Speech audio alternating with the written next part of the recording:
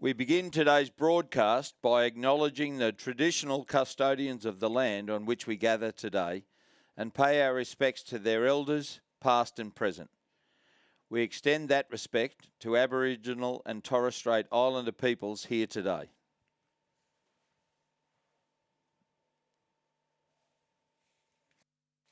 So good morning and welcome, ladies and gentlemen, to Day 5 of the 2022 Australian Rowing Championships here at beautiful Lake Ngambie with the sun coming up, Lizzie. It looks magnificent. So lovely, doesn't it, Jess, with everybody finishing off their pre-race paddle? Yeah, and yesterday we had time trials in the afternoon, and that's not ideal, but we got through them. We've been advanced, and those people will advance into later rounds of their racing through the time trial system. They will, and just talking around the grounds, I think a lot of junior athletes in particular have never done that before, so that was something new for them and probably for some of their coaches, so what a great learning opportunity. Everybody was very good about it, really positive, just got on with it, and we were overwhelmed with how many people were watching on the live view. So there was still more than 1,000 people watching the time trials, and as you said, in particular to me, the under-17s and school athletes, if they're going to make it in rowing, time trialling is part of the process, isn't it? It is, and learning how to do it and do it purposefully and get the result you want, yes. So, for instance, in the lead up to selections this year, they would have done a 5K time trial when? October, November, December? Yes, the pathway athletes, absolutely. September, October, November and December, yes. Yep. And those dates are set a couple of years in advance, so no reason why you wouldn't know to prepare for them. And it's all about, leaving when you're told, and when you hit that 100 metres mark, you've got to go. You're at full speed. Yeah. So you do about 1,900 metres, and you try and exert the same energy as you would over 2,000. Absolutely. The difference is that you're doing it on your own and you're racing the clock rather than somebody physically beside you. Yep. So this morning we've got a number of A finals to look at. We certainly have. We're going to have a busy morning, aren't we? We're going to kick off with the Parrot Double Scull, which is a straight final, and then the exciting under-19 doubles. So we've obviously got under-17s, under-19s, work our way up through the age groups, but in the under-19 doubles in both the men's and the women's, we have last year's champions coming back to defend their title. So they were a year below the age last year, won it, and they're back to defend again this year. They are. Pine Rivers in the girls double and Gippsland Grammar, in the men's double. So that's something exciting to look at. And then later on, women's Coxed Four, the under-21 women's Coxed Four. I thought Coxed Fours were a thing of the past. You did, didn't you? But they've come back in at both junior and under-23 level internationally. Yep. So I know Sydney Rowing Club is ahead of the curve. They've already bought, I think it's an Empacher women's Coxed Four. Yeah, I saw it out here a couple of days ago. So what's old is new again. Yes, exactly right. Oh, great for Coxes. Oh, absolutely. Well, the Olympic program, there are only 2 races for coxswains currently. Yes. Yeah, a men's 8 and a women's 8, and the coxswains, other than that, are excluded from the Olympic program. That's right, and one event at the Paralympic Games, which is the PR3 Coxed Four. Which Renee Domitian's coxed? She coxed that this Paralympics, and Jo Banand the Paralympics before that. I remember Jo, So Renee did that in her spare time in between, a million other things. Running the ACT and training being herself. And being a doctor, Yep. So under 23 races later on, men's double scull and races like that, then through to the Open men's double scull, where we'll probably have new champions there, and then on to the Open women's coxless four. Of course, Australia gold medalists in Tokyo in the Open women's in the women's coxless four, and that'll be followed by the men's coxless four. So the gold medal races for Australia are races 407 and 408 at 11:10 and 11:20 respectively today. So we hope people will come and join us then for some exciting racing. Yeah. So we look forward to bringing you the racing when it comes along. Almost 70,000 views to our live streaming, and as I said, more than 1,000 people watching yesterday afternoon when we were just doing time trialling. So join us for some great racing here out of Ngambie Lakes this morning, beginning at 8 a.m.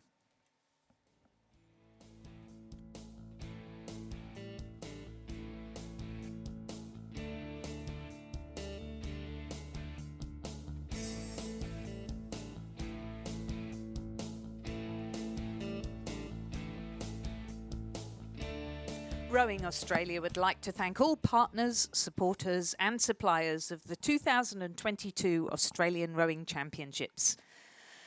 Sport Australia, the Australian Institute of Sport, Hancock Prospecting, Rowing Victoria, Strathbogie Shire Council, Nagambie Rowing Club,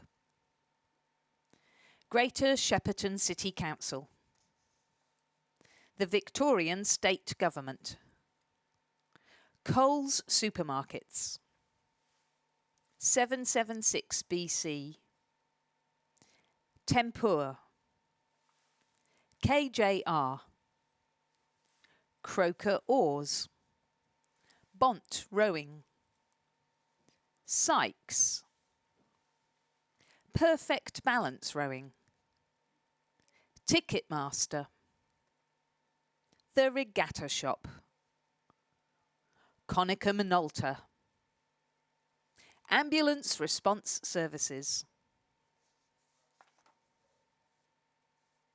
Rowing Australia would like to thank all event volunteers who have generously provided their time to become one of the Coles Supermarkets volunteer team. Your dedication and commitment have ensured that we can provide a successful and enjoyable event for all.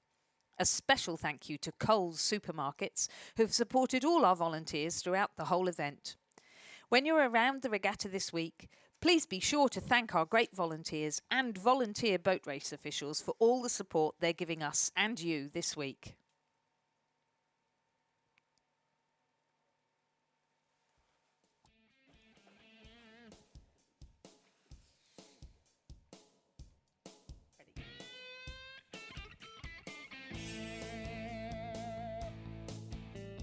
So, Lizzie, you and I had a fascinating chat yesterday afternoon. We found out things about you that we didn't know, but what we didn't get to talk about was the things that you did with para rowing. So you were a member of the Australian Paralympic rowing team in Tokyo. Correct. I was indeed. So I first coached the national PR3-4 in 2018. We had a fairly new squad, and so in 2017 we didn't even have 4 rowers nominating for the national team. We had Joe Benand nominating as Cox, but no crew. Yeah. And I at the time was the program manager at the Institute of Sport, and Eric Horry is a member of the squad there, and Kate Murdoch was also a member, and Jeremy McGrath, who'd been in the Paralympic 4 in 2016. And so there was a gap there. There was Lindsay Callahan, very keen to coach, and eventually what happened was the great work that Tara Huntley and Gordo Marks had done in the previous Olympiad called Train for Tokyo had uncovered some talent, and James Talbot and Ben Gibson were in New South Wales. Kate Murdoch was in New South Wales, so we had 3, and Nikki Ayres was in the ACT. Yeah. So we got those 4 together, and Lindsay and I coached them, and we went off to the World Championships in 2018, and we came 5th. And that's really when I got involved coaching para. I hadn't coached para before, but I have to say, for anybody wondering about it, it is the ultimate in coaching, because you always problem solve and you're always trying to facilitate the best performance of your athlete, but there's a little bit extra with para that makes it really interesting. And I must point out that you and Lindsay had both been on national teams before. Yes. It wasn't, we'll grab these couple of coaches and give them a gig as a para rowing coach. You'd been on the national team, and Lindsay, a few years previous, had been on many national teams as well. That's right. Yep. I'd kind of unintentionally specialised in sweep by coaching both the junior and under-23 women's Coxless 4, and Lindsay had taken Kate Murdoch and Jeremy McGrath to a silver medal in 2014 in Amsterdam in the double scull. In years gone by, when Harold Yarling was at N-Swiss, Lindsay was on a lot of junior teams, wasn't he? He's here today coaching Maddie Joins, who the under-19 sculler, so great talent there too. So he's great at spotting talent. Now, speaking of talent, for Paris in 2024, Yeah. FISA through the IOC has added another para rowing event. They have. So there's already the PR1 single for both men and women, a mixed double for the PR2 category,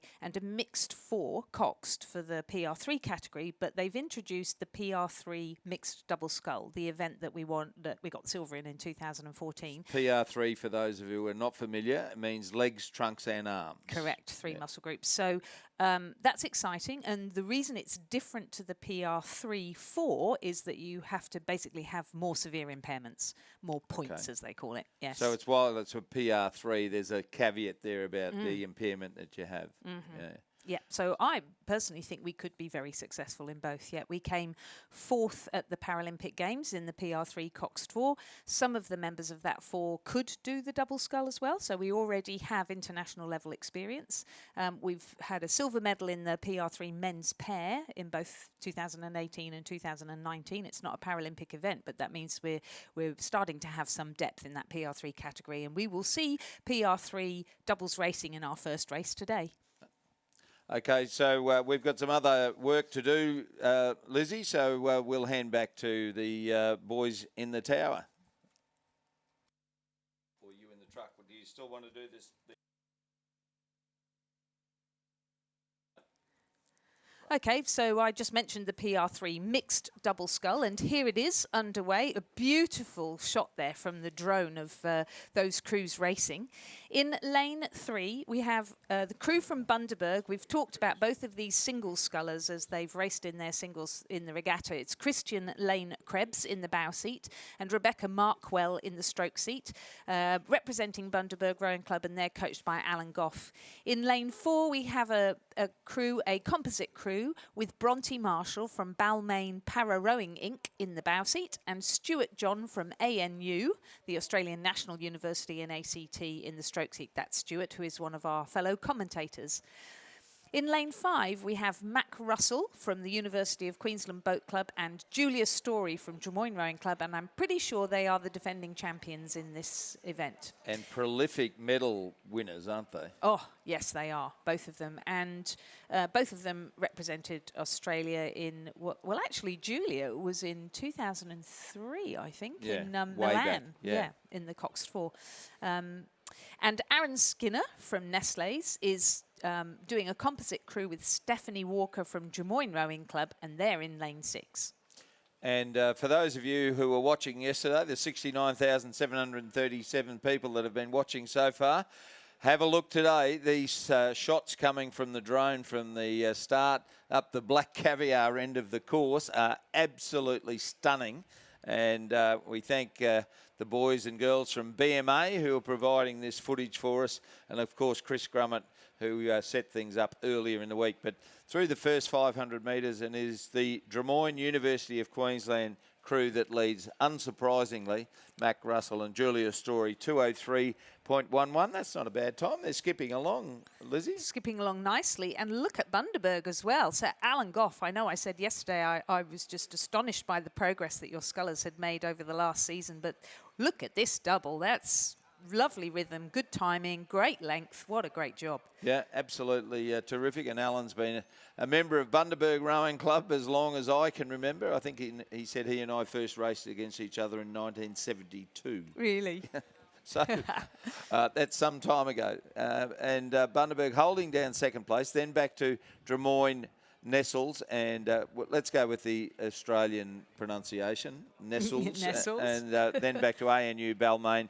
Our co-commentator, Stuart John, he loves his para rowing, and he's an advocate for it, and he's also a very, very good commentator. He was at one stage the executive officer of ACT Rowing. Yes, he was, and a great supporter of para rowing, and now he's having a go at it himself. Now, he's in a double with Bronte Marshall, so I think Bronte and I go to the same gym, and I am pretty sure the guys have got this on in the gym this morning. So good morning, Vision Personal Training Drummoyne. That's Bronte Marshall in the stroke seat. We all know her. She's such a pocket rocket, and she represented New South Wales in the single last year, the interstate, and got the bronze medal. I think she was a medalist yesterday. She was, yes, in the single. she is a ferocious competitor, and she is driving Stuart hard there. And they, I think, are coming up on Bundaberg to take second place. I actually think they are as well. I agree with you. They're timing their run nicely there as they go towards the 1,000-metre mark and head through the championship quarter, as Richard calls it. And we're getting some outstanding vision from the drone of the Nagambie Lakes area as they go through the 1,000 metres. It is no surprise that Drummoyne University of Queensland leads Mac Russell and Julia Story, 4 minutes 07.64. Still Bundaberg hanging on to second there. And then follows Drummoyne Nestles. And in fourth place, but on the improve, is ANU Balmain. I think the horses bolted at the unit. You can see Mac Russell up in the bow seat in the University of Queensland Boat Club colours there. Julia Story in the traditional Drummoyne colours in the stroke seat of that bout. Mac Russell in the bow seat. And they've led from the outset. They decided to get in front and improve your position from there. It's a pretty simple race tactic. And the boat's running beautifully. Mac Russell was in so many events yesterday. He must be tired today. He's a ferocious competitor too, but he was racing both the PR3 single and the lightweight single. Yeah, well, he rose able-bodied rowing as well as para rowing, and of course had an outstanding INAS Games in 2019 at Coomera Lakes on the Gold Coast at the INAS Global Games in 2009. It was one of the last projects I worked on before I retired, actually, the INAS Global Games, yes. Yep. And we had a very successful time, didn't we? And medals in on-water rowing and indoor rowing. So it was an excellent campaign for our athletes who have an intellectual impairment. Fantastic. It was one of the last regatta performances for the late, great Stephen Hinchy. Dr. Hinchy was, I think he was the judge at that regatta. Yep. And I remember he and his great mate Peter Huggett sitting there judging and meeting rowing Australia CEO Ian Robson for the first time. And yes, and we all remember Steve very fondly. We certainly do. And for a lifetime of input into rowing in Australia. Mac Russell, of course, and Julia Story leading handsomely, 6:14.73. And Mac's sister, Wallace Russell, of course, is a very good athlete as well. And I'm having a mental blank here. I want to say Phoebe, but I don't think it is. The youngest of the three of them was a great cox at school, and I think she might have started rowing herself now too. Yeah, and their dad, Michael, coaching them. Oh, that's getting close for second and third. Drummoyne Nestles have moved up into second now, just in front of Balmain. And the continued push from ANU pushing right through there now as well. So it's Drummoyne, University of Queensland, Drummoyne Nestles, Bundaberg, ANU Balmain is the order in this first final of day 5 of the Australian Rowing Championships. Now, we just had some really nice vision of Stephanie Walker and Aaron Skinner in their double scull. And you can see they were talking to each other as they go down the course. Because they won't have been able to train in this double very often. So communication, of course, is key and one of the skills that you learn from the sport of rowing. Absolutely. And the ANU Balmain crew, Bonty Marshall and Stuart John, coached by Barbara Ramjam, Deanne Grant and Anne Craig. And Barbara Ramjam has been coaching para rowing for a long, long time. And Deanne Grant, who coaches Stuart, was out here racing herself yesterday. She was. She's in the club double, yes. And the club double's a wonderful initiative that keeps somewhat older people involved, but also young people who are not in the hunt for national selection. One of our other co-commentators, Chris McCarthy, of course, rode in the 8 for Sydney Rowing Club last year.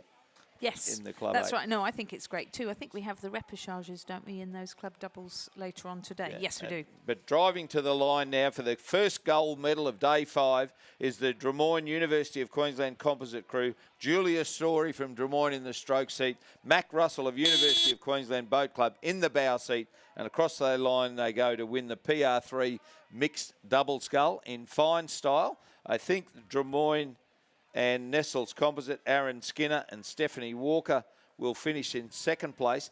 Bundaberg over in Station 3, Christian Lane Krebs and Rebecca Markwell will finish in third place, and then fourth will be the ANU Balmain Composite Crew, Bronte Marshall and Stuart John. That's a good fight for the silver medal, though. It is, but the crew on this side will just get across the line in second place.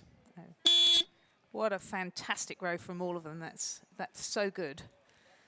And the margins are getting closer and closer. So our outstanding,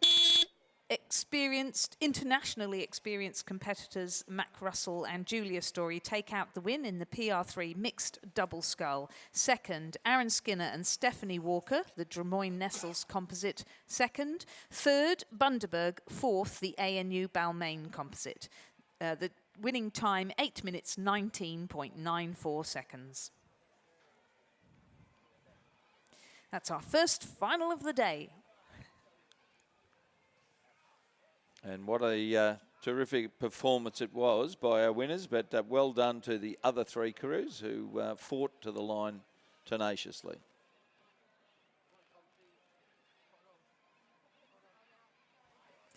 The next final of the day, race number 389 on our programme, is the Under-17 Women's Double Scull. A morning would not be the same without Under-17s, would it?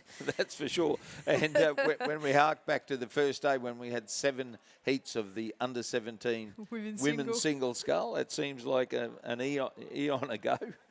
St Patrick's Townsville are in lane 2. Fremantle and Swan River are in lane 3. The Ballarat Grammar and Gippsland Grammar Composite in lane 4, Trinity Lutheran in lane 5, Kentish in lane 6, and Loreto Marriotteville with Ascombe School in lane 7. Got some really exciting combinations here, I must say. Just talked about the Under-17 single, but we have some very strong competitors doubling up. So St Patrick's Townville is Lily Bragg and Sarah Burke. The Fremantle Swan River Composite is Greta Spencer and Lila Fieve. The Ballarat Grammar Composite is Ella Durand from Gippsland Grammar with Alicia Walker from Ballarat Grammar. Isabel Clifford and Ali Sims are in the Trinity Lutheran double. Lily Barker is with Isabel Ritter in the Kentish double. And the composite from Loreto Marriotteville is Sophia Miller from Ascombe and Victoria Binns from Loreto Marriotteville. And we've seen so many of those names come through in commanding positions in the racing, this regatta. I'm just amazed. They're racing every single day. Yeah. And the quality is tremendous. Well, that crew in lane 7 has got away very strongly indeed, the Miller and Binns composite crew there. They've certainly got the drop on lane 6, Kentish, and lane 5, Trinity Lutheran. But probably favourites for the race, I'd suggest, is the crew from St Patrick's College in Townsville. That's Lily Bragg and Sarah Burke, coached by Harrison Parks and Hayley Nielsen Burke. If we go back a couple of days to their performances in the single sculls, coming down lane 7 and lane 6 and being competitive in, well, let's call it the worst lanes, was outstanding. And here they are in the best lane. And they've got a little bit of clear water through the first 500 metres in the Under-17 Women's Double Scull Final. Second place, very close between the Fremantle Swan River Composite crew, Greta Spencer and Lila Fieve, coached by Mark Beer, Tom Gaddy and Neville Kempton. And Ballarat Grammar and Gippsland Grammar, Ella Durand and Alicia Walker are right there in the mix as well. Then across to Loreto Marriotteville, Ascombe School, and then follows Trinity Lutheran and Kentish. But the simple tactic of get in front and improve your position from there is what St Pat's Townsville has adopted, and they've got just a touch of clear water over the very strong Ballarat Grammar, Gippsland Grammar composite crew. The Victorian composite crew may well be the crew to beat in Station 4. Then in third place, Fremantle, Swan River, across then to Loreto, Marriotteville and Ascombe School. So Adelaide and Sydney combining there. So maybe they had some Zoom training sessions as well. And their coaches have worked hard to put these crews together. Tom Dornbos, Thomas Parker and Susanna McMahon. No coaches listed for Ella Durand and Alicia Walker. Walker's had a terrific regatta to date. And they've earned their place in the centre lane, and at the moment they're in front of the Western Australian composite crew and in second place only behind the St Patrick's College of Townsville crew of Lily Bragg and Sarah Burke. So we head towards the 1,000 metre mark. Through there going 3:58.81, just 2.43 seconds clear of Ballarat Grammar and Gippsland Grammar. Then follows Swan River, a further length back, 3.25 seconds, the best part of a length. 0.63 to Loretto Marriotteville Ascombe, then 6.19 to Kentish, and 2.37 back to the crew from Trinity at the rear of the field.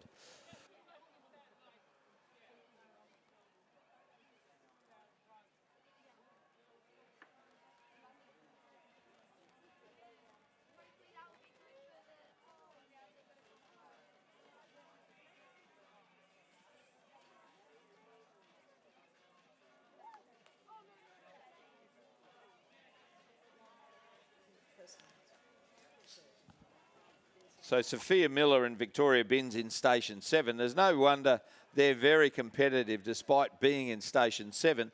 They were first and third, so gold and bronze, in the single scull final, the under-17 women's single scull final yesterday morning. They're trying to add to that medal tally here in the under-17 women's double scull final.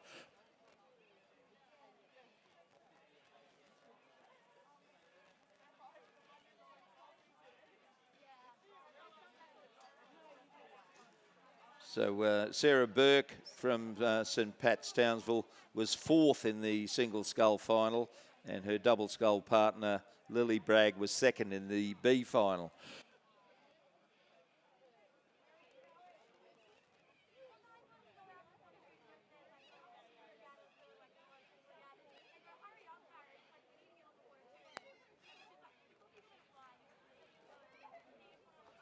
Still St Pat's Townsville hanging on to the lead in front of Ballarat and Gippsland Grammar Composite as they go through the 1,500 metre mark.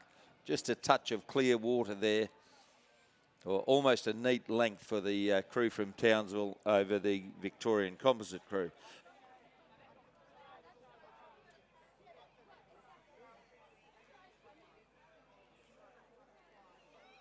So 2.78 the margin there, 603.60 for St Pat's Townsville through the first 500, through the first 1,500. A neat length clear of Ballarat and Gippsland Grammar, and then the best part of 2 lengths back to third place Fremantle and Swan River, who are just 0.78 in front of Loretto Marriotteville and Ascombe School. The drone pictures there showing, not really able to pick up when you're 4 lanes apart how close the battle for the bronze medal is. But we're looking at Lily Bragg and Sarah Burke of St Patrick's College from Townsville. Change in coaching up in that area with Stefan Muhlenberg, who was there for many, many years, returning to Germany after last year's national championships.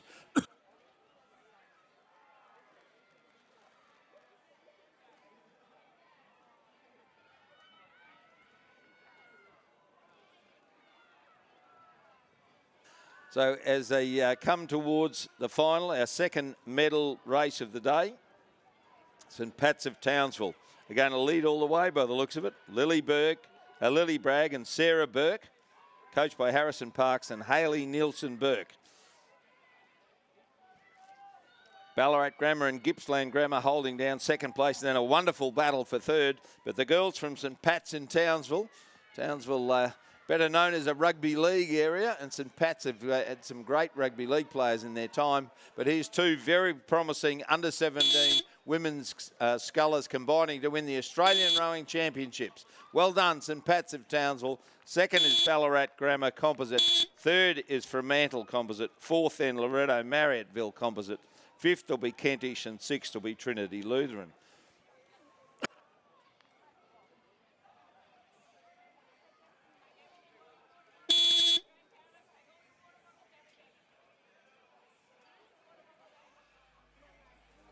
So the results of the final of the under-17 women's double scull was a tremendous win there for St Patrick's of Townsville, Lily Bragg and Sarah Burke. Second, the Ballarat Grammar, Gippsland Grammar composite of Ella Durand and Alicia Walker. And third, the Fremantle Swan River composite of Greta Spencer and Lila Fieve. Congratulations to those three. Fourth, Loretto College, Marriotteville and Ascombe School. Fifth, Kentish. Sixth, Trinity Lutheran. The winning time, 8 minutes, 4.12 seconds. The margins, 3.59 and 3.95.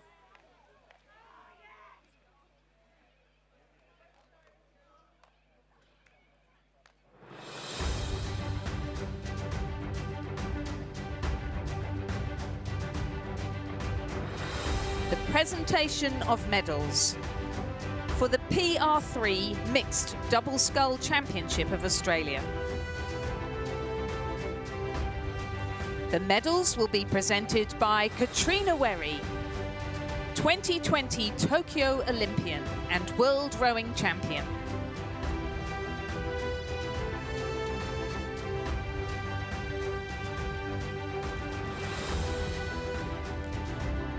Third place and bronze medalists. Representing Bundaberg Rowing Club, Rebecca Markwell and Christian Lane Krebs. The crew was coached by Alan Goff.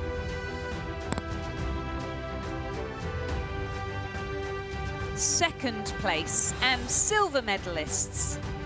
Representing Drummoyne Rowing Club and Nestles, Stephanie Walker and Aaron Skinner.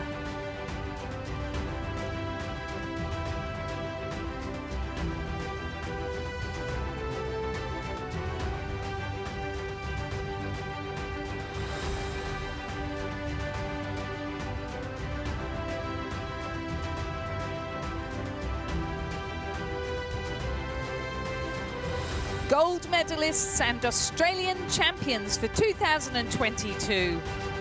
Mac Russell from the University of Queensland Boat Club and Julia Story from Drummoyne Rowing Club. The crew is coached by Michael Russell. Ladies and gentlemen, please congratulate our 2022 Australian champions and medalists in the PR3 Mixed Double Scull.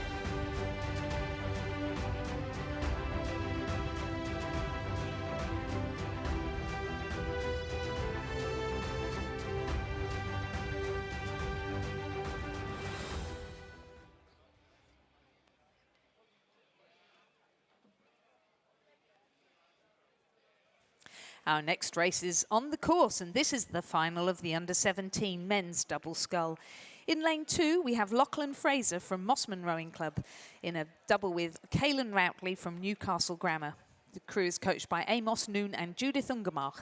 In lane 3, from Northern Beaches Secondary College, Dion Hansen and Oscar Shiel-Gamborg, coached by Isaac Shepherd and Kieran Kabelki. In lane 4, from St Augustine's College in New South Wales, Tom McGee and Oscar St Pierre, coached by Bjarne Ungemach. In lane 5, from Cathedral School in Townsville, Henry Chin and Darcy Hock, coached by Kimberly Brown. In lane 6, from Nudgee College, George Coury and Will Enders. And in lane 7, from Kinross Walleroy, Oscar Cleary and Oliver Smith, coached by Benjamin Watt.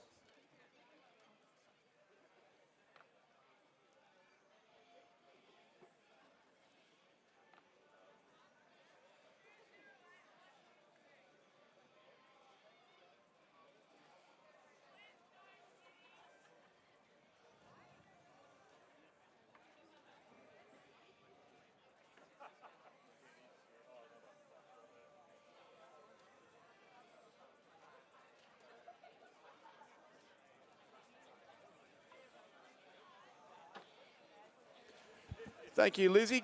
Great to be back here on day 5 of the 2022 Australian Rowing Championships. As we're joined by the drone for the first time this week, and brilliant shots here coming in from up the course, and certainly much more comfortable conditions out there on the water as well today. As the top of the screen there, the combination in lane 2, the Newcastle Grammar and Mossman composite crew from New South Wales, Lachlan Fraser and Kaylin Routley, our leading two in this under-17 men's double scull final. And it's a pretty handy lead at a little bit more than Clearwater, in fact, about a length and a half as they come through the 1,000-metre mark in this race, 3:32.95.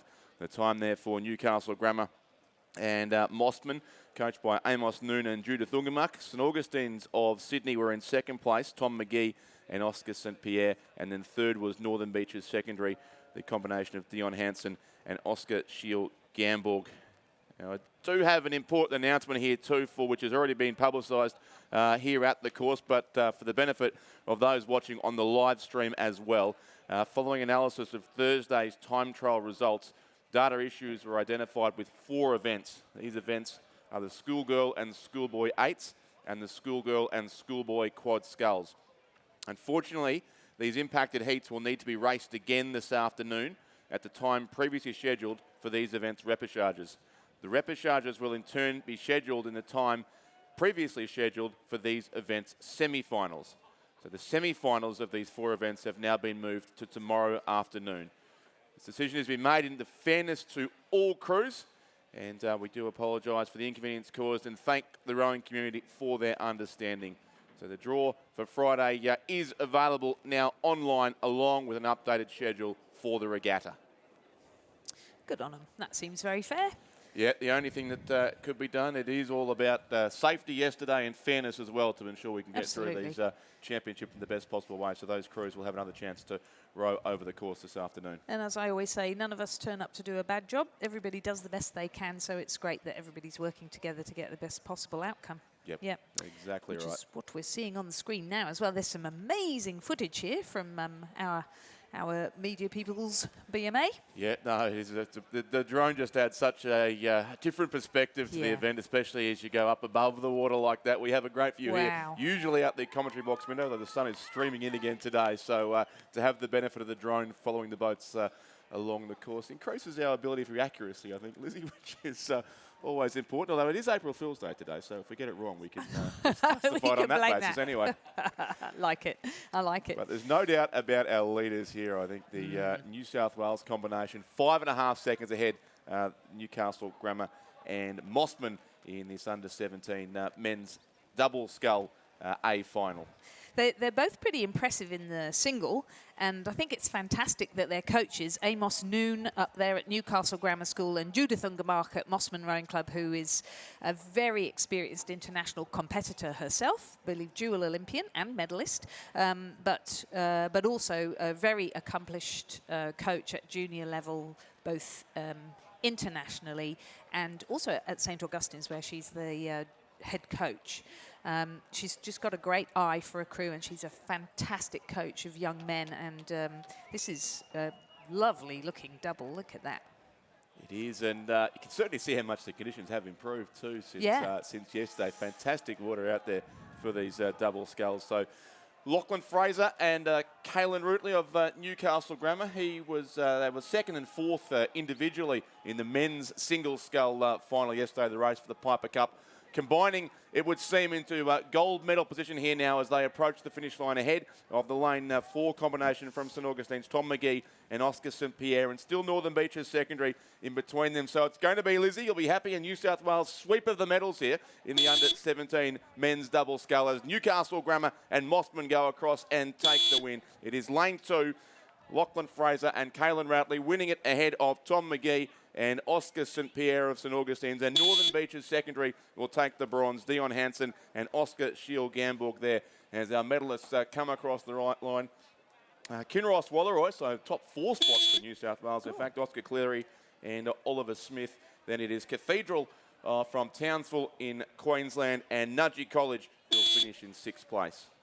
It's not just New South Wales that will be happy. There'll be celebrations in the Ungemuck family. They had a cracking day yesterday with the boys' pairs, and here we are with Judith and her son, Bjorn. following in Absolutely. family footsteps. Congratulations to all of those crews. Just recapping the results of the A final of the under-17 men's double scull. A win for Newcastle Grammar Mossman Composite of Lachlan Fraser and Caelan Routley. Second, St Augustine's New South Wales, Tom McGee and Oscar St Pierre. And third, the Northern Beaches Secondary College, Dion Hansen and Oscar Shiel Gamborg. Fourth, Kinross Walleroy. Fifth, Cathedral Townsville. And sixth, Nudgee. Provisional winning time 7 minutes 17.25 seconds. The margins 4.75 and 7.59.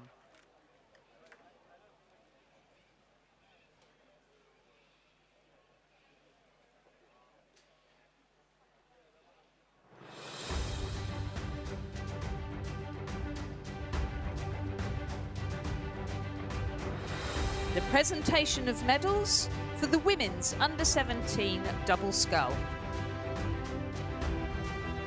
The medals will be presented by Katrina Werry, 2020 Tokyo Olympian and World Rowing Champion.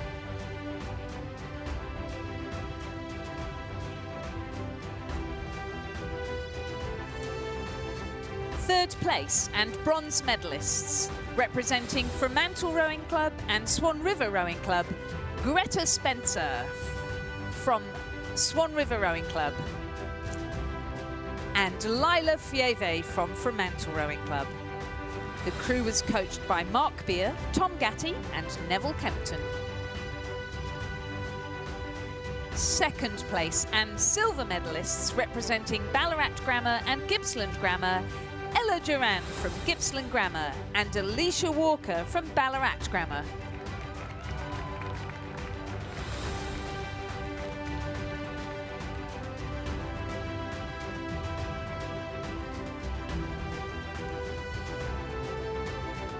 Gold medalists and Australian champions for 2022, representing St Patrick's School, Townsville, Lily Bragg and Sarah Burke. Lily and Sarah were coached by Harrison Parks and Hayley Nielsen-Burke. Ladies and gentlemen, please congratulate our 2022 Australian champions and medalists in the under-17 women's double scull.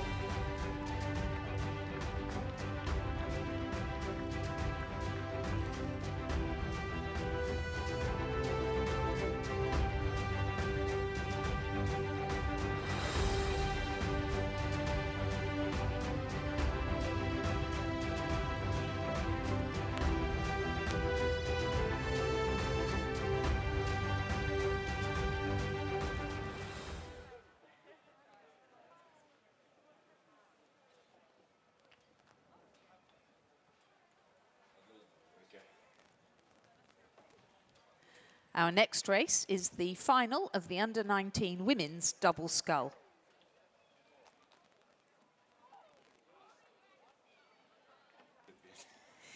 In lane 2, a composite of Redlands and Loretto Normanhurst, Alexandra O'Brien and Elizabeth Holther. In lane 3, Pine Rivers, Ella Smith and Jave Proberts. In lane 4, from Canberra and the Australian National University, Elena Moran and Imogen Lang. This crew is part of the ACT High Performance Programme. In lane 5, Loretto Kirribilli, Lauren Moran and Alyssa Fickers. In lane 6, Zoe Bond from Canberra Grammar School and the ACT High Performance Programme with Talisa Noak Driver from Sydney Rowing Club. And in lane 7, from Ballarat Grammar School, Amber McClure and Keela Walker.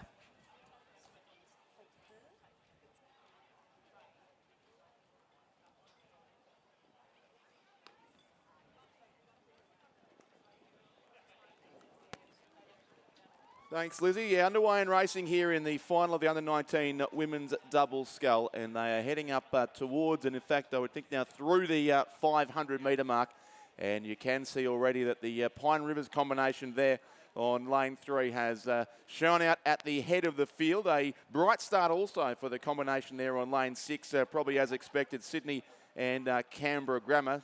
By virtue of this being one of these interesting events, Lizzie, with 3 semi-finals, we do have a situation where the 3 semi-final winners are in lanes 2, 3 and 4, and the second place getters in those semis are in 5, 6 and 7. So not quite the standard formation that you'd see in a two semi race, but that's not the reason we go on about that all the time. But it is the two you'd expect to be in front here. Pine Rivers, Ella Smith and Jave Proberts, coached by Ray Smith and Glenn Smith, who have got a little bit over a length, it would seem, on Zoe Bond of Canberra Grammar School and Talisa Noak Driver of the Sydney Rowing Club there in the second place crew. And then it would be a good race for third too as well. Those other semi-final winners either side of our race leaders, Redlands, Loretto, Normanhurst, lane 2, and also Canberra and the Australian National University are there in lane 4 as well. But it is Pine Rivers and Sydney Canberra Grammar School. These two combinations combining, I think, in a quad scull in this regatta as well, which should be a very speedy combination indeed. But for now, it is Pine Rivers who lead the field through the halfway mark of this race, and they would have close to a 2-boat length lead there as they come through 1,000 metres in 3:49.59 there. The time for Pine Rivers, 4.52 seconds clear of Sydney and Canberra Grammar. Then it was Redlands, Loretto, Normanhurst, O'Brien and Holtoy in third place. Moran and Lang from Canberra and the Australian National University, or the Canberra Composite crew at least, in fourth place. Fifth, Loretto Kirribilli, and sixth, the crew from Ballarat Grammar School.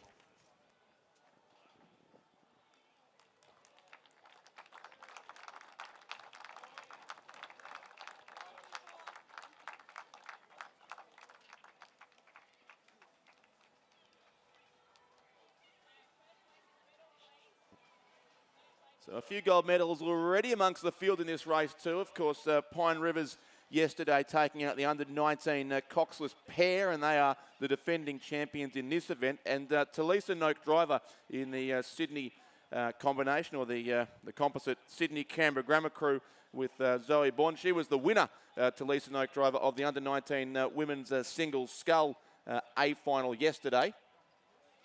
And also the bronze medalist from that same race, Selena Moran, racing in this race. She's in the ANU and ACT composite combination as well there, racing in lane 4, probably in third spot. So plenty of medalists already amongst the field here as they head well inside the third 500 metres now. So Pine Rivers, the crew in front there, and as you can see, plenty of new cameras here at the course today. Some great high definition shots there of that Pine Rivers combination, maintaining good timing, still holding on by, you would think it's around about 2, maybe a little less than that boat lengths now, but we'll get a good look as they go through 1,500 metres here, the margin between these two crews, and it is Pine Rivers, and it is still a neat 2 lengths, so not too much of a change over the third 500 metres. It's gone from 4.52 seconds to 4.36 seconds, so a little bit of ground made up there by Sydney and Canberra Grammar over the premiership quarter of the race, but still a lot more to do if they're to get near this speedy combination from the Pine Rivers Rowing Club. Ella Smith and Jave Proberts, coached by Ray Smith and Glenn Smith on Lake Kawongba, just to the north of Brisbane. And this very good combination from Sydney and Canberra Grammar School. Chasing him down the course is Zoe Bond of Canberra Grammar and the ACT High Performance Program, and Talisa Noak Driver of the Sydney Rowing Club, the winner of the single scull yesterday. That crew coached by Brendan Longman and Kendall Brody are giving chase. Then about 7 seconds back to the third place combination, Elena Moran of the Australian National University and Imogen Lang of the Canberra Rowing Club sit narrowly third still. It could be a good race for the bronze medal, certainly, with the lane 2 combination, Alexandra O'Brien of Loretto Normanhurst and Elizabeth Holtoyer of Redlands there in the combination, battling out for third and fourth place. But as they approach the last couple of 100 metres now, it does look like it will be another national title here going the way of the Pine Rivers Rowing Club as Ella Smith and Jave Proberts continue on their merry way here inside the last 120 or so metres of the race. The Sydney-Canberra Grammar School combination of Bond and Noak Driver certainly chasing hard, as you'd expect from that well-credentialed combination. And I certainly can't wait to see these two combine in a quad scull later on this regatta. But it is Pine Rivers of Brisbane, 50 metres to go to defend their national title, won last year on the waters of Lake Barrington in Tasmania, and they're going to go back-to-back here at Lake Ngambie as well, as Ella Smith and Jave Proberts take out the under-19 Women's Double Scull Championship of Australia. They win it by about 2.5 lengths from Zoe Bond of Canberra Grammar and Talisa Noak Driver, the Sydney Canberra Grammar Composite Crew. And the bronze medal will go the way of Canberra and the ANU. Elena Moran and Imogen Lane by about a length ahead of Alexandra O'Brien and Elizabeth Holtoyer, the Lane 2 crew. And the next two home will be Loretto Kirribilli in 5th position. That's Lauren Moran and Alyssa Fickers. And 6th place will go to Ballarat Grammar of Amber McClure and Keela Walker.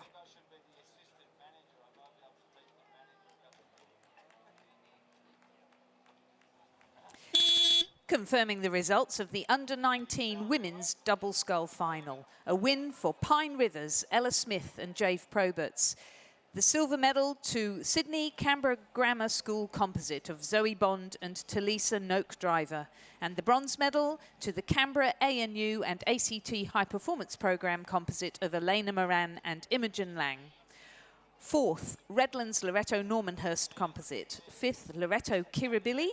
And 6th, Ballarat Grammar School. The winning time, provisionally 7 minutes 48.51 seconds. The margins 6.97 and 5.82.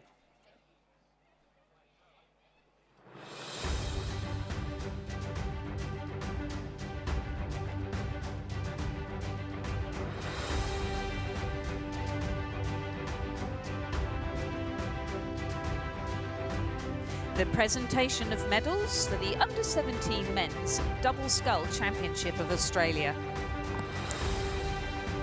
The medals will be presented by Ian Holtzberger, Chief Executive Officer of Rowing Queensland.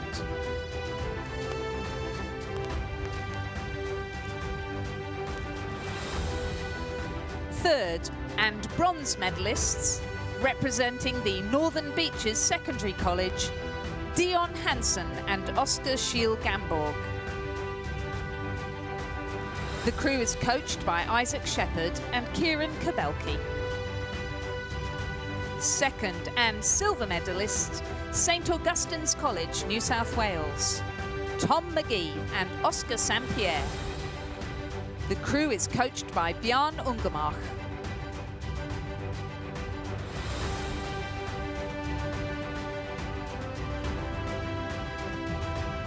Gold medalists and Australian champions for 2022, Lachlan Fraser from Mossman Rowing Club and Kaylin Routley from Newcastle Grammar School.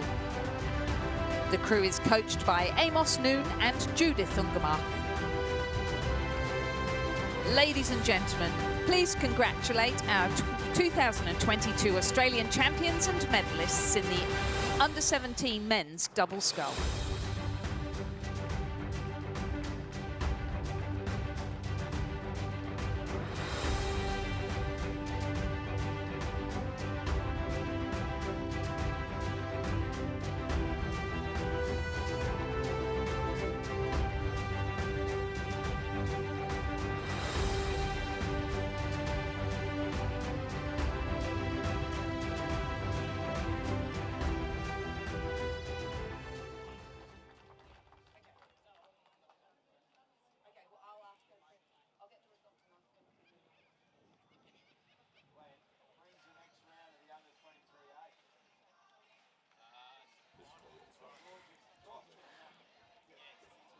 The Under-19 Men's Double Scull Final is now in progress. The competitors are racing for the Tim Hawkins Memorial Trophy. Nudgee College are in lane 2, Jonah Nelson and Chad Willett. Defending champions Gippsland Grammar are in lane 3, Lindsay Hamilton and Billy Osborne. Trinity Grammar School Victoria are in lane 4, Oliver Fraser Peckham and Edward Devlin. Radford College from the ACT are in lane 5, Hamish Roberts and Jake Sheeman-Rogers. In lane 6, a composite of Bo Nicholas from St Augustine's College and Hugh Harold from Nepean Rowing Club. And in lane 7, a composite between Marucci River Rowing Club sculler Charles Clark and Ignatius Park College sculler Noah Lau.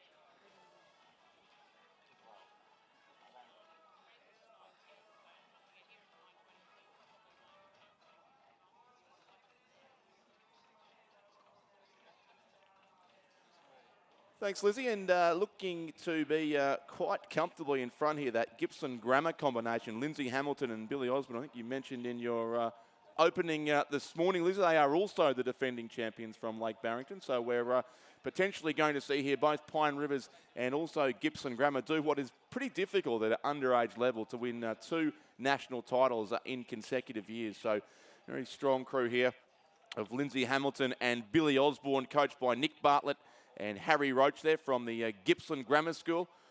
That's Gibson Grammar based in Sale in Victoria, and they have certainly put Clearwater back on the field, and probably Nudgee College, Jonah Nelson and Chad Willett would be there narrowly in second place, and I think maybe the Nepean Composite crew, Nepean and St Augustine's, who have had a couple of medical substitutions, but the combination we believe is Bo Nicholas of St Augustine's and Hugh Harold of Nepean. They're coached by Mark Beer and Renee Domichens.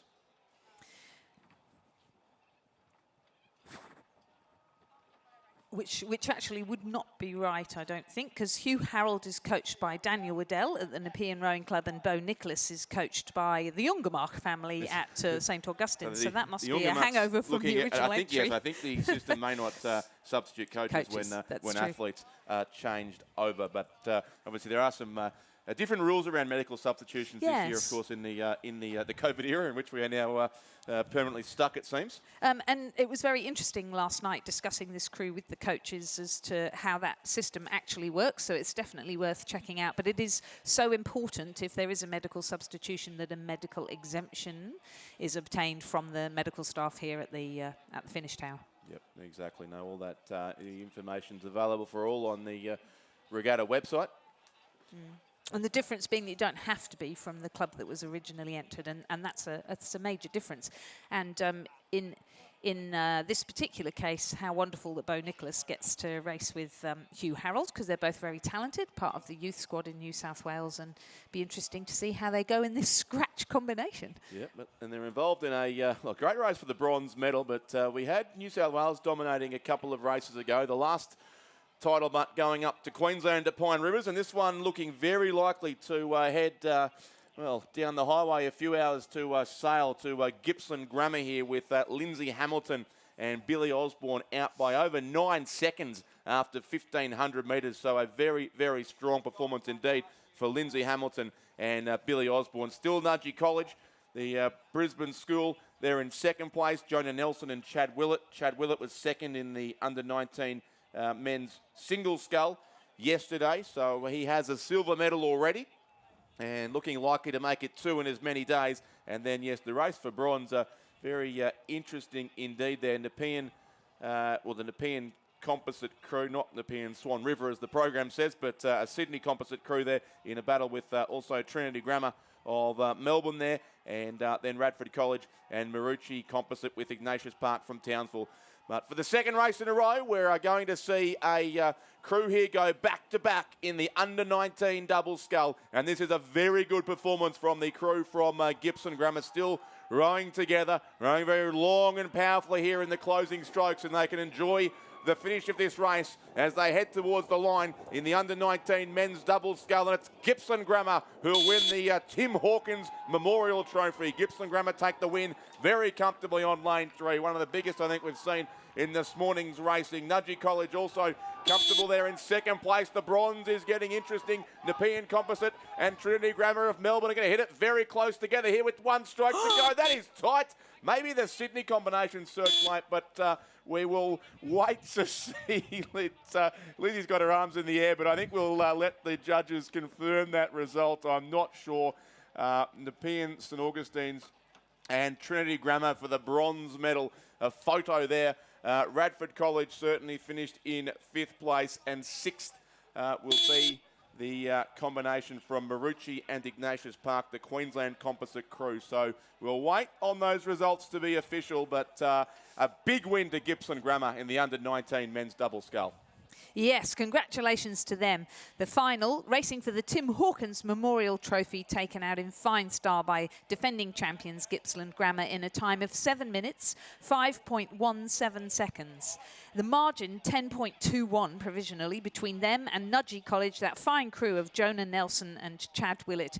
And then, as you say, a real sprint for the line between the composite of Nepean St Augustine's College scullers Bo Nicholas and Hugh Harold, and the Trinity Grammar Victoria crew of Oliver Fraser Peckham and Edward Devlin. And we will we'll hang on to just make sure that's official before confirming it. Radford College placed 5th, and the Maroochy River Ignatius Park College composite placed 6th.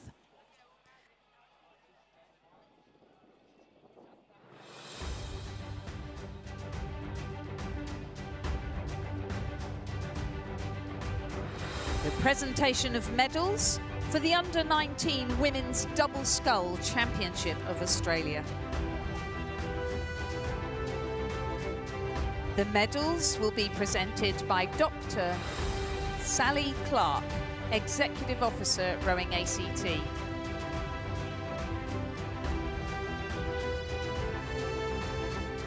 Third and bronze medalists representing Canberra Rowing Club and the Australian National University, Elena Moran and Imogen Lang. This crew is part of the ACT High Performance Programme and coached by David Fermano.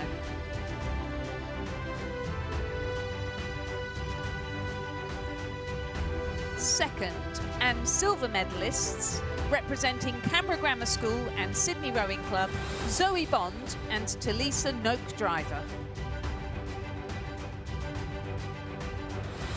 Zoe is part of the ACT High Performance Programme. The crew is coached by Brendan Longman and Kendall Brody. Gold medalists and Australian champions for 2022, Pine Rivers Rowing Club, Ella Smith and Jave Proberts.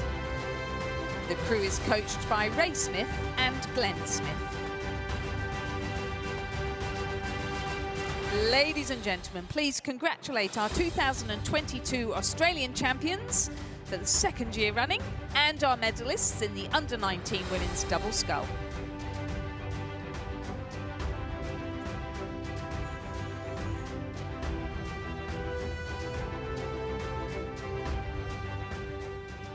Before you go to the next race, Lizzie, we do have confirmation you were not premature to write the 3 down beside the New South Wales composite crew. It has gone their way, the verdict there, by just 0.19 of a second. Wow. So it's Nepean composite 3rd and Trinity Grammar narrowly back in 4th place. It really did come down to the last stroke, and it just looked like that New South Wales crew had edged in front narrowly on the line. That's not bad for a scratch crew. Well done, guys. Okay, more exciting racing coming up with the final of the Under-19 Women's Coxless 4. In lane 2, Loreto Marriotteville. In lane 3, a composite between UTS Haberfield and Mossman Rowing Club. In lane 4, Kinross Walleroy School. In lane 5, St Michael's Collegiate. In lane 6, Radford College. And in lane 7, a composite between Orana School and Canberra Girls Grammar School.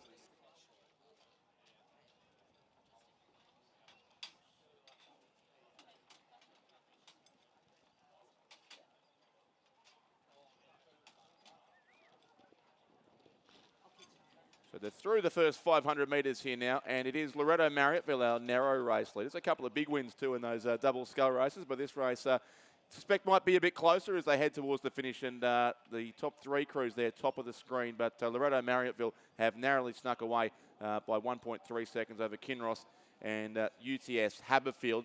Just a reminder, while there's bigger boat race underway, that announcement before that following analysis of Thursday's time trial results, data issues have been identified with 4 events, being the schoolgirl and schoolboy 8s and the schoolgirl and schoolboy quad sculls.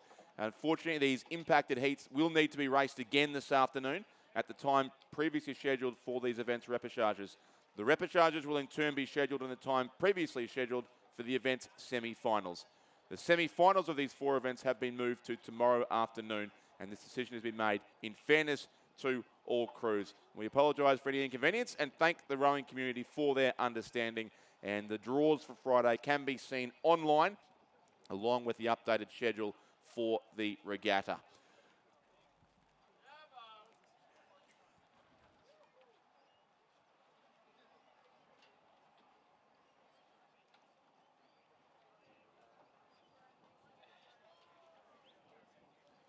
So we're heading towards half distance now, and it's still Loretto Marryatville, certainly our race leaders here. Probably UTS Haberfield and Mossman moving up into second, and then Kinross Walleroy would be there in third place. So the Loretto Marryatville combination from Adelaide, Mariah Murray, Charlotte Illman, Deanna Macalino, and Victoria Binns, coached by Tom Dornbos. And they are holding on by just over a length now as they do go through the 1,000-metre mark. This crew from South Australia, and yes, UTS Haberfield and Mossman just sneaking ahead there of the blue boat of Kinross Walleroy in what is the race at this stage for the silver medal, just 0.95 of a second between second and third, but they're almost 4 seconds behind our race leaders from Loretto Marryatville, who went through there in a time of 3:51.63. So Loretto Marryatville from South Australia there in this women's coxless 4. Of course, the next race will be the women's coxed 4 with both the coxless and coxed 4s on offer here in the both the under 19 and under 21 levels, as Lizzie and Ray mentioned earlier on, to give more opportunities for our coxes too, both at underage level and hopefully then to move up into the national teams as well. So Loretto Marryatville, our leading crew from South Australia, do look to be extending narrowly over these two combinations from New South Wales here. Lizzie sitting in second and third, UTS Haberfield Mossman and also Kinross Walleroy.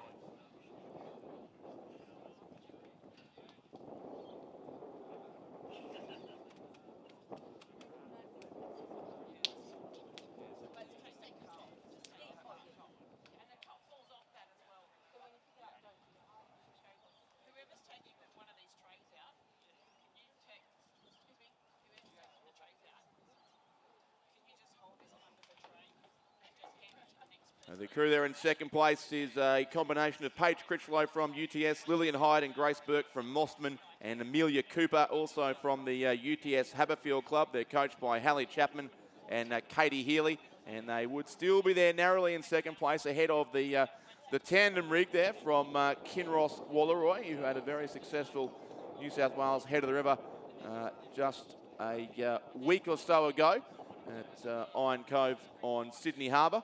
They sit probably half a length or so now back in third, but 2 lengths ahead of the fourth place combination, which is a St Michael's Collegiate crew from Tasmania. Elise Bird, Rosie Forsyth, Ada McCoy, Heather Curry, coached by Neil Stump and James Dalton. Then it was the Arana and Canberra composite, so Canberra Girls Grammar that is, so a combination of two Canberra schools. Claudia Bridgewater, Caitlin Natty and Amelia Farrell from Canberra Girls Grammar, and Paloma Padovan from Arana School, coached by Carolyn Pipers and Mike Brady.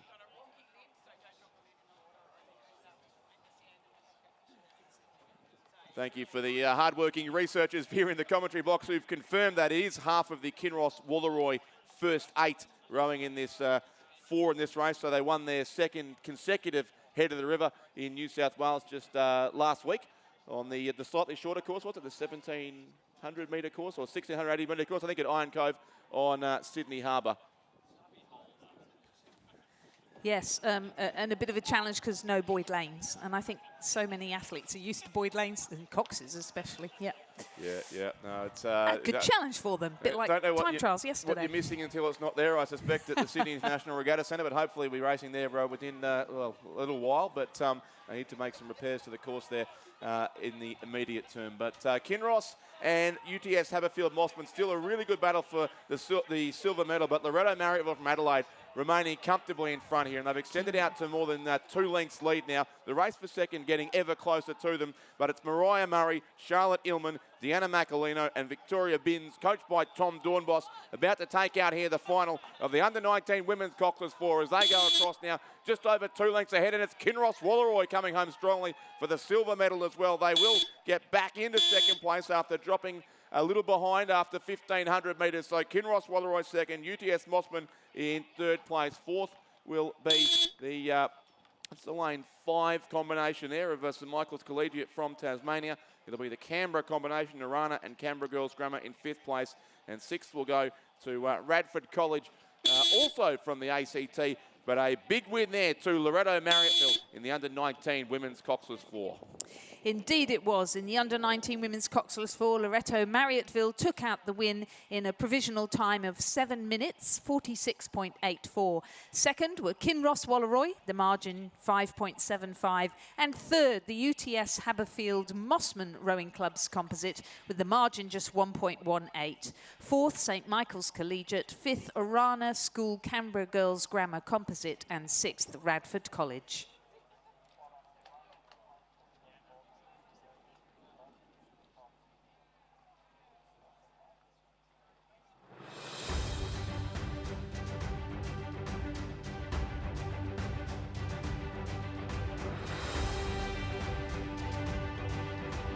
The presentation of medals and the Tim Hawkins Memorial Trophy for the Under-19 Men's Double Scull Championship of Australia. The medals and trophy will be presented by Duncan Free OAM, 2008 Beijing Olympic champion.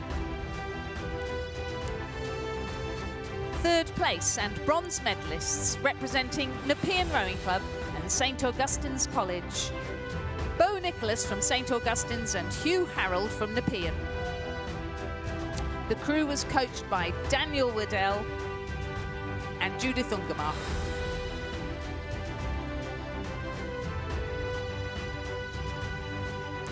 Second place and silver medalists representing St Joseph's Colley in Nudgee, Jonah Nelson and Chad Willett.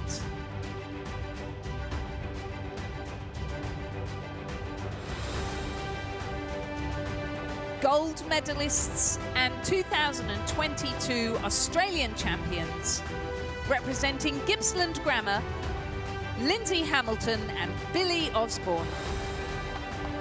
The crew is coached by Nick Bartlett and Harry Roach.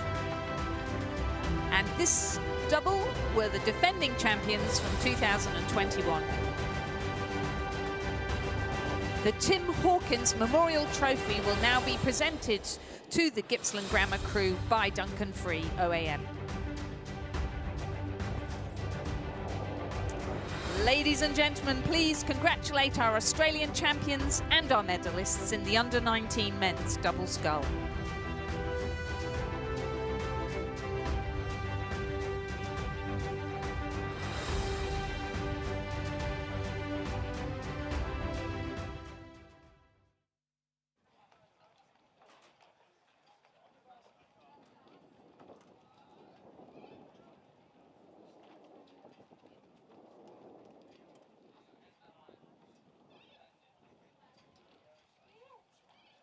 We move now to the Under-19 Women's Coxed 4 final.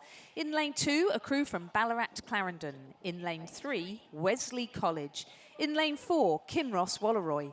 In lane 5, Queenwood School. In lane 6, Canberra Girls Grammar. And in lane 7, Caulfield Grammar.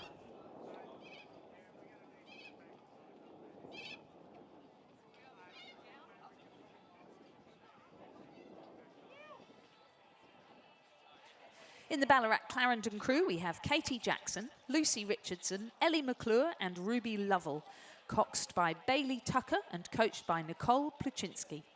In the Wesley College crew, we have Saskia Blackburn, Kesem Shahak, Thea Cool and Lucy Thompson, coxed by Fiona Dow. In the Kinross Walleroy crew, we have Hannah Richardson, Lucy Scammell, Annabelle Woods and Lucy Searle, coxed by Georgia Robson and coached by Andrew Gannon. In the Queenwood crew, we have Heidi Boyd, Imogen Gray, Madeline Nicol and Chloe Driver, coxed by Lucy Anderson, coached by Tess Dixon, Kieran Glynn and Ray Boyle. In lane 6, the Canberra Girls Grammar School crew is Emily McHugh, Sophia Champion de Crispini, Abby Davis and Lauren Goldie, coxed by Catherine Hardman and coached by Caroline Pipers. And in the Caulfield Grammar School crew, we have Emily Condron, Ella B.S. Leong, Emma Wills and Olive Pascoe, coxed by Oscar Randerson. Thanks, Lizzie. So 3 crews from Victoria, 2 from New South Wales and 1 from the ACT. I won't make the mistake of including Canberra Girls Grammar as part of New South Wales, as I may have done briefly yesterday when Stuart John was sitting in your seat, which did not You go would be down in trouble. particularly well. I think you'd be in trouble with Dave Romano and Yes, exactly. Tobias Ware-Candler and Sarah yes, Cook, exactly. Kendall Brody. Yeah, there'd be a few people. But, of these crews, certainly Ballarat Clarendon Lane 2 have been a dominant force in forward rowing here in Victoria in recent months, and in fact over the past couple of years, the part of this combination at least who've been in that crew for 2 years. But Wesley College from Melbourne, who were the APS Head of the River winners on this course just on Saturday, the regatta that was sort of squeezed in before the National Championships were held, and everyone was rushed out late on Saturday afternoon. So it's Wesley leading here by a length from Ballarat Clarendon. And then a couple of these Sydney crews, Lizzie, which we think are, again, some first 8 rowers of the Sydney schools. Kinross Walleroy would be the other half of the Kinross first 8, half rowing, it looks like, in the Coxless 4 and half in the Cox 4. And then Queenwood also look to be from their schoolgirls first 8. So the 2 New South Wales crews there in the centre of the course, having a battle at this stage for 3rd place. Then Canberra Girls Grammar School Lane 6 and Caulfield Grammar Lane 7. As we zoom in now on our leading 2 crews, and it is 2 of the strong Victorian rowing schools here in the race for the Under-19 Women's Cox 4 Championship of Australia. And Wesley College still holding on by a length or so from Ballarat Clarendon, which may be a surprise to some. This Ballarat Clarendon crew I'm very used to seeing well out in front a number of their races. They won the head of the schoolgirls title over 1,500 metres at Geelong a couple of weeks ago by about 24 seconds, and they won the head of the lake in Ballarat by a very similar margin on Lake Wendouree a couple of weeks before that. But they're being challenged here certainly by this good crew also from Wesley College, who've certainly moved into prominence in Victorian schoolgirl rowing in the 8s in recent years under the leadership, first of all, of Hannah Every Hall, who was the coach of their winning crew last year and is still involved in the program. They won their 2nd consecutive Head of the River here at Ngambie, as I said, just a few days ago, last Saturday, so almost a week. We lose track of days here after a few sitting here at this regatta, but it is Wesley College and Ballarat Clarendon having a great race here now, well into the 3rd 500 metres. It was 2.49 seconds, the margin from Wesley back to Ballarat Clarendon at halfway. I would venture that gap is closing a little here as they move through the 3rd 500 metres of the race, and indeed it's now only half a length. So here comes the challenge from Ballarat Clarendon College. The top of the screen there, the southern side of Lake Ngambie, who is sitting in lane 2 alongside Wesley College. So it's 1.86 seconds now, in fact, between those 2 crews. Then quite a gap back, 5.3 seconds to Queenwood. So close to 2 lengths there to the crew sitting provisionally in the bronze medal spot. And then Kinross Walleroy about 1.79 seconds further back ahead of Canberra Girls Grammar and also Caulfield Grammar there, 5th and 6th.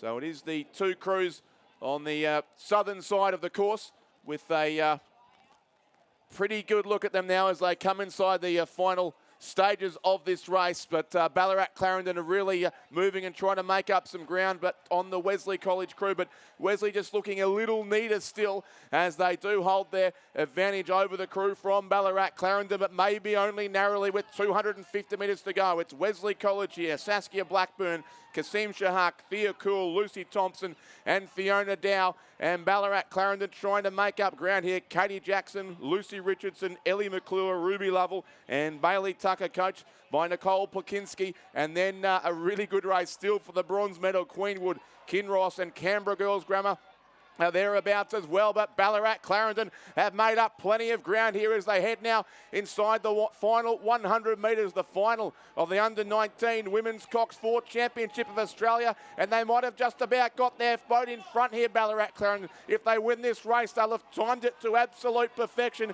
A crew we're used to seeing out by Clearwater at regattas around Victoria. They have done this the hard way. They've come from a length down, but now in the closing strokes, they're a length in front, and the national title is going to Ballarat. It's Ballarat Clarendon by a length. What a great win to the crew there over Wesley College too. Very strong from them in second place. The two Victorian crews front and centre here. Close for the bronze too. It'll be Queenwood just edging out Kinross, Walleroy, and then the crew from Canberra Girls Grammar School in fifth and Caulfield Grammar in sixth.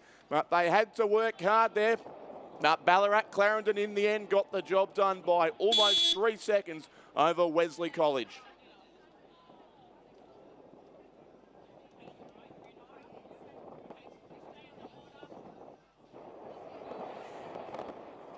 Confirming the results of the final of the Under-19 Women's Coxed 4.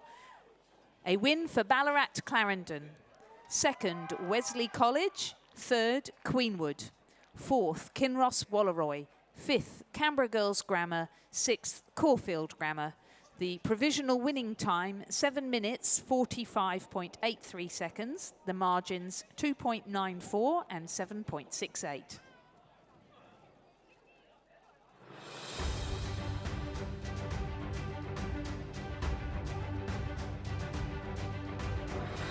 The presentation of medals for the Under-19 Women's Coxless 4 Championship of Australia.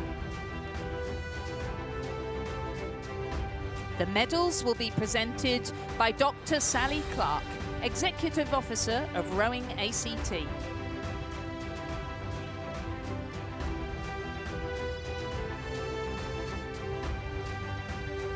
Third place and bronze medalists representing UTS Haberfield and Mossman Rowing Club, Paige Critchlow, Lillian Hyde, Grace Burke, Amelia Cooper. The crew was coached by Hallie Chapman and Katie Healy.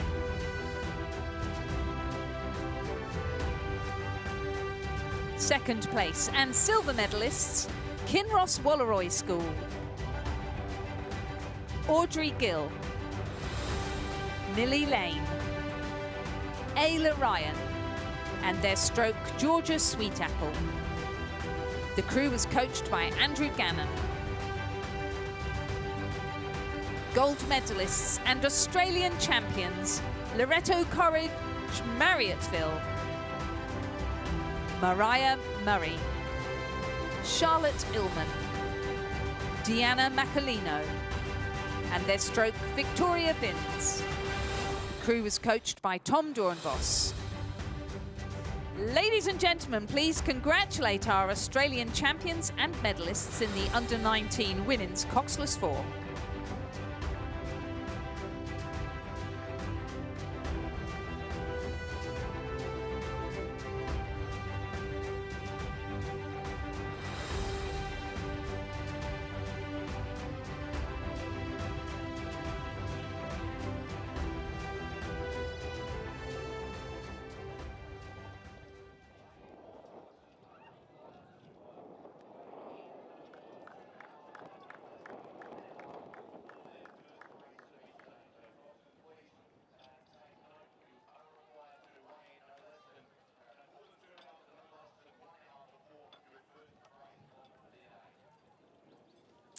And now we have the final in the Under-19 Men's Coxless 4. In lane 2, a composite between Prince Alfred College and Scotch College Adelaide and St Peter's College. The crew in lane 3, Brisbane Boys College, has had to scratch. In lane 4, a composite between Fremantle, West Australian Rowing Club and Christchurch Grammar. In lane 5, the Southport School. In lane 6, Hutchins School. And in lane 7, a composite between the University of Queensland and Ballarat Grammar.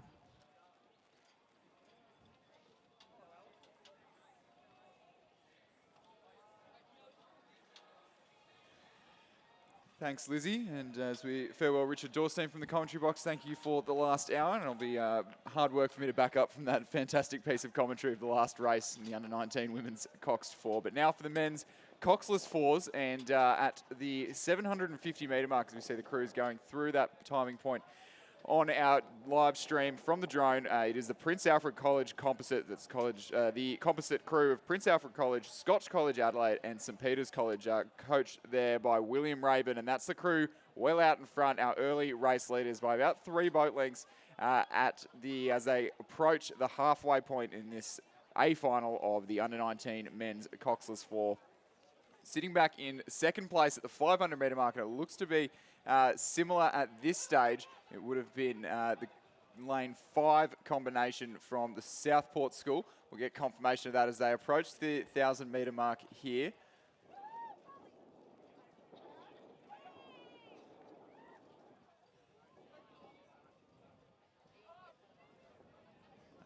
So at the 1,000 metre mark, it was still that Prince Alfred College composite supported by the South Australian Sporting Institute. That's Jake Nesbitt from St Peters, Adam Holland from Scotch College, Adelaide, Thomas Saunders from Prince Alfred College, and Joshua Feldorf, also of Prince Alfred College, and coached there by William Raven, who are out the head of the field with a commanding lead by almost 10 seconds that halfway point. It was the Fremantle composite in second place at the 1,000 metre mark, just narrowly ahead of the Hutchins School in that red boat of Tasmanian University Boat Club in third place. A little bit more of a gap, about half a boat length back to the Southport School in fourth place at that halfway timing point.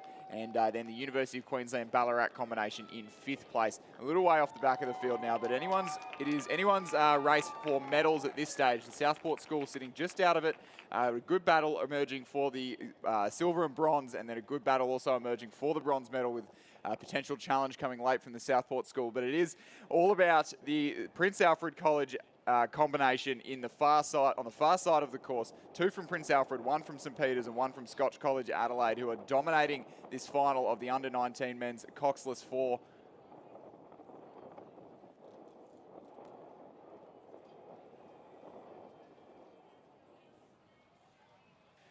Seeing some fantastic pictures from our drone footage, low flying there, and they are really documenting the battle for the silver medal at the moment between the crew from Hutchins on the lower half of your picture in that red boat, really pushing up on the Fremantle composite. That's the Fremantle West Australian Rowing Club and Christchurch Grammar combination. Grant Hogarth of Christchurch Grammar, Joshua Hankey of West Australian Rowing Club, Apollo Solomon, also of West Australian Rowing Club, and Ben Scott of Fremantle Rowing Club, coached there by Stefano Beloso. They're narrowly ahead in the silver medal position, ahead of the crew from Hutchins on the near side of the course, just edging out that lead to just over half a boat length at the 1,500 metre mark. Just over a second there, 2 seconds back to Southport School, so dropping back in the championship quarter of this under-19 men's Coxless 4 final. But the crew from Adelaide, Prince Alfred composite crew with Scotch College Adelaide and St Peters College, supported by the South Australian Sporting Institute. There is no doubt about it. They've done their work early and are sitting out in front in the far side of the course in the calmer conditions,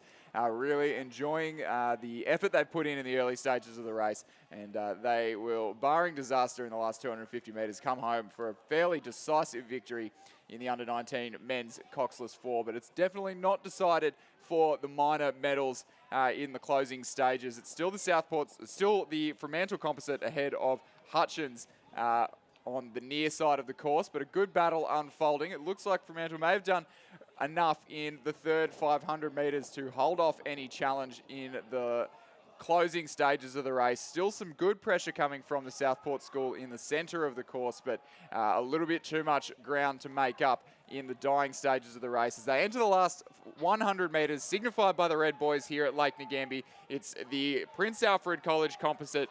That's Jake Nesbitt, Adam Holland, Thomas Saunders, Joshua Felderhoff, coached by William Raven, who'll cross the line and will be your national champions in the under-19 men's Coxless 4 for 2022. About 4 boat lengths ahead of the combination from Fremantle Rowing Club, Grant Hogarth, Joshua Hankey, Apollo Solomon, Ben Scott, coached by Stefano Beloso. They will take the silver medal. With the crew from Hutchins, Tom Gibson, Tom Bailey, Angus Verney, Hayden Mounty, coached by Andrew Palmer, Thomas Allwright and Marcus Verney across the line for the bronze medal. Southport Schools, Hamish Wright, Liam Hollis, Harry Ward and Tyler Lane just outside the medals in 4th place. And the University of Queensland combination with Ballarat Grammar, George Follett, Charlie Savage, Mitch McGeever and Drew Whiteman just coming into the last 50 metres now to round out the field. Another fantastic race.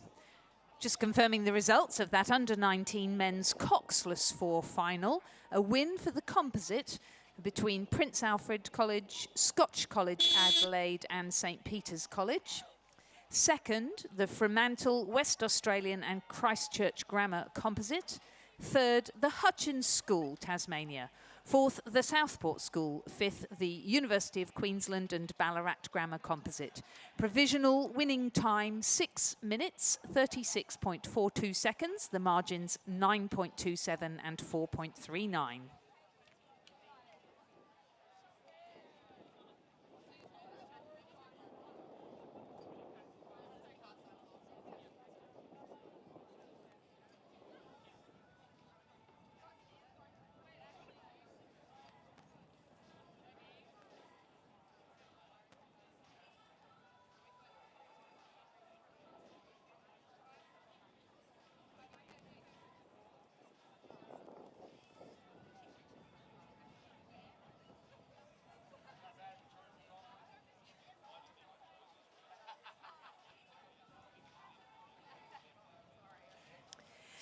So our next race on the course is the under-19 men's Coxed 4 final.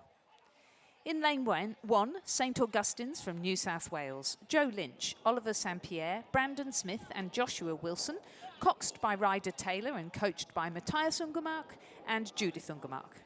In lane 3, King's School Parramatta, Harry Staniforth, Rory Menzies, MacArthur Bucknell and Dimitri Duta, coxed by Lawrence Cleave and coached by Julian Huxley and Simon Huxley. In lane 4, Brisbane Boys College has scratched. In lane 5, Wesley College, Victoria, Charlie Johnston, Amos Kirk, Nicholas Bryant and Lachlan Idle, coxed by Josh Pfefferkranz. In lane 6 from New South Wales, St Joseph's College with James Fredrickson, Joe Mangelsdorf, Quinn Dickinson and Charlie Hine, coxed by Harrison Tong, coached by Dave Geely and Charlie Rowe. And lane 7's Brisbane Boy College crew has also scratched.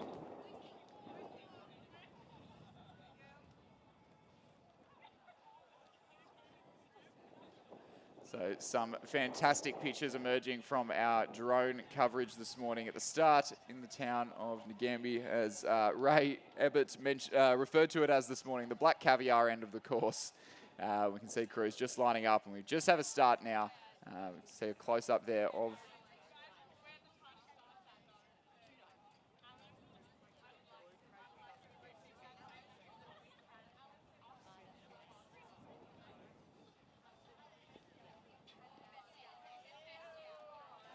So we'll just make a quick correction there. So the lane 7 crew from Brisbane Boys College, Xavier Rubens, Joseph Thine, Mitchell Owen, Liam Crook, their cox, Bo Palmer, coached by John Pettigrew and Zoltan Shepherd.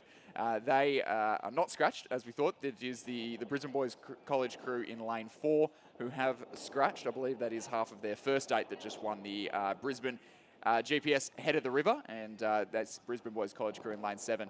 I do believe that is half of their second 8. From the Head of the River. But on the far side of the course, the southern end of the course, we've got the King's School in Parramatta. They were the back-to-back Head of the River champions, the AAGPS Head of the River champions in Sydney. That's the crew of Harry Staniforth, Rory Menzies, MacArthur Bucknell, Dimitri Duda, their cox, Lawrence Cleave, coached by the Huxley brothers, Julian and Simon. Have done a fantastic job with the King's School program over the last couple of years, and they look to be our early race leaders, but not quite as decisive as our previous final just yet. About half a boat length up from the crew, 2 lanes across from them. That's Wesley College, Charlie Johnson, Amos Kirk, Nicholas Bryant, Lachlan Idle, and their cox, Josh Feverkrans. And they look to be our early silver medal positions, but not to discount St Augustine's on the far side of the course. So we could see a little bit of head-to-head match racing on the far side of the course with that gap left in the middle from the scratching of Brisbane Boys. So the St Augustine's crew on the far side, Joe Lynch, Oliver St Pierre, Brandon Smith, Joshua Wilson, and their cox, Ryder Taylor, coxed by Judith and Matthias Ungermark, challenging the King's School in the early stages of the race.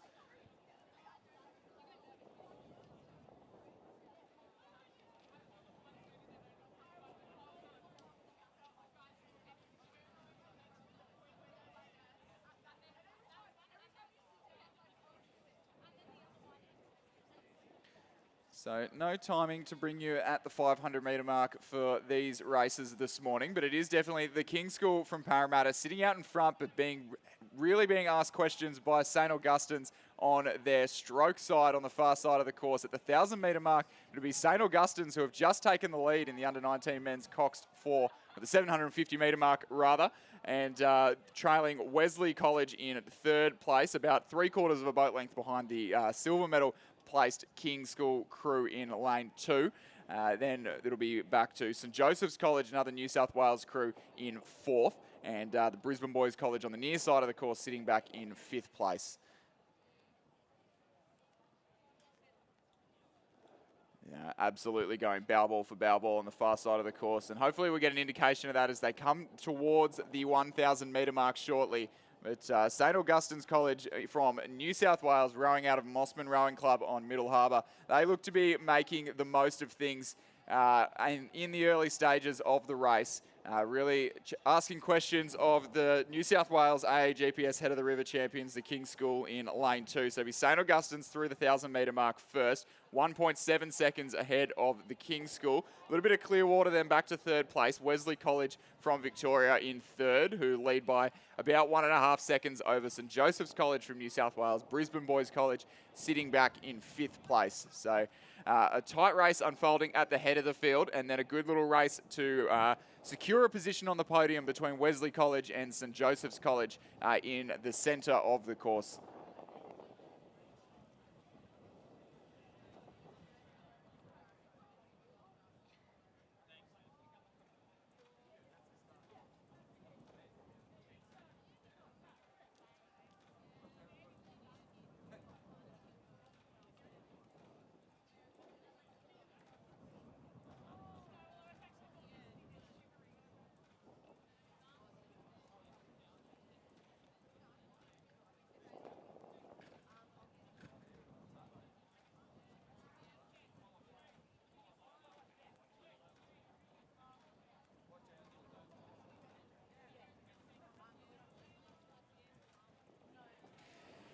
So as we approach the come through the 1,250-metre mark, it's the Mossman Rowing Club who have just pulled out to about a boat length's lead, almost a boat length's lead over the King School from Parramatta, who are sitting in the provisional silver medal position in the under-19 men's Coxed 4. This is half of the school's first 8 that won the New South Wales Head of the River only a week or so ago. They're leading by about a boat length and a half over the Wesley College in lane 4. Look to just be having a couple of steering issues in the centre of the course there as they sit in the provisional bronze medal position. At the 1,500-metre mark, it is St. Augustine's by almost exactly 1 boat length over the King School from Parramatta. 2 boat lengths back, a boat length of Clearwater to Wesley College in third, who are just 1 boat length over St. Joseph's College in New South Wales. Now, these Cox 4s, a slightly slower moving boat. We do have the opportunity to see some turnarounds in the late stages of the race. So hopefully an exciting finish coming towards here. It's been St. Augustine's from the 250-metre mark who have led out this race. The King School will be keen to knock on their door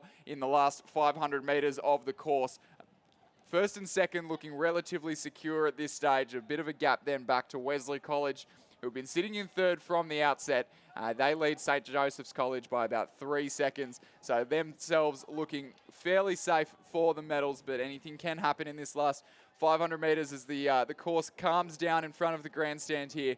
It'll be St. Augustine's College, Joe Lynch, Oliver St. Pierre, Brandon Smith, Joshua Wilson, Ryder Taylor, their Cox, coached by Matthias and Judith Ungemark, who are putting on an absolute clinic in the closing stages of the under-19 men's Coxed 4, striding away, pushing away and not taking their foot off the gas. They have responded to the challenge from the King School. The King School trying to push, but it won't be enough as St. Augustine's College enter the Red Boys in the closing stages of the race. Barring disaster, it'll be St. Augustine's College of New South Wales who will come home to a victory in the under-19 men's Coxed 4 to take the national championship here. A boat length, 2 boat lengths ahead of the King School, really opening up that lead in the closing stages. St. Augustine's College, your national champions in the under-19 men's Coxed 4. The King School will come across in the silver medal position by about 3 boat lengths behind. Wesley College holding off St. Joseph's College all throughout the race to take home the bronze medal position. St. Joseph's College in 4th and Brisbane Boys College in lane 7 will come down the line to take out 5th place.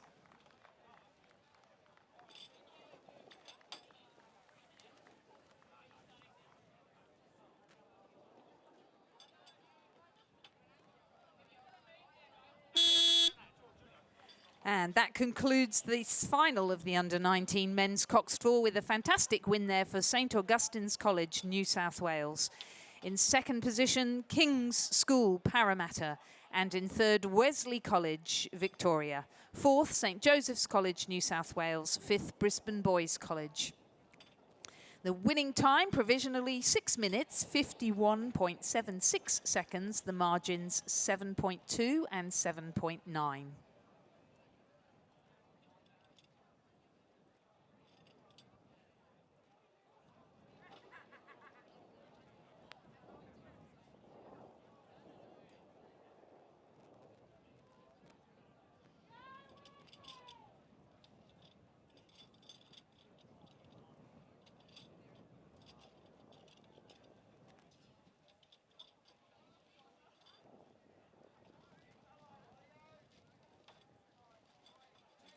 Our next race is the final of the under-21 women's double scull. In lane 2, Centenary and the Queensland Academy of Sport, Jessica Malcolm and Sophie Malcolm. In lane 3, Sydney University Boat Club and the ACT High Performance Programme, Sophia Whiteman and Madeline Vag. In lane 4, Sydney Rowing Club, Liesl Page and Laura Cypher.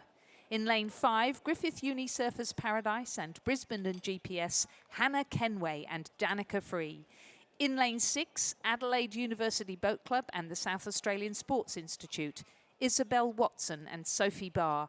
And in lane 7, from North Esk in Tasmania, Amy Florence and Lindsay Calvert.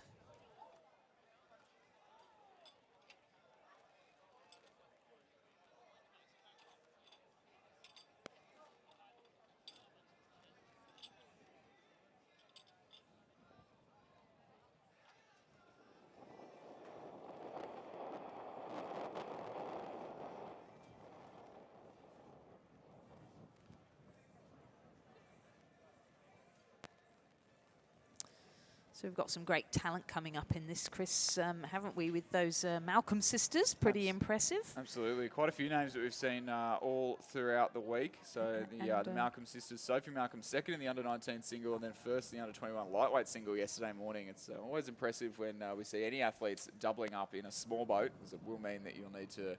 All of your races will be tight turnarounds, not just one or two. Your heats will be close together. Your semi-finals and your finals will all be within an hour or two of each other. So that's incredibly impressive. And then Jessica Malcolm also racing the under-21 heavyweight women's single yesterday morning, and as well as a pretty speedy under-21 women's quad scull in the time trials. And Danica Free, of course, who was the bronze medalist in the under-21 women's single scull. So she's in the Griffith Uni Surfers Paradise composite with Hannah Kenway of Brisbane and GPS. And then Madeline Vag of Sydney University in the lane 3 competition composite. Lane 3 crew, rather. She was the national champion in the under-21 women's heavyweight single earlier on this week, yesterday morning. So this is going to be a pretty tight race by the looks of things. I think it should be a really entertaining one, and some great racing ahead for us here at Lake Ngambie. Our drone follows the racing down. It's great to have that footage from the side of the race following the racing down. Yeah, it's fantastic. We'll just take a break there as they make their way into the second 250 of the race and go to the presentation of medals for the under-19 women's Coxed 4.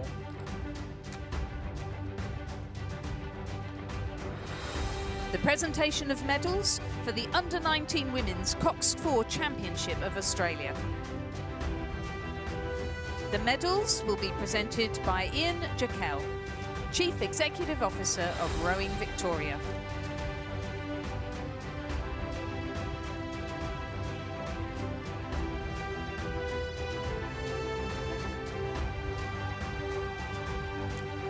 Third place and bronze medalists, Queenwood School for Girls. Bow, Heidi Boyd. 2, Imogen Gray. 3, Madeline Nicol. Stroke, Chloe Driver, and their cox, Lucy Anderson. The crew was coached by Tess Dixon, Kieron Glynn and Ray Boyle. Second and silver medalists, Wesley College. Bow, Saskia Blackburn. 2, Kesem Shahak. 3, Thea Cool. Stroke, Lucy Thompson. And their cox, Fiona Dow.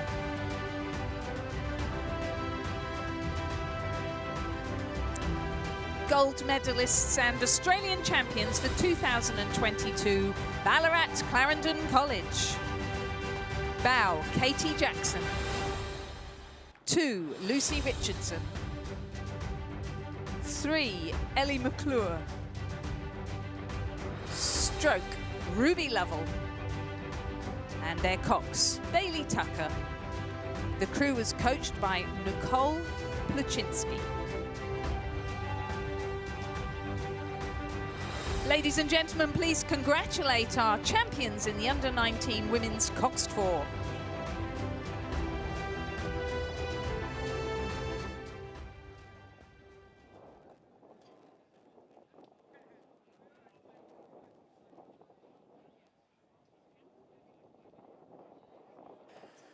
So back down onto the course now. We have a little bit of racing unfolding, and it's a pretty tight affair here in the Under-21 women's double scull. It looks like the crew on the far side of the course, the Centenary crew, supported by the Queensland Academy of Support. Unsurprisingly, Jessica Malcolm and Sophie Malcolm, coached by Michael Oppenstein and Peter Wadsworth, who are striding out to about half a boat length lead at the 1,000-metre mark, just 1.5 seconds ahead of Hannah Kenway of Brisbane GPS, who's rowing with Danica Free of Griffith University's Surfers Paradise in the centre of the course.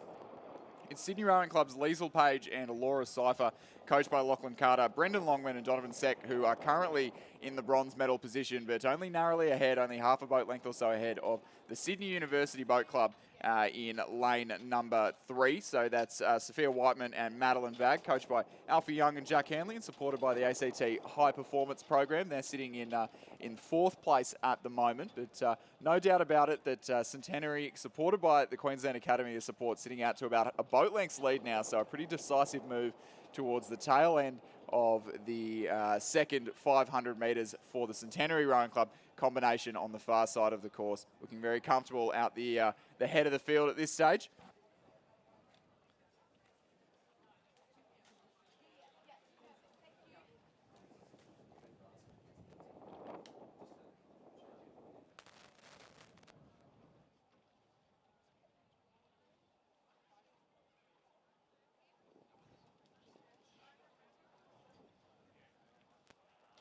Seeing some fantastic close-ups on the screen there of our Griffith University Surfers Paradise and Brisbane GPS combination here. That's Hannah Kenway and Danica Free sitting in the provisional silver medal position, about a boat length behind the Centenary combination and about half a boat length in front of a fast-moving Sydney Rowing Club combination in the third 500 metres. It does look like they've gained up just a couple of feet in on the Queenslanders to their left-hand side. No real change in margins for the leaders, the Centenary and QAS combination on the far side of the course. Still sitting comfortably out the head of the field by actually gaining a little bit of ground on their competition. About a boat length of clear water then separating them and their fellow Queenslanders in lane number 5.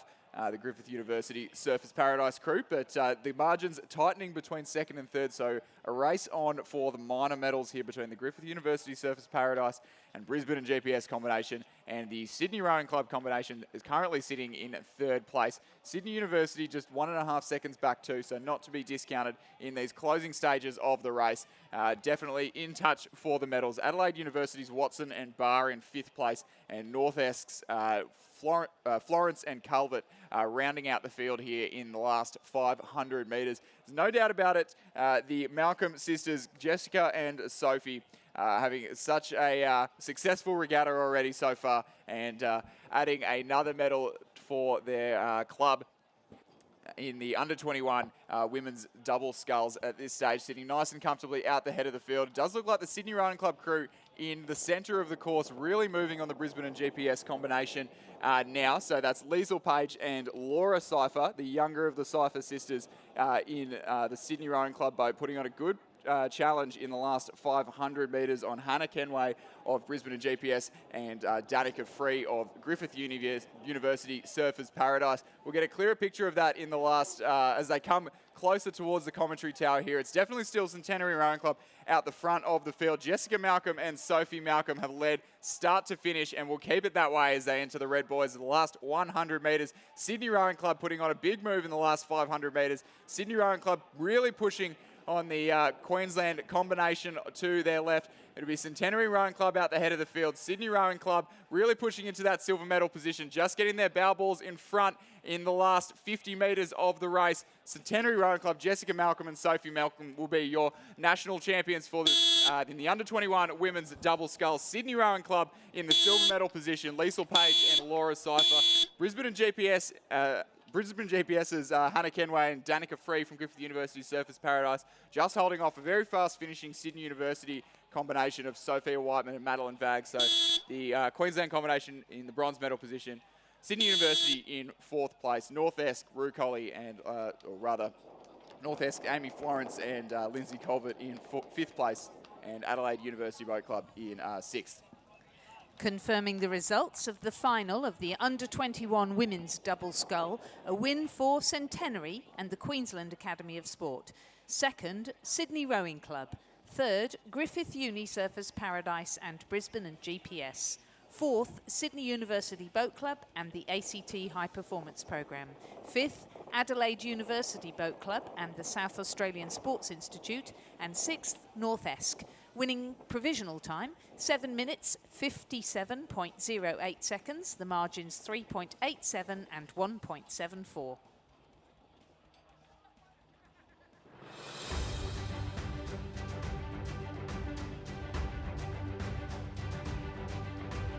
The presentation of medals for the Under-19 Men's Coxless 4 Championship of Australia. The medals will be presented by Ian Holtzberger, Chief Executive Officer of Rowing Queensland.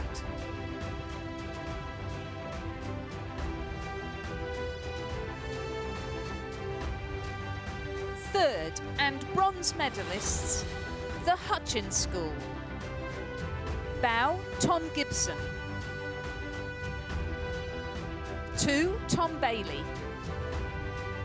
3, Angus Fermi. Stroke, Hayden Mounter.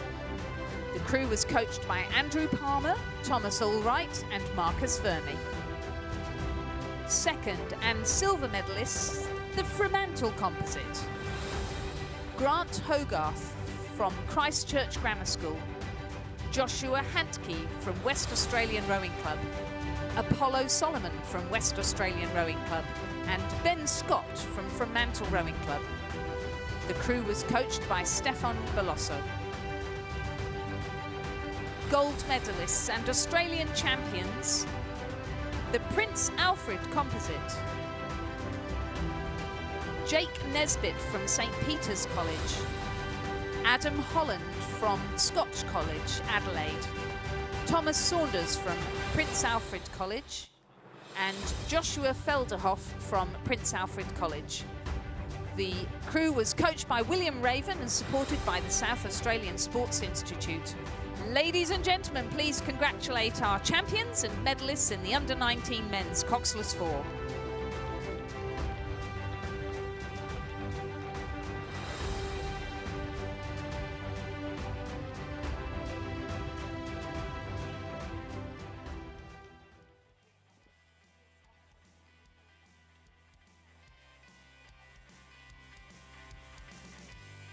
We move now to the final of the Under-21 Men's Double Scull. In lane 2, we have a composite between Banks and UTS Haberfield of Mitch Kaponis and Mark Putter. In lane 3, Sydney Rowing Club, Declan Glendinning and Bradley Graham. In lane 4, Sydney University Boat Club and the New South Wales Institute of Sport, Joe McCauley and Hamish Danks. In lane 5, Sydney Rowing Club, Gordon Applecrin and William Delaney. In lane 6, North Esk Rowing Club, Rue Colley and Laurie Dean. And in lane 7, Mossman Rowing Club, Kyle Brown and Patrick Burke.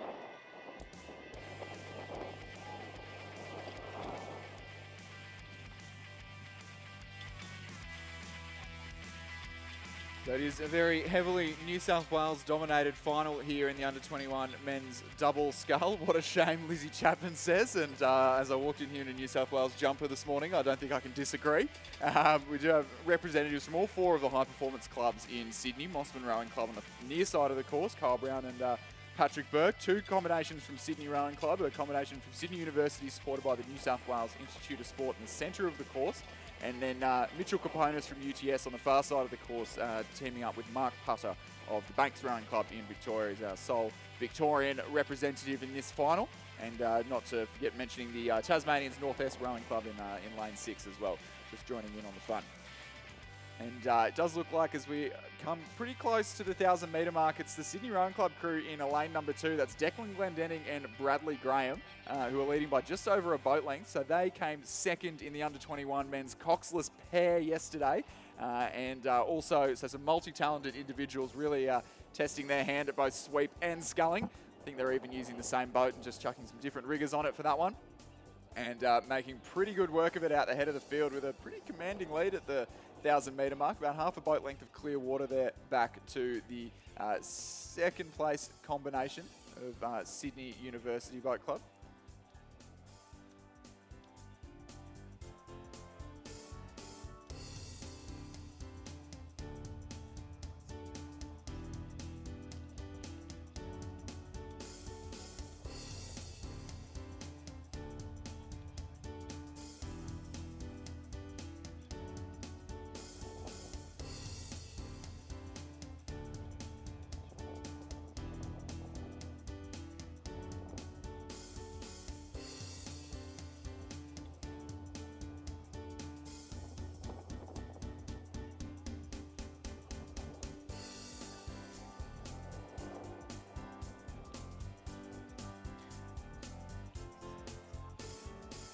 So the timing system making me doubt myself here, but it is definitely Declan Glendenning and Brad Graham at the head of the field from Sydney Rowing Club, about 4 seconds clear of Macaulay and Danks of Sydney University, supported by the New South Wales Institute of Sport, who are just coming a little bit unstuck in the third 500 metres there, as we can see on the drone footage. And they'll definitely be challenged by Kaponis and Putter of Banks and UTS Haberfield on the far side of the course. That's not to be discounted. Gordon Applecroon and William Delaney in lane 5, who have been sitting in third for most of the race thus far, just dropping back to the benefit of the Banks and UTS Haberfield combination on the far side of the course there. And then a tight race unfolding in the battle for 5th place between the 2 crews on the near side of the course. That's Kyle Brown and Patrick Burke from Mossman Rowing Club, coached there by Matthias Ungermark, and then Rue Colley and Laurie Dean of the North-Est Rowing Club, coached by Trevor Barrett and Brendan Long, rather. At the 1,500-metre mark, it is still Sydney Rowing Club out at the head of the field by 5 seconds from Sydney University Boat Club's Joe Macaulay and Hamish Danks, coached there by Christopher Holliday and Thomas Lorich. The Banks UTS Haberfield combination coming through strong in the third 500. Moving up from, they were sitting in 4th place at the 1,000 and coming through in the championship quarter to get themselves in a position to take a medal and get on our presentation dais in a couple of minutes' time. So, Chris, I know a lot of fashions are set in the field here at the National Rowing Championships. What you're going to refer to, Lizzie. Yep. We see it every year, people walking around in the tracksuits and the hoodies from the National Championships looking fantastic, but a really interesting fashion accessory is Sydney Rowing Club's bucket hats. The bucket hat, exactly. Care to explain, the Mr. Terry Sydney Rowing Club Toweling member? bucket hat, yeah. So made a comeback in 2019 when the Wyfold 4 at the Hanley Royal Regatta all won that event wearing these now iconic blue bucket hats. And it's been a fashion statement adopted by many of the younger club members as they move up through the ranks. And Declan Glendenning and Brad Graham looking fine in their blue bucket hats at the head of the field in the last 100 metres of the race as they stride out to a national championship victory, backing up from a silver medal in the under-21 pair yesterday and now taking a gold medal in the under-21 double scull today here at Sydney Rowing Club's Declan Glendenning and Brad Graham, coached by Donovan Seck and Shane Mulvaney, who will be your national champions in the under-21 double for 2022. Sydney University Boat Club's Joe Macaulay and Hamish Danks in the silver medal position. The Banks composite, Mitchell Kaponis from UTS and Mark Putter from Banks Rowing Club in the bronze medal position. Second Sydney Rowing Club crew, Gordon Applecroon and William Delaney finishing just outside the medals in 4th place. North Esk Rowing Clubs, Rue Colley and Laurie Dean in 5th. And Mossman Rowing Clubs, Kyle Brown and Patrick Burke there, rounding out the field for 6th place. How fantastic for those young men from the Sydney Rowing Club to take out the gold medal in the final of the under-21 men's double scull, capitalising on their silver medal from yesterday. That was Declan Glendinning and Bradley Graham. Second, Sydney University Boat Club and the New South Wales Institute of Sport, Macaulay and Danks. Third, Banks and UTS Haberfield, Caponis and Putter. Fourth, Sydney Rowing Club, Applecroon and Delaney. Fifth, North Esk, Colley and Dean. Sixth, Mossman Rowing Club, Brown and Burke. The provisional time for that race, 7 minutes, 2.48 seconds. The margins, 5.18 and 3.11.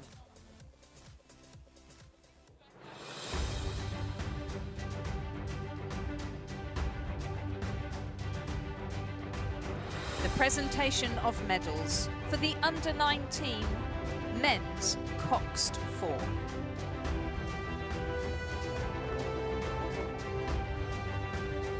The medals will be presented by Ian Holtzberger, Chief Executive Officer of Rowing Queensland.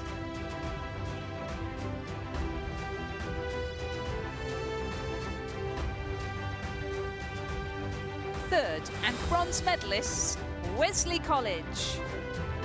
Bow, Charlie Johnston. 2, Amos Kirk. 3, Nicholas Bryant.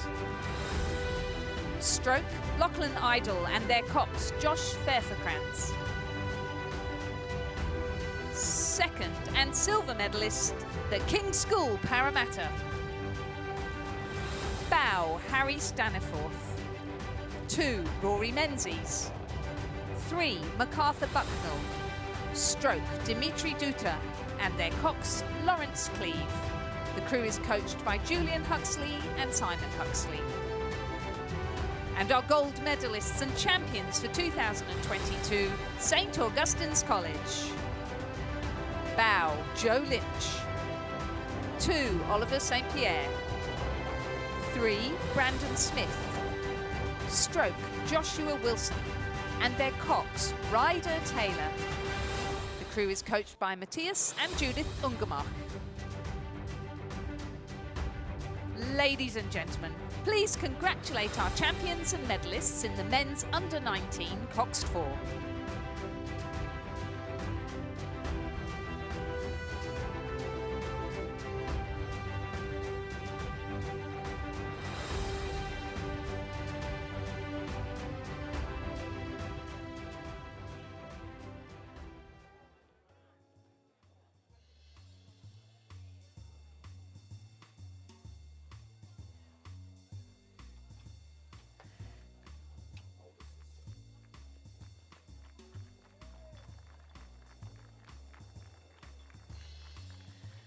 On our screens now, if you're watching the live vision, we have the final of the under-21 women's Coxed 4.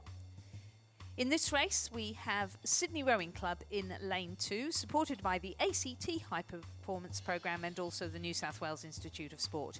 In lane 3, Mercantile Rowing Club.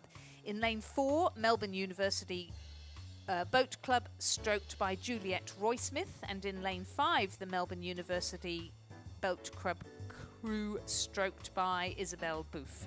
In lane 6, a composite between Mercantile and UTS Haberfield, and in lane 7, a composite between Sydney Rowing Club, Adelaide Rowing Club and Adelaide University.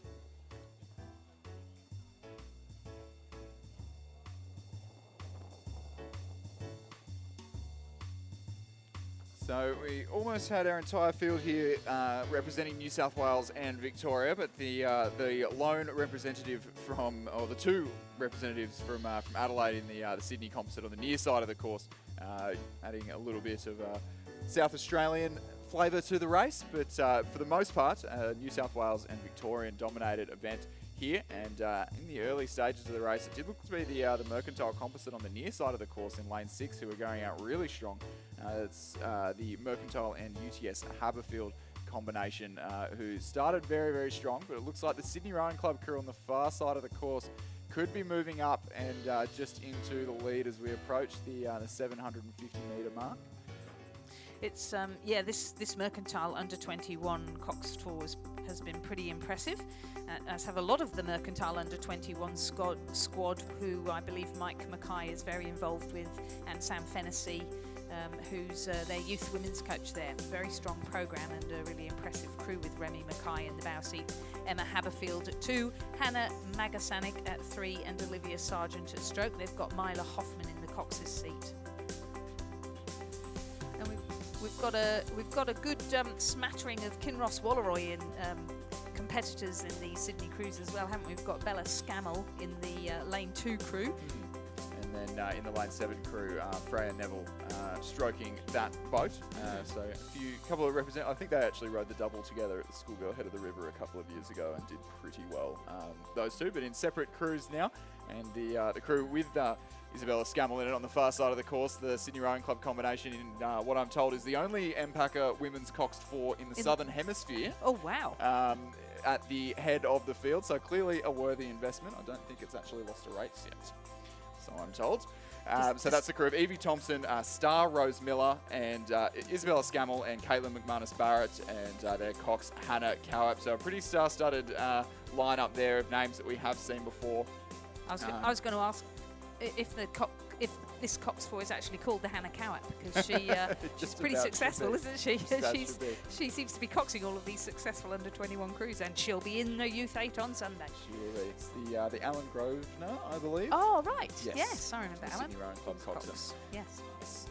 So that crew, about 3/4 of a boat length up on the Mercantile combination in Lane 3. That's Remy Mackay, Emma Haberfield, Hannah Magasanik, and Olivia Sargent, coxed by Mila Hoffman. They're our provisional silver medalists. And then across the course to the Melbourne University crew in Lane 4. That's Evelyn Dow, Katarina Bitsios, Romy Cantwell, Juliet Roy-Smith, their cox Ella Carton, coached by Mitch Nelson and Edward Fuller.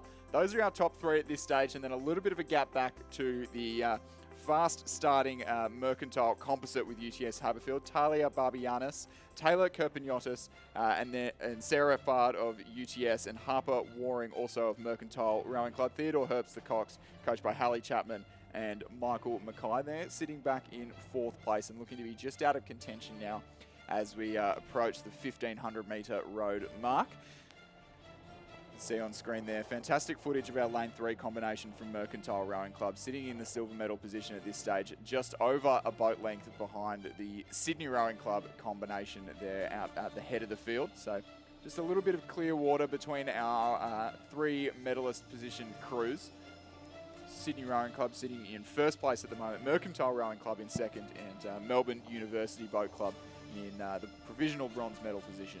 And we can see that we've got 3 clubs represented here across the board that are very strong on youth women's rowing, and really good breeding grounds for competition. And obviously a number of the girls who are at the National Training Centre are from Sydney Rowing Club, Mercantile Rowing Club, and Melbourne University Boat Club, and of course Sydney Uni Boat Club as well. Yeah, absolutely. No Sydney Uni representatives. Not in this race, no. It's very surprising. It is. But looks to be Mercantile in Lane 3, who just starting to ask some questions of the early race leaders from Sydney Rowing Club. Gaining a little bit of overlap in the third 500 metres, and that margin down to 2.8 seconds at that 500 metre to go timing point. So could be in the making for a pretty good race for the gold and silver medal position here if Mercantile can continue that momentum in the closing stages of the race. The Melbourne University crew in the bronze medal position in a little bit of no man's land, a couple of lengths back in 3rd and a couple of lengths up on the Mercantile UTS Haberfield combination in 4th place. So our 3 medalists fairly well decided as we approach the 1,750 metre mark, and it is still Sydney Rowing Club out in front as they have led for the majority of the race here. Evie Thompson, Star Rose Miller, Isabella Scammell, Caitlin McManus Barrett, and their cox Hannah Cowap. Caitlin McManus Barrett and Isabella Scammell winning the under-21 coxless pair yesterday morning, and Star Rose Miller, the older sister of Sophie Miller, who won bronze in the under-17 women's single yesterday morning. Excellent.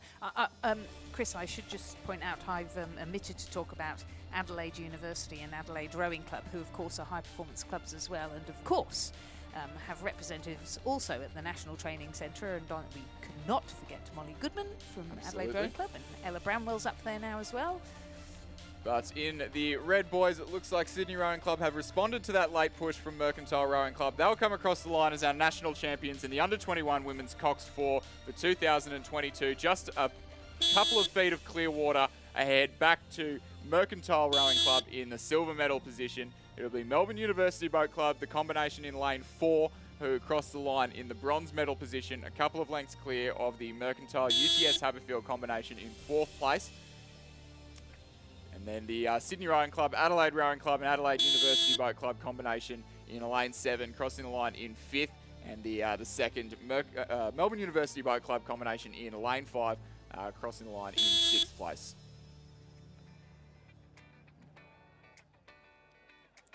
Confirming the results of the Under-21 Women's Coxed 4 Championship of Australia, a win for Sydney Rowing Club, the ACT High Performance Programme and the New South Wales Institute of Sport.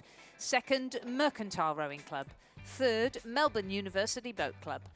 Fourth, the Mercantile and UTS Haberfield Composite. Fifth, the Sydney Adelaide Rowing Club and Adelaide University Boat Club Composite. And sixth, Melbourne University Boat Club. The provisional time for the winners, 7 minutes, 33.96 seconds.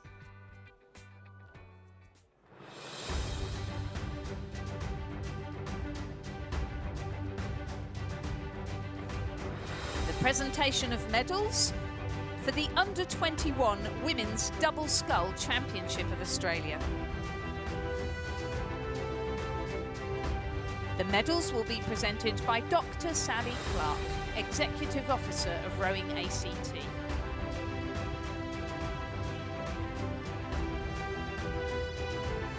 Third place and bronze medalists Hannah Kenway from Brisbane at GPS and Danica Free from Griffith Uni Surfers Paradise.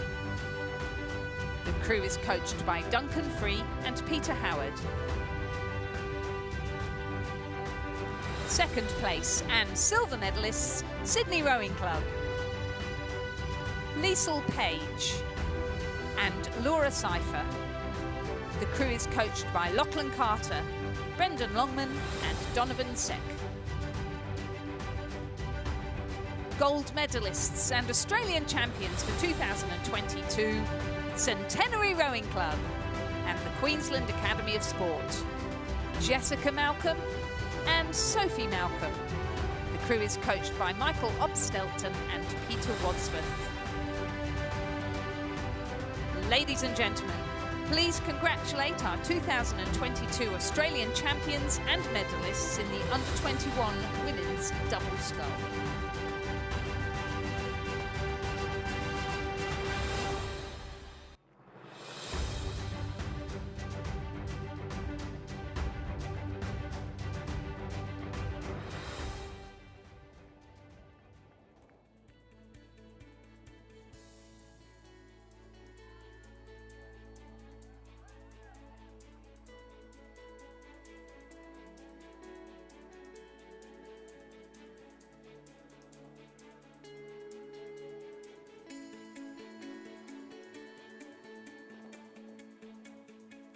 We now have the final of the Under-21 Men's Coxed 4. In lane 2, Canned and the Queensland Academy of Sport crew of Daniel Horsley, Samuel Atherton, Jared Lord and Mitch Salisbury. Coxed by John O'Cook, coached by Scott Rowe. In lane 3, Mercantile Rowing Club, Flynn Stimpson, Austin Reiner, Dom Frederico and Joshua Bortolucci, coxed by Hayley Verbunt, coached by Mike Mackay and Brendan Scott. In lane 4, Melbourne University Boat Club, Benjamin Simons, Tom Hearding, Joe Bryant and Felix Oliver, coxed by Sam Babbage and coached by Matt Ryan. In lane 5, UTS Haberfield Rowing Club, Henry Blackwell, Max von Appen, Mackenzie Thompson and Charles Jewell, coxed by Aidan Hughes and coached by Alex Field and Elliot Shatcloth Bertonetti and Hallie Chapman. In lane 6, a composite between West Australian Rowing Club and Fremantle Rowing Club of Liam Davis, Alex Cocelli, Liam Walker and Alex Baroni, coxed by Cooper Anspach. And in Lane 7, Sydney Rowing Club, James Fredrickson, Tom Livingston, Angus Aitken and Tom Hart, coxed by Teresa Harris, coached by Donovan Seck and Shane Mulvaney.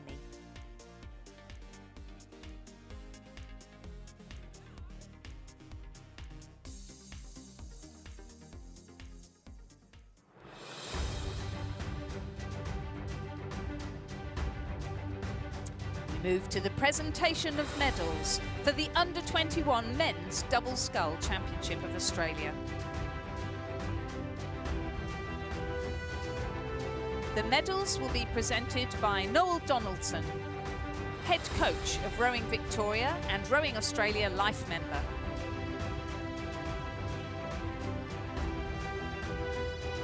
Third place and bronze medalists, Mitchell Caponas from UTS Haberfield and Mark Putter from Banks. The crew is coached by Alex Field and Thomas Creeder.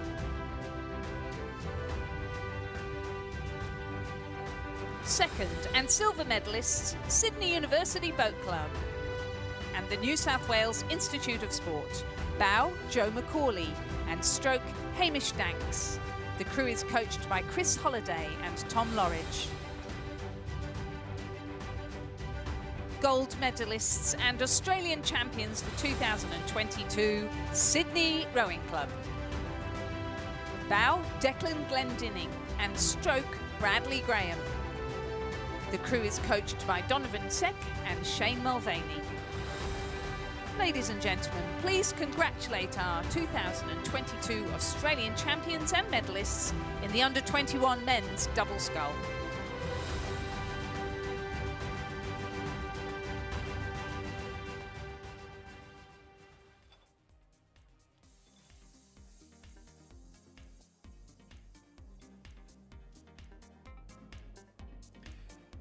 Back down to the racing now. We've got the final of the Under-21 Men's Cox 4 well underway. Cruise through the 1250 metre mark now.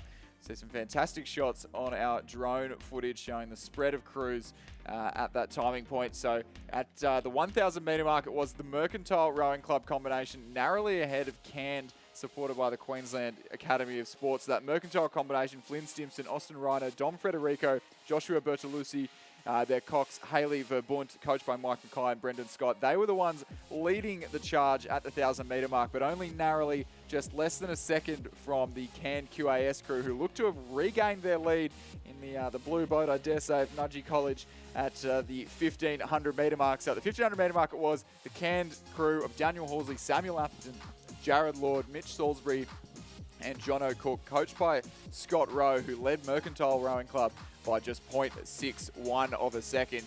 There was a pretty significant gap then back to Melbourne University Boat Club, Benjamin Simons, Thomas Keating, Joe Bryant, Felix Oliver, and the cox, Sam Babage, coached by Matthew Ryan.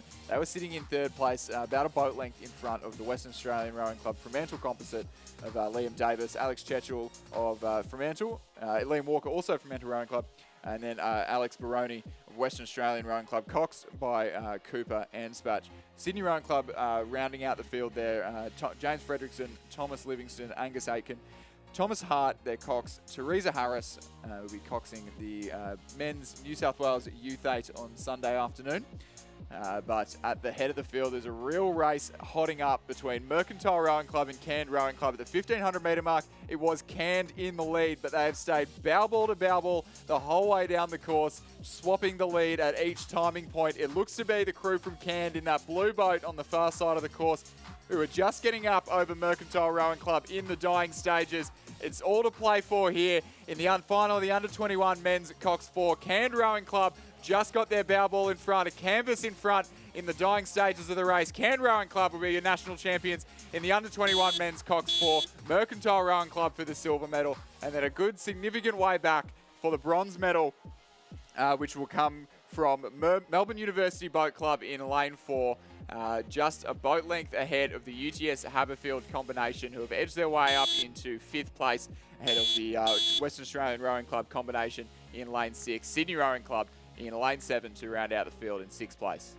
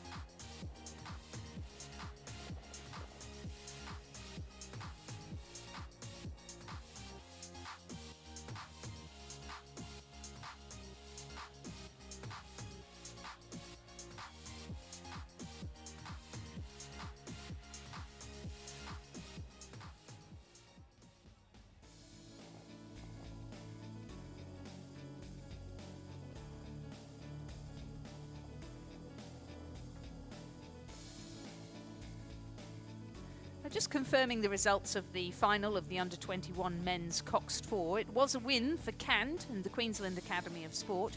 Second was Mercantile. And third, Melbourne University Boat Club. Fourth, UTS Haberfield. Fifth, the West Australian Fremantle Composite. And sixth, Sydney. The provisional time for that win, 6 minutes 33. In fact, we have the official times now. 6 minutes 33.53, and the margin was provisionally 0.88. Certainly very close. Fantastic finish, wasn't it? Yeah, that's what I thought. Yeah, we're on. Yeah, we were just saying that 6:33, a nice quick time for a men's really Cox quick 4. time for a Cox 4. That'd Yeah, be, I and think, close pretty close margin. to the Under-23 Cox 4 qualifying time. Is So, it? yeah. Confirm that. And we know we've got the underage team selectors here watching everybody, so Absolutely. well done, It's all to Cand, play for. and well done, Mercantile. How exciting.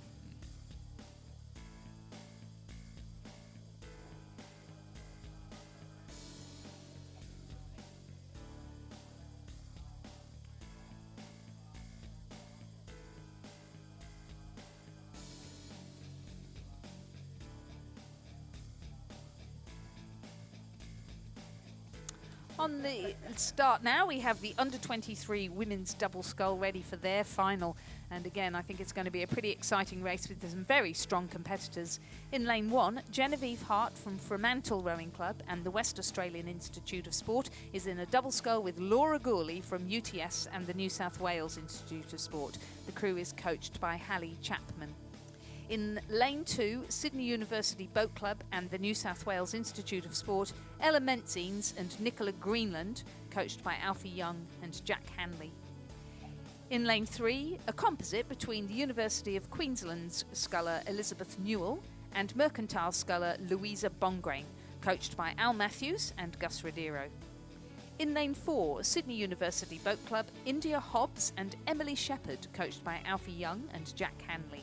In lane 5, the Australian National University, Elora Kelly and Eloise Lambden, coached by Nigel Harding and Dave Romano. In lane 6, a composite between Monique Bitsios from Griffith Uni Surfers Paradise and Carly Furman of the University of Queensland Boat Club, coached by Gus Rodero and Lincoln Handley. And completing our field in lane 7, a composite between Ella Marshall of Mersey and Charlotte Morris of Brisbane and GPS, coached by Catherine Borger, David Tippett and Alan Borger.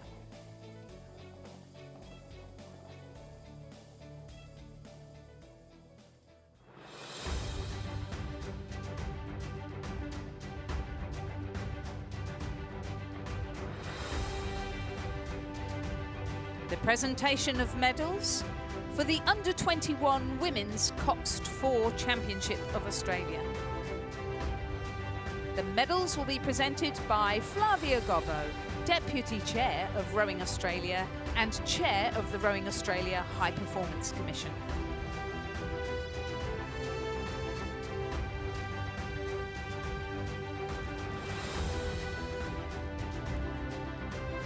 Third place and bronze medalists, Melbourne University Boat Club. Bow, Evelyn Dow.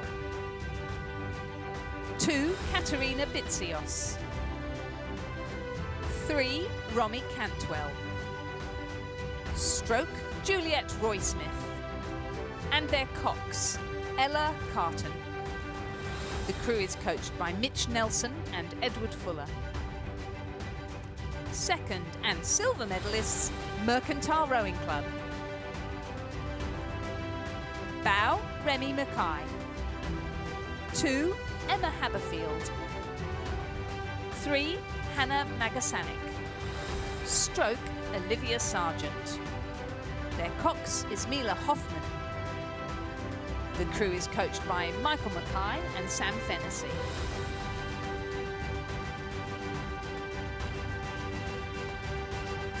Gold medalists and Australian champions, Sydney Rowing Club. Bow, Evie Thompson, supported by the New South Wales Institute of Sport. 2, Star Rose Miller. 3, Bella Scammell, supported by the New South Wales Institute of Sport. And stroke, Caitlin McManus Barrett, part of the ACT High Performance Programme. Their cox, Hannah Cowap. The crew is coached by Lachlan Carter and Donovan Seck. Ladies and gentlemen, please congratulate our Australian champions and medalists in the Under-21 Women's Coxed 4.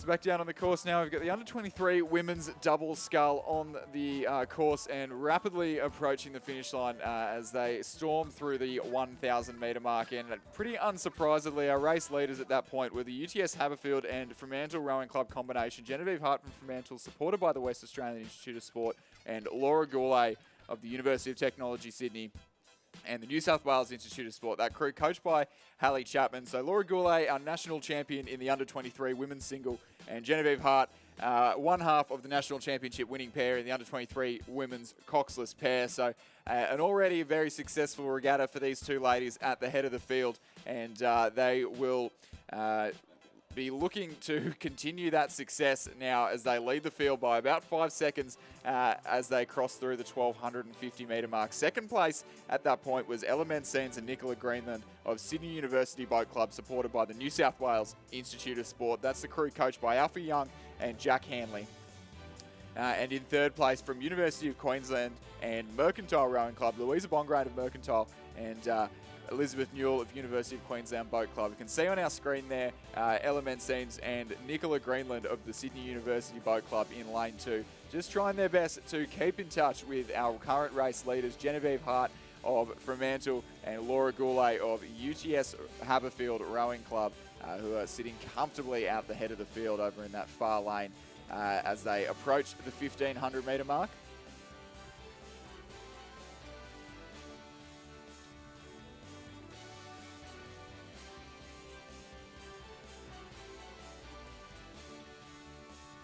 So 7.79 seconds the margin back to Sydney University Boat Club, Ella Menseens and Nicola Greenland. Ella winning the B final of the under-23 women's single scull, and Nicola Greenland taking the bronze medal in that same event in the A final. University of Queensland composite with Mercantile Rowing Club, Louisa Bongrain and Elizabeth Newell sitting comfortably in third place there, about a second and a half ahead of the second Sydney University Boat Club crew of India Hobbs and Emily Shepherd. That crew also coached by Alfie Young and Jack Hanley sitting in fourth place there. The crew from Australian National University, Ella Kelly and Eloise Lambden sitting in fifth place. And then the University of Queensland, Griffith University Surfers Paradise combination, Monique Bitsios of Griffith Uni and Carly Furman of University Queensland Boat Club in fifth place. But there is no doubt about our race leaders as we come into the last 175 metres of the course here at Lake Ngambie. It is Genevieve Hart of Fremantle and the Western Australian Institute of Sport stroked by Laura Goulet of the University of Technology Sydney and Haberfield Rowing Club, supported by the New South Wales Institute of Sport, who are sitting well clear of the field here as they pass our floating banner at the 1900 metre mark, entering the last 100 metres of the race to take home the gold medal in the under-23 women's double scull.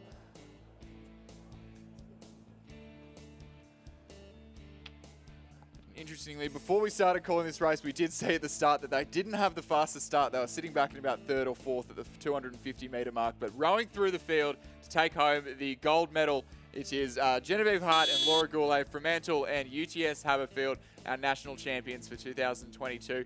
Second across the line and silver medalist Ella Menzies and Nicola Greenland of Sydney University Boat Club in second place. In third place with the University of Queensland Mercantile combination, Louisa Bongrain and Elizabeth Newell for the bronze medal. The second university combination of India Hobbs and Emily Shepherd in fourth place. And then the Australian National University in fifth place. That's Ella Kelly and Eloise Lambden. And in sixth place, just behind them, coming towards the line now, Monique Bitsios, Griffith University Surfers Paradise, and Carly Furman of University of Queensland Boat Club. And then to round out the field in seventh place, we'll have the Brisbane and GPS composite with Mersey Rowing Club, Ella Marshall of Mersey, and Charlotte Morris of Brisbane and GPS.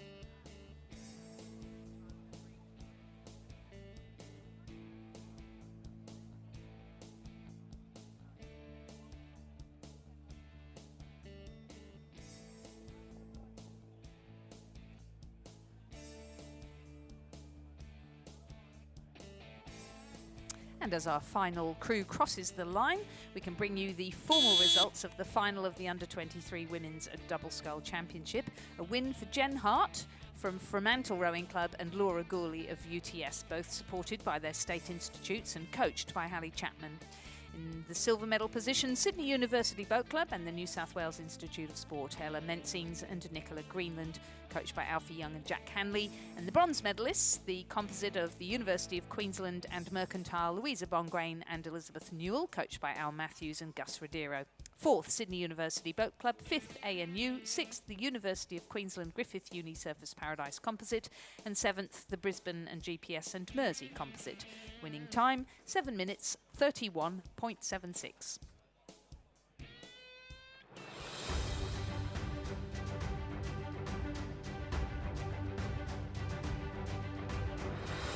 The presentation of medals for the Under-21 Men's Coxed 4 Championship of Australia.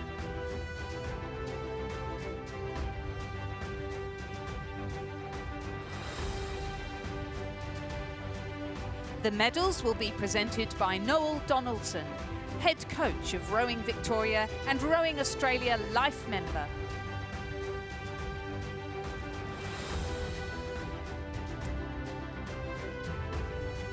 Third place and bronze medalists, Melbourne University Boat Club.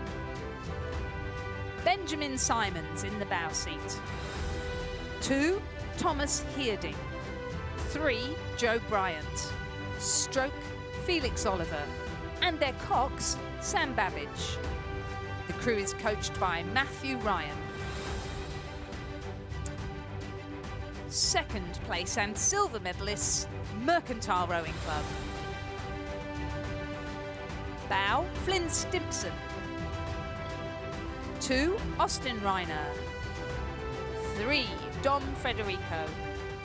Stroke, Joshua Bortolucci. And their cox, Hayley Verbunt. The crew is coached by Michael Mackay and Brendan Scott.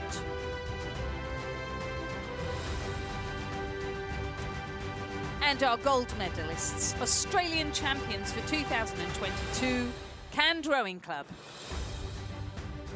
Supported by the Queensland Academy of Sport. Bow, Daniel Horsley.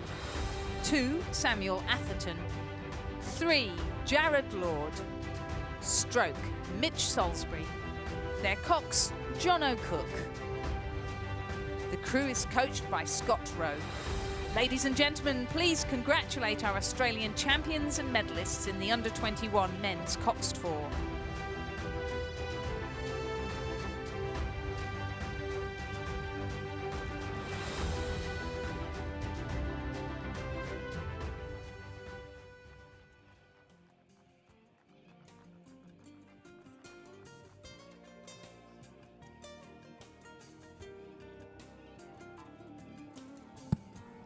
On the course now is the under-23 Men's Double Scull Championship with Corio Bay UTS Haberfield Composite of Alexander Wood and Xavier Hall Sullivan in lane 2.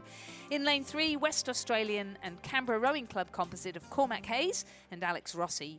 In lane 4, Harry Crouch and Torren Olsen from Sydney Rowing Club and the New South Wales Institute of Sport. In lane 5, Sam Green from Commercial with Dylan Rhodes from Cand. In lane 6, the Banks Composite of James Gardiner from Melbourne University Boat Club and Marcus Kane from Banks. And in lane 7, another composite, Callum Deckers from Torrens with Benjamin Irving from Mossman Rowing Club.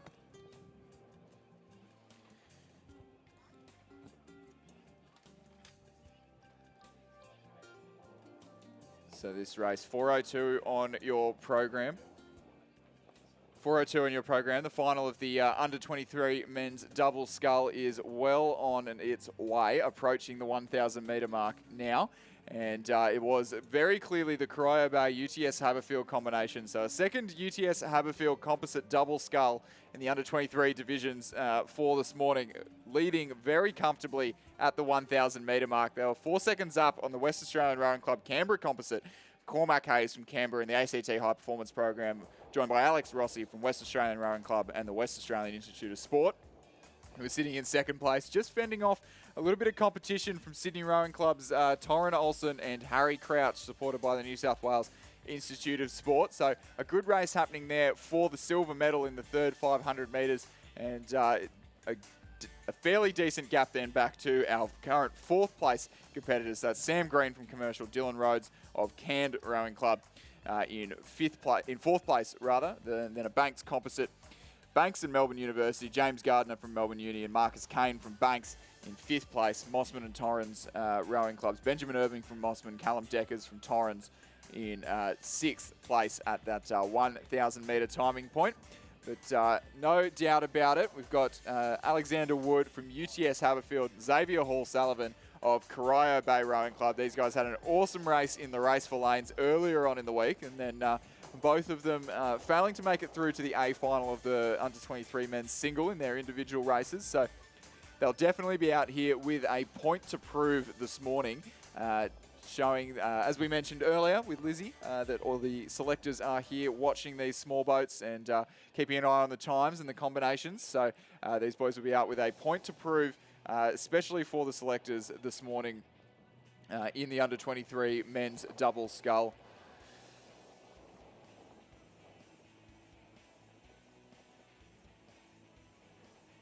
Through the 1,500 metre mark now, Alexander Wood and Xavier Hall Sullivan, rather, of UTS Haberfield and Corio Bay Rowing Clubs, clear leaders by almost 8 seconds at the 1,500 metre mark. It's still Cormac Hayes of Canberra in the ACT High Performance Program and Alex Rossi of West Australian Rowing Club, West Australian Institute of Sport in 2nd place, and Sydney Rowing Club's Torren Olsen, Harry Crouch, coached by Donovan Seck and Shay Mulvaney. They were both on the under-23 sculling team last year, but sitting back in 3rd place now. And some real pain faces coming there from Torren Olsen and also from Cormac Hayes of Canberra Rowing Club as he battles on to hold off any late challenges in the last 400 metres of the race. It's definitely still Alexander Wood of UTS Haberfield and Xavier Hall Sullivan in the stroke seat from Corio Bay, who are our clear race leaders in the under-23 men's double scull, rather, as we approach the last 175 metres of the course here at Lake Ngambie. Looking very tidy indeed at the head of the field.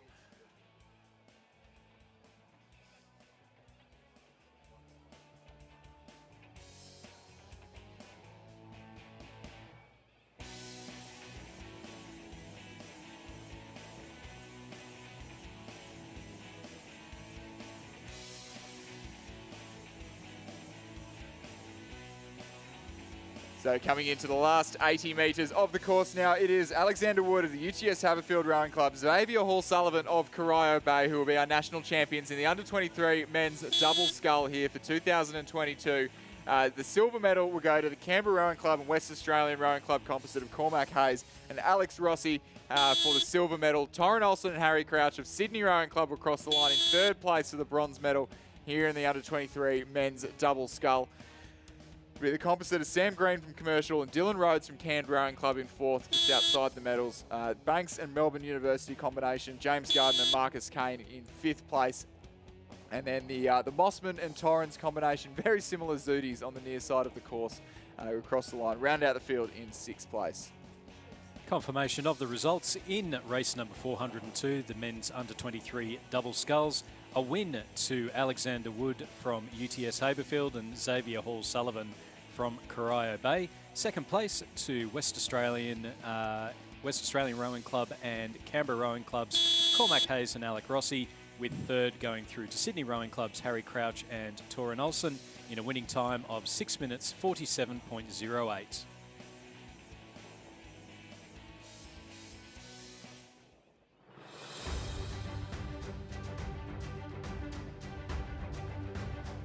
Ladies and gentlemen, the presentation of medals for the under-23 women's double scull.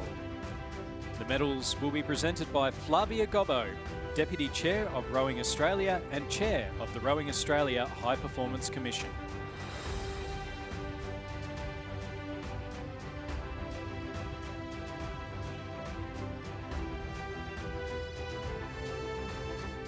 Third place and bronze medalists from the University of Queensland and Mercantile Rowing Club, Louisa Bongrain from Mercantile and Elizabeth Newell from the University of Queensland Boat Club.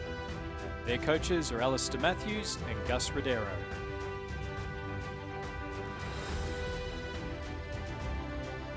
In second place and silver medalists from Sydney University, supported by the New South Wales Institute of Sport, Ella Menzies and Nicola Greenland. They're coached by Alfie Young and Jack Hanley.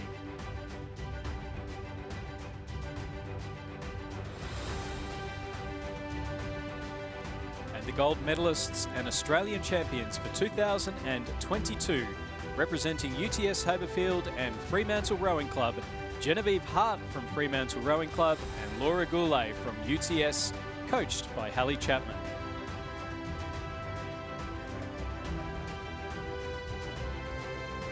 Please congratulate all our 2022 Australian champions and medalists.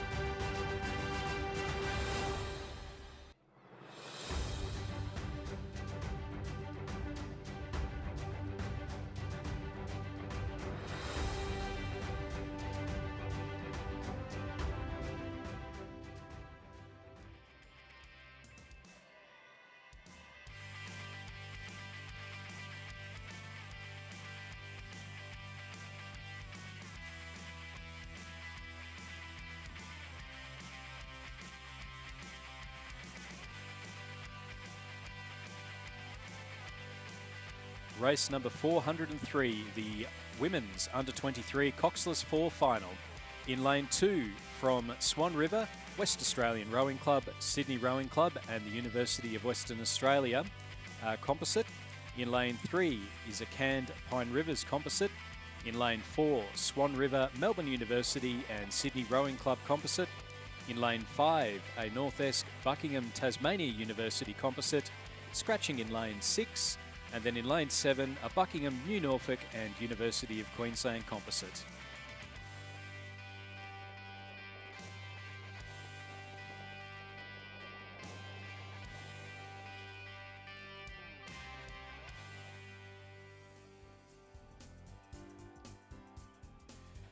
So just about every club in the country represented here in the final of the under-23 Women's Coxless 4. We have 5 composite crews. Our only non-composite crew was the Adelaide University crew in lane 6. They obviously knew that they stuck out like a sore thumb and they've scratched for that reason. So just about every club in the country represented, not Mercantile Rowing Club, which is the home club of Triple Olympic gold medalist Drew Ginn, who I'm reliably informed is watching and enjoying our fantastic drone footage here this morning. Fantastic that the wind has held off enough for us to get access to this amazing footage. The under-23 women's Coxless 4. It does look like, as we go through the 500 metre mark, it's the crew on the far side of the course. Swan River, West Australian Rowing Club, Sydney University and University of Western Australia, who are coming across in first, but it is really tight at the just past the 500 metre mark. So it was that Crew on the far side, the Swan River Composite. The Swan River Composite in the centre of the course with Melbourne University and Sydney Rowing Club. And then also the crew on the near side of the course, the Buckingham, New Norfolk and University of Queensland Composite. Those three crews throw a blanket over at the early stages of the race. And not to discount the canned composites in lane 2. It's Lukey Smith of canned, Georgia Stoddart of Pine Rivers, and then Rosie Turnbull and Jess Scott also of canned, coached by Scott Rowe and Ray Smith. They're sitting probably now in second or third. Things really hotting up in the opening stages of the under-23 women's Coxless 4. So great to see some tight racing here this morning. We've had a lot of impact of the wind on the lanes, and it is great to see some competition, especially coming from lane 7 here in the under-23 women's Coxless 4. As I say that, it looks like the crew in lane number 1, the Swan River, West Australian Rowing Club, Sydney Rowing Club and University of Western Australia Composite have just strode out to about a boat length lead here in the under-23 Coxless 4. So that's Claire Netherway of the University of Western Australia, supported by the Western Australian Institute of Sport, Lauren Graham of Sydney Rowing Club and supported by the New South Wales Institute of Sport, Jolie Patterson of West Australian Rowing Club and supported by the WA Institute of Sport, and Rebecca Pretorius of Swan River Rowing Club, that crew coached by Mark Beer, Jamie Hewlett and Lachlan Carter, who have just broken out clear water over the crew from Canned and Pine Rivers in lane 2. Them in turn have just got half a boat length lead on the Buckingham Composite on the near side of the course, who narrowly lead out the crew in the centre of the course, the Swan River, Melbourne University and Sydney Rowing Club Composite. That's Neve Graham of Sydney Rowing Club, Sarah Ure of Melbourne University Boat Club, Georgia Hughes of Swan River Rowing Club and Leah Franklin, also of Swan River Rowing Club, coached by Mark Beer and Mitchell Nelson. That crew in the centre of the course sitting in 4th place just narrowly at this stage, but look to have the momentum through the third 500 metres. Buckingham Composite on the near side of the course. So as I said, great to see a crew in lane 7. It is definitely the least advantageous lane on the course at this stage. And great to see a crew in lane 7 absolutely sticking it to the field. So it's the Buckingham Composite. Phoebe Robertson from the University of Queensland Boat Club. Alexandra Rooney, also of the University of Queensland Boat Club. Molly McCausland of New Norfolk. And Isabel Higgins of Buckingham Rowing Club, coached by Abby Crow and Gus Rodero. So the Queensland-Tasmanian combination on the near side of the course, really knocking on the door of the medals. It's definitely the Swan River Composite on the far side of the course. West Australian Rowing Club, Sydney Rowing Club, University of WA and Swan River Rowing Club, who are sitting well clear in the lead. So Lauren Graham in the stroke seat there, leading that bucket-rigged crew on the far side of the course. And a little bit of clear water opening up, about half a boat length of clear water opening up over the Canned and Pine Rivers Composite. Lukey Smith, Georgia Stoddart, Rosie Turnbull and Jess Scott in the silver medal position at the moment as they approach the 1500 metre timing mark. It looks like a good move in the third 500 from the Swan River Composite in lane 4. Neve Graham, sister of Lauren Graham, who is in the leading crew, joined by Sarah Ure of Melbourne University Boat Club and then Georgia Hughes and Leah Franklin, both of Swan River. Looks like a pretty good move from them in the third 500 metres. We'll see how that pans out at the 1500 metre mark as the Buckingham Composite in lane 7 making good progress here this morning.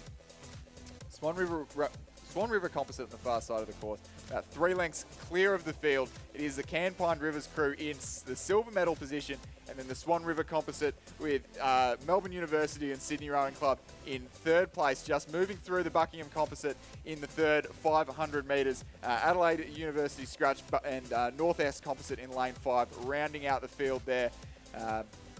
So the Swan River Composite in lane 4 really knocking on the door and asking some questions of the Canned Composite, who have sat in the silver medal position all the way through the race. Our leaders fairly well decided at this stage. The crew of Claire Netherway, Lauren Graham, Jolie Patterson and Rebecca Pretorius sitting well clear of the field. But the Canned crew, Lukey Smith, Georgia Stoddart, Rosie Turnbull and Jess Scott, definitely not having the easiest last 500 metres as they come under some significant pressure from the crew in lane 4, the Swan River, Melbourne Uni and Sydney Rowing Club Composite. It is getting very hard to keep track of all of these composite crews here. As I said, almost every club in the country represented in this race here.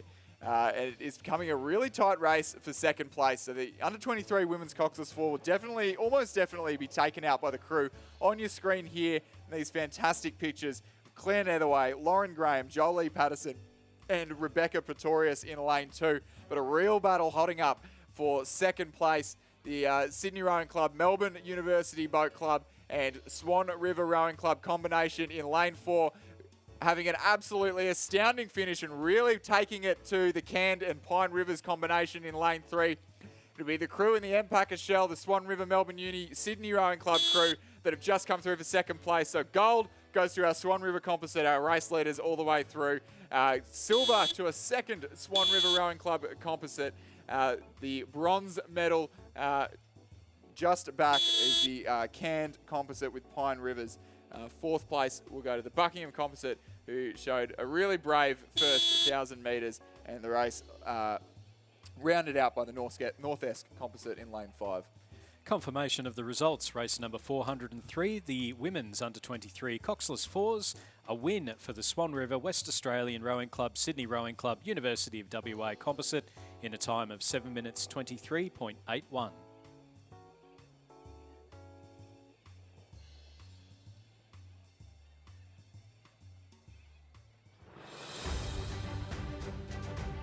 Ladies and gentlemen, the presentation of medals for the under-23 men's double scull. The medals will be presented by Andrew Swift, Chief Executive Officer of Rowing South Australia.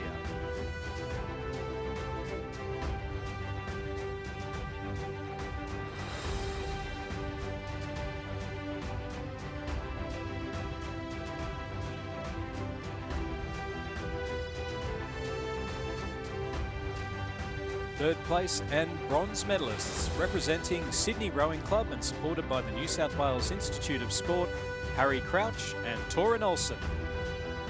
They're coached by Donovan Seck and Shane Mulvaney.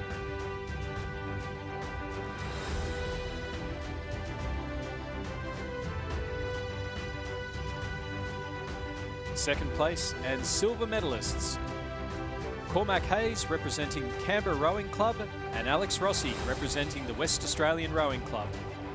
They're supported by the West Australian Institute of Sport and the ACT High Performance Program.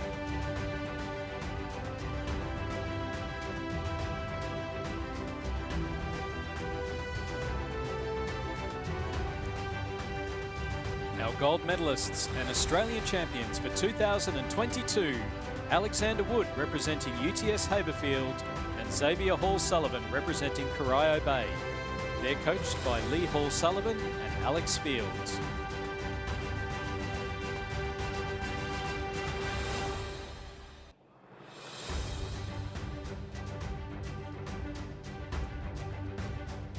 Please congratulate all our 2022 Australian champions and medalists.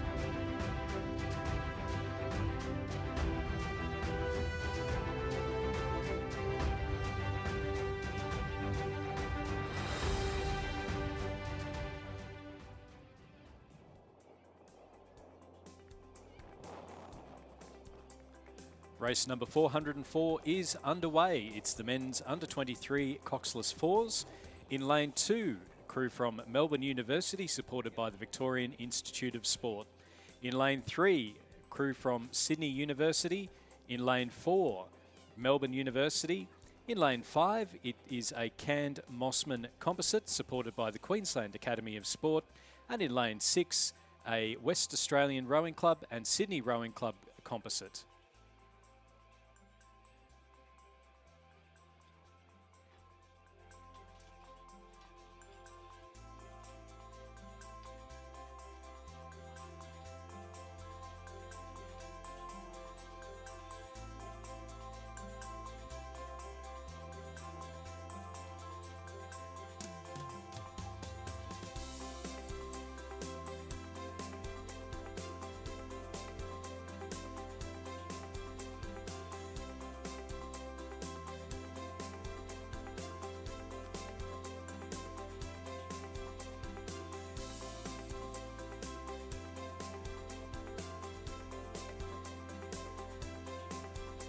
So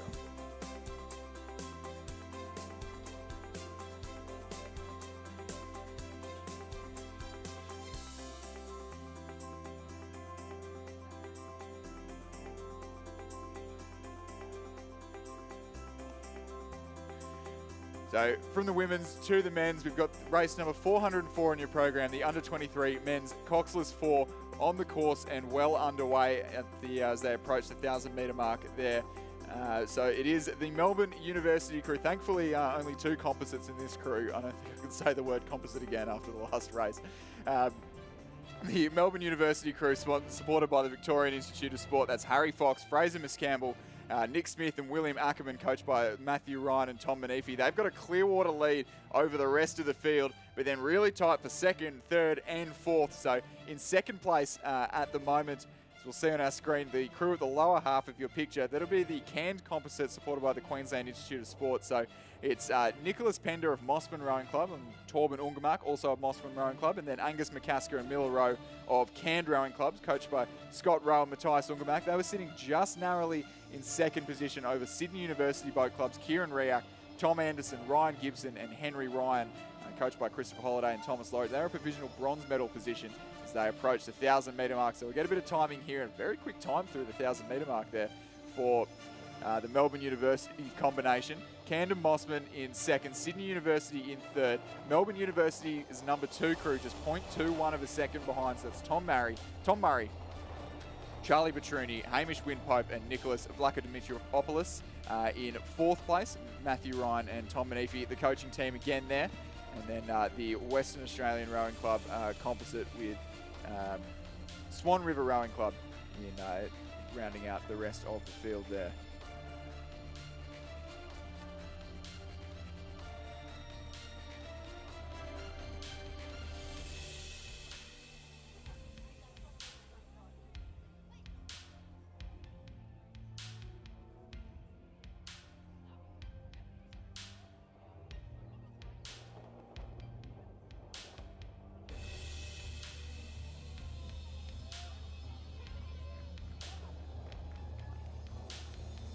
So on the screen there, you can see the fantastic pictures of our leading crew from Melbourne University. Harry Fox, Fraser Miscampbell, Nick Smith and William Ackerman as they storm through the 1,250-metre mark.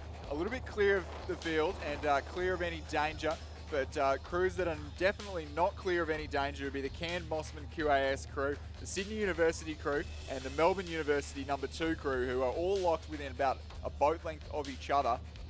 At the moment, in the third 500-metre mark, it is the Sydney University crew who's moved through the Canned Mossman QAS combination for second place. That's the crew of Kieran Riak, Tom Anderson, Ryan Gibson and Henry Ryan. They sit just half a boat length up on the Canned Mossman combination on the near side of the course.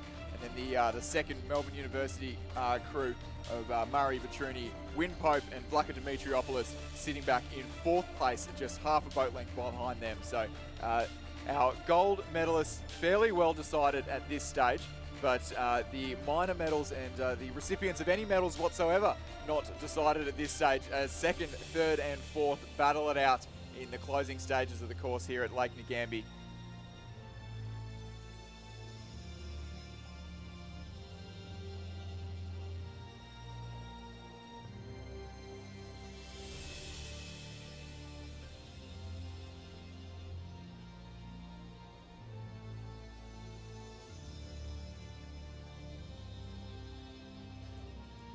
So it is Melbourne University, supported by the Victorian Institute of Sport, Fox, Miscampbell, Smith and Ackerman, who have led this race from start to finish. A dominant display of Coxless 4s rowing out here at Lake Ngambie today. They enter the red buoys of the last 100 metres. They're followed by Sydney University, about half a boat length of clear water, so that margin has narrowed slightly, but they're not in any danger. Sydney University really having questions asked of them from the Mossman and Canned composite. There was a trade in the lead about halfway down the course, but Mossman and Canned really moving now in the closing stages of the race. Mossman and Canned will come through Sydney University, and a crab on the line for Sydney University. Mossman and Canned will take the silver medal position. Sydney University Boat Club take the bronze medal position, and Melbourne University number 2 cross the line just outside the medals in fourth place. And the Western Australian Rowing Club, Sydney Rowing Club combination in lane number 6 will round out our field in 5th place. Confirmation of the results in the under-23 men's Coxless 4s. A win for Melbourne University, supported by the Victorian Institute of Sport. Second to the Canned Mossman Composites. supported by the Queensland Academy of Sport, and third to Melbourne University in a winning time of 6 minutes 20.77.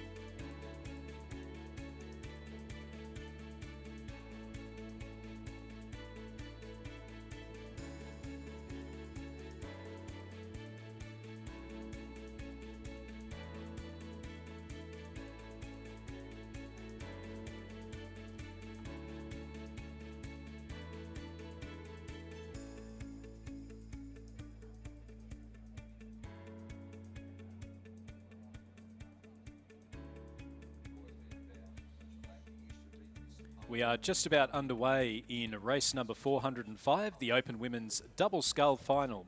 In lane 1 from UTS Haberfield, Michaela Franz and Olivia Bartram, coached by Hallie Chapman and Alex Field.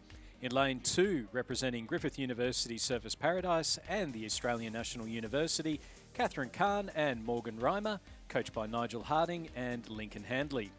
In lane 3 from Brisbane and GPS, Marnie Evans and Kate Morris, coached by Catherine and Alan Borgia. In lane 4 from Corio Bay, Sydney Arnold and Lauren Murphy, coached by Alan Darker. In lane 5 from Barwon and Easter, Joan Poe and Molly Clark-Fernandez.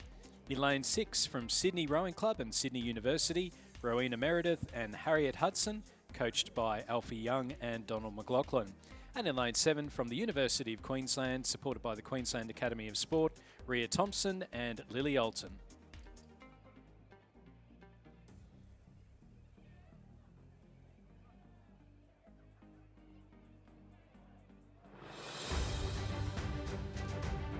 Ladies and gentlemen, the presentation of the medals for the Under-23 Women's Coxless 4. The medals will be presented by Sarah Black, Rowing West Australian Development and Operations Manager.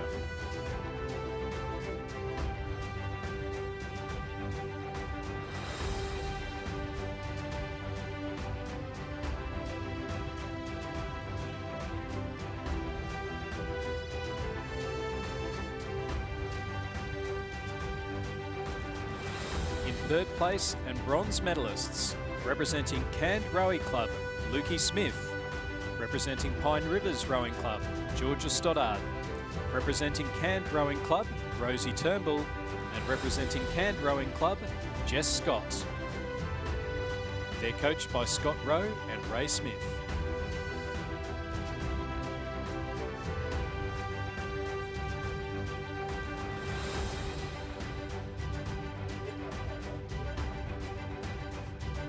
In second place and silver medalists, Representing Sydney Rowing Club, Neve Graham. Representing Melbourne University Boat Club, Sarah Diure. Representing Melbourne University Boat Club, Bridget Harwood. And representing Swan River Rowing Club, Leah Franklin. They're coached by Mark Beer and Mitchell Nelson.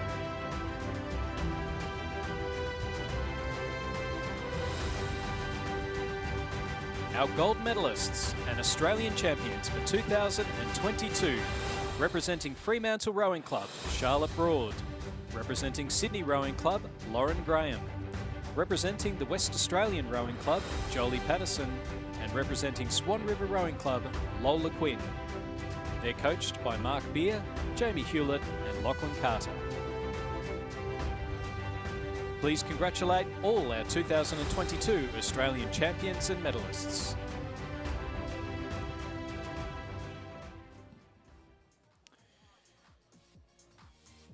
And back down on the course now. We've got quite an interesting race hotting up here. So the final of the Open Women's Double Scull.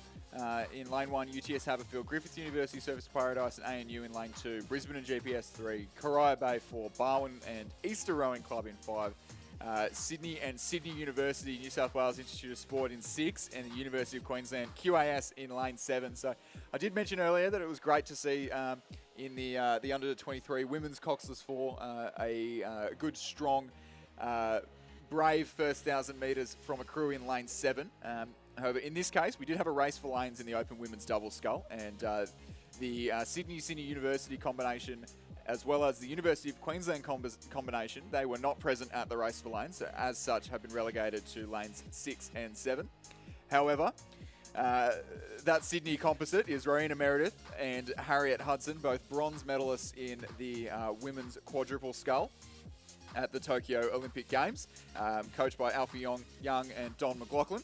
And then in lane 7 is Rhea Thompson, who was also in that bronze medal winning quadruple scull at the Tokyo Games, and joined there by Lily Alton. So those less advantageous lanes really not going to phase those girls too much. Our UTS Haberfield crew in the far side of the course, Michaela Franz and Olivia Bartram, were our winner of the race for lanes, but probably maybe a touch disappointed to see that those crews had turned up to the final today. So at the 1,000-metre mark, just coming into the enclosed portion of the course here at Lake Ngambia, it was Rowena Meredith from Sydney University Boat Club and Harriet Hudson of Sydney Rowing Club, both supported by the New South Wales Institute of Sport, who are doing a fantastic job of it at the head of the field, about 2 or 3 lengths clear of Rhea Thompson and Lily Alton of the University of Queensland, and supported by the Queensland Academy of Sport. So we see that fantastic drone footage getting nice and close in on those two crews, giving us a great perspective on what is happening on the course. Up close and personal there with Rhea Thompson in the bow seat and Lily Alton in the stroke seat of the University of Queensland QAS boat. And we have Rowena Meredith from Sydney University Boat Club in the bow seat, Harriet Hudson from Sydney Rowing Club in the stroke seat, to Tokyo Olympic bronze medalists out here leading the final of the Open Women's Double Scull. It is the first appearance here at the regatta for Harriet Hudson. She was originally planning to do this event with Sarah Hoare of Sydney Rowing Club, but the schedule didn't work. And then an opportunity has come up last minute to pair up with Rowena Meredith from Sydney University. And obviously that last minute pairing doing fairly comfortably at the head of the field. 7.91 seconds the margin at the 1,500 metre mark, back to the University of Queensland. We'll wait a little bit for our third place crew to cross the line. We'll see Michaela Franz and Olivia Bartram of University of Technology Sydney Haberfield Rowing Club in third place. Michaela Franz being a lightweight in the New South Wales team, and Olivia Bartram the reserve for the New South Wales Queen's Cup. Those races both happening on Sunday afternoon. In fourth place at that 1,500 metres timing point, the Griffith University Surfers Paradise Composite with the Australian National University. That's Morgan Reamer of Griffith Uni and Catherine Kahn of the Australian National University. Brisbane and GPS in fourth place, Marnie Evans and Kate Morris. And then the Barwon and Easter Rowing Club combination of Joan Poe from Easter and Molly Clark-Fernandez from Barwon Rowing Club. Easter Rowing Club being a club in Singapore, and Joan Poe being the Singapore single sculler at the Tokyo 2020 Games held last year. And great great to see that some international travel is back on, and Joan can be with us here at the 2022 Australian Rowing Championships to continue her preparation towards the Paris Olympic Games. But it is all about Rowena Meredith and Harriet Hudson of Sydney University Boat Club and Sydney Rowing Clubs, respectively, at the head of the field here in the Open Women's Double Scull. The crew supported by the New South Wales Institute of Sport. Both girls with a very comfortable lead over the field here, but not backing up, putting on a great show for the crowd. Our Olympic bronze medalists will cross the line to take the national championship in the Open Women's Double Scull. Gold to Harriet Hudson and Rowena Meredith. The silver medal will go to University of Queensland. That crew comprising of Rhea Thompson, another Olympic bronze medalist in the bow seat there, and joined by Lily Alton in that boat. The bronze medal will go to UTS Haberfield on the far side of the course. Michaela Franz and Olivia Bartram, coached there by Hallie Chapman and Alex Field.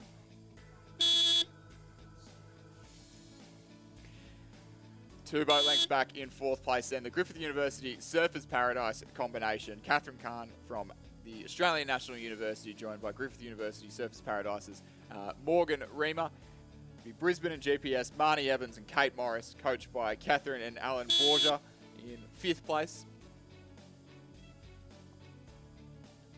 And then to complete our field now, we'll see the Barwon Composite with Easter Rowing Club, Joan Poyer, Singaporean single sculler, and Molly Clark Fernandez of Barwon Rowing Club to cross the line in sixth place. And they'll be joined by Corio Bay, Sydney Arnold, and Lauren Murphy in the centre of the course to round out this final of the Open Women's Double Scull. Confirmation of the results in the Open Women's Double Scull Race 405. A win for the Sydney University Sydney Rowing Club Composite in a time of 7 minutes 25.98.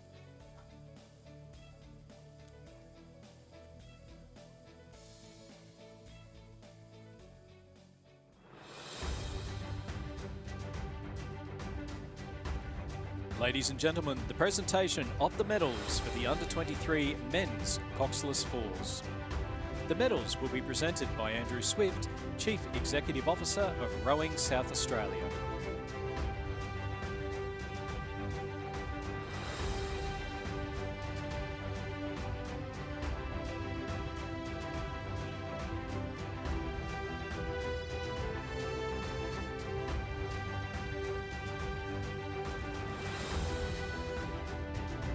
In third place and bronze medalists representing Sydney University, Kieran Riak, Tom Anderson, Ryan Gibson and Henry Ryan.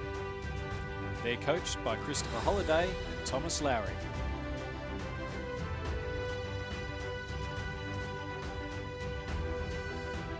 In second place and silver medalists, Nicholas Pender representing Mossman Rowing Club, Torben Ungermack representing Mossman Rowing Club, Angus McCasker representing Cairn Rowing Club, and Miller Rowe representing Cairn Rowing Club. They're coached by Scott Rowe and Matthias Ungermack.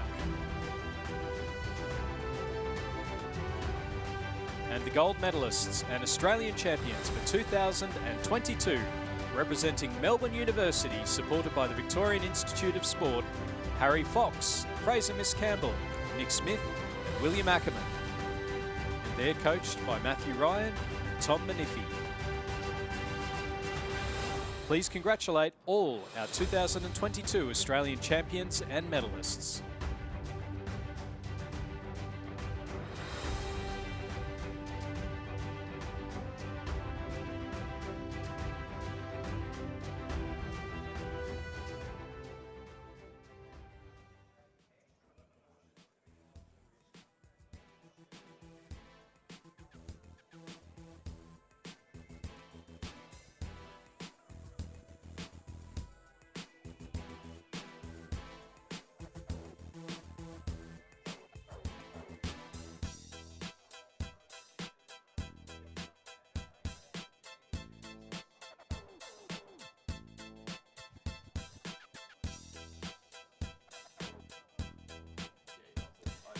Racing is underway in race number 406, the Open Men's Double Scull. In lane 1 from the Australian National University and Mercantile Rowing Club, supported by the ACT Academy of Sport and the Victorian Institute of Sport, Red Matthews and Hamish Harding, coached by Michael Mackay and Dave Romano. In lane 2, from Griffith University Surfers Paradise and Mercantile Rowing Club, Joel Kane and Jackson Free, coached by Michael Mackay and Marcus Free, supported by the Victorian Institute of Sport. In lane 3, from Tamar and North Esk, Jack Barrett and Joel Nakarin, coached by Brendan Long, Ken Davey and Trevor Barrett. In lane 4, from North Esk and Buckingham Rowing Club, supported by the Tasmanian Institute of Sport, Joseph Wilson and Connor Ryan, coached by Brendan Long, Brett Crow and Trevor Barrett.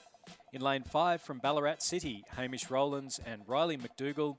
In lane 6, from the University of Western Australia and University of Queensland, Callum Britska and William Hines, coached by Michael Russell. And in lane 7, from Pine Rivers Rowing Club, Michael Hart and Henry Borgia, coached by Alan and Catherine Borgia.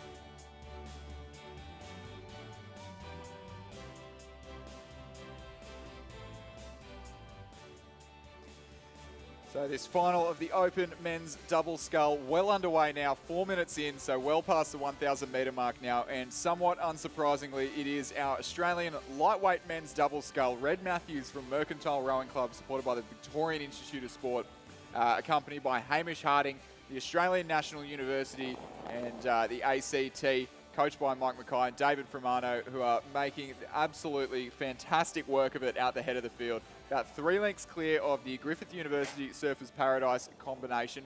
That's Joel Kane from Mercantile and the VIS, and Jackson Free from Griffith University Surfers Paradise on our screens now, who are sitting there comfortably in second place, about 3 lengths or two or 3 lengths behind our race leaders.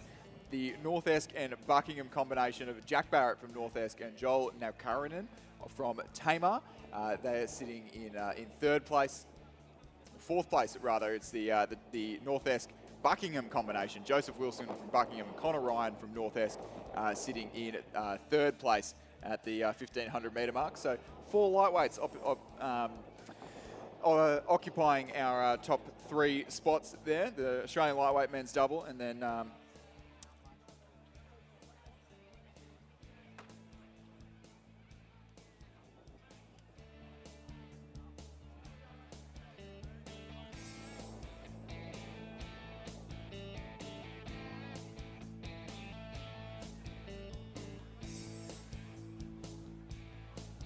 so a healthy spread on the field here, but no doubt about our race leaders from the start. The Australian lightweight men's double in the green and gold colours of their shell, with the kangaroo and the Southern Cross on the bow deck of their double scull. Hamish Harding from the Australian National University and Red Matthews of Mercantile Rowing Club in the bow seat, combining to make our Australian lightweight men's double, and very likely to be our Australian national champions in the Open men's double scull here today. That crew rowing very nicely in the calmer waters of the last 100 metres here at Lake Ngambie, about 4 lengths clear of our provisional silver medalists, Joel Kane from Mercantile and Jackson Free from the Griffith University Surfers Paradise. So Red Matthews and Hamish Harding will stride towards the line, take a comfortable victory in the Open lightweight men's double scull. And then it'll be Joel Kane from Mercantile combined with Jackson Free of Griffith University Surfers Paradise, coached by Michael Mackay and Marcus Free, who will take the silver medal the North Esk and Tamar composite crew of Joseph Wilson and Connor Ryan. Rather, the combination of Jack Barrett and Joel Nalkaranen from North Esk and Tamar in third place. Connor Ryan and Joseph Wilson of North Esk and Buckingham in fourth place. And a tight race hotting up here between Ballarat City and the University of WA, University of Queensland composite. So Ballarat City's Hamish Rowlands and Riley McDougall will take fifth place ahead of University of Western Australia's William Hines, who's joined by Callum Britsky of the University of Queensland. Pine Rivers, Michael Hart and Henry Borgia will cross the line in seventh place. Confirmation of the results in race number 406, the Open Men's Double Scull Final. A win for the ANU and Mercantile's Red Matthews and Hamish Harding. Second place to the Griffith University Surfers Paradise Mercantile Composite. And third to the Tamar North Esk Composite. The winning time, 6 minutes 41.26.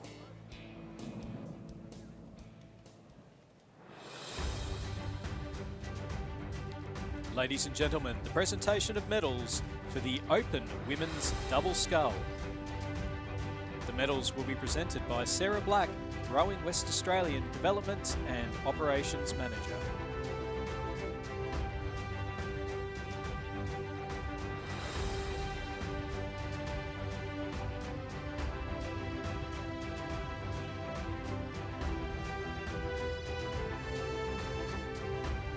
Third place and bronze medalists representing UTS Haberfield Rowing Club, Michaela Franz and Olivia Bartram.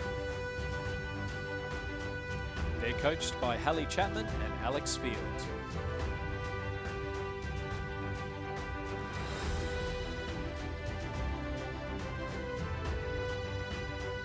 In second place and silver medalists representing the University of Queensland, Ria Thompson and Lily Alton. They're supported by the Queensland Academy of Sport.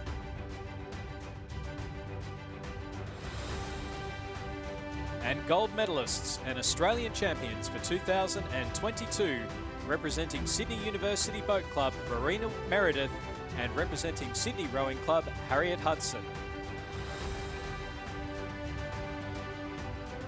They're supported by the New South Wales Institute of Sport and coached by Alfie Young and Donald McLaughlin.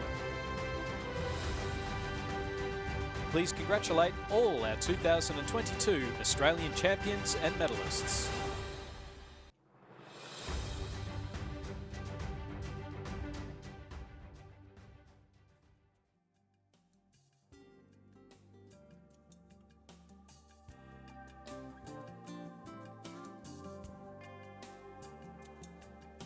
The next race to get underway in a couple of moments is race number 407.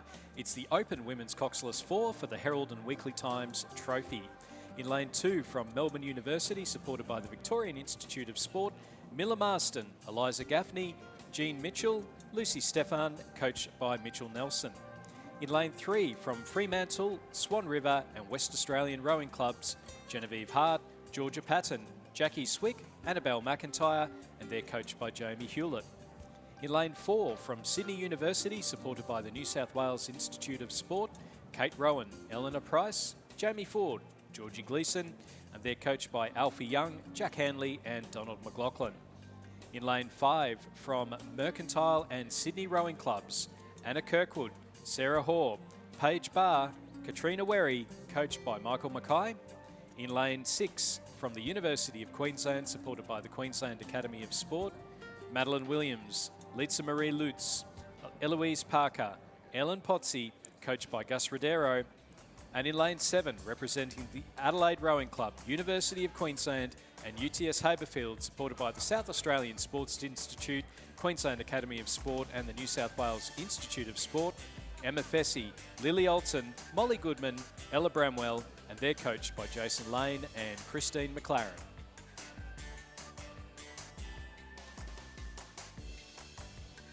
Thank you, Stuart. Thank you to Chris McCarthy for his great work over the last couple of hours. A race involving many composite crews suddenly on the course, so we thought it only fair to relieve him and let him draw breath for a few minutes at least. But a good race in prospect here. The Open Women's Coxsworth 4, the race for the Herald and Weekly Times Trophy. Of course, the event that recently joined the Olympic program, was won by the Australians in that wonderful race at the Tokyo 2020 in 2021 games held in the middle of last year. Unfortunately, there has been a scratching here of one of the well-credentialed crews on lane 7, what was the Adelaide University of Queensland UTS Haberfield crew. So a field of 5 remains. And as you can see from those fantastic shots coming in from overhead, a good race here right across the course. This is a straight final, so no heats required. There was a race for lanes about probably 3 days ago. It would have been on Tuesday's program. Not all the crews chose to participate in that race for lanes, as is the case. It's an optional race for lanes and a non-selection event. So the seedings, although they do come from the southern side, or the left-hand side of the screen if you're watching on the live stream, may not completely hold up in this event. And certainly the lane 6 combination, University of Queensland didn't compete in the race for lanes. And the lane 5 combination, Mercantile Sydney, I believe did race in the race for lanes, but had an issue with an underweight boat, so have been effectively given lane 5 instead. So the 5 crews are well and truly on their way. They're through the first 500 metres, and it is lane 3 who does lead the race. It is another composite crew, as they all are in this race, but an all West Australian composite combination here on lane 3 from the Fremantle, Swan River and West Australian rowing clubs.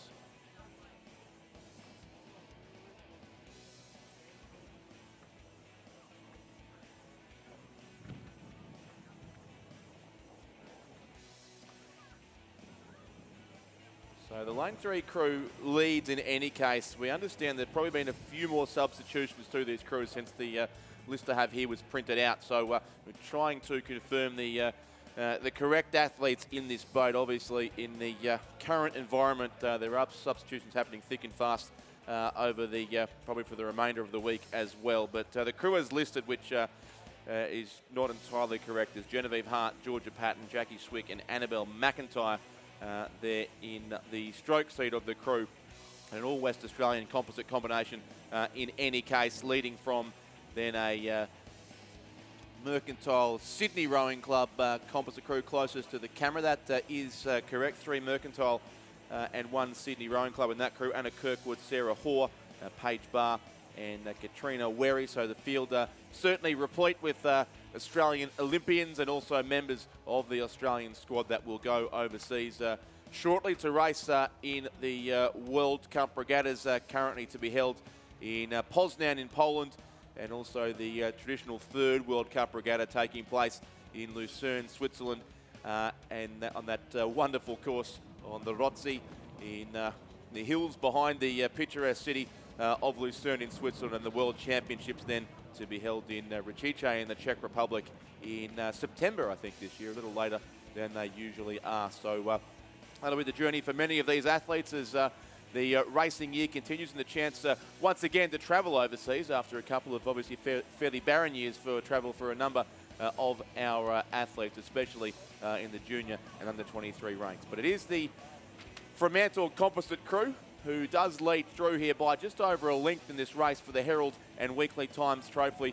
2.11 seconds the lead over a really good race for silver, bronze and also 4th place there between Mercantile Sydney lane 5, Melbourne University in lane 2 and also lane 4 there, the crew from Sydney University. Very close together, those three. About 2 seconds separate 2nd and 4th, and then quite a gap back to the University of Queensland, who are there in 5th position. The lane 6 combination, Madeline Williams, Liza Marie Lutz, Eloise Parker, Ellen Pozzi, coached by Gus Rodero. So the lead is clear. The Fremantle, West Australian and Swan River composite crew, although there's some change in the crew, that may not quite be the correct name either. Coming out after them, however, is Mercantile Sydney. They're in lane 5. Anna Kirkwood, Sarah Hoare, Paige Barr and Katrina Werry, coached by Michael Mackay, and they certainly are making this race interesting in the late stages. Also Melbourne Uni on the far side, Miller Marston, Eliza Gaffney, Jean Mitchell, Lucy Stephan and Mitch Nelson, the coach of that crew, ahead of Sydney Uni, Kate Rowan, Eleanor Price, Jamie Ford and Georgie Gleeson. So it is lane 3 holding on the Fremantle crew, but coming at them very quickly. Mercantile Sydney, they're in lane 5. Making up ground with every stroke they take, as are Melbourne Uni on the far side. It's still the West Australians ever so narrowly in front, but it'll be close here for the gold and also for the bronze with 2 or 3 strokes to go. The West Australian crew holding on, and they'll win it by a third of a length. Lane 3 gets up just over the crew in lane 5. Tight for bronze. Melbourne Uni, it will be just in 3rd place, then Sydney Uni 4th. A great finish there amongst the elite of Australian female sweepboard rowing, and 5th place will go to the crew from the University of Queensland in lane 6. Confirmation of the results in race number 407, the Open Women's Coxless 4. A win for the Fremantle Swan River West Australian Composite, 2nd place to the Mercantile Sydney Composite, and 3rd to Melbourne University. The winning time, 6 minutes 58.9.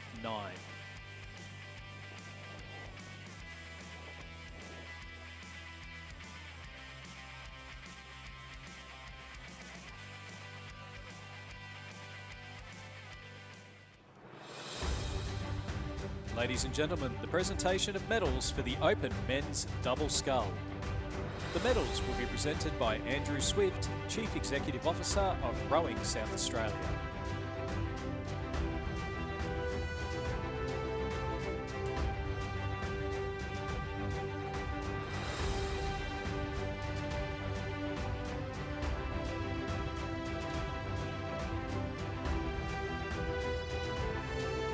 Third place and bronze medalists, representing North Esk, Jack Barrett, and representing Tamar, Joel Nakakaran.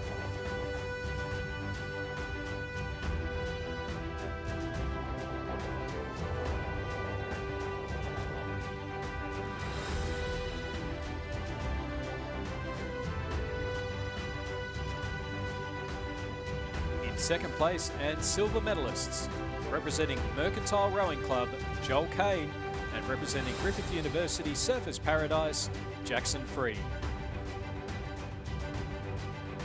They're coached by Michael Mackay and Marcus Free and supported by the Victorian Institute of Sport. And the gold medalists and Australian champions for 2022, representing Mercantile Rowing Club, Red Matthews, and representing the Australian National University, Hamish Harding. They're supported by the Victorian Institute of Sport and the ACT Academy of Sport, and coached by Michael Mackay and Dave Romano. Please congratulate all our 2022 Australian champions and medalists.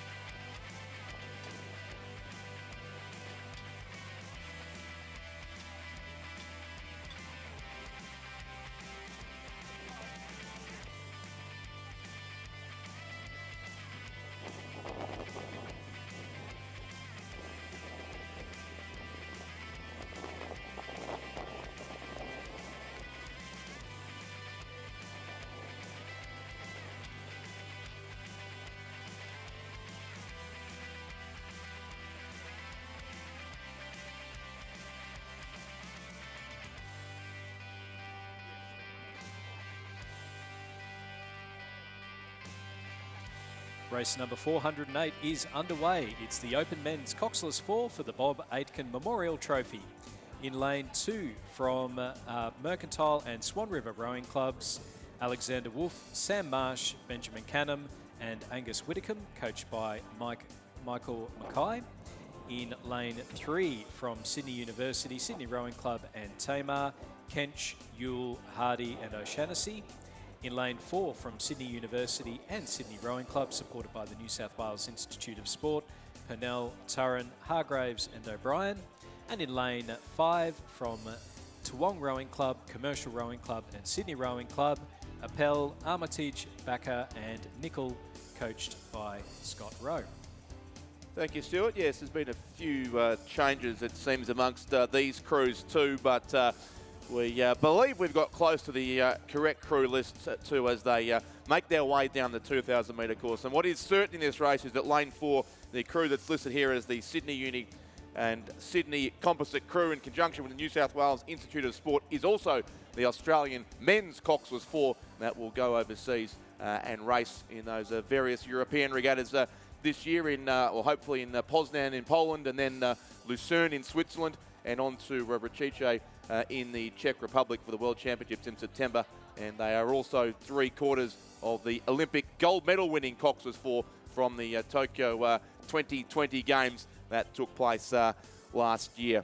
So that's the lane 4 combination. You'd venture that'd be narrow favourites for the race, and they have very narrow leaders at halfway, 0.3 of a second between the lane 4 combination. Alex Purnell, Spencer Turren, Jack Hargraves and Jack O'Brien, who's the new selection into the crew this year in place of Alex Hill, the South Australian who won a gold medal last year, and they lead ever so narrowly. In fact, it really is stroke for stroke there in the middle stages of the course, ahead of Sydney Uni, Sydney and Tamar, Jackson Kench of Sydney Uni, Henry Yule of Tamar, Sam Hardy of Sydney Rowing Club and Will O'Shanassy from the Sydney University Boat Club, the two crews out in front here, with Clearwater back on the rest of the field.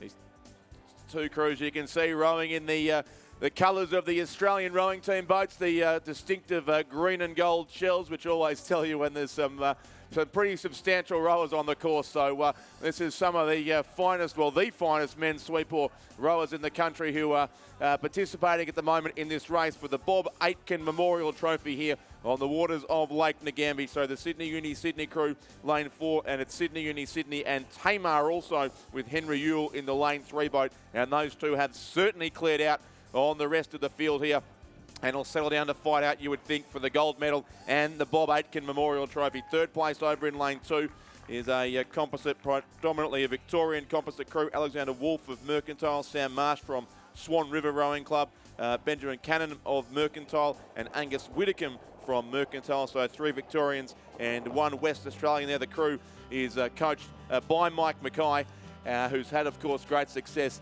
in this event with 2 Olympic gold medals. And the other crew back in 4th place is a Queensland New South Wales combination. Elliot Appel, Jack Armitage, Adam Backer and also Alex Nickel in the crew there over in lane 4, and they are back in lane 5 in fact it is, who are back in 4th position. So it was 1.46 seconds from first to second after 1,500 metres. The crew closest to the spectator side of the course here just has extended that maybe a little here over the last 300 or so. They're into the concluding stages now of this race, and still it is the Australian men's Cox Fair for Purnell, Turren, Hargraves and O'Brien, holding on ahead of Kench, Yule, Hardy and O'Shanassy. These two crews have had a great match race here down the centre lanes of Lake Ngambie, and they're well clear of the remainder of the field.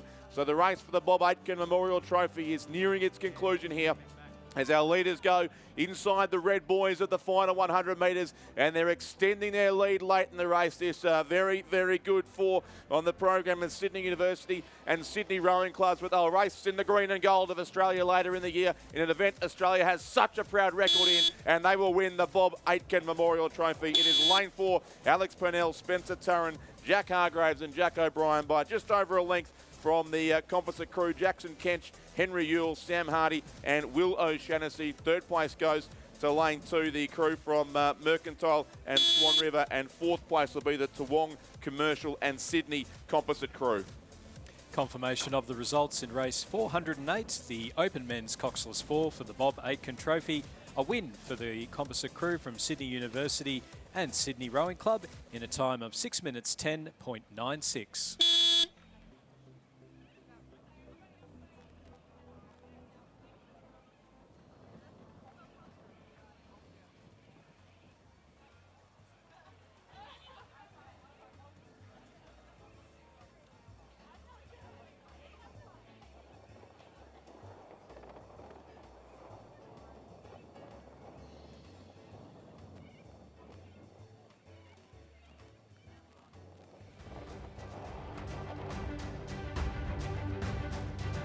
Ladies and gentlemen, the presentation of medals and the Herald and Weekly Times Trophy for the Open Women's Coxless 4. The medals and trophy will be presented by John Keogh, Hancock Prospecting Women's National Training Centre head coach.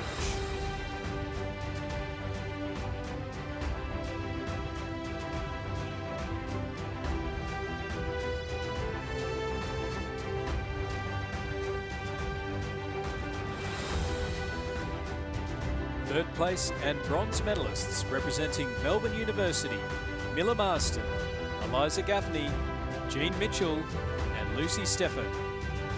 They're supported by the Victorian Institute of Sport and coached by Mitchell Nelson.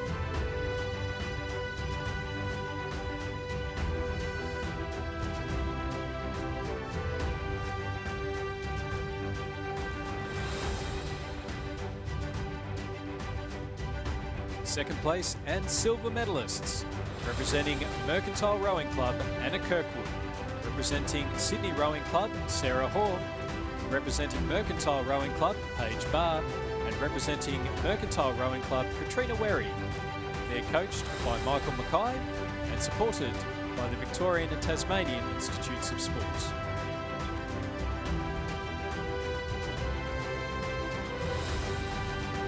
The gold medalists and Australian champions for 2022, representing Fremantle Rowing Club, Genevieve Hart, representing the West Australian Rowing Club, Georgia Patton, representing Swan River Rowing Club, Jackie Swig, and representing Fremantle Rowing Club, Annabelle McIntyre.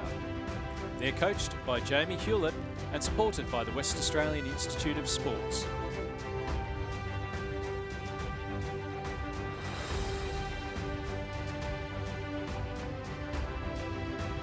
The Herald and Weekly Times Trophy will now be presented by John Keogh.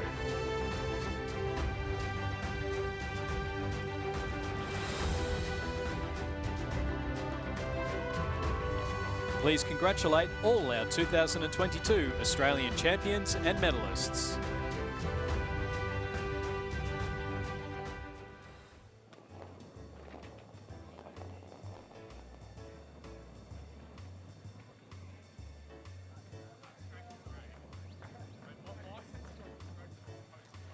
Race number 409, the Under-23 Lightweight Women's Double Scull is underway. In lane 2, representing Sydney Rowing Club and the West Australian Rowing Club, Georgia Seed and Grace Cypher. They're coached by Stefano Beloso, Lachlan Carter and supported by the New South Wales Institute of Sport. In lane 3, from Swan River Rowing Club, Lola Davies and Rebecca Bolster, coached by Mark Beer and Neville Kempton. In lane 4, representing Mersey Rowing Club and Adelaide University, Isabel Watson and Hannah Tippett. They're coached by Jason Lane, Lincoln Handley and Durick Hasselgrove.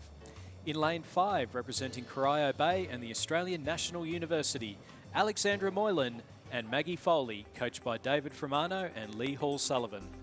In lane 6, representing Mercantile Rowing Club, Demetria Kirakopoulos, Olivia Evans, coached by Alistair Matthews and Michael Mackay. And in lane 7, from Buckingham Rowing Club, Phoebe Davis and Phoebe Teal, and they're coached by Abby Crow.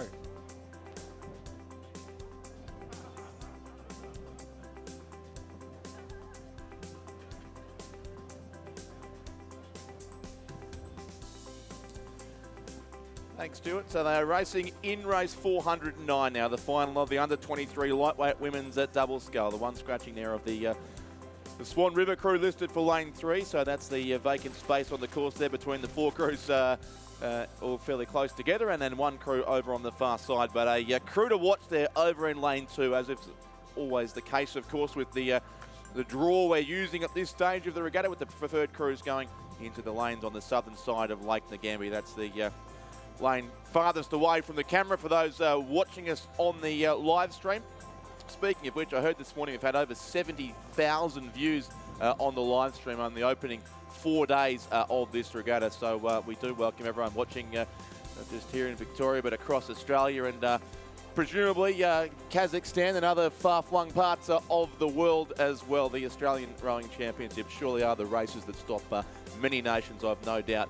But the crew over there from the Sydney and Western Australian rowing clubs of Georgia Seed and Grace Seifert did both race in the single scull, the under-23 lightweight single scull event concluding yesterday, and they finished collectively with the gold and silver medals. Grace Seifert of Sydney Rowing Club winning the race ahead of Georgia Seed from the West Australian Rowing Club. So certainly a crew to watch there over in lane 2, and they would be our race leaders. They had just under a second, 0.83 of a second, in fact it was, as they went through the 500 metre mark ahead of the Mersey and Adelaide University composite crew. The Jurek Hasselgrove, Jason Lane and Lincoln Handley coach combination there of Isabel Watson from Adelaide University and Hannah Tippett from the Mersey Rowing Club in Tasmania. So they sit either side of that vacant lane 3 there as we go high up above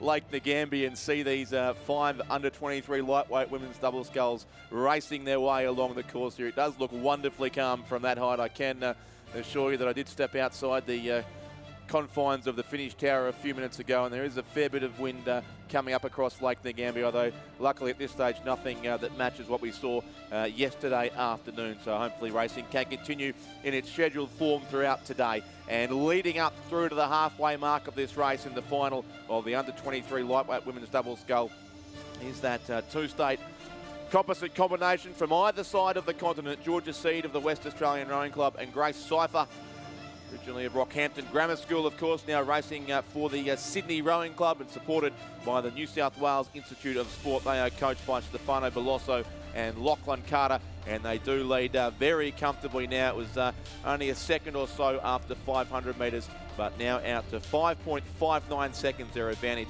over the Mersey and Adelaide University composite crew. Isabel Watson and Hannah Tippett there in second place. Third then would be another composite crew from 2 different parts of the country. Alexandra Moylan from the Australian National University and Maggie Foley of Corio Bay. And those 2 were 3rd and 4th in the final of the under-23 lightweight women's single scull yesterday.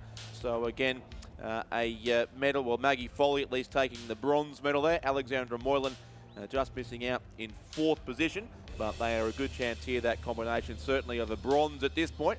And I suspect we'll have designs looking to run down the Mersey Adelaide Uni combination as well, which contains Isabel Watson, who was in 5th place in that same final. So the form is certainly stacking up here in the under-23 lightweight women's double scull final as they head down now into the final 650 metres of the course, and it is a substantial lead over on the far side of Lake Ngambia to Georgia Seed and Grace Seifert.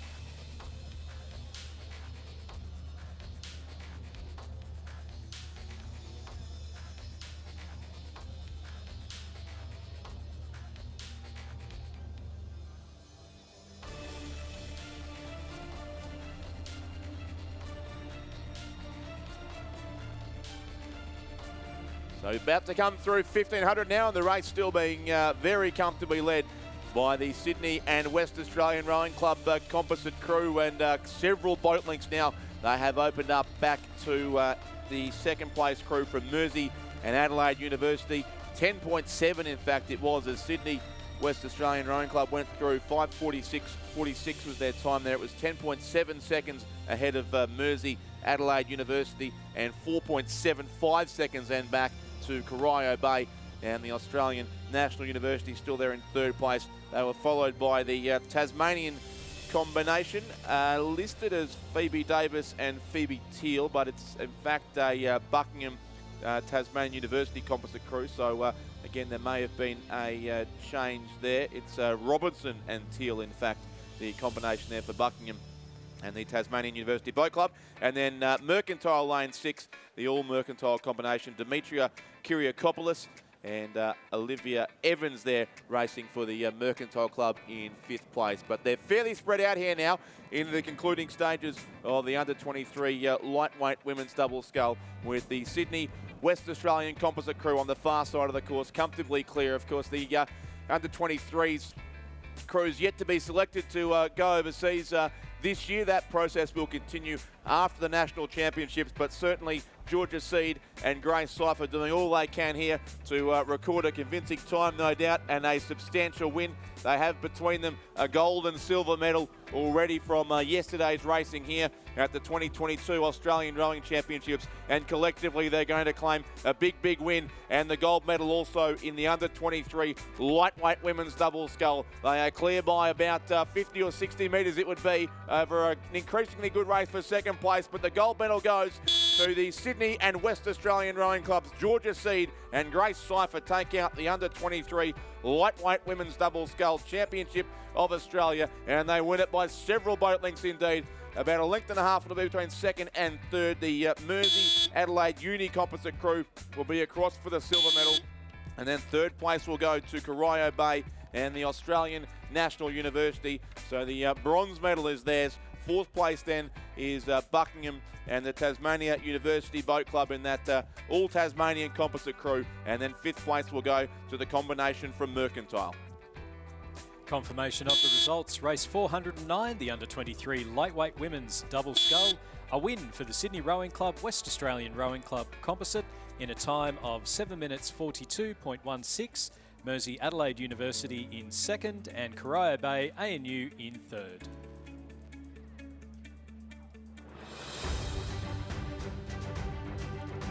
Ladies and gentlemen, the presentation of medals and the Bob Aitken Memorial Trophy for the Open Men's Coxless Fours. The medals and trophy will be presented by Andrew Gearin, Rowing Australia Life member.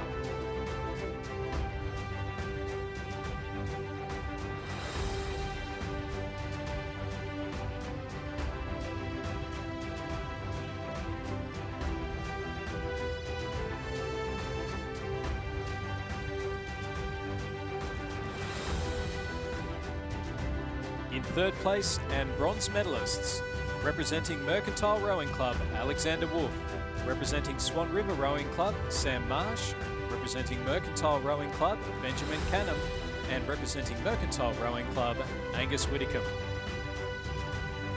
They're supported by the Victorian Institute of Sport and the West Australian Institute of Sport, and coached by Michael Mackay.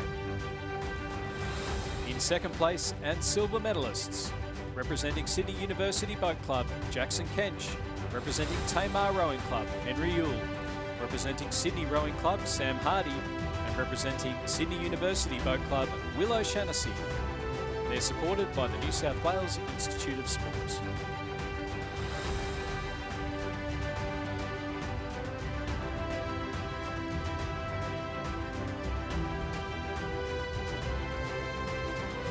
And the gold medalists and Australian champions for 2022, representing Sydney University Boat Club, Alex Pennell, representing Sydney Rowing Club, Spencer Turren, representing Sydney University Boat Club, Jack Hargraves, and representing Sydney University Boat Club, Jack O'Brien. They're supported by the New South Wales Institute of Sport. The Bob Aitken Memorial Trophy will now be presented by Andrew Gearin. Please congratulate all our 2022 Australian champions and medalists.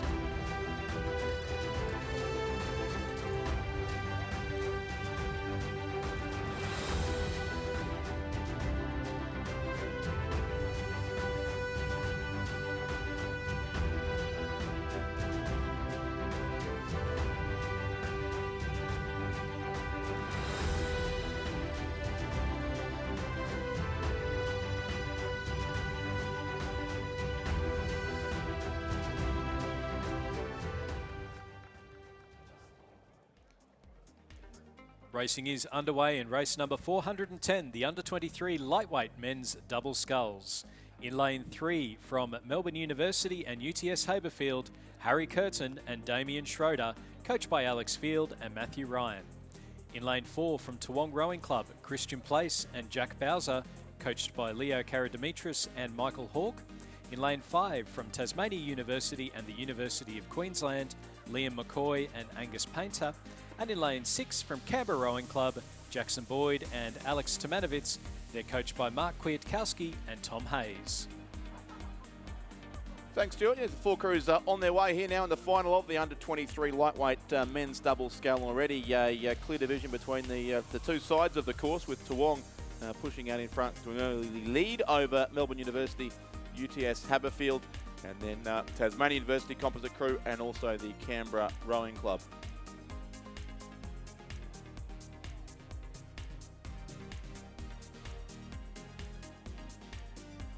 Reliably informed that Nikki Schroeder, the mother of Damien Schroeder, is watching this race very carefully from the presentation area, where she is a volunteer, one of the many volunteers assisting at this week's regatta under the stewardship of Lynn McCarthy in the presentations area. So we'll allow her to take a break for a few minutes and watch her son Damien row on this race for the Melbourne University Boat Club, along with Harry Curtin of UTS. And on the subject of the presentations area, we do also want to recognise the tray holders from the Caulfield Grammar School in Melbourne, who are undertaking that very important duty over the first 3 days of finals at this regatta, at least so for Thursday, Friday and Saturday.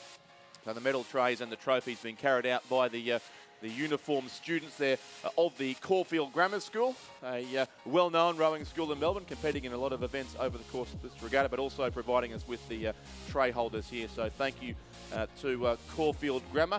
And on the subject of far-flung locations, hello to those watching us on the seas off Maria Island in Tasmania. You may well be our southernmost listeners, and well, you know who you are anyway. So we're good to see where the coverage is going to many, many corners of the continent.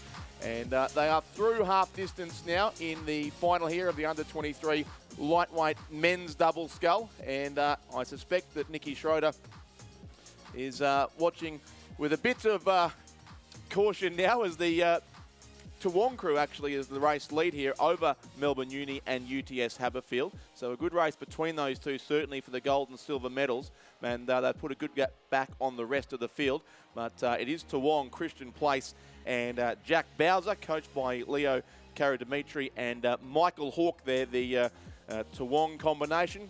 Christian Place, as we've noted a few times, won a swag of medals at Lake Barrington in Tasmania last year, and is well placed here to add to that collection and company here with Jack Bowser in the colours of the Toowong Rowing Club, rowing there in the Tim McDonald for Toowong, as we get some wonderful footage from these new HD cameras that have come on board for today's coverage. I know the staff from BMA who managed the production of this event has doubled from 4 to 8 for the remainder of the week. So you're going to see some great shots from some quality cameras, and of course that drone footage from high above Lake Ngambia as well over the final 3 days of this regatta, as the Australian Championship titles continue to be awarded. But a good race here, as is so often the case in lightweight racing between these two double sculls, Christian Place and Jack Bowser of Toowong, and beside them Harry Curtin from the University of Technology, Sydney, and Damien Schroeder of the Melbourne University Boat Club. They are coached by Alex Field and Matt Ryan, and they sit still probably about 2/3 of a length behind our race leader, so not too much has changed over the third 500 metres. It wasn't the decisive quarter in this race. That will come down to the final 500 metres, as our lane 4 and lane 3 combinations continue to fight out here for the title in the under-23 lightweight men's double scull. And then we go back a fair way to third place. It would be Liam McCoy of the University of Queensland Boat Club and Angus Painter of the Tasmania University Boat Club. They're certainly very much in bronze medal placing at this stage. They're the crew showing up on screen now on the streaming. And then in fourth place, it would be the Canberra Rowing Club, Jackson Boyd and Alex Tomanovitch, coached by Mark Kwiatkowski and Tom Hayes there. But a race in two in the under-23 lightweight men's double scull. It's Toowong still who've led most of the way through this race, but the composite crew over in lane 3, Melbourne University and UTS Haberfield will not give this one up without a fight all the way down to the line. You would have to think there's about 150 metres now to race, and still it is Toowong with their boat in front and just holding on by, it's probably about half a length now and maybe diminishing slightly as they head now towards the red boys of the final 100 metres of the race. So the under 23 lightweight men's double scull into the concluding stages now, and Harry Curtin of UTS and Damien Schroeder of Melbourne University throwing everything at our race leaders from Toowong, but Christian Place and Jack Bowser are responding as they had to do and keep their boat still clear by about 2/3 of the length. The line is in sight and they will get the win. Toowong taking out the under 23 lightweight men's double scull. Just ahead there of Melbourne Uni and UTS Haberfield in second place. So it's Christian Place and Jack Bowser, the Australian champions. Third place will go to the Tasmania University and University of Queensland composite crew. And then fourth on the northern side will be the combination from the Canberra Rowing Club as they approach the final few strokes of the race. Confirmation of the results in race number 410, the under-23 lightweight men's double sculls. The winning crew from Toowong in a time of 6 minutes 59. Second place to Melbourne University and UTS Haberfield, with third going through to Tasmania University and the University of Queensland.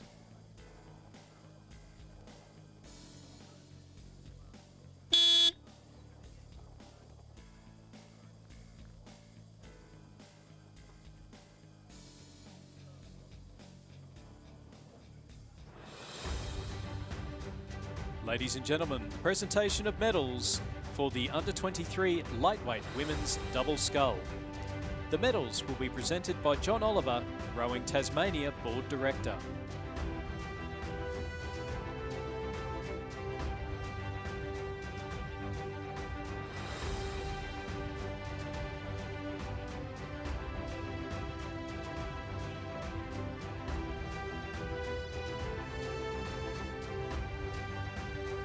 In third place and bronze medalists, representing the Australian National University Boat Club, Alexandra Moylan, and representing Corio Bay, Maggie Foley. They're coached by Dave Framano and Lee Hall Sullivan, and supported by the ACT Academy of Sport. In second place and silver medalists, representing Adelaide University, Isabel Watson, and representing Mersey Rowing Club, Hannah Tippett. They're coached by Jason Lane, Lincoln Handley and Jerry Castlegrove.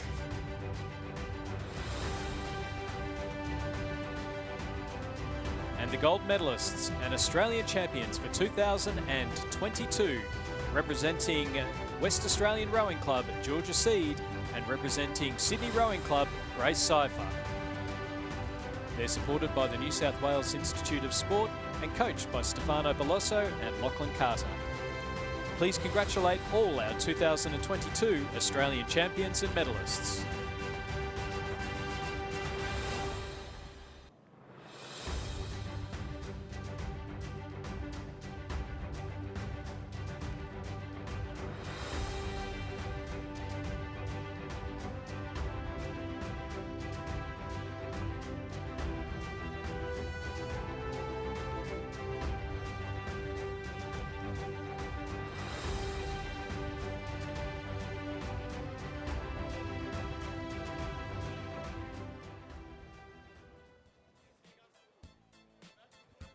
Racing is underway in race 411. It's the under-23 lightweight men's coxless fours.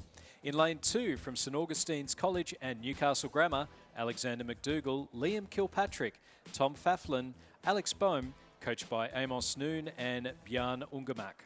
In lane 3 from UTS Haberfield, Canberra Rowing Club and Toowong Rowing Club, Cameron Ogilvie, Sam Parry, Ethan Toscan, Jack Henderson, coached by Alex Field, David Framano and Leo Karadimitris.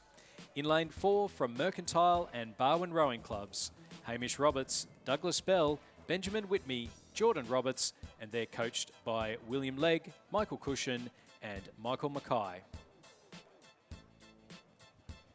Thanks, Stuart. Yes, the lightweight racing continues as we move through these finals in this morning's program. A couple more lightweight races still to go, and also a series of para races this afternoon, or in the early afternoon, whereas some more Australian championships will be decided before we have a brief lunch break and after the 12:30 race, and then resume this afternoon with some semi-finals and, of course, a number of our school races again right through another big day of racing to the final race just before 6 p.m. This afternoon. And just reminding you too, if you hadn't heard earlier, there has been the need, following some data issues with Thursday's time trial results, regarding the schoolgirl and schoolboy 8s and the schoolgirl and schoolboy quads, that these impacted heats will need to be raced again this afternoon at the time previously scheduled for the repêchages, and the repêchages instead will take place at the time scheduled for the semi-finals, and the semi-finals will now take place tomorrow afternoon. That important decision made in fairness to all crews after some timing issues during the time trials that took place yesterday. So there is a change to the order of events for the schoolgirl and schoolboy 8s and schoolgirl and schoolboy quads, and you can get the full draw on the regatta website to confirm which races are being held in this afternoon's program. But we continue now on this lightweight under-23 men's Cox's 4 race with just the 3 crews in the race, and they're well through the first 500 metres. Leading at 500 by just 3/4 of a second was the lane 4 crew, the all-Victorian composite crew there on lane 4. Hamish Roberts of Mercantile, Douglas Bell of Barwon, Benjamin Whitmey of Mercantile, and Jordan Roberts from Mercantile, coached by William Legg, Michael Cushion and Mike Mackay. And they look to have extended that lead out to almost a full length now as they come towards the halfway mark of this race, ahead of the UTS Haberfield composite crew. So 3 composite crews, of course, yet again. In this under-23 lightweight men's Cox's 4. Lane 3 is UTS Haberfield, Canberra and Toowong. And they have now come through the 1,000-metre mark as well. So the Victorian composite combination continues to lead and lead well. They're out to 2.73 seconds now. So, again, very close to a boat length lead, just stretching out to maybe a small clear water margin, in fact, over that second place crew, which is Cameron Ogilvie from UTS, Sam Parry of Toowong, Ethan Toscan from Canberra, and Jack Henderson from UTS, coached by Alex Field, David Framano, and Leo Kara-Dimitri there. So it is so he has 2 Sydney rowers, 1 from Brisbane and 1 from Canberra in that composite crew, the centre of the course.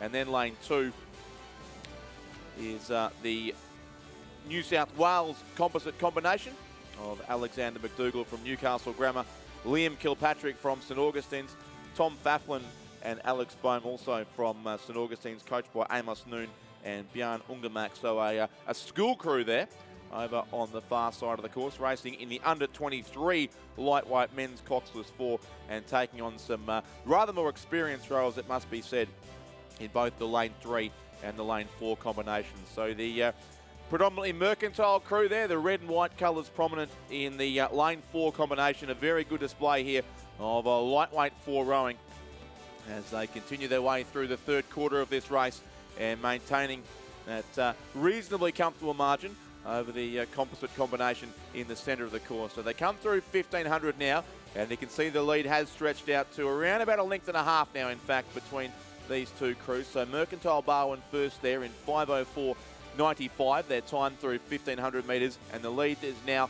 gone from 2 3/4 to 3.61 seconds after 1,500 metres. So continuing to stretch that out, and then it was 9.67 seconds back to the crew there from the 2 New South Wales schools, St Augustine's College of Sydney and also Newcastle Grammar. They are in 3rd place, and you'd say a fairly creditable effort there to be only 10 seconds away from these other 2 crews. Of course, in this event with the 3 crews in the race, just gold and silver medals to be awarded.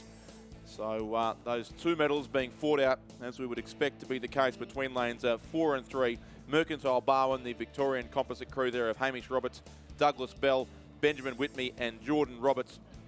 And beside them in lane 3, Cameron Ogilvie, Sam Parry, Ethan Toscan and Jack Henderson in the UTS Canberra and Toowong combination.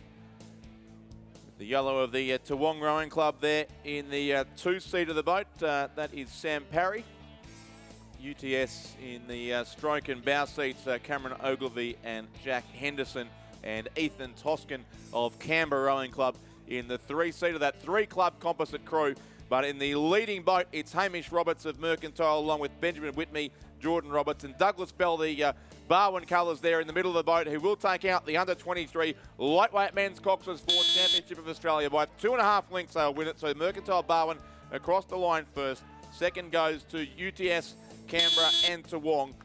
And then third place soon to cross the line will be the 2-school composite crew from New South Wales, St Augustine's College and Newcastle Grammar.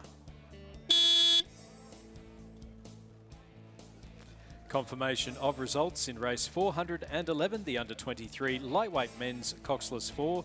A win to the Mercantile Barwon composite in a time of 6 minutes 45.13. Second place to the UTS, Haberfield, Canberra and Toowong composite, with third going to the St Augustine's Newcastle Grammar composite.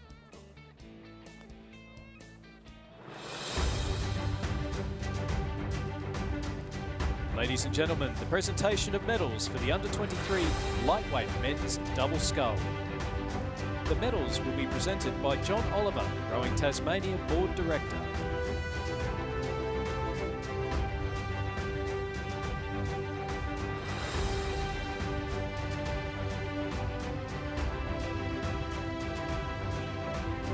In third place and bronze medalists, representing the University of Queensland Boat Club, Liam McCoy, and representing Tasmania University Boat Club, Angus Painter.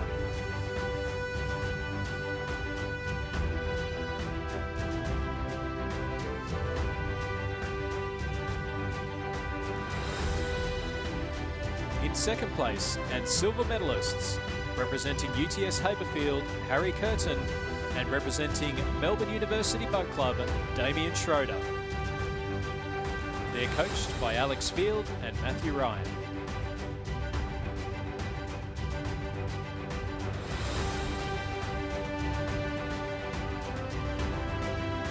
And the gold medalists and Australian champions for 2022, representing Toowong Rowing Club, Christian Place and Jack Bowser. They're coached by Leo Karadimitris and Michael Hall.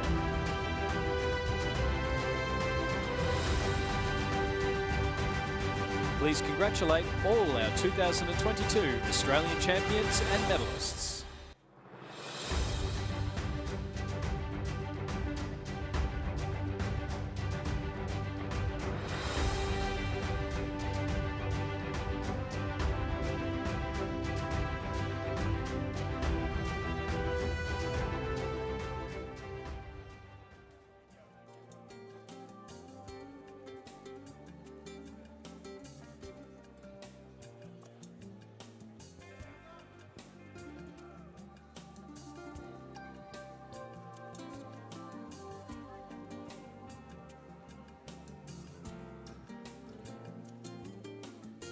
Racing soon to get underway in race number 412, the Open Lightweight Women's Double Sculls.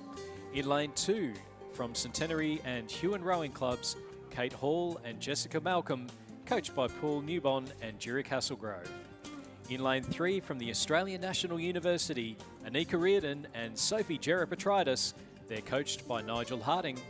And in lane 4, from Huon Rowing Club, supported by the Tasmanian Institute of Sport, Eve Muir and Georgia Nesbitt, and they're coached by Paul Newbon and John Dreesen.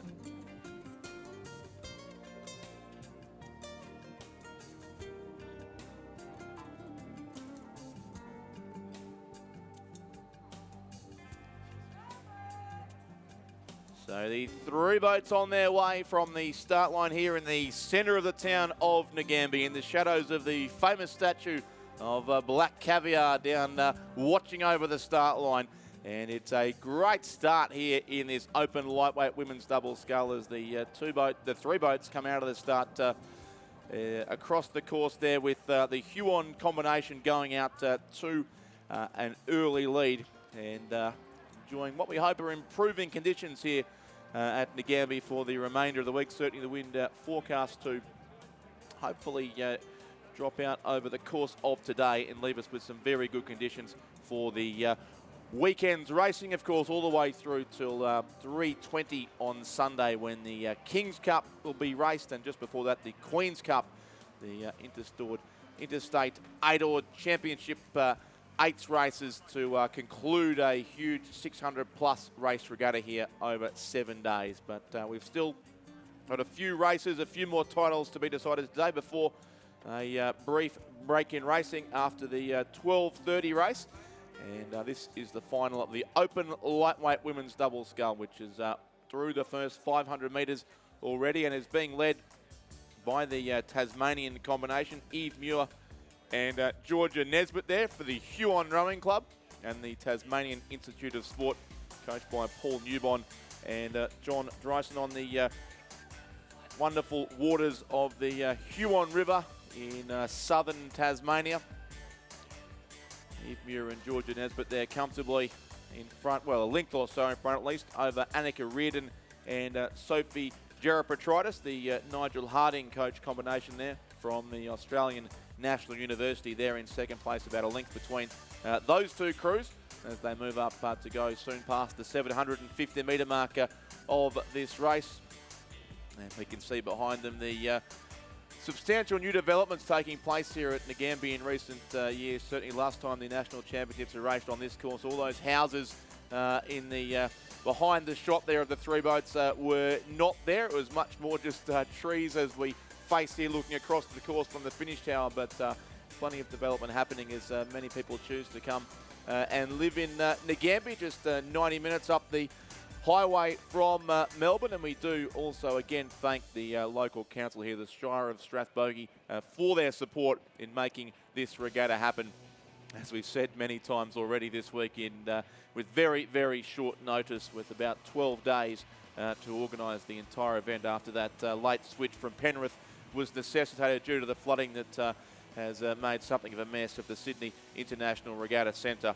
But we are here, and it's been a great week so far at Ngambie, and a great race in prospect here as the Lane 3 combination of Reardon and Gerapetritis starts to make up a bit of ground here on Muir and Nesbitt. So these two lightweight double sculls look set to fight this race out over the second 1,000 metres now. They're through halfway. Our leaders from Huon in a time of 3:49.67, and it's just 1.66 seconds now their lead over the ANU crew. So Annika Reardon in that boat of the Australian National University has been selected in the Australian lightweight women's double scull, along with Lucy Coleman, who's not competing in this event, but in company here with Sophie Gerapetritis in the ANU combination. And Georgia Nesbitt in the other boat, racing with Eve Muir, is the selected reserve for that crew.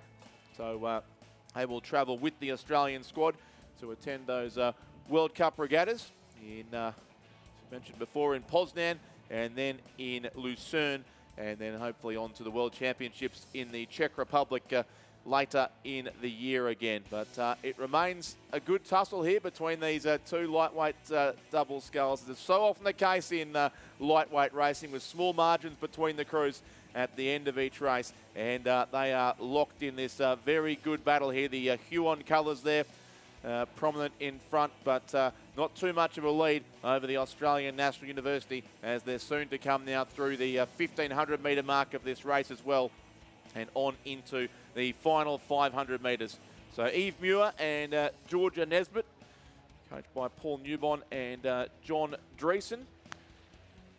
Had the pleasure of visiting the Huon River in the middle of last year, and saw the substantial boat shed in the town of Franklin. So it's only about 40 minutes or so down to the south of Hobart, but the wonderfully calm and protected waters there where these rowers can train. It was, of course, a production line of a number of great Australian lightweight crews that trained in that part of the world throughout the 90s and the early 2000s. Of course, also that Australian four that went so close to claiming a gold medal in the Sydney Olympic Games back in 2000 as well. And they've produced a very good open lightweight women's double scull here in the form of Eve Muir and Georgia Nesbitt, but they are holding on now by just under a second, 0.97 of a second in fact. So the ANU combination to the the silent cheers of Stuart John beside me with his ACT cap well and truly back in position. Rowing, I think, too, in the Deanne Grant, this crew for ANU, who was your coach as well, Stuart, I understand. Yeah, she was also an Australian representative back in the late 90s, originally from Tasmania, ironically enough, so completes the circle. It does. So she's turned and she's looking to coach a crew that might run down to Tasmanians here, because this is getting ever closer in the closing strokes with Annika Reardon and Sophie Gerapetritis, coached by Nigel Harding in this combination, and chasing Eve Muir and Georgia Nesbitt, and getting ever closer now with 150 metres to go in this race. The Open Lightweight Women's Double Scull Championship of Australia is going to come down to the last 12 strokes as they're about to hit the red buoys, and they're almost level, these two double sculls. And once again, the lightweights putting on a fantastic show here on the waters of Lake Ngambie. Annika Reardon and Sophie Gerapetritis in the colours of the Australian National University have snuck their boat narrowly past the Tasmanians. I would think there's still 4 or 5 strokes to go, so anything can happen. It's Huon and the ANU crew. ANU's in front, and they'll win this by a canvas. It's the Australian National University who take out the Open Lightweight Women's Double Scull. A great race there, perfectly timed by Annika Reardon and Sophia Gerapetritis, just running down the early leaders, Eve Muir and Georgia Nesbitt from the Huon Rowing Club of Tasmania and the Tasmanian Institute of Sport. And then third home will be the crew on the far side of the course, Kate Hall of Huon and Jessica Malcolm of Centenary, who's already won a gold medal today. They're coached by Paul Newbon and Jurek Hasselgrove. Confirmation of the results in race 412, the Open Lightweight Women's Double Scull. In first place from the Australian National University, Annika Reardon and Sophie Gerapetritis, coached by Nigel Harding, in a time of 7 minutes 38.69. Second place to Huon Rowing Club, and third to a Centenary Huon Composites.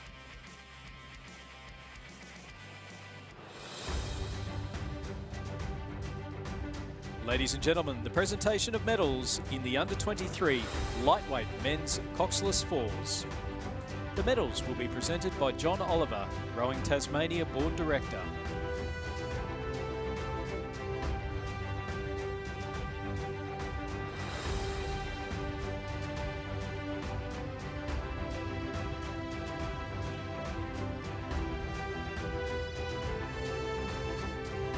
In second place and silver medalists, representing UTS Haberfield, Cameron Ogilvie. Representing Toowong, Sam Parry. Representing Canberra Rowing Club, Ethan Toscan, and representing UTS Haberfield, Jack Henderson. They're coached by Alex Field, David Framano, and Leo Karadimitris.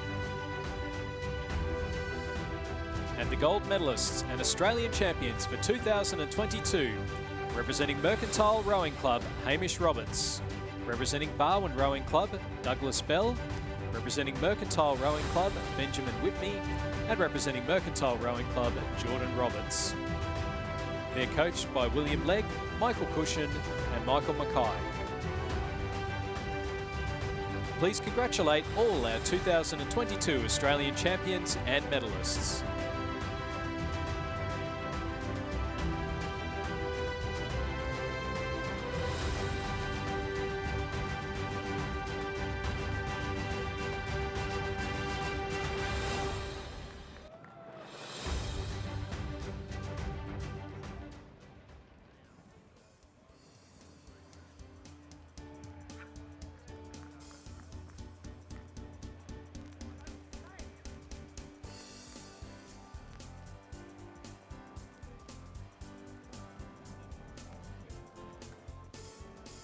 Racing underway in race number 413. It's the Open Lightweight Men's Double Sculls.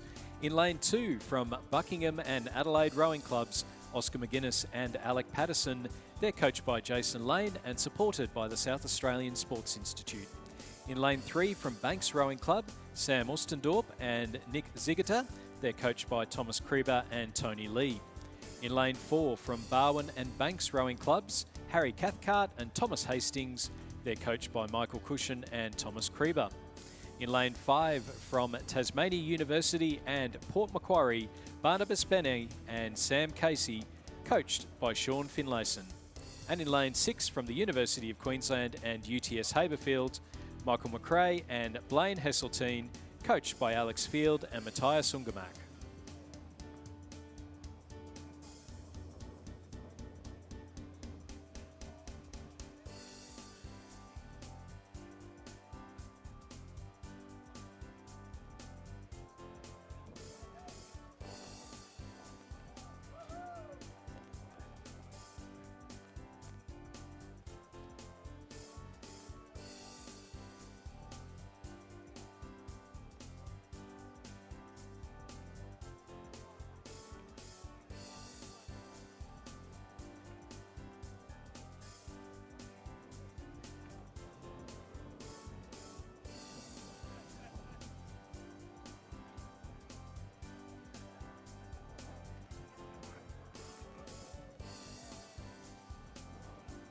We are past the first 500 metres already in the final of the Open Lightweight Men's Double Scull, the last of our lightweight finals on this morning's program. A couple of para races to come, well, several events, but they will be combined into 2 races, the para events to come. So we'll turn our attention to those shortly. But for now, the last of our lightweight finals, at least on this morning's program, is the Open Lightweight Men's Double Scull with the 5 crews on the course coming down in, you'd really describe as the reverse arrow formation. It appears here with our leaders on opposite sides of Lake Ngambie, and then the 3 crews towards the centre of the course gradually dropping back from the top 2. But they've come through well through 500, and it was the University of Queensland lane 6. That's the combination after substitutions. We think of Michael McRae from the UTS Haberfield Club and Blaine Hesseltine of the University of Queensland Boat Club. Blaine was very active at last year's National Championships, largely in a coaching capacity, but he did compete in a few of the club events for the University of Queensland and has gone back into far more serious training this year. With an aim, I think, to once again put his name up for Australian selection. So racing here with Michael McRae of UTS. They're coached, at least the listed coaches, Alex Field and Matthias Ungermack, but that was pre-substitutions. But the race leaders over on the far side now would be Oscar McGuinness of the Adelaide Rowing Club and the South Australian Sports Institute, along with Alec Patterson from the Buckingham Rowing Club. So another Tasmanian competing very strongly in a lightweight event, as is so often the case.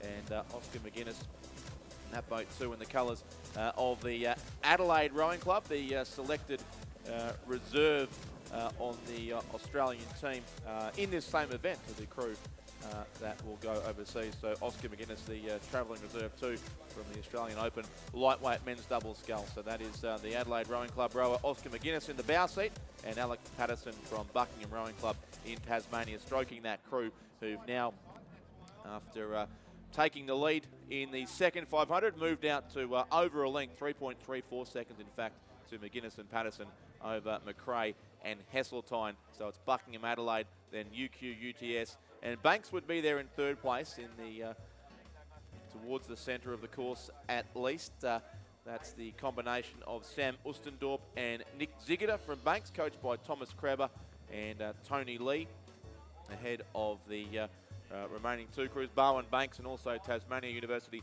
and Port Macquarie. But 1,500 metres travelled now in the Open Lightweight Men's Double Scull final, and Oscar McGuinness and Alec Patterson continue to lead and lead comfortably now after University of Queensland UTS went out to a very quick start and got their boat in front for the first 500 metres or so. But since then, the race has all been controlled over on the far side of the course in lane 2 by Jason Lane coach combination, Oscar McGuinness and Alec Patterson there. 5:12.09 their time over 1,500 metres, and almost 10 seconds the margin, 9.79 over UQ and UTS. Banks there in 3rd, almost another 9 seconds back. So that is Sam Ustendorp and Nick Ziegler. And then the Victorian composite combination would be in 4th place, Harry Cathcart of Banks and Thomas Hastings of Barwon, who are coached by Michael Cushion and Thomas Kreber as well. And then it is the, again, a 2-state composite crew in lane 5, Barnabas Benet from Port Macquarie in New South Wales, and Sam Casey from the Tasmania University Boat Club rowing in the red boat which is so common of the Tasmanian University Boat Club crews as well. But over on the far side of Lake Ngambia, about to go past again the re-inflated inflatable banners there of the Australian Rowing Championships. They are well clear of the field here in the open lightweight men's double scull Championship of Australia, lifting up two in these last few strokes to extend their margin by a little more. It will be a substantial win here to Oscar McGuinness of Adelaide and Alec Patterson of Buckingham as they come across and take out the open lightweight men's double scull. It's the Buckingham Composite crew in first place. Second, over on the northern side of the course, we'll go to Michael McRae of UTS and Blaine Heseltine of the University of Queensland Boat Club. So they finished in second place. Third will be the all-base combination of Ustendorp and Ziegler. They'll win the bronze medal. Then it will be Barwon and Banks. That's Cathcart and Hastings. And fifth place, then the Tasmania Port Macquarie combination of Barnabas Bene and Sam Casey. Confirmation of the results in race 413, the Open Lightweight Men's Double Scull. A win for Buckingham and Adelaide's Oscar McGuinness and Alec Patterson in a time of 6 minutes 52.72. Second place to the University of Queensland and UTS Haberfield, and third to Banks Rowing Club.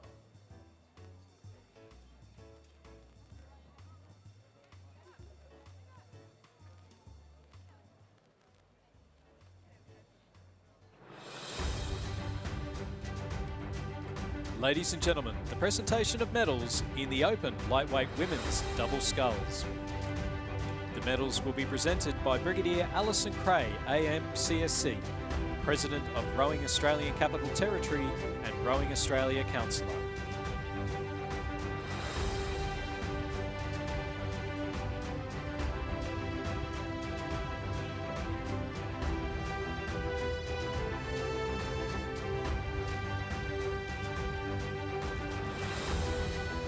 Second place and silver medalists representing Huon Rowing Club, Eve Muir and Georgia Nesbitt.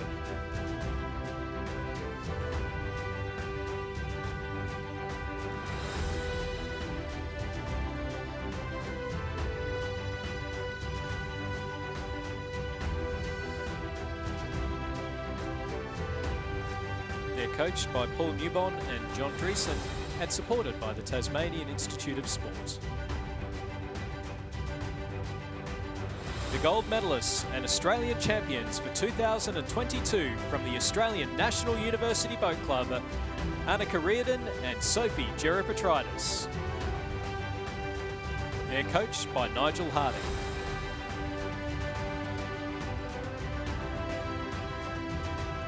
Please congratulate all our 2022 Australian champions and medalists.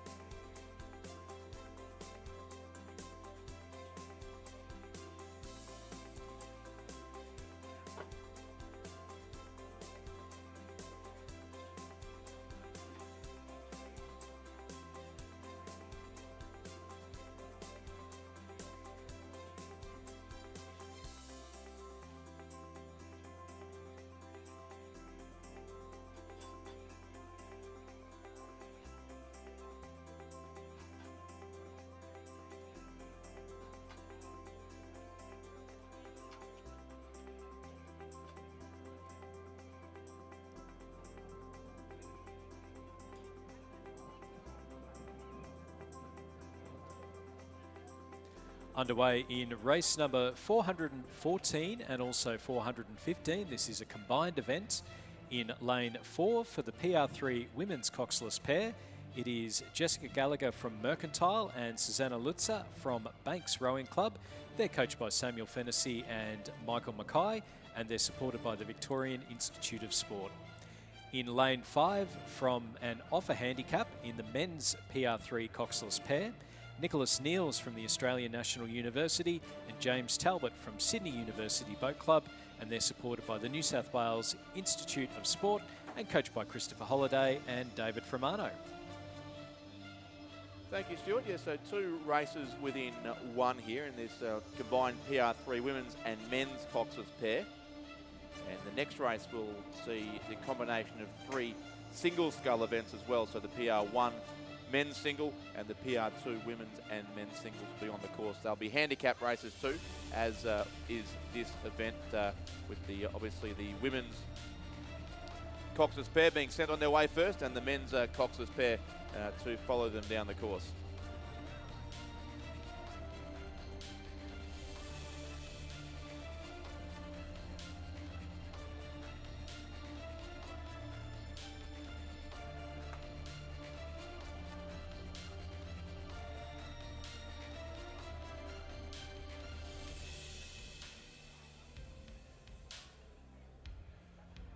Thank you to the hardworking Lizzie Chapman, who is the authorised Australian Encyclopedia of Para-Rowing. Jessica Gallagher in this boat, along with Susanna Lutz, the substitute there for Alex Veerman. But Jessica Gallagher is now into her 4th sport. She has previously represented Australia internationally in skiing, athletics and cycling. And a couple of years ago, at the encouragement, I believe, of Hannah Every Hall, has turned to rowing as well. She is legally blind, so I think was having some issues finding a pilot for her cycling career. So instead, she has taken up para-rowing. Jessica Gallagher of Mercantile, and now, yes, remarkably, is looking to represent Australia in her 4th sport, which is an incredible all-round achievement. So that's Jessica Gallagher in the stroke seat of this boat, along with Susanna Lutz from the Banks Rowing Club in Melbourne. They are the PR3 women's Cox's pair that started this race well ahead of the men's combination, but it does look as if they've been passed already on the course by the PR3 men's Cox's pair. Another Canberra rower prominent here, Stuart, Nicholas Neils of the Australian National University, who won the single scull race a couple of days ago, along with James Talbot of Sydney University Boat Club. Yeah, we've seen Nicholas Neils really take his rowing from strength to strength in the last couple of years, coming up to the ANU Boat Club, being identified as somebody who might be eligible for para. It turns out that he is, and he's able to move up, as you say, winning the national title yesterday. A very good shot for the ACT on Sunday in the interstate event, but also selected in the Australian team. So some fantastic hard work going on by Nick, and become very well rewarded. And we're seeing it really here today with his rowing, with his results in the single scull, and also with his selection in the Australian team.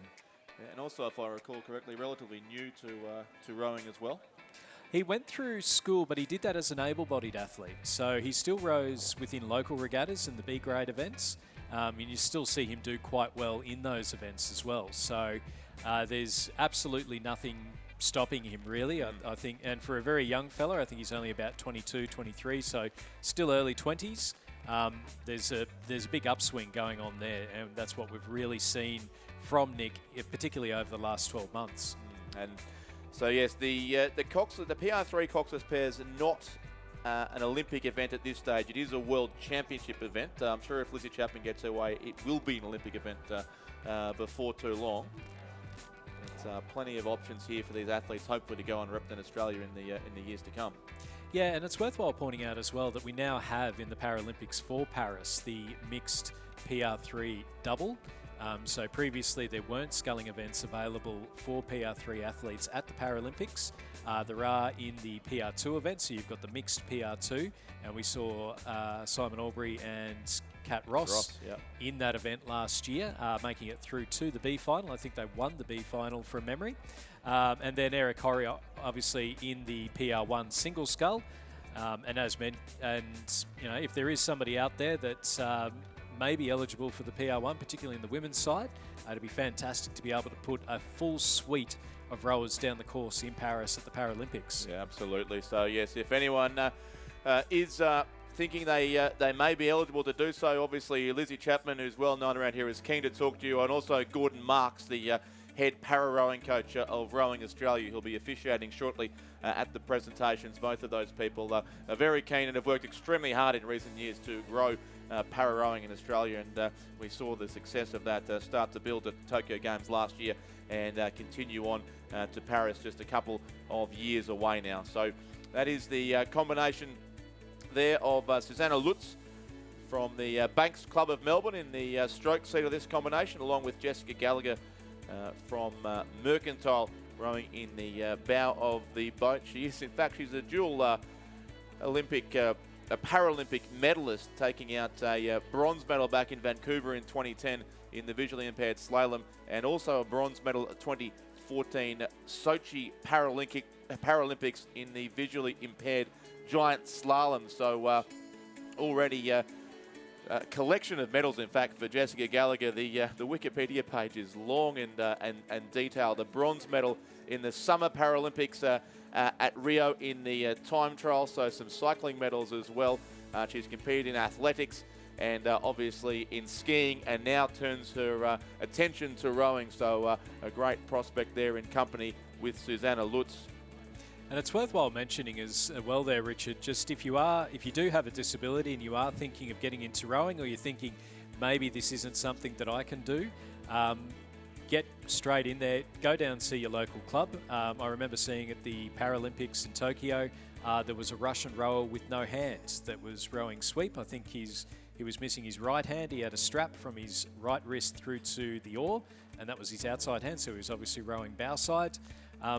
Yeah, get in, give it a go. You never know. Yep, no.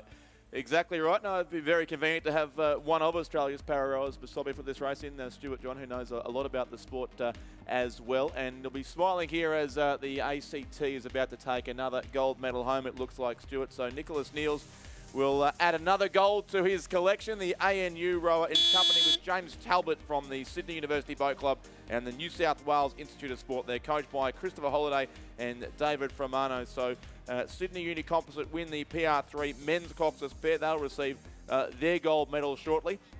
And also a gold medal coming up to the Victorian combination of Susanna Lutz and Jessica Gallagher, who coached by Sam Fennessy and Mike Mackay, the Mercantile, Banks and Victorian Institute of Sport combination there. So this handicap race start, the women's PR3 coxless pair off first, but was overtaken by the men's equivalent mid-race. But they'll both claim gold medals in their separate events here, the PR3 coxless pairs for men, and now for women, as Susanna Lutz and Jessica Gallagher come across the line and claim the national title in the PR3 women's coxless pair. Confirming the winner of the PR3 men's coxless pair as Nicholas Niels from ANU and James Talbot from Sydney University Boat Club. And in the women's PR3 coxless pairs, Susanna Lutz from Banks Rowing Club and Jessica Gallagher from Mercantile Rowing Club.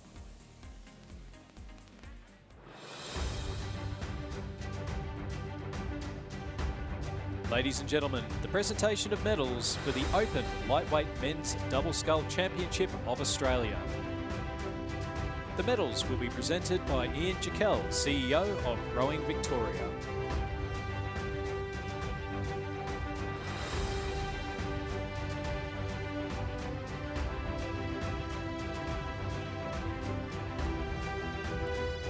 In third place and bronze medalists, representing Banks Rowing Club, Sam Ostendorp and Nick Zegeda. They're coached by Thomas Krieber and Tony Lee. In second place and silver medalists, representing UTS Haberfield, Michael McRae, and representing the University of Queensland Boat Club, Blaine Heseltine. They're coached by Alex Field and Matthias Ungermann.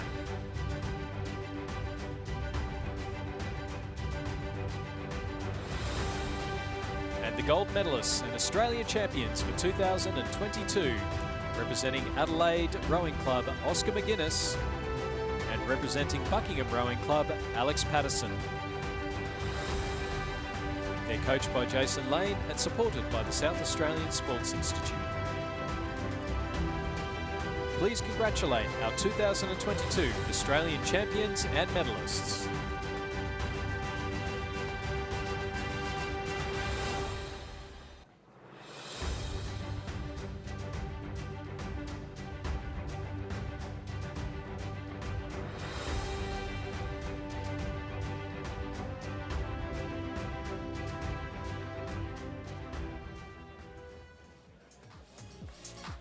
Moving on to race numbers 416, 417 and 418. These are combined events. In lane 3 from Sydney Rowing Club, supported by the New South Wales Institute of Sport in the PR1 men's single scull, Eric Horry, coached by Jason Baker. In lane 4 from the Australian National University, supported by the ACT High Performance Program, Catherine Ross, coached by Renee Domachens, and she's rowing in the PR2 women's single scull. And in lane 5, representing Torrens Rowing Club and supported by the South Australian Sports Institute, Simon Albury, coached by Christine McLaren, and that's in the PR2 men's single sculls.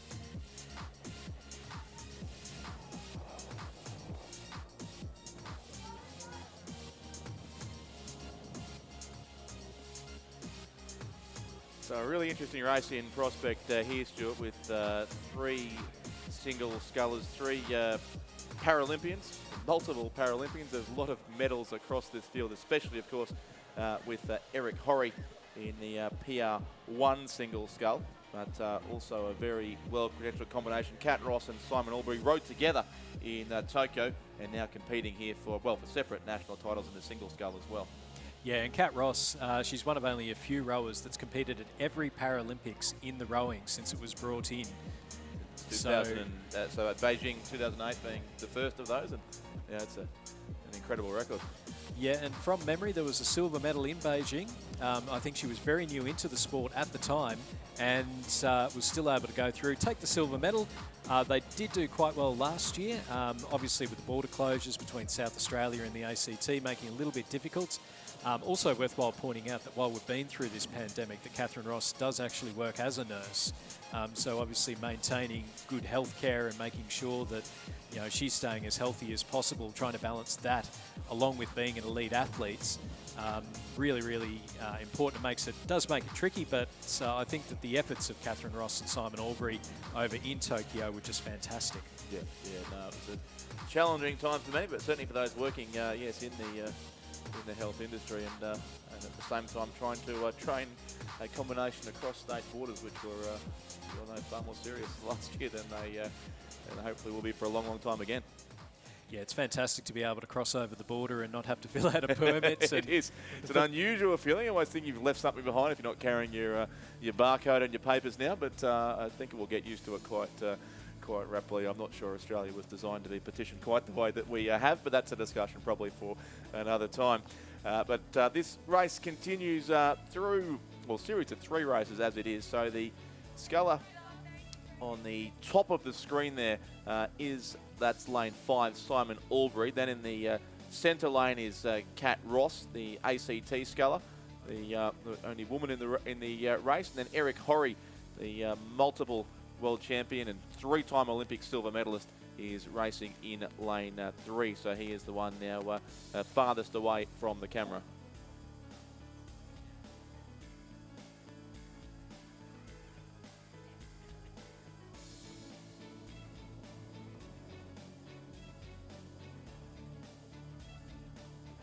Should say 3 times Paralympic silver medalist. I may have said Olympic then, but Eric Horry, of course, a triple Paralympic silver medalist. The Paralympics, of course, so named to be held in parallel with the Olympic Games, and they do seem to be gaining an increasing profile, certainly in Australia, as each edition takes place. Yeah, and representing Australia at a number of Paralympics has been Eric Horry in the PR1 men's single sculls. And look, a few silver medals in there. He hasn't quite been able to crack it for the gold, but he is going to be going through, aiming for those Paris Paralympics. And hopefully, fingers crossed, touch wood, he'll be able to go through and take that inaugural gold. Yeah, he's won, I think, about 5 World Championship gold medals, Eric Horry. So certainly not short of of the top prize, but his 3 Olympic silver medals is certainly a substantial collection as well. And he's been involved in some great races over the year too. I recall a few years ago watching him come from behind and run down one of the European scullers in a great finish to win one of his World Championship gold medals.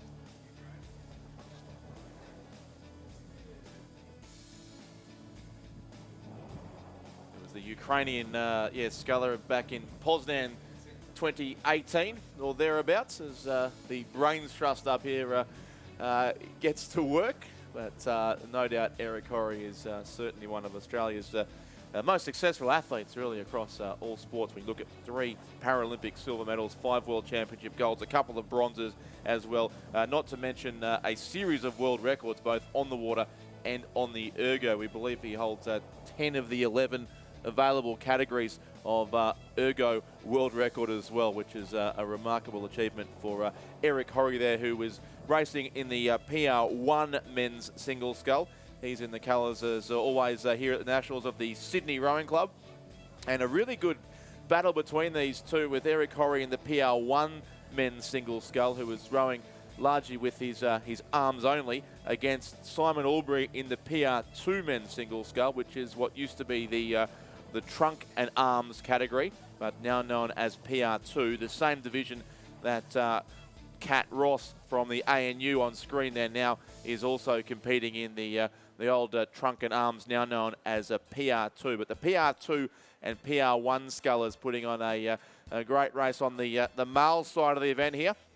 And Kat Ross, coached by Renee Domichens at the Australian National University, is the sculler in the PR2 women's single scull. Yeah, and it's worthwhile pointing out as well, Richard, that all of these athletes do have acquired impairments, so they have happened a little bit later on in life. I think for Kat Ross it happened quite early on in life, and then for Eric Horry and Simon Albury it did happen a little bit later on. But again, it's just showing that even with an impairment, there's nothing really that holds you back. And speaking of the indoor rowing as well, there are obviously Australian records for Concept 2 on the ergs. There are now adaptive Australian records for Concept 2. So if you go to the Australian records page for the Concept 2, you've got the world records, then you've got the Australian records, and there's also the Australian adaptive records.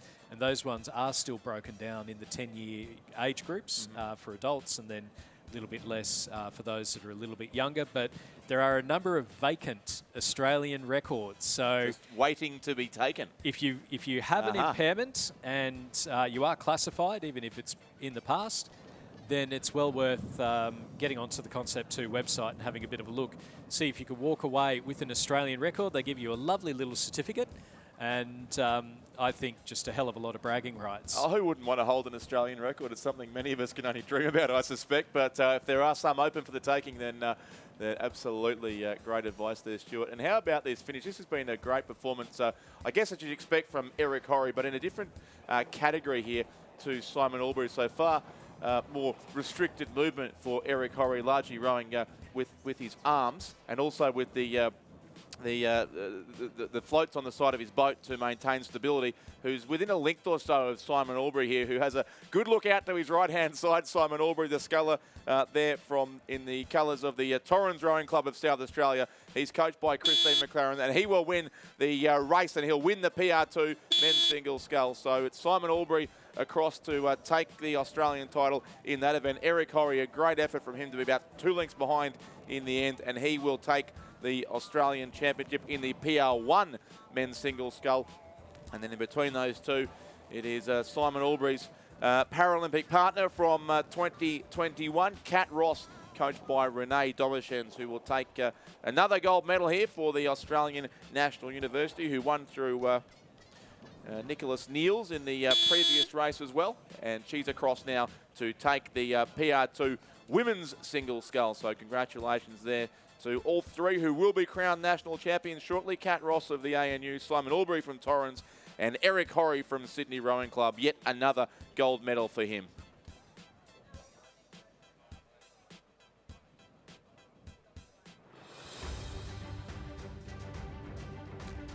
Ladies and gentlemen, the presentation of medals for the PR3 men's and women's coxless pairs. The PR3 women's coxless pair will be presented by Brigadier Alison Cray, AM CSC, President of Rowing Australian Capital Territory and Rowing Australia Councillor. The men's PR3 event will be presented by Gordon Marks, the Rowing Australia Head Para-Rowing Coach. In the women's events, the gold medalists and Australian champions for 2022, Jessica Gallagher from Mercantile Rowing Club and Banks Rowing Club's Susanna Lutzer. They're coached by Samuel Fennessy and Michael Mackay. The gold medalists and Australian champions for 2022 in the PR3 men's coxless pairs from the Australian National University, Nicholas Neils, and from Sydney University Boat Club, James Talbot. They're coached by Christopher Holliday and David Framano. Please congratulate all our 2022 Australian champions.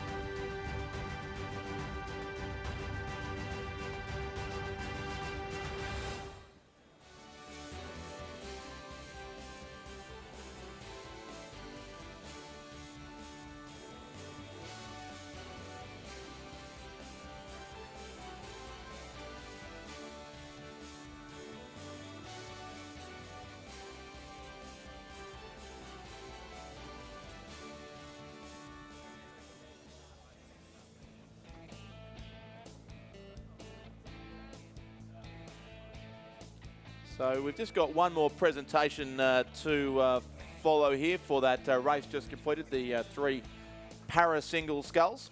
And there will be a brief break in proceedings then until 1:15, so around about half an hour or so to go. I think Ray Ebbett has another interview victim or subject lined up. It'll be Sarah Cook, in fact, from Rowing Australia and many other hats too, who'll be joining Ray shortly for a discussion towards the end of the lunch break, and plenty of good racing also to look forward to after that from 1:15, Stuart.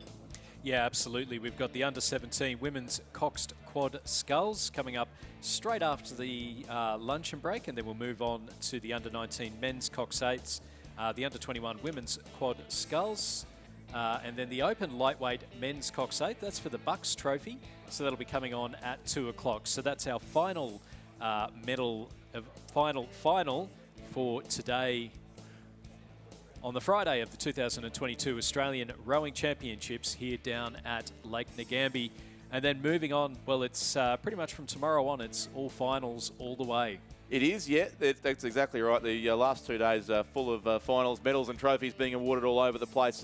Just a reminder too of that announcement from the beginning of the day about the change to the results of the schoolgirls and schoolboys 8 and the schoolgirl and schoolboy quad sculls. There was an issue identified with the data from yesterday's time trials, which meant that these impacted heats will need to be raced again this afternoon at the time previously scheduled for the repêchages. So we will have reruns of the heats of the schoolgirls and schoolboys 8s and the schoolgirl and schoolboy quad sculls this afternoon, which will then lead into repêchages tomorrow. Semi-finals, where required, will be on Saturday afternoon, and the finals will take place in the usual spot as one of the concluding races of the morning part of the regatta before we head towards the interstate races on Sunday afternoon. So those involved in the schoolgirl and schoolboy 8s and the schoolgirl and schoolboy quads, please check the event website for the correct draws and times for your race, but they're all taking place later on in this afternoon's program. And we go right through till the heats of the club men's cox date at 5:50 this afternoon. So once again, we'll be here fairly late in the day, another huge day of racing at Ngambie. Absolutely. No, it's just great to get everyone down here and to be able to have such a large event. Yes, the races are going on till quite late on, but it does give us an opportunity to get the rowing community together. And really, and it's amazing that we've been able to get so many entrants in all of the events, particularly given the very late change due to the flooding that's absolutely smacked the east coast of Australia. Yeah, no, exactly right. And I think we're about to go to the last of our presentations, Stuart. Ladies and gentlemen, the presentation of medals for the PR1 men's single scull, the PR2 men's single scull, and the PR2 women's single scull. The PR1 and PR2 men's single sculls will be presented by Gordon Marks, Rowing Australia head para rowing coach, and the PR2 women's single scull will be presented by Brigadier Alison Cray, President of Rowing ACT and Rowing Australia Councillor. The winner of the men's PR1 single scull and gold medalist and Australian champion for 2022, representing Sydney Rowing Club, Eric Horry. The winner of the women's PR2 single scull and gold medalist and Australian champion, Catherine Ross, representing the Australian National University.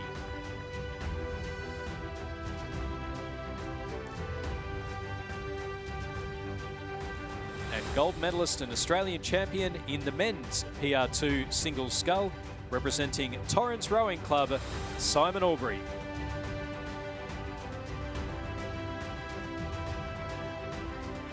Please congratulate all our 2022 Australian champions.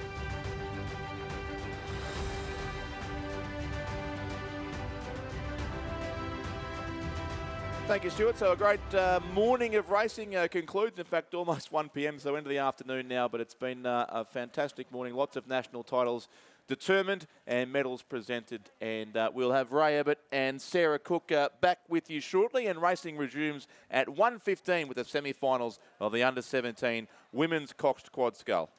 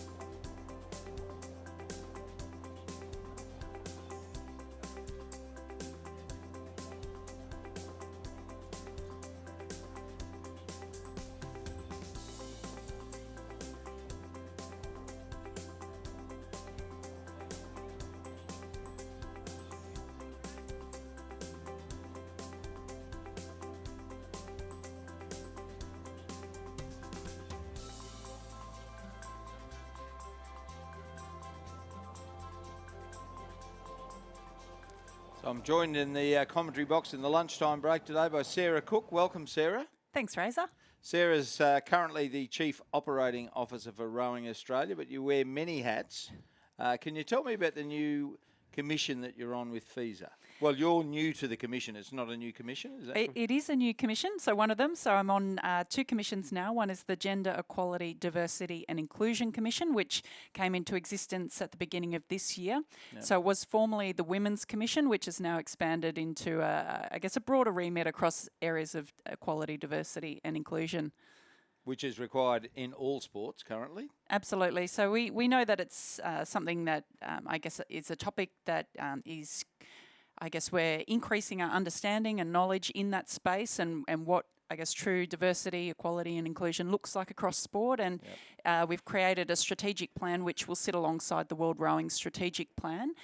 So looking at embedding, I guess, things around diversity, equality and inclusion in all that we're doing in World Rowing to make sure that our sport is relevant and accessible to as many people as possible into the future. And has that been driven by Jean-Christophe Roland or the change with the new boss with Vincent, who's here with us? Yeah, so I think we've got widespread support throughout the council. Jean-Christophe, obviously, as our president and chair, and also, of course, with our new executive director, Vincent Gaillard, who is here with That's his easy for you to say. with his colleague Liz Suter, one of the sport managers for World Rowing. They're out here this week, which is really exciting. Ian Robson and I extended the invitation to Vincent when he took the role, which we didn't expect that he would accept. So in his first 3 months in the role, to come out to Australia, to be here at Ngambie for our pinnacle rowing event domestically, I think sends a really important message about his focus for the sport and making it a truly global sport, and to be here is really exciting. I think it also demonstrates to him the flexibility and the agility of the Australian rowing community when he was probably had tickets to Sydney originally. He did. We were planning on being in Sydney, and Vincent actually was at the Sydney Olympics. So 22 years ago was the last time he was in Australia. Oh, there's a great guy doing the commentary there, I remember. Yeah. Yeah, me. Yeah. Did he? You might recognise the dulcet tones walking around the course here, Razor. Yeah. So Vincent has great memories of rowing and of Australia, and of course the Sydney Olympics, and what an important time that was for our country. Yeah. So he was very much looking forward to going back to that course, but this is his first rowing regatta ever, and he's aside from the Olympic regatta, and he's first in his role. So we're obviously setting a very high bar for his expectation for the sport. Well, absolutely. Well, the drone footage this morning looked spectacular. It wasn't quite Lake Bled, but it looked absolutely spectacular here on Lake Ngambie. So it's very interesting because I know Victoria are bidding for the Commonwealth Games for 2026, almost a done deal. And then, of course, with South East Queensland to host the Olympics in 2032, for that 6-year period, Australia's going to be front and centre for the rowing community, hopefully, if we can get rowing into the Commonwealth Games. Absolutely. It's or back in, I should say. Yeah, that's right. First time since 1986, hopefully, in 26. So fingers crossed that works out for us. And very exciting with the Commonwealth Games, bringing them back to Australia and hopefully here to Victoria and hopefully with rowing included as well. So we will be pushing that along with the local community to hopefully showcase rowing in the best way possible, and to get that back is priority number one. But it's a very exciting decade in Australian sport. I think it's 5 out of the 7 major international sporting events over the next decade are in Australia. Yeah. So they're calling it the green and gold runway. So looking to get as many major events here as we can, and if we could even get some world rowing events down here at the latter part of the decade, that's something we'll definitely be pushing as well. Yeah, well, it'd be great for the development of volunteers who'd be able to help out in South East Queensland. Now, you're a very busy lady and you're married to a very busy man. Toby is coaching. You're a steward at Henley. You're the FISA, or the Oceania delegate to FISA. You're the Chief Operating Officer at Rowing Australia. You've got 2 kids, What do you do in your spare time? Try and get some sleep, but that hasn't been working out so well. Max is 6 months old now. I have to be fair, he is a very good sleeper and he's a very chilled out And little he's a guy. very, very cute kid. I saw a photo of him on Instagram a couple of days ago. Yes, that's for sure. Yeah, no, he's great. So Toby's got Max at the moment walking around the boat park, and then we're going to do the switch over because I think the Canberra Grammar Cruise are up this afternoon. So Okay. I'll take Maxie for some of my meetings with World Rowing this afternoon. But yeah, he's very chilled. I bring him with me. He's been on a council meeting or two via Zoom, so I think he's becoming a bit of a fixture at my various meetings and appointments. And I haven't seen your mum and dad for a long time, but I imagine you get great support from them. Absolutely. I'm back in Canberra now, which is where I did most of my rowing, rowed for the ACT for 10 years during my rowing career before defecting, but then rowing for New South Wales. But the ACT community and being back there has been really fantastic and sort of wonderful to come home in that respect and to have the support of my family with all of the things that I'm doing. I couldn't do it without them. Yeah. I said to someone this morning, what am I going to ask Sarah? And I said I could open it by saying, who's the best team manager you ever had and why am I? Well, if I'd had a different team manager to compare it against, then I could give that kind of balanced approach. But I don't think I need one, Razor, because you were absolutely fantastic and I think critical to our success and what we did over those years. And it was a great time working with you in that capacity. So thank you very much for that. And I wish you well. You've got a lot of irons in the fire, a lot of balls in the air at the one time. I wish you and Toby well and doing a great job with FISA and with Rowing Australia. And Henley, you'll be at Henley this year again? Absolutely. Can't wait. 2 years away. It's been awful. So, yep, going over. And I think there'll be a big Aussie contingent. So I've had a lot of messages from our rowing community and parents and looking at the Australian rowing team hopefully competing over there as well. So it should be a great celebration at Henley to finally be back after 2 years away. Yeah, my wife and I are seriously considering going to the World Under-19 Under-23 Championships. So it'd be great to go back to Varese once more after having gone there about a dozen times in a dozen years. So yeah, we might even make our way to Henley and catch up with you there. I'd love to have a Pims on the riverbank of the Thames. I'm sure we would. Thank you very much, Sarah, for your time and good luck for all the things going ahead. Thanks, Razor. Cheers.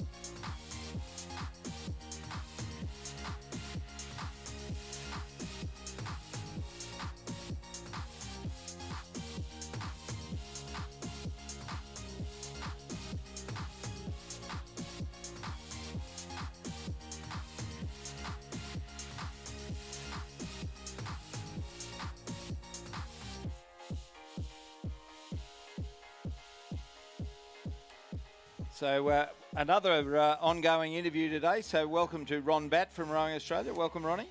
Thank you very much, Ray. Now, you're here to talk about the 2022 Coaches and Officials Conference on the Gold Coast. Yeah, no, thanks for the opportunities. Yes, so we're running it on the 22nd to the 24th of April. It's the first time we've run it with officials at the same venue, same conference, and really looking forward to it. It's a great lineup. And you've got excellent speakers. We've already had an interview with our new Performance Director, Paul Thompson. But tell me about Professor Jean Cote, what he's going to bring to the table for us. Well, it's the theme of the conference is about coaching effectiveness. Yep. We know we've got great technical coaches, but can we impart that knowledge a little bit more effectively? We've all been out with coaches who say a lot, but the athletes don't understand what they say.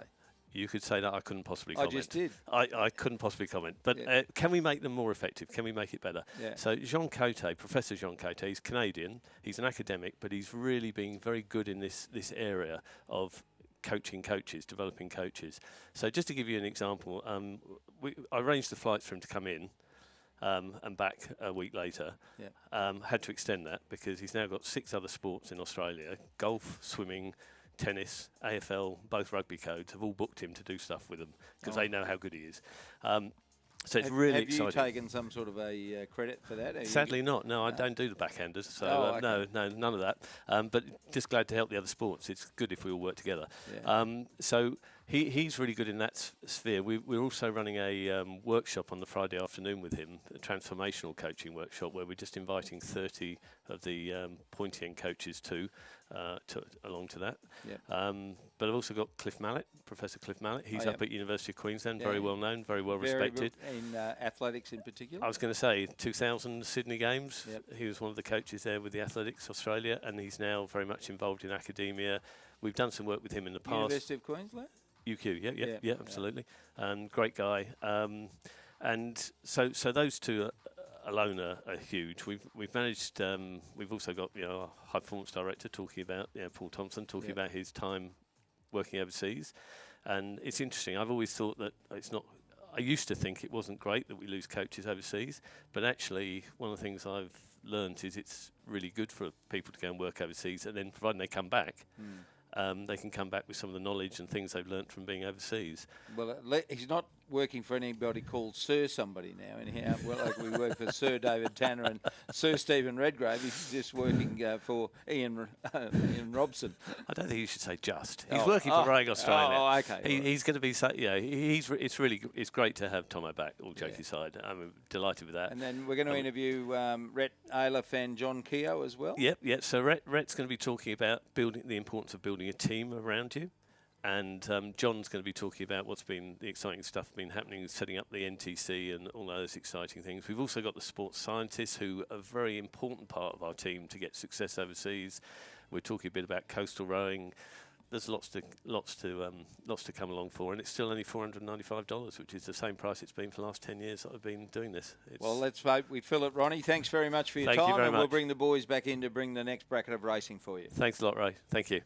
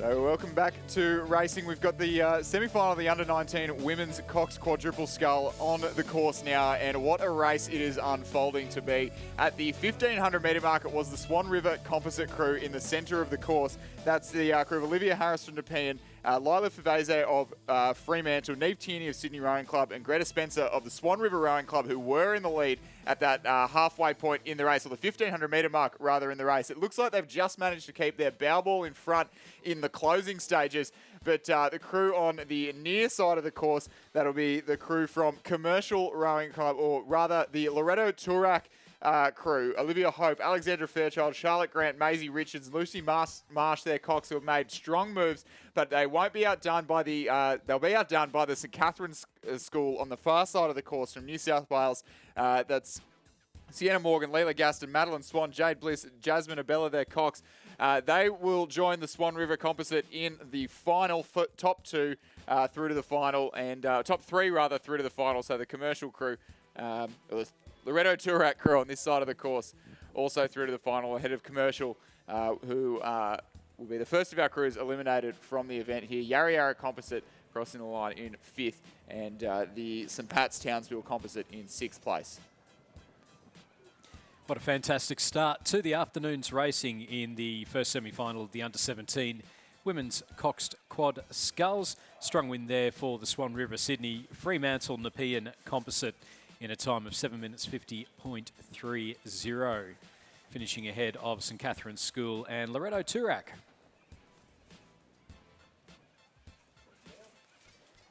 Getting underway in race number 420, semi-final 2 of the Under-17 Women's Coxed Quad Sculls. First, second and third going through to the finals. In lane 2 from Loreto Ballarat, Anna Howard, Daisy Darbin, Lara Antrobus, Bridget O'Brien, Madison Kale is the coxswain. Lane 3 from Rockhampton Grammar, Greta McCosker, Asher Stewart, Georgia Brennan, Carolyn Sparks, Austin Alloway is the coxswain. They're coached by Robin Fay and Caitlin Hoskins. In lane 4 from Trinity Lutheran, Ali Sims, Scarlett Wood, Isabel Clifford, Ruby Hodges, Sophie Clifford is the coxswain, coached by Eric Rowan. In lane 5 from Ballarat Clarendon, Phoebe Ma, Maya Salmi, Tia Kasanovs, Delaney Troon, Molly Cooper is the coxswain and coached by John King and Matt Oliver. Lane 6 from Loreto Turak, Zoe Kredikis, Annabelle Bamford, Molly Conquest, Bianca Court, Sophia Woods, Coxing and Alexander Clark as the coach. And then in lane 7 from Loreto Marriotteville, Emily Lang, Fern Rosenbauer, Isabella Deans, Bianca Kohlberg, Emily Dagus is the coxswain, and they're coached by Rebecca Koch. Thanks, Stuart. And a good race unfolding here. Top 3 once again through to the final, which I believe will be on late tomorrow morning, or probably early tomorrow morning, as the Under-17 events traditionally are. As the crews approach the 1,000-metre timing point, and they'll just come through in just a moment. It looks like it's the Rockhampton Grammar combination in lane 2 who are at the head of the field, narrowly ahead of Loreto Ballarat. So it's Greta McCosker, Asher Stewart, Georgia Brennan, Caitlin Sparks, Austin Alloway, their coxswain, that are leading the race from Loreto Ballarat by less than 1 second. So about a third of a boat length in it there for first and second. Trinity Lutheran over in lane number 4. That's Ali Sims, Scarlett Wood, Isabel Clifford, Ruby Hodges, Sophie Clifford, the coxswain, and the coach, Eric Rowan. They're sitting back in 3rd place, but there is a challenge coming from the nearest side of the course. Loreto Marriotteville, Emily Lang, Fern Rosenbauer, Isabel Deans, Bianca Kohlberg, their cox, Emily Dagus, and their coach, Rebecca Koch. On the near side of the course in lane 7, they're currently just sitting back in 4th place, but only by the narrowest of margins here today. And we'll definitely be looking to move up into that all-important 3rd qualifying spot. And as I say that, it looks like they have, and might even be challenging for the lead at this stage.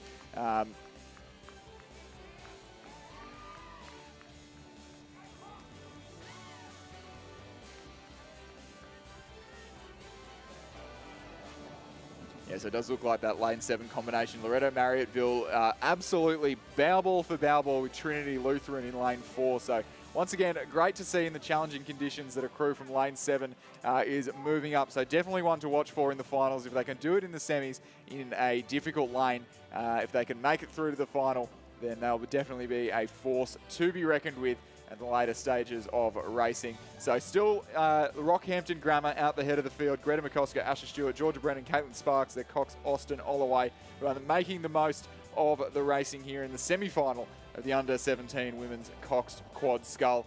But a tight race unfolding for the minor placings and for those all-important second and third qualifying spots through to tomorrow's final.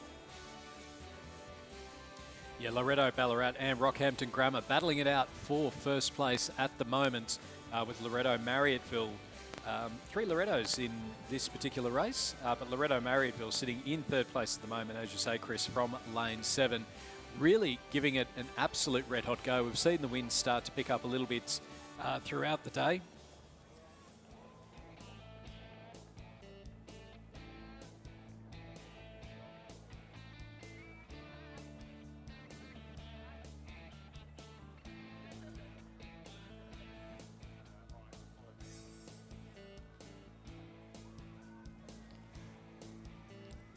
Great race unfolding in the closing stages here. Our early race leaders, Rockhampton Grammar, appear to be under a little bit of a threat from Loretto Ballarat on the far side of the course.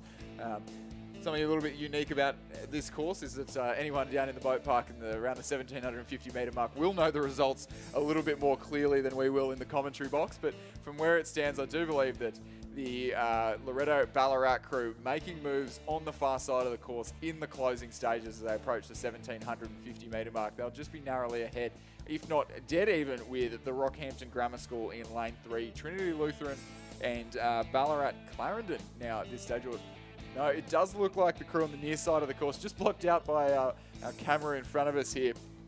Loretto Marriotteville that making a really nice go of it in lane 7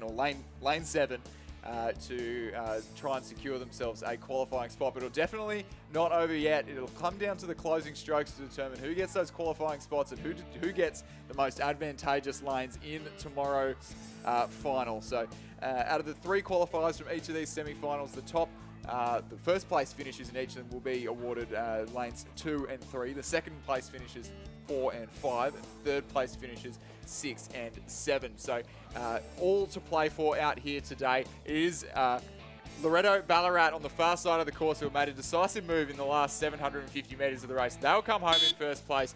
Rockhampton Grammar in second. Trinity Lutheran moving through in the closing stages of the race for third. Top 3 qualifying spots. Really tight for fourth place. The result largely academic there as both crews will be eliminated, but I'm actually not even going to call that between Loretto Marriotteville and Ballarat Clarendon. Loretto Toorak crossing the line in 6th place. Yeah, win there for Loretto Ballarat in the second semi-final of the women's under-17 Cox Quad Sculls. So a win there in a time of 8 minutes 12.09. Joining them in the final for this event will be Rockhampton Grammar and Trinity Lutheran. And then eliminated from this event are Loretto Marriotteville, Ballarat Clarendon and Loretto Toorak.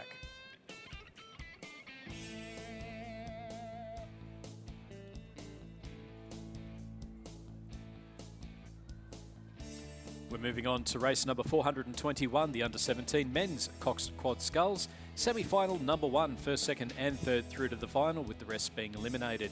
In lane 2 from Kinross Wallaroy, Nicholas Tancred, Tom Day, Oscar Cleary, Oliver Smith, Angus Peterson is the coxswain, and they're coached by Benjamin Watt.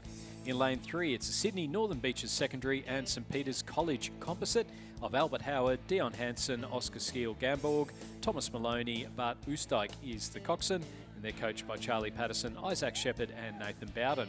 In lane 4 from Canberra Grammar School, James Robertson, Magnus Trander, Dylan Outram, Harry Budd, Joshua Heyman is the coxswain, and they're coached by Ben Johnston and Dafford Gwyn Jones.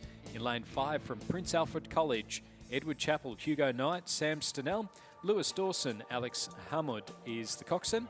In lane 6 from Newington, William Fuller, Mark Grilakis, Angus Mitchell, Morgan Jones, Will Nicholas is the coxswain, coached by Marty Nicholas and Carl Schmidt. And then in lane 7 from Hunter Valley Grammar, Luke Purdy, Lachlan Foster, Max Blatchley, Hayden Williamson, Moira Geraghty is the coxswain, and they're coached by Austin Bond, Mark Partridge and Rowan Hislop.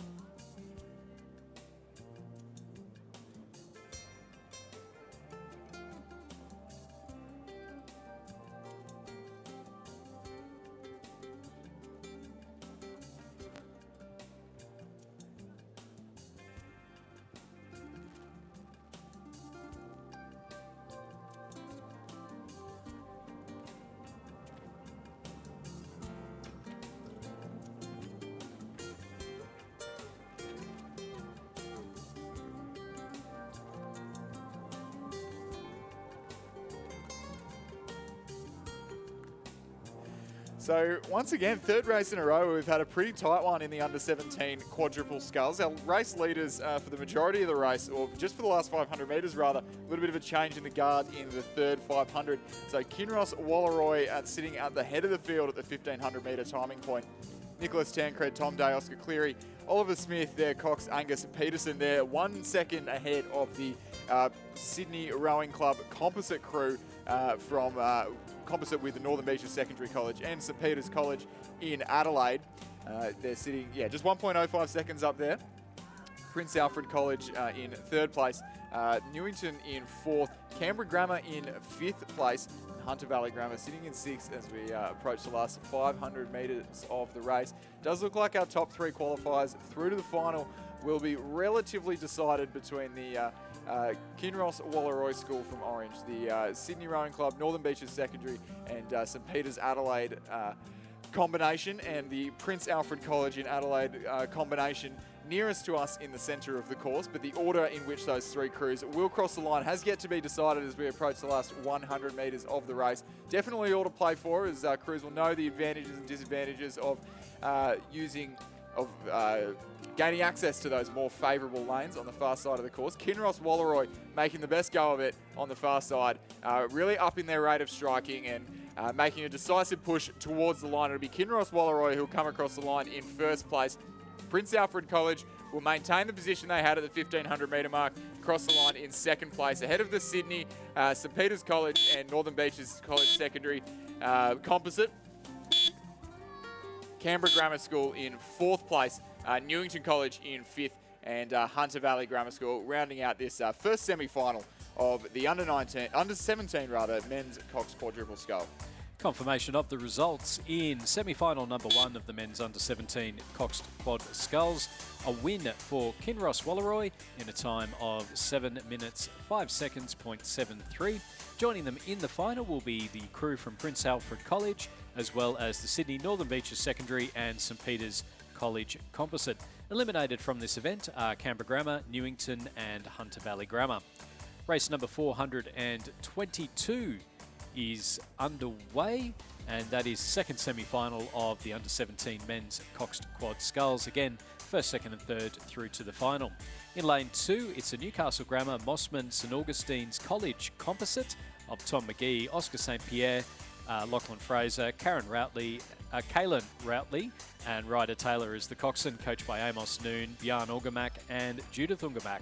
In lane 3 from Ballarat, Clarendon, James Forsyth, Mika Hickenbotham, Tristan Nyhoff, Charlie McClure, James Tippett is the coxswain, and they're coached by Mackenzie Spark and Tom Nash. Lane 4 from St Patrick's College, Victoria, Ned Bennett, William Charles, Paddy O'Brien, Angus Murfitt, Noah Cargaran is the coxswain, and they're coached by David O'Doherty. In lane 5 from Nudgee College, Max Strickland, Rowan May, Will Enders, George Curry, Orlando Reid is the coxswain. Lane 6 from Scotch College, Victoria, Ben Ferguson, Charlie Wilcox, Ted Burney, Lewis Emmett, Sasha Demetrio is the coxswain. And then in lane 7 from Darramarlin College, George Bowditch, Joachim Ashen, Patrick Edwards, Ben Ricard, William Poles is the coxswain, and they're coached by Marty Capon.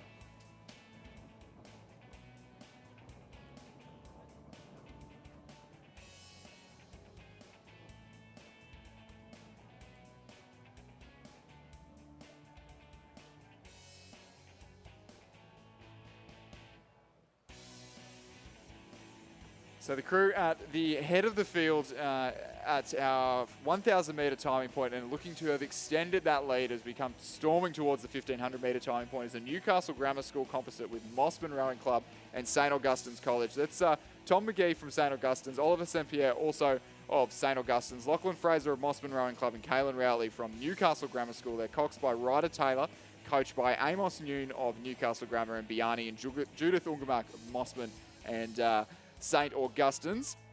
So Kaylin Routley and Lachlan Fraser, if you do remember those names, that is because we did see them on the course earlier today in our second race of the day, the under-17 men's double scull, where they were awarded the national championship for their first place in that event, and backing up now alongside Tom McGee and Oscar St Pierre from St Augustine's Rowing Club, or St Augustine's College rather, to form this particularly powerful looking under 17 men's Cox quadruple scull, and going about it quite strongly in the closing stages of the race. They're leading the crew to their left, Ballarat Clarendon, or as we're having some debate over this week, is it Ballarat Clarendon or Ballarat and Clarendon colleges? So that's the crew of James Forsyth, Mika Hickenbotham, Tristan Niehoff, Charlie McClure and James Tippett, their coxswain. They're sitting in second place and look set to go through to tomorrow morning's final. In third place at the moment is the crew to their left from St Patrick's College in Victoria, Ned Bennett, William Charles, Paddy O'Brien, Angus Murfitt and their cox Noah Cargaran.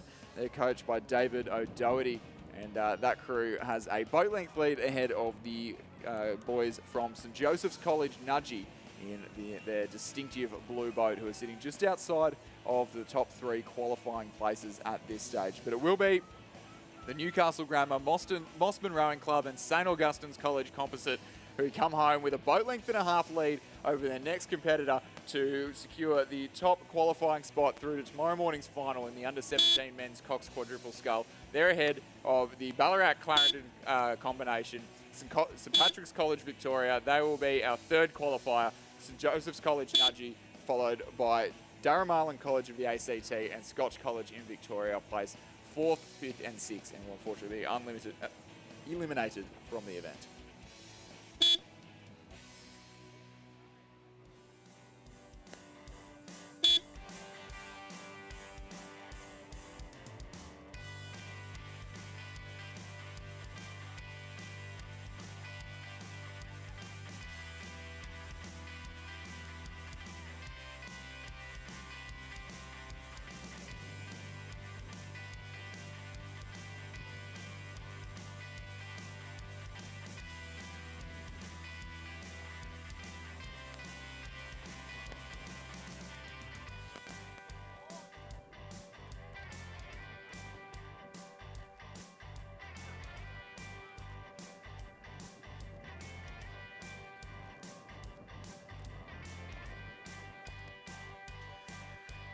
So a brief break in racing for the moment as we see crews currently getting aligned on the starting pontoon for race number 425 in our program, the first and only repechage of the under-19 men's Coxed 8. So and 2 semi-finals scheduled before this for the under-19 women's Coxed 8.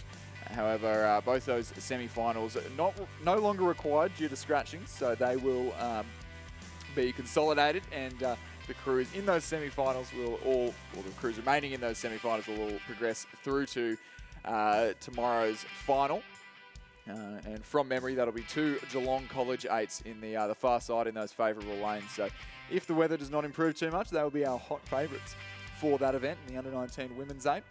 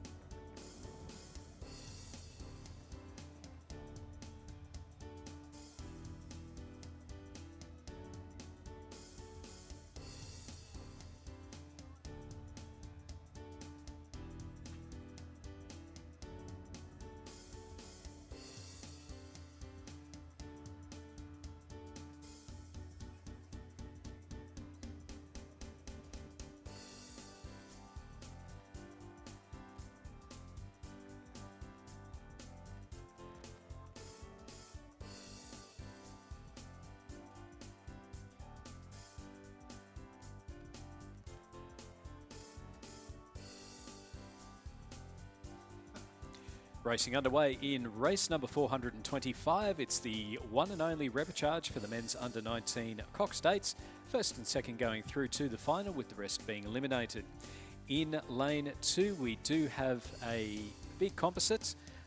So from Ballarat Grammar, Charlie Savage and George Follett.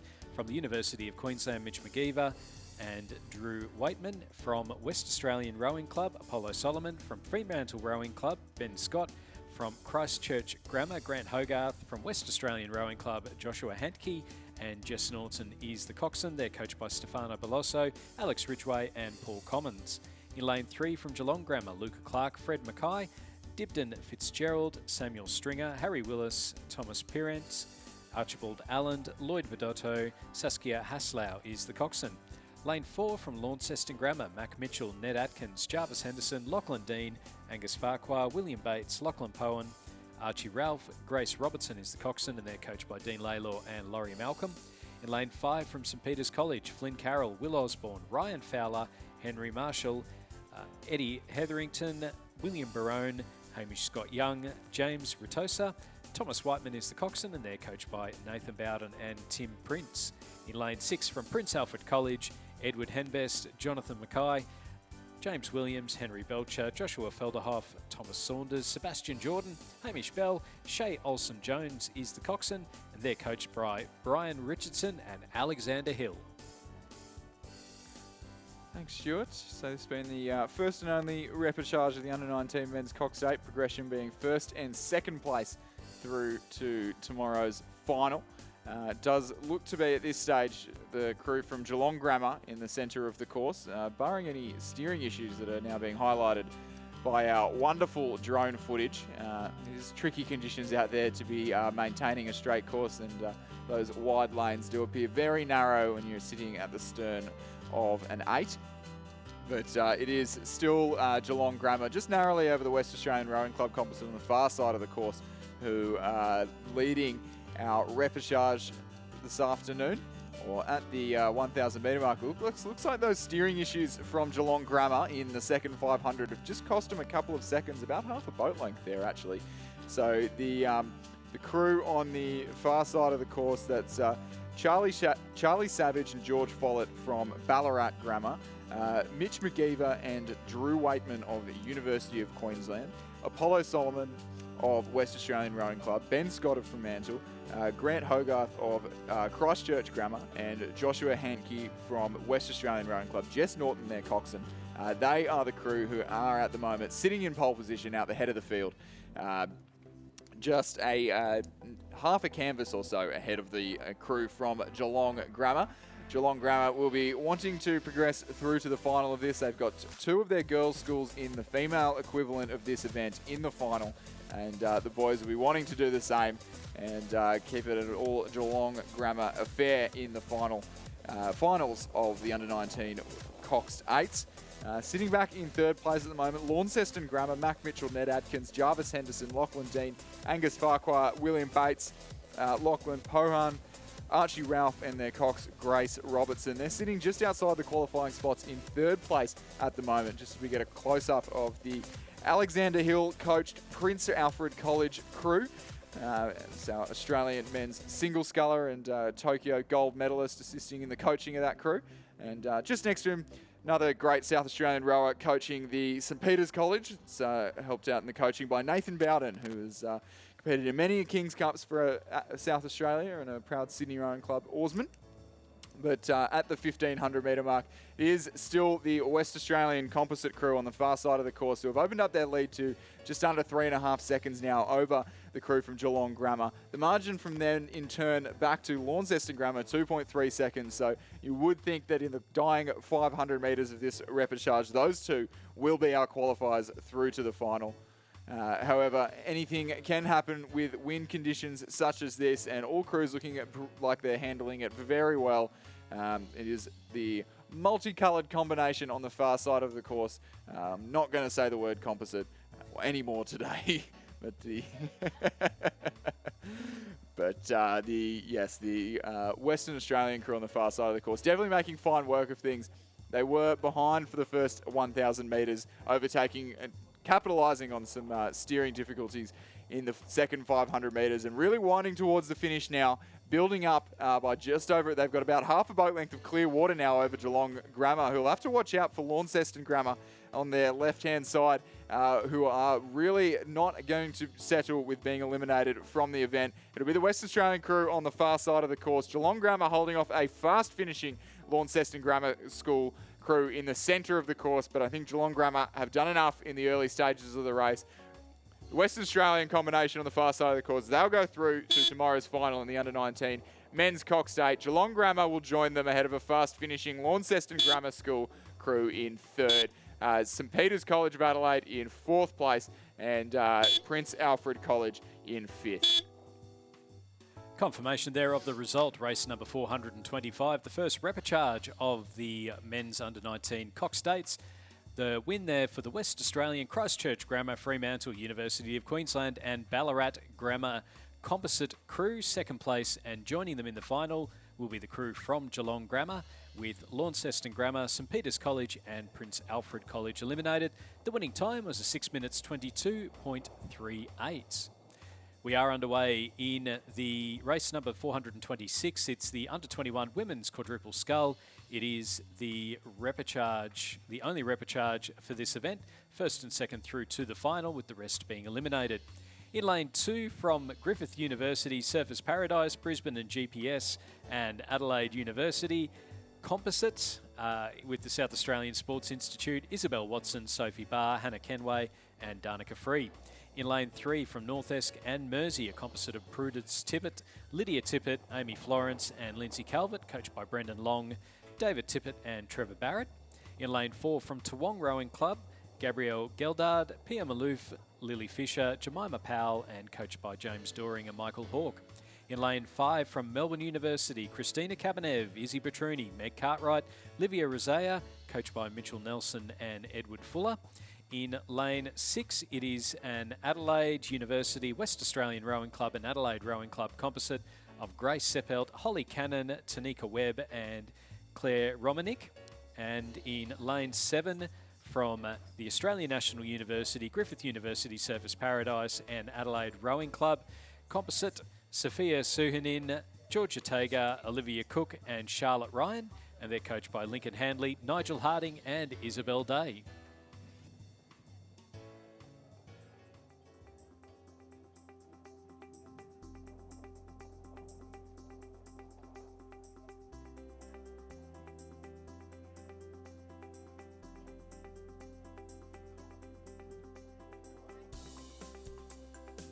So as we approach towards the 1,500 metre mark of the race, sitting right in the middle of the third 500 metres at the moment, it is the Griffith University Surfers Paradise composite in the far lane, in lane 2, who are leading our race by a convincing margin, a good 3.5 seconds ahead of the North Esk and Mersey. So the Tasmanian composite crew in lane 3. That's Prudence Tippett of Mersey, Lydia Tippett also of Mersey, and then Amy Florence and Lindsay Calvert of North Esk, coached by Brendan Long, David Tippett and Trevor Barrett.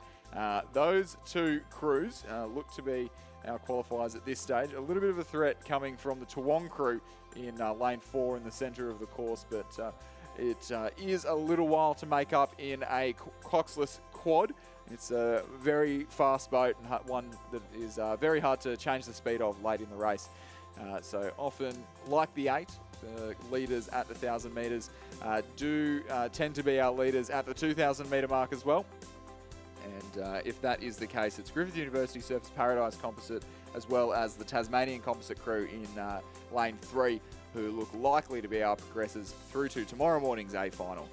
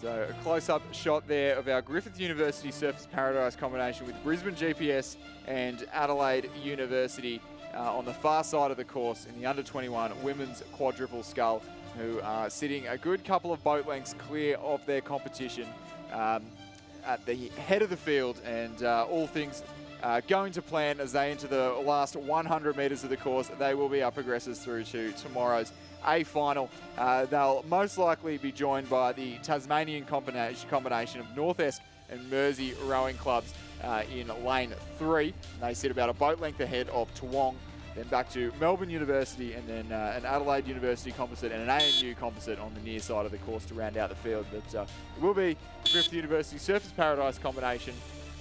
The Tasmanians in second, Toowong crossing the line in third place, Melbourne University Boat Club in fourth, and then our two composites on the near side of the course, the lane 7 combination of Griffith Uni, ANU and Adelaide Rowing Club, and then the lane 6 combination of Adelaide, West Australian Rowing Club and Adelaide University in 7th place. Confirmation there of race number 426, the under-21 women's quad sculls. A win for the Griffith University Surfers Paradise, Adelaide University in Brisbane and GPS composite. Joining them in the final will be the composite from North Esk and Mersey, with Toowong, Melbourne University, the ANU composite and the Adelaide University composites eliminated from this event. Moving on to race number 427, it is the repechage for the men's under-21 quad sculls. Again, first and second through to the final, with the rest being eliminated. In lane 2 from Sydney Rowing Club, James Fredrickson, Thomas Livingston, William Bogue, Gabrielle Carmody. They're coached by Donovan Seck and Shane Mulvaney. In lane 3 from Ballarat City and Melbourne University, Wesley Hudson, William Tozer, William Gilbert, William McKechnie, coached by Grant McKechnie and Matthew Ryan. In lane 4 from UTS Haberfield, Ned Power, Lucas Stefanovic, Henry Blackwell, Mitchell Caponis, coached by Alex Field, Elliot Chapcloth Bertinetti and Hallie Chapman. In lane 5 from Toowong Rowing Club, Hamish Leddy, Moss Murphy, Roden Martin, Sam Parry, coached by Leo Karadimitris and Michael Hawke. And in lane 6 from Mercantile Rowing Club, Hamish Roberts, Jackson Morrish, Hamish Nicol, Edward Finlay, coached by Alistair Matthews and William Legg. Thanks, Stuart. And as has been the case for most of this afternoon's session thus far, our leaders are coming from the far side of the course. That is where the fastest qualifiers are located, but it is, as we know, the most advantageous lanes, given our southerly cross breeze at the moment. And our awesome drone footage just there showed us a little bit of a side-by-side that let us know that the Toowong composite with Adelaide and Buckingham rowing clubs is out in the lead of this repechage, first and only repechage of the under-21 men's quadruple scull. They were up by about 3/4 of a length from the crew of from Sydney Rowing Club on the far side of the course, James Fredrickson, Tom Livingston, Will Bogue, Gabriel Carmody, and their coaches Donovan Seck and Shane Mulvaney, who are sitting in that second qualifying position, but definitely looking like they are under threat from UTS Haberfield in lane 4. Ned Power, Lucas Stefanovic, Henry Blackwell and Mitchell Caponis. They are really knocking on the door of Sydney Rowing Club, and I dare say they may have put their bow ball in front in the closing stages of the race. It is 1 and 2 through to the final, so everything to play for in the red boys. The Melbourne University and Ballarat City combination in the centre will go through. They'll be followed by UTS Haberfield, fast finishing crew who have rowed over the top of Sydney Rowing Club in the dying stages of the under-21 men's quadruple scull. A fair way back then to the crew from Toowong in lane 5 in 4th place, and the race will be rounded out by the Mercantile combination in lane 6. Confirmation of the results. Race 427, the repechage for the men's under-21 quad sculls. A win to the Ballarat City Melbourne University composite in a time of 7 minutes 20.93. Joining them in the final will be the crew from UTS Haberfield, with the crews from Sydney Rowing Club, Toowong Rowing Club and Mercantile Rowing Club eliminated from this event. Moving on to the final of the Open Lightweight Men's Coxed Eights. This is for the Bucks Trophy. In lane 2 from Tasmania University, North Esk, Sydney University, University of Queensland and Port Macquarie Rowing Clubs. Barnabas Benet, Sam Casey, Laurie Dean, Liam McCoy, Wyatt Batt, Benjamin Bowman, Connor Ryan, Angus Painter, Hannah Scarborough is the coxswain, and they're coached by Christopher Holliday, Trevor Barrett and Sean Finlayson.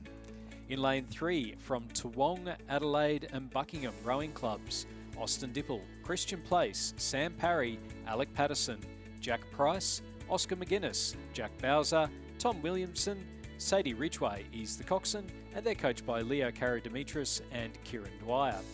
In lane 4, from UTS Haberfield and the University of Queensland, Peter Waldersee, James Waldersee, Cameron Ogilvie, Jack Message, William Clark, Michael McRae, Blaine Hesseltine, Harry Curtin, Anna O'Hanlon is the coxswain, and they're coached by Alex Field and Hallie Chapman.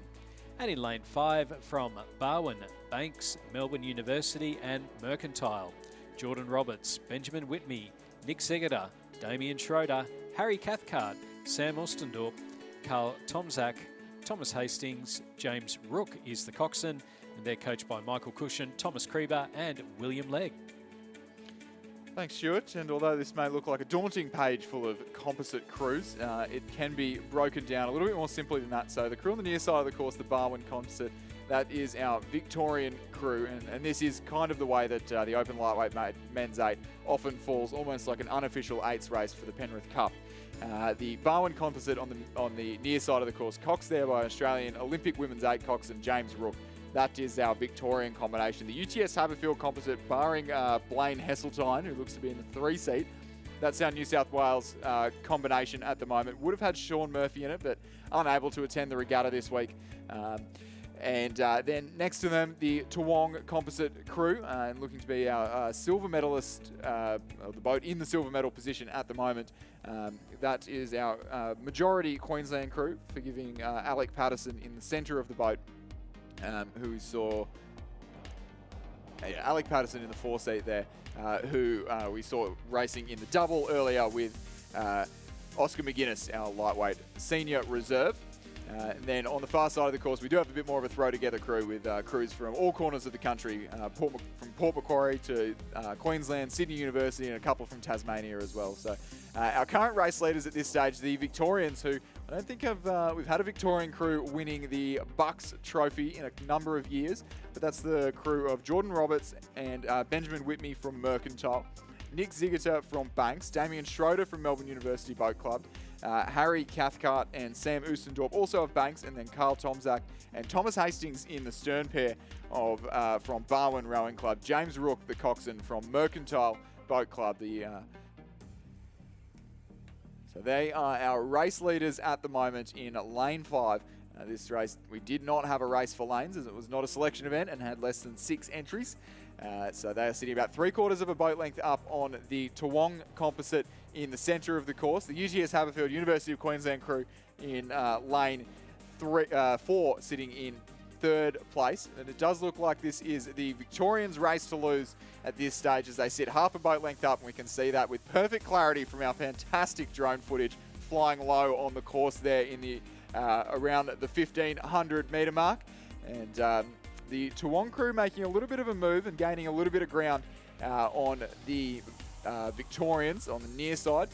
But it is a not too long of a way to row before one of these crews is awarded the Bucks Trophy. And it does look to be going to Victoria. And if we agree with the program, that trophy going to Barwon Rowing Club as the Barwon composite storms to the front of the course as they approach the last 165 metres of the course.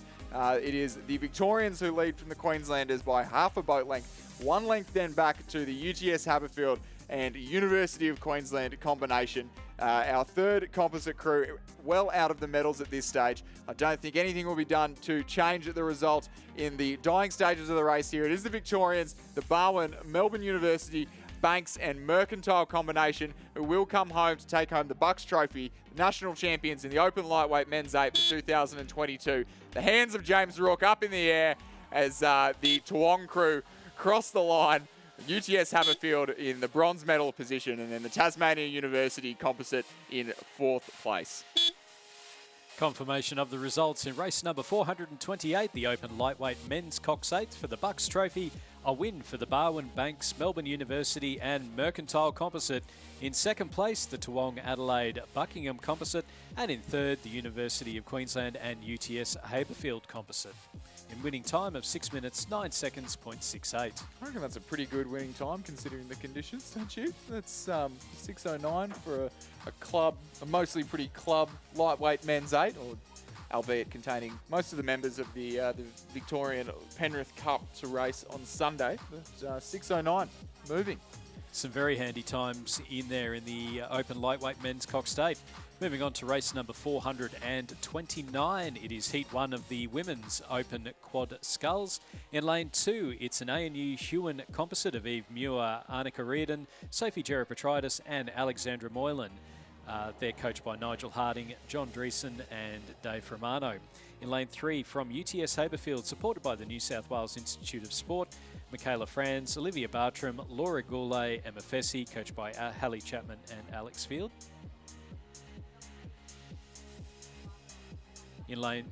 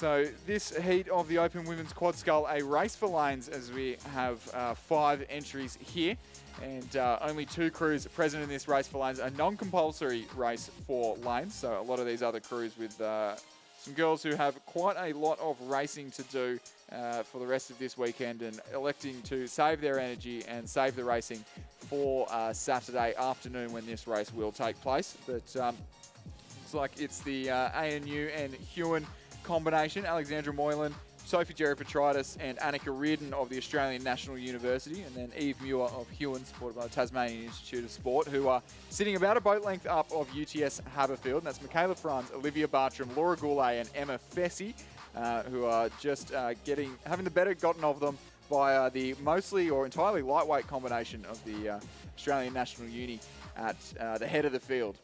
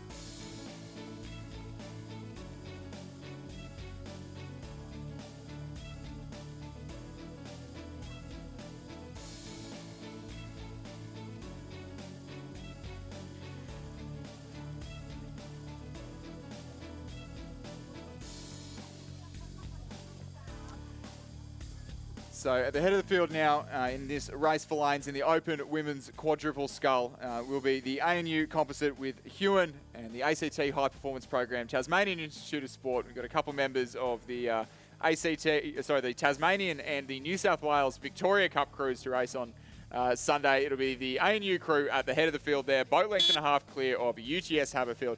Those crews will be joined by a Sydney Rowing Club, a Sydney University Boat Club and another ANU Composite tomorrow afternoon in the final of the Open Women's Quadruple Scull. Confirmation there of the results in the race for lanes in the Open Women's Quadruple Scull. A win for the ANU Hewen Composites, with second going through to UTS Haberfield in a time of 7 minutes 4 seconds, .34.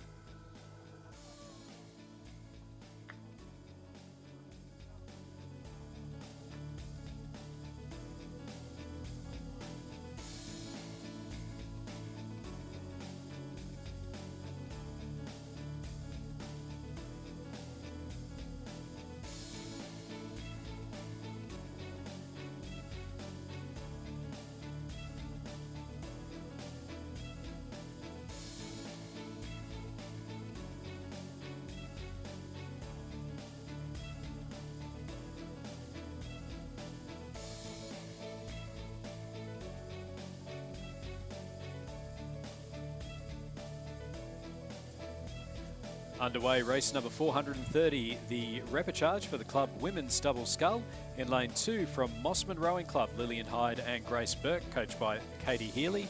In lane 3 from Melbourne University, Georgia Mortimer, Natasha Volanis, coached by Edward Fuller. In lane 4 from Mercantile Rowing Club, Bridget Somerville, Cleo Nash, coached by Samuel Fennessy. In lane 5 from Corio Bay, Sydney Arnold and Lauren Murphy, coached by Alan Darker. In lane 6 from Mossman Rowing Club, Catherine Wilcock and Claudia Callahan, coached by Katie Healy. And in lane 7 from Corio Bay, Eliza O'Hearn and Evie Timms-Honor, and their coach, and no coach listed.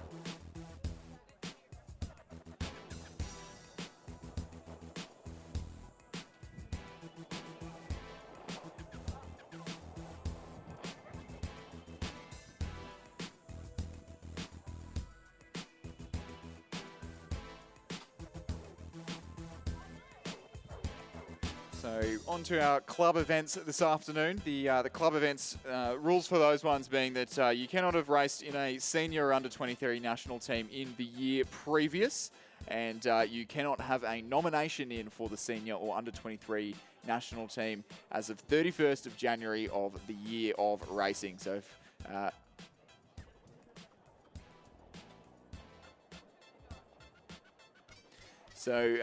you can actually have a nomination in for the para team as of that date. You can also have been in or have a nomination for the junior or under-21 Australian team. That is fine. It's only if you are heading to or intending to head to a 23 or senior world championship that you may not race in the club events. So Club Double Scull, Club Coxless 4, and the Club 8 are those three events. And should go without saying, but the club events are single club events, no composites, much to my pleasure in the commentary box. So in this club double scull, we've got a repechage, first two progressing through to Sunday morning's final. In the lead at the moment, we have the Melbourne University combination of Georgia Mortimer and Natasha Volanis, coached by Edward Fuller. And then sitting in second place is the very young Mossman Rowing Club double of Lillian Hyde and Grace Burke, coached by Katie Healy. It is so great to watch watch the club events and try and pick out who we have in the events from under 17 and under 19 finals earlier in the week, and then also who we have in club events from finals in the 1990s and early 2000s as well sometimes.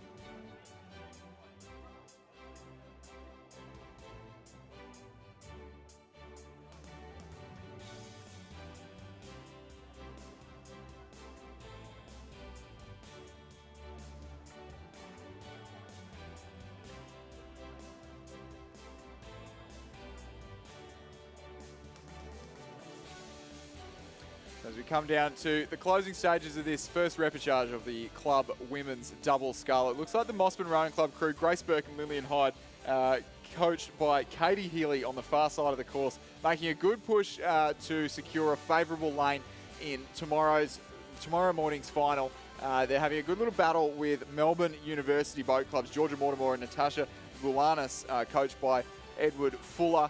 It does appear like the Mossman Rowing Club, the young girls on the far side, are really making the most of it and getting their bow ball just in front as we come down to the finish line. It looks like it'll be Mossman Rowing Club definitely with the momentum going into the last 4 strokes of the race. Mossman Rowing Club will take out this first repechage of the club women's double scull by half a boat length from Melbourne University Boat Club in second place. Those two crews will both go through to tomorrow morning's final in the club women's double scull.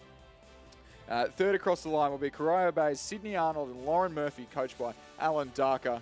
And we'll then be joined by Bridget Somerville and Cleo Nash of Mercantile Rowing Club in the centre of the course. And a second crew from Corio Bay on the near side of the course, Eliza Ray Hearn and Evie Timms Honor will cross the line in 5th place. And a second Mossman Rowing Club crew, Catherine Wilcock and Claudia Callahan, also coached by Katie Healy, who's been very busy at this regatta, crossing the line in 6th place rather. Confirmation of the results. Race 430, the club women's double scull, repechage 1. Mossman with the win, going through to the final, as are Melbourne University with Corio Bay Mercantile, Corio Bay and Mossman being eliminated from this event.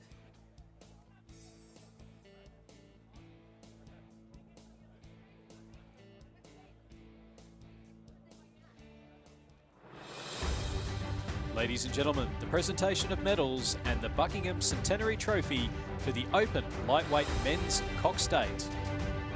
The medals and trophy will be presented by Tim Morris, President of Rowing Tasmania and Rowing Australia Councillor.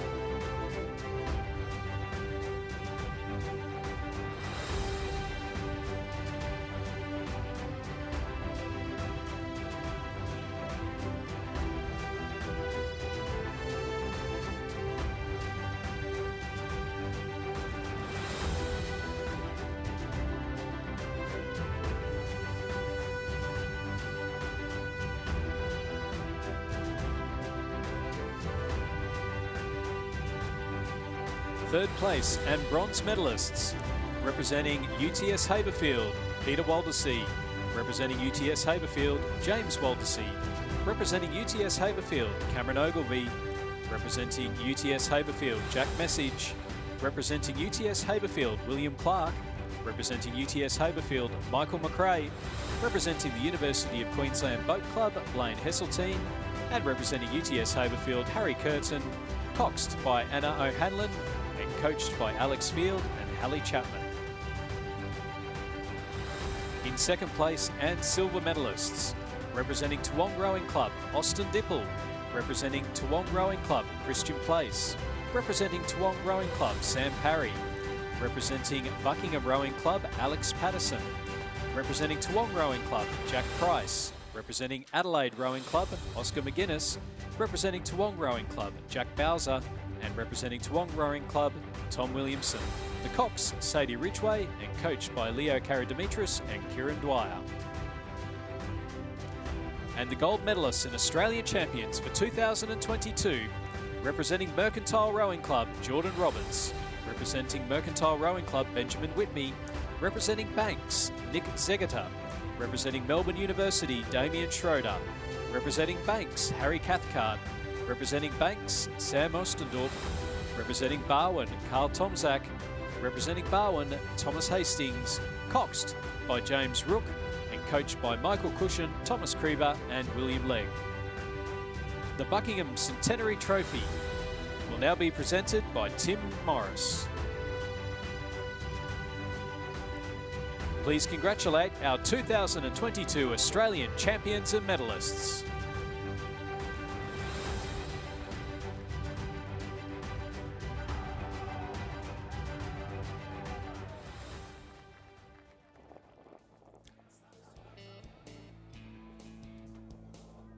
Racing coming close to the end of race 431, the second repechage of the club women's double scull. In lane 2 from the Australian National University, Catherine Kahn and Deanne Grant, coached by Nigel Harding. In lane 3 from Mercantile, Eliza Plenisic and Claudia Clements, coached by Samuel Fennessy. In lane 4 from Adelaide University, Alakok Tunney and Siobhan Rowe, coached by Jurek Hasselgrove. In lane 5 from Askham, Portia Koskar and Aubrey Abiwikrima, coached by Susanna McMahon. In lane 6 from Newcastle Grammar, Grace Charge and Amy Georgia Barnett, coached by Brad Smith. And in lane 7 from Caulfield Grammar, Bailey Lucia and Miller Pierce. Thanks, Stuart. And this race rapidly approaching the conclusion now as we watch the Australian National University come across the line. Catherine Kahn and Deanne Grant will take out the second repechage of the club women's double scull by quite a considerable margin from Adelaide University's Alakok Tunney and Siobhan Rowe, coached by our own co-commentator, although notably absent this week, Jurek Hasselgrove. He's been a busy man. And then third across the line, unfortunately eliminated from the event, will be Mercantile's Eliza Pleninik and Claudia Clements. They're coached by Sam Fennessy.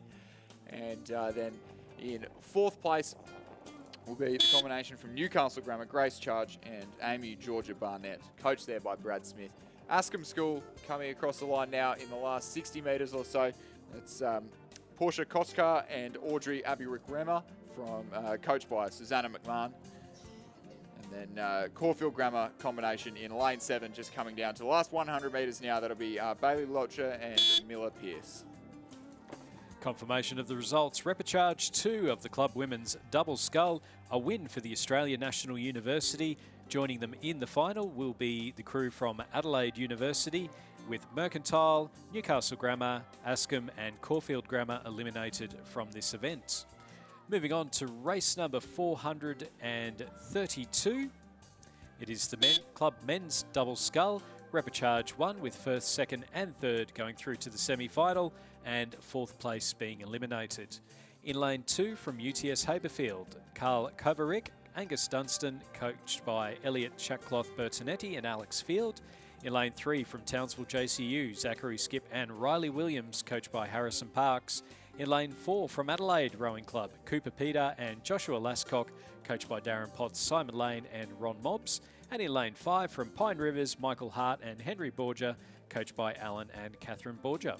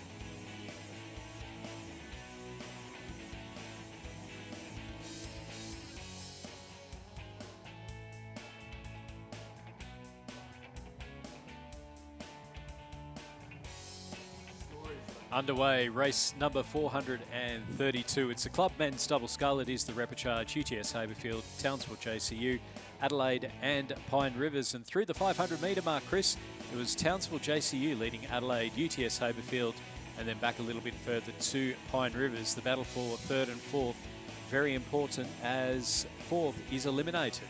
Absolutely, and our first and second place crews, Townsville JCU at the head of the field, 140.40 is their time through the first timing point.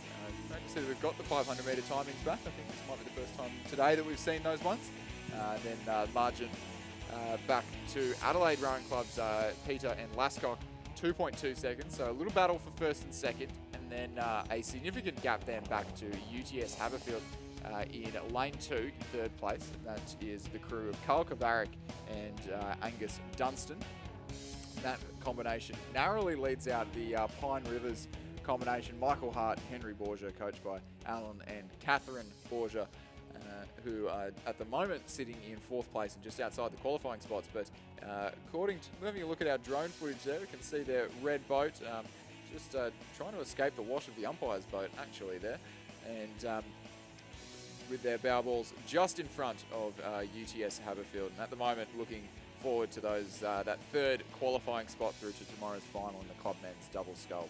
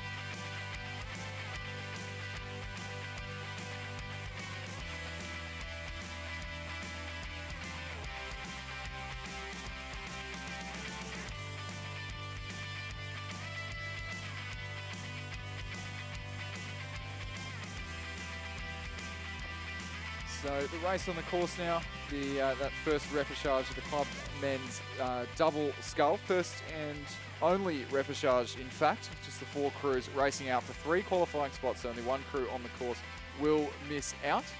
And it does look like that crew is set to be the UTS Haberfield combination. Carl Kavarik and Angus Dunstan there in 4th place, unless they can make some serious moves on the combination from Pine Rivers Rowing Club up in Queensland. That's Hart and Borgia, who made the most of an early battle for 3rd place to secure their qualifying spot. At the head of the field, It's been Townsville JCU, Zachary Skip and Riley Williams, who again had an early battle with Adelaide Rowing Club's Cooper Peter and Joshua Lascock to take their first position and will secure the most favourable lane out of these qualifiers for tomorrow's final of the club men's double scull. So coming into the line now, Townsville JCU, represented by Zachary Skip and Riley Williams, coached by Harrison Parks. They'll be first across the line and first qualifiers through to the A final of the club men's double scull. Adelaide Rowing Club, Cooper Peter, Joshua Lascock, coached by Darren Potts, Simon Lane and Ron Mobbs. They'll be joining them in the A final tomorrow. And along with them, Pine Rivers Rowing Club, Michael Hart and Henry Borgia, coached by Alan and Catherine Borgia, will also progress through to tomorrow's final of the club men's double scull in the morning. UTS Haberfield crossing the line just outside of the qualifying positions. Carl Kavaric and Angus Dunstan there. Confirming the results of race number 432, the club men's double scull repechage. Through to the final, Townsville, James Cook University, Zachary Skip and Riley Williams. Second, Adelaide Rowing Club, Cooper Peter and Joshua Lassock. And third, Pine Rivers Rowing Club, Michael Hart and Henry Borgia. Those three crews progress through to the semi-final. UTS Haberfield, Koverick and Dunstan are eliminated. Winning time, 7 minutes, 11.43 seconds. We now move to the first heat in the club women's Coxless 4. In lane 2, Mercantile, represented by Amy Baker, Louise Carr, Henrietta Patterson and Xanthi Hadfield. In lane 3, Buckingham, represented by Annika Schrader, Phoebe Davis, Signet Hornet and Charlotte Ralph. In lane 4, Melbourne Rowing Club, Bea Klein van Mullecom, Samantha Beveridge, Peter Rack and Tanya Nishibata. In lane 5, Carrum, Angelique Everett, Jess Fishman, Morgan Dunham and Jackie Deeble. In lane 6, UTS Haberfield, Gemma Sibyllin, Alexandra Quinn, Louisa Stocks and Jessica Salmon. In lane 7, the University of Queensland Boat Club, Alice Reedy, or is it Reddy, Sophie Lucas, Eliza Bridgefoot and Emily Graham.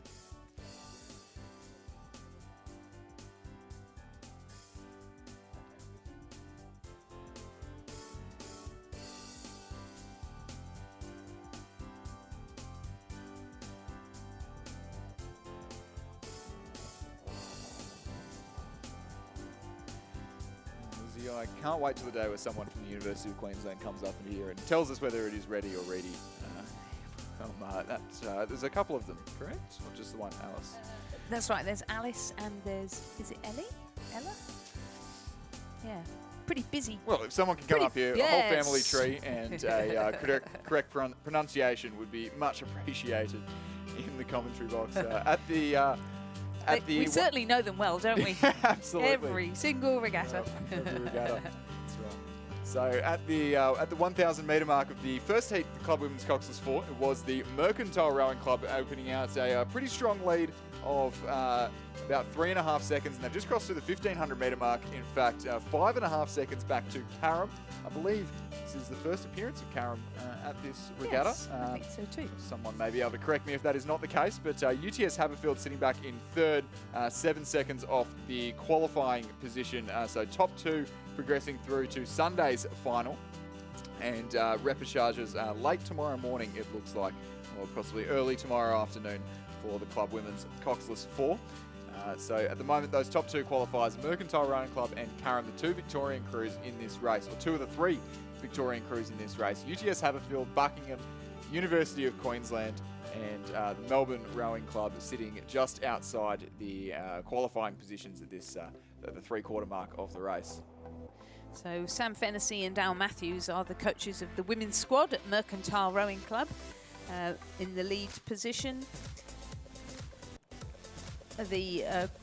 And then the crew from UTS Haberfield in third position, coaches Natalie Legg and Hallie Chapman. So Natalie Legg, a new addition to the coaching team at UTS Haberfield this year, working with Hallie Chapman, coaching the women's squad, and in particular focusing on youth women, and I believe that these are students.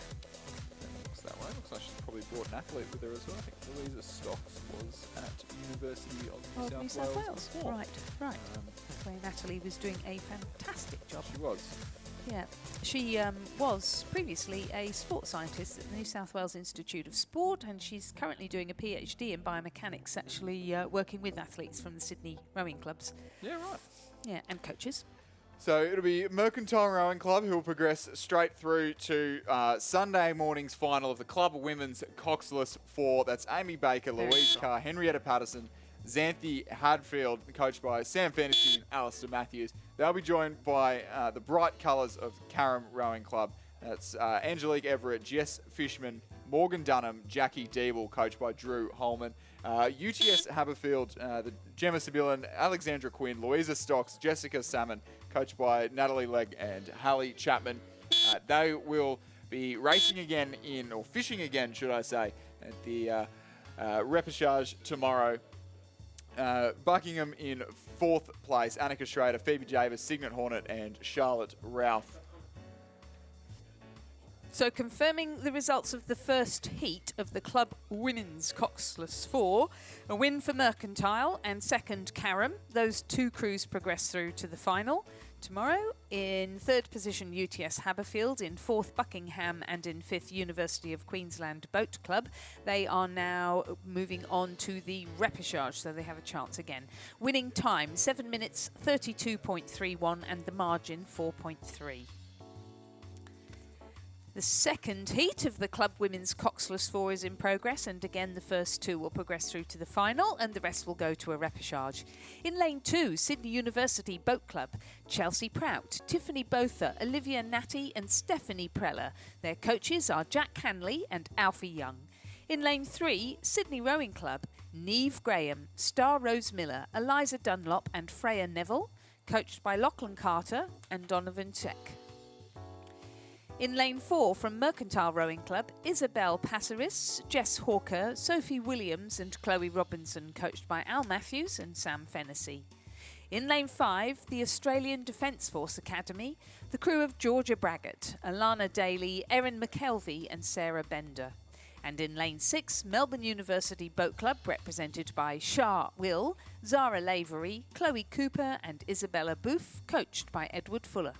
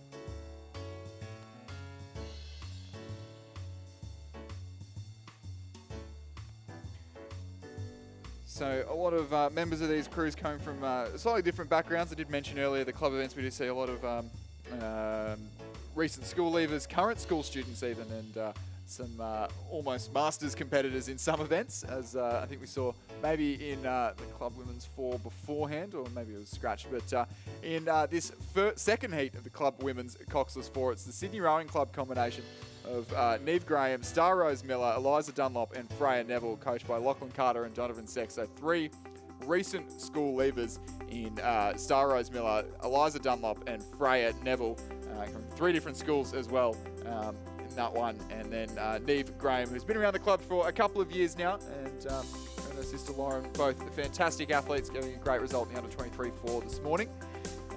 They'll finish a couple of boat lengths ahead of the mostly Queenwood combination from our research of Sydney University Boat Club. So those two crews straight through to Sunday morning's final. Sydney Rowing Club, Sydney University Boat Club, Melbourne University Boat Club on the near side of the course. That's Shah Will, Zara Lavery, Chloe Cooper and Isabella Booth, coached by Edward Fuller. They'll go through to the repechage tomorrow afternoon.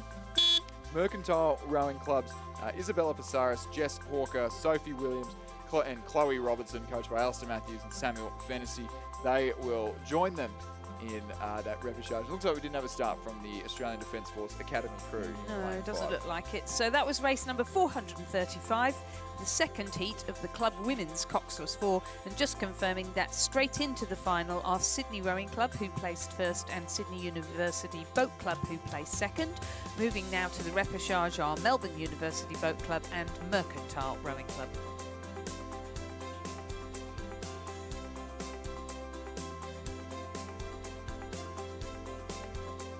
We're moving now to the club men's Coxless 4. And there is a race for lanes. It was to be 2 heats, but it looks as though it's been consolidated into 1 race for lanes. In lane 1, Mercantile Rowing Club, Lachlan Wilmot, Jack Guy, Osborne Willison and Harry Ahmad, coached by Al Matthews. In lane 2, Sydney Rowing Club, Gabriel Carmody, William Downey, Andy Hoffman and Tom Cregan, coached by Donovan Seck and Shane Mulvaney. In lane 3, Banks Rowing Club from Melbourne, Bowen Hafey, Heinrich Venska, Marcus Kane and Guy Velick, coached by Thomas Krieber and Tony Lee. In lane 4, UTS Haberfield, Mitchell Caponis, Luca Roncolato, Mackenzie Thompson and Matthew Curtin, coached by Alex Field, Hallie Chapman and Elliot Shatcloth Bertonetti. In lane 5, Sydney University Boat Club, Hugo Hobbs, Ryan Gibson, Devlin Walsh and Lachlan Miles, coached by Chris Holliday, Tom Lorridge and Dom McLaughlin. In lane 6 from Mercantile Rowing Club of Melbourne, Charlie Clark, Liam Burke, Zach Crawley and Ben Strang, coached by Mick Mackay and Brendan Scott. And in lane 7 from Ballarat City, Sebastian Pendlebury, Oliver Frangos, William Gilbert and William McKechnie, coached by Grant McKechnie.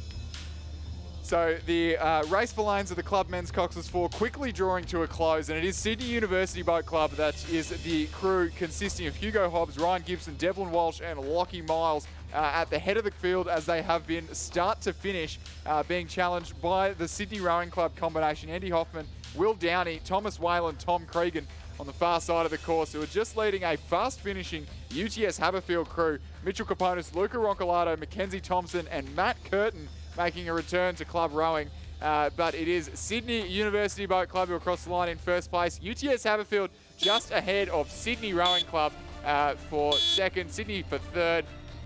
Mercantile Boat Club stroked by Lockie Wilmot in fourth place. Banks Rowing Club in fifth. And the second Mercantile Rowing Club crew, Charlie Clark, Liam Burke, Zach Crawley, Ben Strang, they will cross the line in sixth place, followed very narrowly by Ballarat City.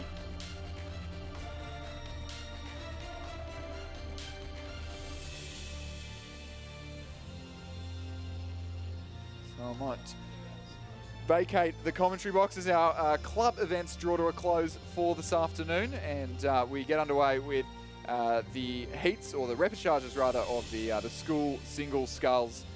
They'll be brought to you by Richard Dorsteins, taking over for me this afternoon.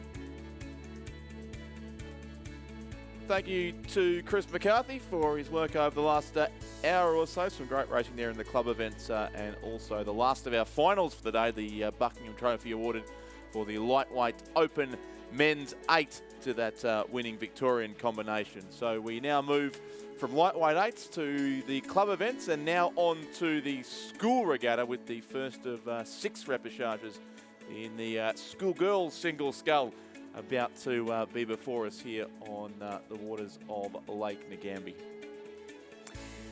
Wow, 6 repechages. Here we go then. Race number 438 on the programme is the first repechage in the schoolgirls single scull.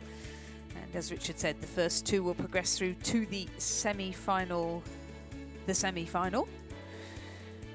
Okay, that's far too complicated for me, We'll get Richard. to this during the race too, Liz, but Okay, there are a thank lot you. of semi-finals in this event, and I think you and I will have to have harsh words with the people who devised this system because It's there's a lot, impossible there for are more than commentators. 2 semi-finals, and Even for really, truly professional commentators absolutely, and who are which we- so which we are experienced, not. like it's difficult. Well, I'll speak for myself anyway. Yes, but Suffice to say, everybody's going to end up in some kind of semi-final or final. So there's every everything to child race wins a for, prize. I and think that's, nothing. Every yes. child wins a prize. But looks like we are underway in repechage Okay. 1. It looks like. Okay, we have in lane 2 Leela Hucker. She's from Launceston Grammar and she's coached by Trevor Barrett.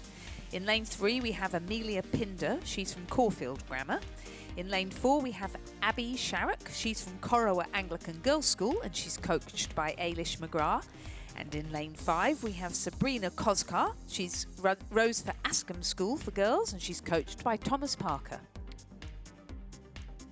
So yeah, six repechage here in this schoolgirls single. There were 6 heats yesterday afternoon, although I think they were raced in time trial format, of course. So this is the first real race, I guess, for all of these athletes, really, unless they've been competing in the club events as well earlier in the week. So, as I understand it, Lizzie, the top 2 in each of these repechages will progress through to the, let's call them the real semi-finals, the semi-finals from which our finalists will be determined, and the remainder of the field will go through to a series of minor semi-finals because we do have a full set of exhaustive finals in the all the school events, in fact. So there will be on Sunday morning an F final, an E final, a DC and a B final before we get through to the A final of the schoolgirls single scull.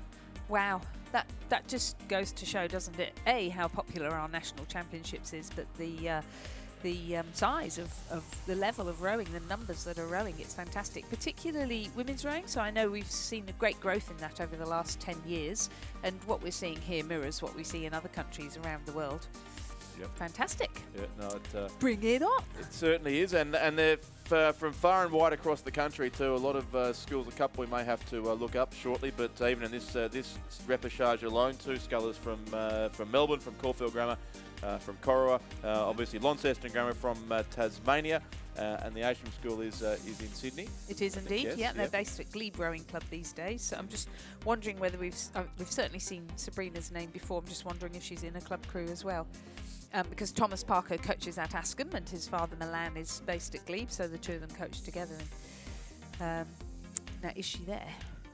Because we can see that, yes, she is. So She's Leela there. Hucker, she's definitely there. Yeah, the From Crossing. Launceston Grammar School. I think they were originally known as the Launceston Church Grammar School, but I seem to recall at last year's Nationals at Lake Barrington they were just the Launceston Grammar School. They, I'm pretty sure, provided the tray holders last year for the presentations, and in this race we have a sculler from Caulfield Grammar who have provided this year's tray holders. So a couple of schools undertaking important tasks to make these regattas function as smoothly as they can. So it is definitely the Launceston Grammar sculler Leila Hucker who leads from Abby Sharrock of Corowa. For those not regularly attuned to Victorian regattas, Corowa with a K is a school in Melbourne, which has nothing at all to do with Corowa with a C, the city in the far south of New South Wales. So Right. there is a Corowa rowing club in Corowa, and there is also the Corowa with a K Anglican Girls' School. And often in regattas in Victoria, they end up in the same heat to make it really, really confusing for us. Gotta love being a commentator, haven't you? The things the things The we have bits to of handle. useless information you pick up. Exactly, yeah. So Corowa Anglican Girls' School, which is in the eastern suburbs, I think, of Melbourne, and they usually row in pretty distinctive red colours too, which is the second place getter there currently. Abby Sharrock ahead then of Amelia Pinder of Caulfield Grammar, and Sabrina Koskar, the Ayrsham Sculler, in certainly in fourth place. So it is 2 to go through, and still just over 500 metres left, about 600 in fact, for our leading scullers here.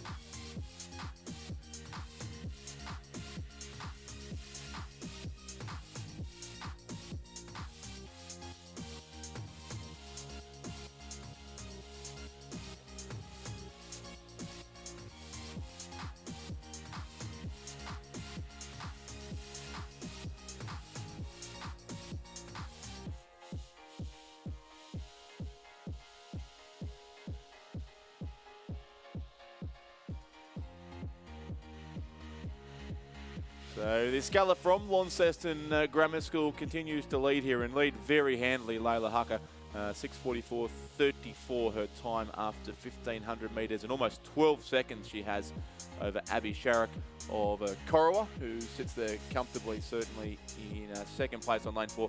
Caulfield Grammar's Amelia Pinder, still there in third, but 6.7 seconds the difference there, so a fair bit to make up for Amelia Pinder of Caulfield Grammar, and another 10 3/4 seconds back to Sabrina Koskar of the Ayrsham School of Sydney. So it is just the top 2 who'll go through to the semi-finals, from which it's possible to qualify for the A final.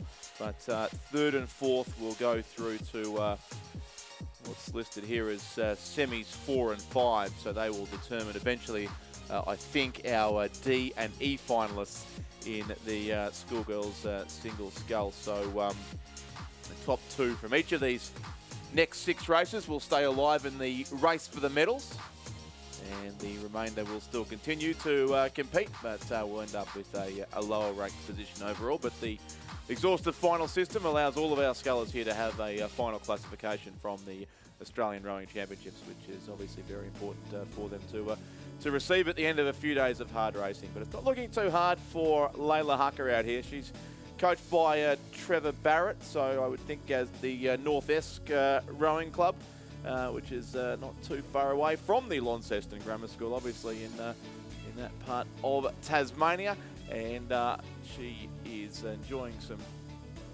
pretty good conditions here in the end of the course. Again, the final section of the course is probably the calmest water of the entire 2,000 metres, and Layla Hucker is going to go across fairly comfortably in front in a couple of strokes time. So she'll win the first repechage of 6 in the schoolgirls single scull. Layla Hucker, coached by Trevor Barrett, is through to the A and B semi-finals for a spot to then be fought out into the A final. So she remains alive in the hunt for the medals, as does Abby Sharrock, I should say, of Corowa there, just shortening up just before the line, but comfortably across in second place.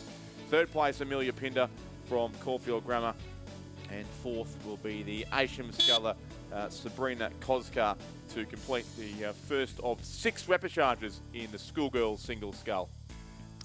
Confirming the results of the first repechage of the schoolgirls single scull, a win for Layla Hucker of Launceston Grammar. Second, Abby Sharrock of Corowa Anglican Girls. These 2 scullers progress through to the first semi-final. Third, Amelia Pinder of Caulfield Grammar, and fourth, Sabrina Koskar. These scullers will progress through to, now what do we say, the semi-final of, well, So I another believe semi-final. yes, the top 2 will go through to what will actually be, I think there'll be three qualification semi-finals to get our A finalists. So the top 2 from these 6 will go through to those 3 races. The top 2 from those races will go through to the A final. So effectively the top 2 remain in the hunt for the A final and the medals, and then third and fourth place will go through to what will be semis 4 and 5, and they will eventually become our D and E finalists in a couple of days' time. Right. I think. Clear as mud. Yes. And yes, I'm sure we've made the it qualifying time, more complicated than it otherwise had to be. which is probably more interesting, is 9 minutes, 3.82 seconds for Layla, or is it Layla Hucker? and the margin was 13.98. Now our next repechage in the schoolgirls single scull is underway. Race number 439 on the programme. In lane 2 we have Ella Huber from Burwood Girls High. She's coached by Brendan Longman and also rows at Sydney Rowing Club. In lane 3 we have Bianca Kohlberg from Loreto Marriotteville, coached by Rebecca Cook. In lane 4, Erin Cara from St Catherine's School in New South Wales, coached by Jared Watson. In lane 5, Lulu McEwen from Geelong College. And in lane 6, Kitty Elias from Askham School from Girls, also coached by Thomas Parker. And it is the St Catherine's sculler, Erin Cara there, who is, yes, you say, coached by Jared Watson, who is leading this race after 1,500 metres, and she had about 3 seconds on the Burwood Girls High sculler, Ella Huber. So those two currently sit in the qualifying spots. It was then Bianca Kohlberg of Loreto Marriotteville, Kitty Elias from Ayrsham, and Lulu McEwen of Geelong College, but some pretty big margins there in 3rd, 4th and 5th, so our top two looking reasonably comfortable, at least at this stage. So Erin Cara rows at St Catherine's School in New South Wales, which has a boat bay within the shed owned by UTS Haberfield Rowing Club. So she'll be surrounded by that excellent squad of UTS girls that we've seen going up and down the river today. And that squad that's coached by Hallie Chapman, of course. But at the school, Jared Watson. On Iron Cove. On Iron Cove, yes, that's right. On the finish line of the... Yeah, no, I wasn't aware of Iron Cove until I watched the Head of the River a couple of weeks interesting. ago. It was, for many years, the preferred course, really, for most regattas, I think. And obviously then Sydney International Regatta Centre was built, and gradually more and more regattas have moved out there, especially school regattas. And there's another bay called Hen and Chicken, which is a little bit smaller, around by Sydney Rowing Club, and a lot of the junior school regattas are held there. Yeah, because it's not obviously possible to row 2,000 metres very easily on the harbour. That's right, yes. And it is quite easy to row boats round to Hen and Chicken and Iron Cove as well from most of the boat sheds. Yep. I just like the scenery of that big bridge across behind the start line when the eights were racing in the Head of the River. It was, yes, a bit of a different look to what you see at most. Of course, we did race in Queensland for several years on a course at Lake Kawana, which had a traffic bridge across the course at about from memory, about the 1,300 or so metres from the finish. So all the 2,000 and 1,500 metre races did have to go through a bridge. And it actually had 3 pylons every 2 lanes separated by a pylon. So a wonderful challenge for some of the coxes on that course. And it was also Lake Kawana on the Sunshine Coast, about 2 blocks from the beach. So it did tend to get quite windy there as well. So an interesting course. Makes Ngambie look fantastic at the moment, I can assure you. Anyone who spent some time at Kawana will know exactly really, it's the same around the world, though, isn't it? You know, just wind is a fact of rowing. Yeah, it is an outdoor sport, as we keep saying, so you can't control all the conditions. But train hard and be ready. Exactly right. But the St Catherine's sculler, Erin Cara, is handling it very, very well here. So, yeah, there are 2 St Catherines at this regatta. St Catherine's from Melbourne, who are one of the bigger programs in the Victorian Schoolgirls program, and St Catherine's from Sydney, as Lizzie said. One of the smaller ones. One of the smaller ones, but located within the UTS program, so presumably a growing presence, you might think. But it is Erin Cara, coached by Jared Watson for the St Catherine's School of Sydney. He'll go across and take the win in the second repechage here of the schoolgirls single scull by about 3 lengths from Ella Huber of Burwood Girls High. Yep, coached by Brendan Longman, who is the junior squad coach down there at Sydney Rowing Club. Yep, so another New South Wales sculler. The top 2 spots here, both qualifying. Then Loreto Marriotteville of Adelaide will be 3rd. Bianca Kohlberg there, coached by Rebecca Cook, followed by Lulu McEwen of the Geelong College, and then Kitty Elias from the Ayrsham School as well. So Erin Cara and Ella Huber will be the 2 here through to the qualification semi-finals. Our last 2 scullers are approaching the finish line.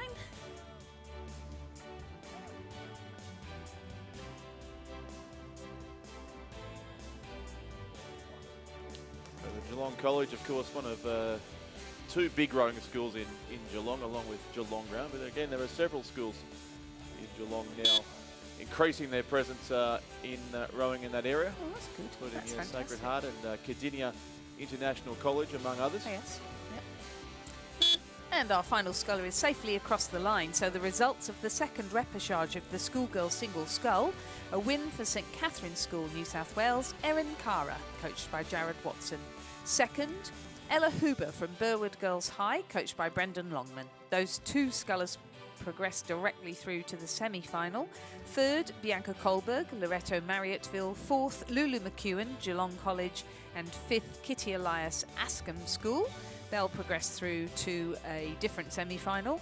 The winning time, 8 minutes 57.72 seconds, and the margin 8:05. Never has a term been more vandalised than semi-final seems to be at the That's moment. true. It's very hard to keep up. That is true, well spotted. Right, third repechage of the schoolgirl single scull, and now we have Scarlett Woodbury from Cathedral Townsville in lane 2, coached by Kimberly Brown. Madison Joins from St Paul's Grammar School in Penrith in lane 3. She's coached by Lindsay Callahan and Charlotte Toos-Cutler. Louisa Wagner from Adelaide High School in lane 4. Fern Rosenbauer from Loretto Marriotteville in lane 5. She's coached by Peter White. And Sophie Butcher from Torrens Rowing Club in Adelaide in lane 6. She's coached by Isabel Day and Thomas Stevens. So St Paul's Grammar, you may be able to assist here, Lizzie, but coached by Lindsay Callahan and Charlotte Toos-Cutler. So I assume Western Sydney or thereabouts? Penrith, there we go. And the medalist also in the under-19 single scull, Madison Joins, certainly a familiar name over the course. In fact, finished in 4th place, so narrowly beaten in the A final of the under-19 women's single yesterday, but certainly a chance here. You would think a good chance in the schoolgirls event. So the St Paul's Grammar Sculler, Madison Joins, coached by Lindsay Callahan and Charlotte Toos-Cutler, ahead of what looks to be the colourful boat there over on the southern bank. That's Cathedral Townsville, Scarlett Woodbury, who's coached by Kimberly Brown. Then it would be Louisa Wagner, possibly of Adelaide High, Sophie Butcher of Torrens, and Fern Rosenbauer of Loretto Marriotteville there as well.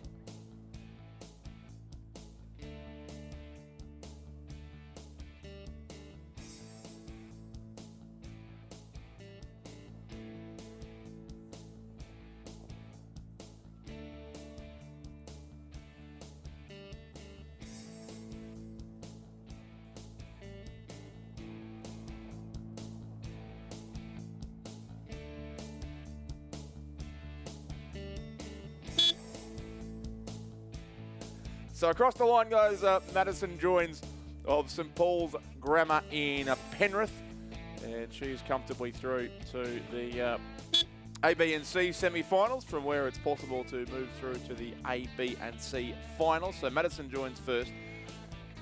Already made 1A final at this regatta. And then Scarlett Woodbury from Cathedral Townsville, coached by Kimberly Brown. And the next 3 home will be Louisa Wagner from Adelaide High, Sophie Butcher then of Torrens, and Loretto Marriotteville's Fern Rosenbauer. Now, quite sure how at Torrens, I thought the entrance had to be under their school in these events, Lizzie, but that's certainly a Torrens sculler in the Torrens club colours, but there may have been exemption provided there, or some reason we're not fully across, or maybe Torrens has a very close association with the school in some way. But in any case, Sophie Butcher is 4th and Fern Rosenbauer in 5th place. Confirming the results of the third repechage of the schoolgirls single scull, a win for Madison Joins of St Paul's Grammar School. Second, Scarlett Woodbury of Cathedral Townsville. These 2 scullers will progress through to the semi-final. In third, Louisa Wagner of Adelaide High. In 4th, Sophie Butcher of Torrens. And in 5th, Fern Rosenbauer of Loretto Marriotteville. And these 3 scullers will progress through to the other semi-final. Exactly right. And the next repechage also underway, so 3 completed now, just right on 9 minutes the time there for Madison Joins. 9:00:92 is the adjusted time, so the I think the second fastest of the qualifying times so far. In repechage number 4, we have Ella Spalding from St Brendan Shaw in lane 2, obviously from Tasmania because she's coached by David Tippett and Merv Tippett. In lane 3, from Ascombe School in Sydney, Lucy Yabsley, who is coached by Thomas Parker. In lane 4, Lily Bragg from St Patrick's Townville, coached by Harrison Parks and Hayley Nielsen-Burke. And in lane 5, Molly Walkerden from Hunter Valley Grammar School, coached by Rowan Hislop and Mark Partridge.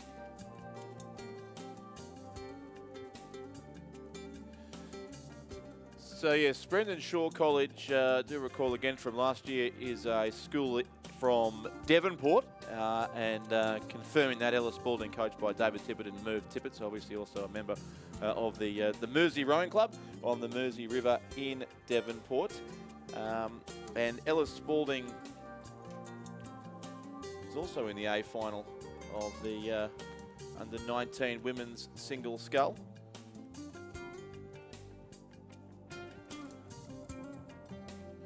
Ella Spalding actually finishing in 4th place in that A final, ahead of Madison Joins, who won the previous repechage. Madison Joins, we think, was 5th, and the Tasmanian sculler finished 4th.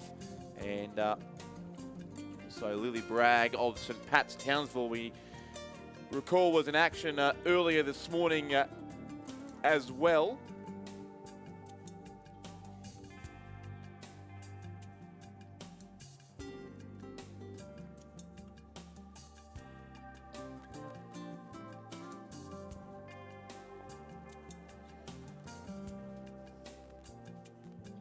Yes, and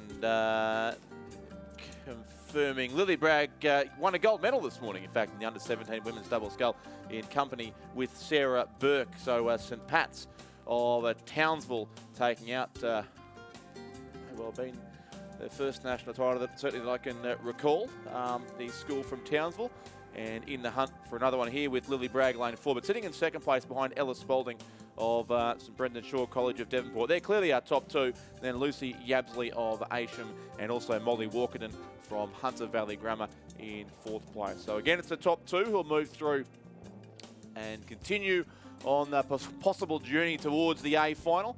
And a very controlled performance there by the sculler from Devonport in Tasmania. Ella Spalding goes across for St Brendan Shaw to take out the 4th repechage of the schoolgirls single scull. 2nd place will be Lily Bragg of St Pat's Townsville. So you'd think the 2 expected scullers to progress have done so from this race. Lucy Yabsley of Ascham will finish 3rd, and Molly Walkerden of Hunter Valley Grammar will soon be across in 4th position as well. And that time again, unofficially there, a bit over 9:04. That will be adjusted shortly, but slightly slower again than the previous repechage.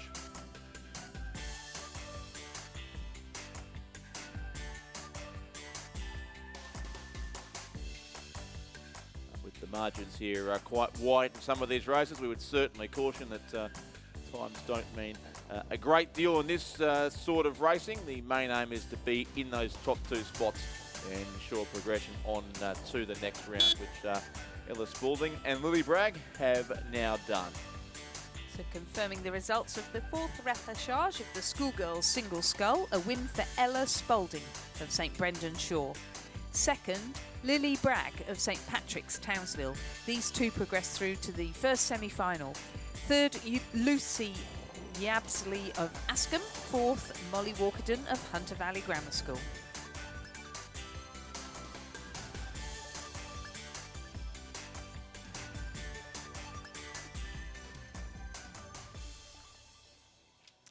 Our 5th and I believe final. 5th of 6. Oh, no, so I think 5th of there's 6. still 2 to go. Yep, our 5th repechage in the schoolgirls single scull. It's now in progress, and we have a few more scullers in this one. We have Amber Tulloch of Our Lady of the Sacred. Must be from here in Victoria. She's in lane 2. She's coached by Drew Holman and Jane Robinson, Olympian. Daisy Simpson-Kerr from Damascus is in lane 3. She's coached by Paul Blanchfield. In lane 4, Lily Rose Hall-Krause from Virtual School, Victoria, coached by Ron Alexander and Lynn Broad. In lane 5, Alyssa Curtin from Corowa Anglican Girls, coached by Ailish McGrath and Annika Spears. And in lane 6, Hannah Curtin of Corowa Anglican Girls, coached by Ailish McGrath. In lane 7, Angelica Cheer from Norwood Morialta High, coached by Matt Walker and Brenton Terrell. Yeah, 5 Victorians here, and sitting in the top 2 spots currently, Daisy Simpson-Kerr and Amber Tulloch, the leading 2. But before we get to this race, Lizzie, I have news, finally, and you and I have been asking questions for a few days on the elusive surname of the Queensland rower from the University of Queensland. We have confirmation, and thank you to Mrs. Reedy for coming in and providing this to us. But the correct spelling of Alice, R-E-A-D-Y's last name, with the correct pronunciation at least, is definitely Reedy, not Reddy. So we've solved one of the great mysteries of the week at least. Excellent. One of the great mysteries of the last 2 years, I actually Exactly. think it has been. Thank you, Mrs. Reddy. Mrs. Reddy. Mrs. Reedy, no, Reedy. Mrs. Reedy. Reedy. See, we now need to remember this properly. No. So, Mrs. Reedy, Mrs. not Reedy. Reddy. So Alice Reedy, who I think may have originally been a Somerville House student, maybe. So certainly rowing in another boat with a former student of Somerville House. But yes, Alice Reedy is. We'll write that down for future reference. Well, and thank you I'm for going the to information remember coming it as in Alice is Reedy, not Reddy. Yeah. That works. That works. Whatever gets the job done. We appreciate the feedback. It is rather hard to sometimes get these names right at the first go, but And we should probably apologise to poor Alice, because she's probably very embarrassed by us. by us bleating on about continuing to talk about her over and over. Yes, this is true. But no, when you have a last name like Dorstein, you do learn to appreciate those who can pronounce things properly. So, And when you're a chatterbox with a name like Chapman, you get nicknames too. So. yes, I find that very hard to Well, talking of names, we've just looked at the results here, and Angelica Cheer seems to have placed about 14 times in this timing system. So yeah, I think someone's got well their done, fingers Angelica. stuck on the button there, but I don't somehow think that Angelica Cheer of Norwood Morialta is necessarily in 6 different spots. I didn't have her in necessarily in the top 2 either at this point. It did look to be the Damascus College Ballarat sculler Daisy Simpson-Kerr, who's coached by Paul Blanchfield in lane 3, certainly sitting in front. And then a couple of other interesting ones here, both Victorians again. Our Lady of the Sacred Heart College, I think Bentley in the southeast suburbs of Melbourne, coached by Drew Holman, who's involved with the Carrum Rowing Club too, and the National Water Sports Centre in that part of Melbourne, and also Jane Robinson, as you said, Lizzie, Amber Tulloch there, and Lily Rose Hall-Krause, the other sculler. So she, I think, is from Bairnsdale in Gippsland, but attends the virtual school, which is effectively what we used to call a correspondence school, or a school of the air, based So in. literally is a virtual school. It is a virtual school, although it has a physical location in Thornbury, in Melbourne, only actually a couple of suburbs away from where I live. But she lives in Bairnsdale and rows for the Bairnsdale Rowing Club quite successfully as well. I do recognise Lynn's name because she's involved in para rowing, because there is para rowing in Bairnsdale too. Yep. So well done, Lynn.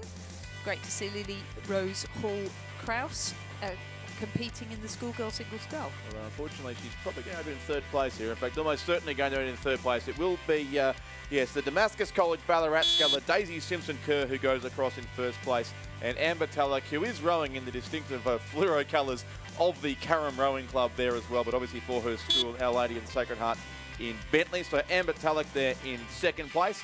Those two move through to the qualification semi-finals. 3rd place will be Lily Rose Hall-Krause from Bairnsdale and representing the virtual school of Victoria. Then it will be lane 7. This is Angelica Cheer, who threw the timing system into some form of apoplexy not long ago, but she will be across in 4th place. And there were 2 Corowa scullers listed, and they are both there, but they'll be 5th and 6th. And I'm assuming they're sisters here too, with a common surname. So Alyssa Curtin, lane 5, and Hannah Curtin in lane 6. The 2 scullers from the Corowa Anglican Girls School of Melbourne, both coached by Ailish McGrath and also Annika Spears. So the lane 5 Curtin from Corowa, Alyssa across in 5th. And then lane 6 is Hannah Curtin, who we'll assume is shouldn't assume it's her younger sister, but certainly we'll assume at least they are sisters with the common surname. Yes, indeed. So as our sculler Hannah Curtin approaches the finish line, we'll just confirm the other results from repechage number 5. It was a win for Daisy Simpson-Kerr of Damascus. Second was Amber Tulloch from Our Lady of the Sacred Heart College, and they will progress through to the semi-final. Third, Lily Rose Hall-Kraus from Virtual School Victoria. Fourth, Angelica Cheer from Norwood Morialta High. And I believe they will progress through to the semi-final for finals 4 and 5. Is that right? 3 and Yes, 4? yep, they will race eventually for a spot in the D&E finals. Right, and then 5th and 6th, the Corowa Anglican Girls Scullers Alyssa Curtin and Hannah Curtin will progress through to the F or G final. So there's no more semis required for them, but they'll go straight to the F and the G final as well. So yeah, there'll be 7 finals on Sunday morning to categorise all the rowers in the schoolgirls single scull. That will give us a national ranking. And the provisional finishing time there for Daisy Simpson-Kerr is 9 minutes 17.5 seconds. The margin between her and Amber Tulloch was 9.5 seconds.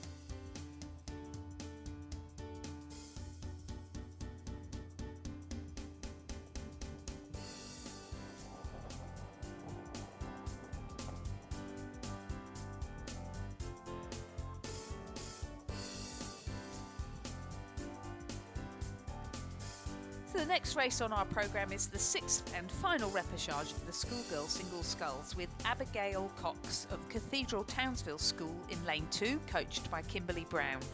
Emily Lang from Loretto Marriotteville in lane 3, coached by Rebecca Cook. In lane 4, Isabella Deans of Loretto Marriotteville, coached by Peter White. In lane 5, Caitlin Brooks of Kenmore Senior High School, coached by Cody Ellum Allen.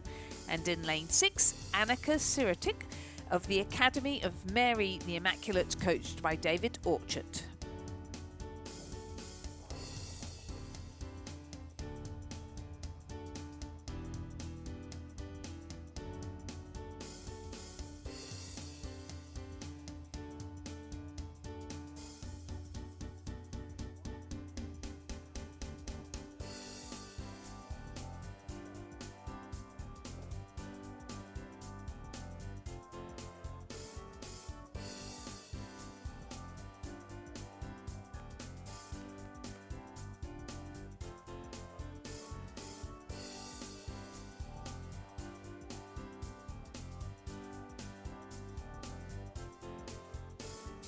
And as they approach the finish line, it's Abigail Cox of Cathedral Townsville that had a steady lead throughout the race over Emily Lang of Loretto Marriotteville.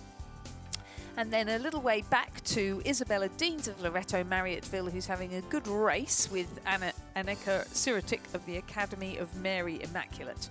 And just behind them, Caitlin Brooks of Kenmore Senior High School.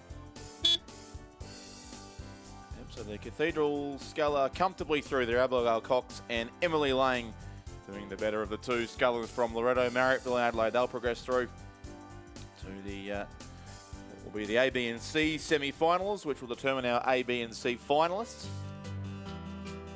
As the next 3 scullers make their way to the finish. Isabella Deans of Loretto Marriotteville, Annika Sirotic from the Academy of Mary Immaculate, and Caitlin Brooks from Kenmore State High School, and also, therefore, I would assume a member of the Centenary Rowing Club in Brisbane.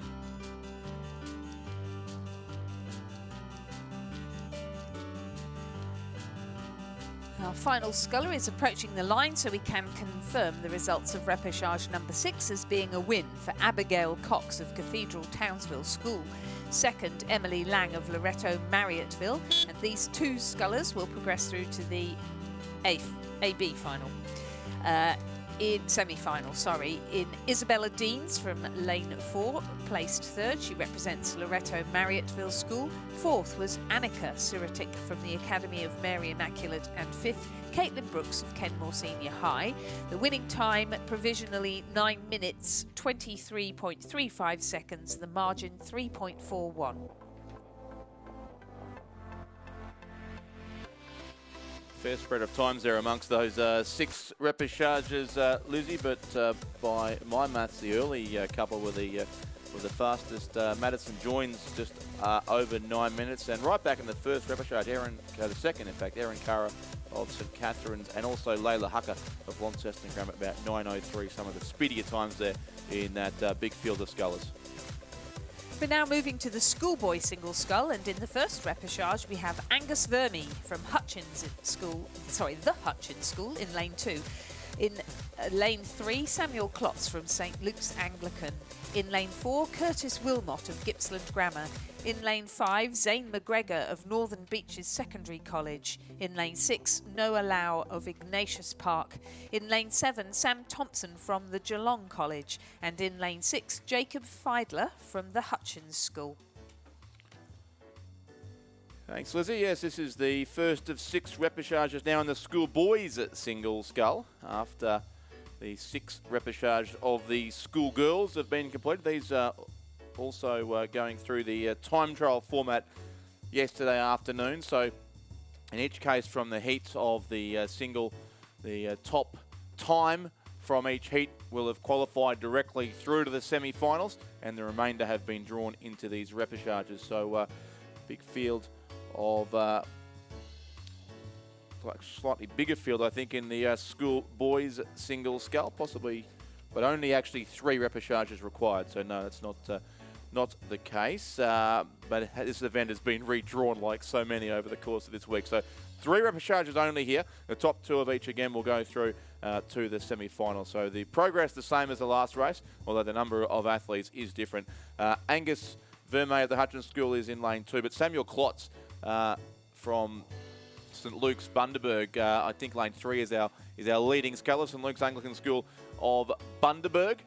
And then we come back to probably Noah Lau of Ignatius Park in Townsville. So 2 scullers from different ends of Queensland, but Bundaberg only about 3 or 4 hours north of Brisbane. Townsville, of course, up in North Queensland. They look to be the 2 here holding down the qualifying spots. Then Zane McGregor of Northern Beaches Secondary would be the next best placed. Also Sam Thompson of the Geelong College. But over on the far side of the course, it'll be Samuel Klotz of St Luke's Anglican School in Bundaberg, who goes across to take out the win here in the first of 3 repêchages by a couple of lengths from Noah Lau of Ignatius Park. And those 2 will go through to the A and B semi-finals only. Zane McGregor from Northern Beaches Secondary will be 3rd, who will move through to one of the minor semi-final rounds. It'll either be the Geelong College or Hutchins on opposite sides of the course, and the Hutchins sculler really wants 4th place, and he's going to get it. Angus Vermey there will be in 4th, and then it's the sculler from Geelong College, Sam Thompson, in 5th place. 6th will go to the dark boat there from Gippsland Grammar. That is Curtis Wilmot. And 7th place to the Hutchins sculler, Jacob Fiedler.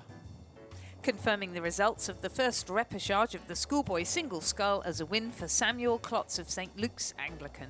2nd, Noah Lau of Ignatius Park. These 2 scullers progress through to the AB semi-final. 3rd, Zane McGregor, Northern Beaches Secondary. 4th, Angus Vermey, the Hutchins School. 5th, Sam Thompson, Geelong College. 6th, Curtis Wilmot, Gippsland Grammar. And 7th, Jacob Feidler, the Hutchins School.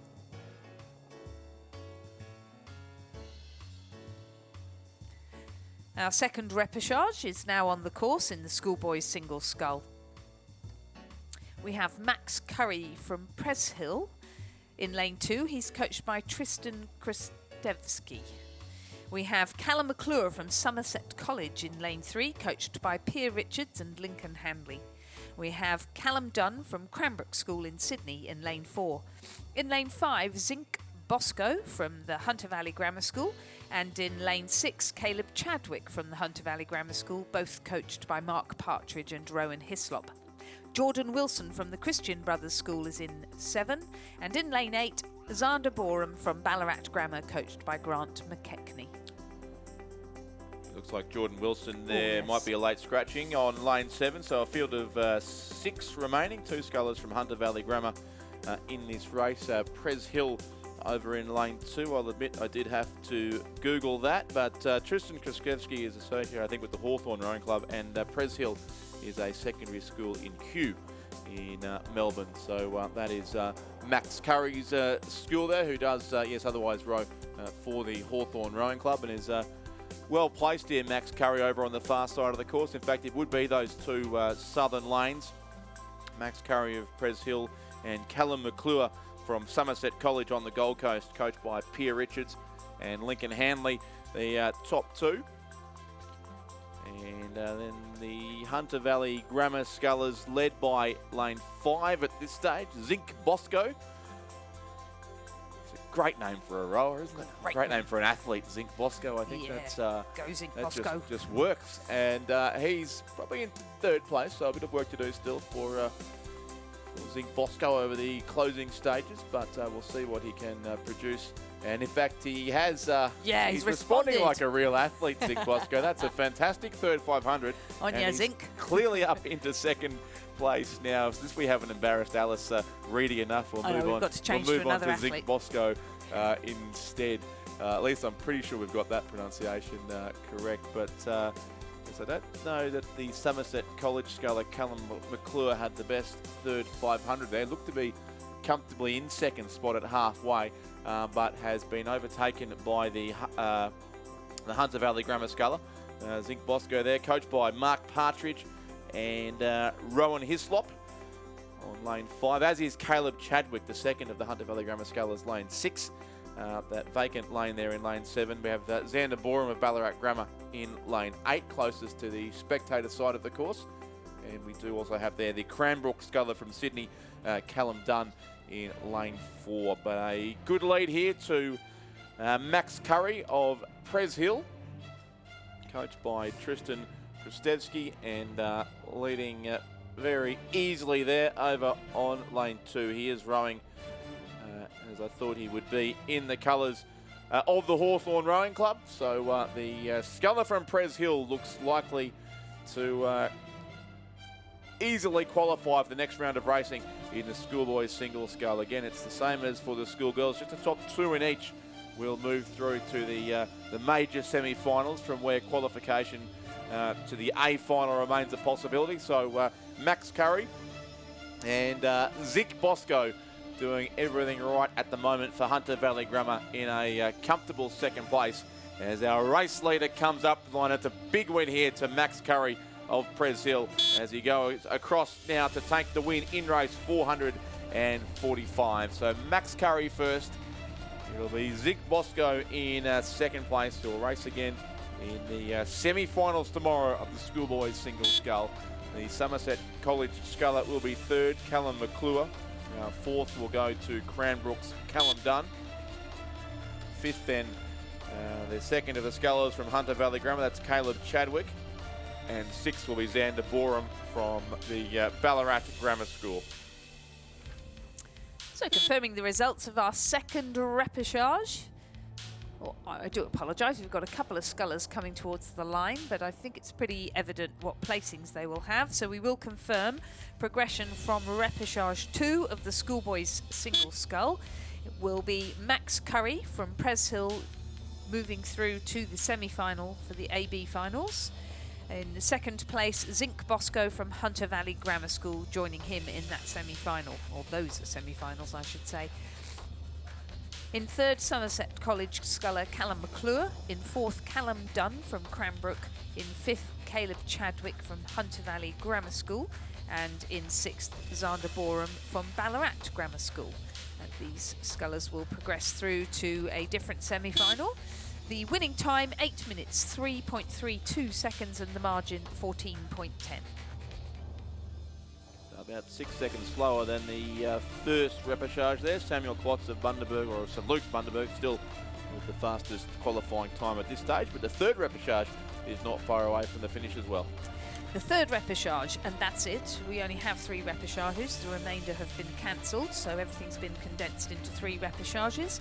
In lane 2, we have Archie Critchell from Kew High School. In lane 3, Darcy James from Marist College ACT. In lane 4, Hamish Leddy from the Nudgee College. In lane 5, Alexander Williams from Geelong College. In lane 6, Vincent Mitteff from Newcastle Grammar School. And in lane 7, Regan Farley from Gippsland Grammar School.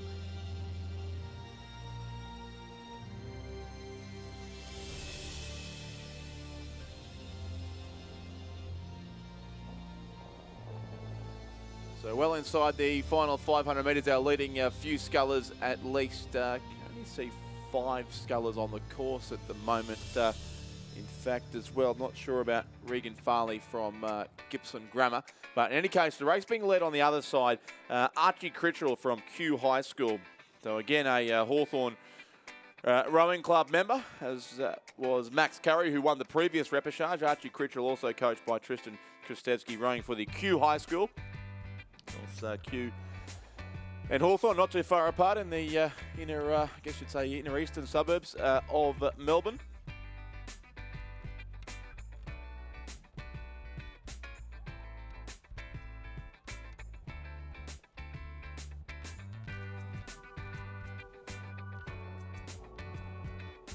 So Hamish Leddy of Nudgee was in the second qualifying spot, then Darcy James of Marist College, and Alexander Williams of the Geelong College, who rode earlier today in the B final, winning the B final, the under-17 men's single scull. So a big day it's certainly been for that sculler from the Geelong College. Alexander Williams currently back in 4th place, but Max Curry is going to make it 2 from 2 here for the Hawthorn Rowing Club, but of course in these school events, rowing as the Kew High School. So Archie Critchell is across to take the win there on lane 2 in race 446. A good race for second place, getting quite close together too. Hamish Leddy of Nudgee and Darcy James of Marist College ACT. But the Nudgee College will hold clear by just under a length and also move through. So Hamish Leddy finishes in second place. Darcy James will then be third. 4th, Alexander Williams from the Geelong College. And then the Newcastle Grammar sculler, Vincent Mitteff, lane 6, will finish in 5th place. And it does appear that we didn't have the sculler from Gippsland Grammar in this race 446. The top 2 will go through to the A, B and C semi-finals. And as our Newcastle Grammar sculler approaches the line, we can confirm the progression from repechage 3 in the schoolboys single scull. Archie Critchell from Kew High School and Hamish Leddy from Nudgee will progress through to the semi-finals for the AB finals. 3rd, Darcy James, Marist College ACT. 4th, Alexander Williams, Geelong College. 5th, Vincent Mitteff from Newcastle Grammar School. The winning time 8 minutes 5.4 seconds and the margin 11.92. So again, just a marginally slower time there for Archie Critchell, 8:05.40. The previous repechage, Max Curry winning 8:03.23. And Samuel Klotz from St Luke's Anglican of Bundaberg remains the fastest of the qualifiers there. Remembering, of course, that our top place getters through the time trials yesterday are already through to the semi-finals. There'll be 3 semi-finals, at least 3 A, B and C semis of the schoolboys single scull, and our A, B and C finalists returned in those races, which will take place tomorrow afternoon before the finals on Sunday.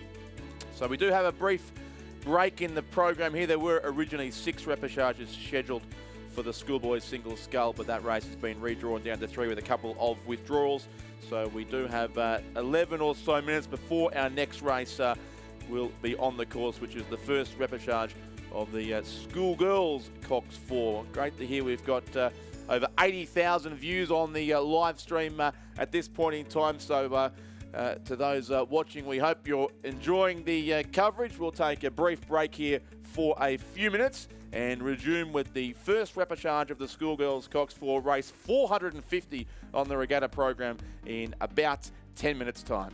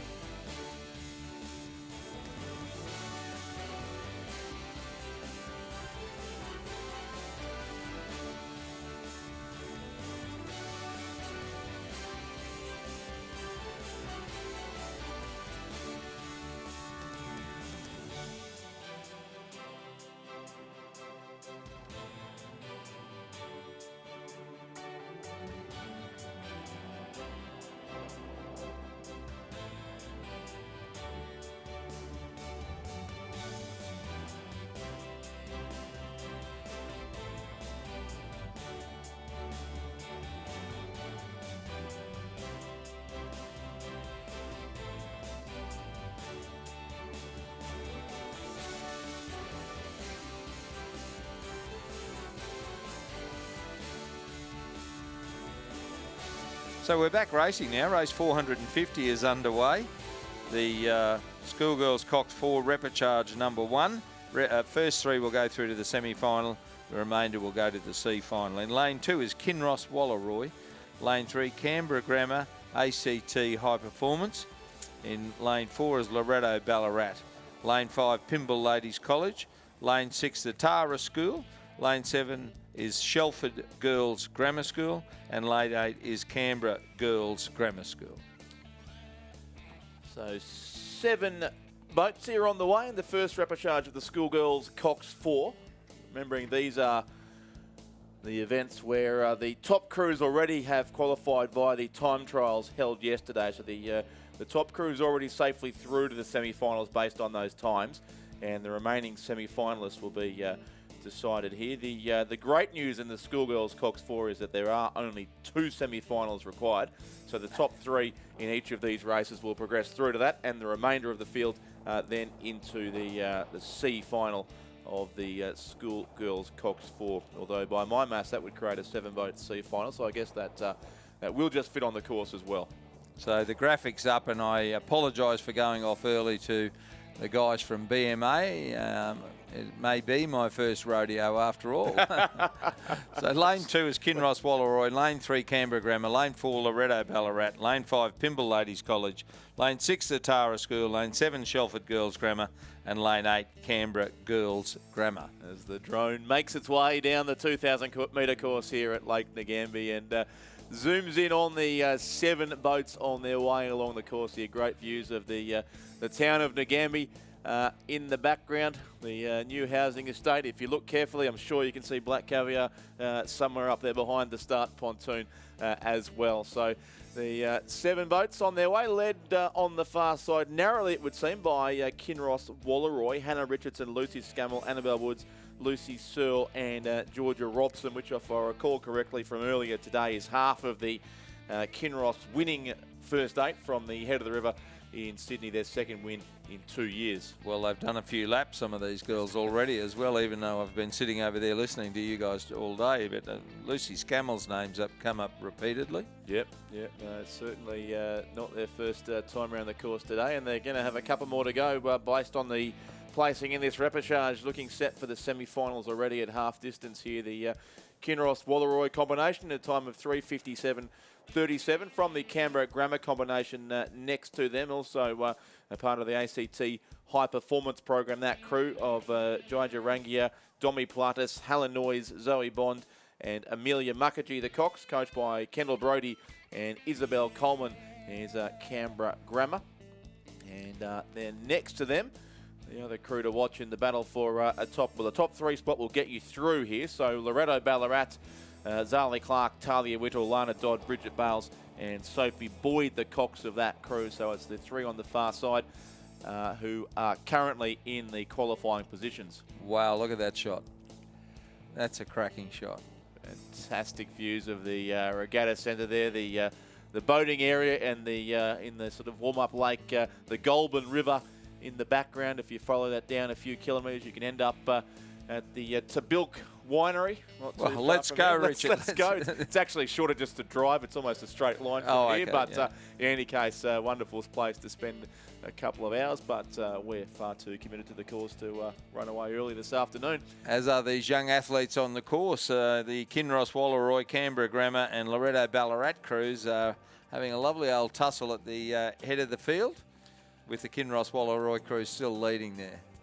So yes, Kinross Wallaroy, who were the winners of, half this crew, the winners of their Head of the River in New South Wales. Canberra Grammar, I don't think were the winners of theirs in Canberra, but certainly finished in the top 3. And Loretto Ballarat was second in the head of the Schoolgirls Regatta to that very, very good Ballarat Clarendon crew, which we saw this morning winning in the under 19 Cox 4 with that come from behind win over Wesley College. So Loretto Ballarat been they would chasing have won for a long the head time. of the lake then, did they? That Ballarat Clarendon. The Ballarat Clarendon beat this Loretto Ballarat crew by around about 24 seconds in the head of the lake, to show you the difference between first and second. Wow, that is a margin. Now, you said about the great shots of the town of Ngambie. When I was down earlier today, a couple came along and they said, "Oh, excuse me, where's the restaurant?" And we all said, oh, there's a cafe outside there. And, oh, no, we're looking for the restaurant. We've booked for 6 people for lunch. And we said, well, you're at the Nagambie Regatta Centre. Oh, well, this is not the Nagambie Rowing Club. And we said, no, go along that road there, turn left, and when you get to Black Caviar, stop. Stop. But pay your respects first, and then go into the Nagambie go Rowing Club. 150 metres and have lunch at the Nagambie Rowing Club. Yes, with sweeping views over the course there from the Nagambie Rowing Club. A great place to be, but a good race here for first and second too. As Canberra Grammar. It is Canberra Girls Grammar are over in lane 8, but this is Canberra Grammar, a co-ed school now. Canberra Girls Grammar are having a red-hot crack, though, here, Richard, over on this side of the course. Have a look at them. Yeah, they are indeed. Certainly have moved ahead of Shelford and the Tara School there as well. Then Pymble Ladies next to Loretto Ballarat. So Canberra Girls Grammar and also Pymble trying to get up into the top 3. They're in the 4th and 5th spots at this stage and need to move up a couple of spots if they're to progress through to the semi-finals. But Kinross Walleroy and Canberra Grammar over in lanes 2 and 3 well placed. They put a gap back on Loretto Ballarat. And Loretto Ballarat keeping a very watchful eye on both Pymble and Canberra Girls Grammar School here on the northern side of the course. But the top 3 it will be to move through. Kinross have held off the Canberra Grammar Challenge, it would seem, as they switch off a little in the closing strokes. These leading couple of crews quite wisely do. Kinross Walleroy by 3/4 of a length. Canberra Grammar second, and Loretto Ballarat will be third. And then tight between Pymble and Canberra Girls Grammar lane 8. It will be Pymble Ladies of Sydney. Then Canberra Girls Grammar leading home from Shelford and also the Tara School. Unofficially, it's first Kinross Walleroy in lane 2, second Canberra Grammar ACT High Performance in lane 3, third Loretto Ballarat in lane 4, fourth is Pymble Ladies College in lane 5, fifth then lane 8 Canberra Girls Grammar, sixth lane 7 Shelford Girls Grammar, and 7th is lane 6 Tara School. Unofficial winning time 8 minutes 00.74. The margin's 1.94 by 3.91 by 9.95.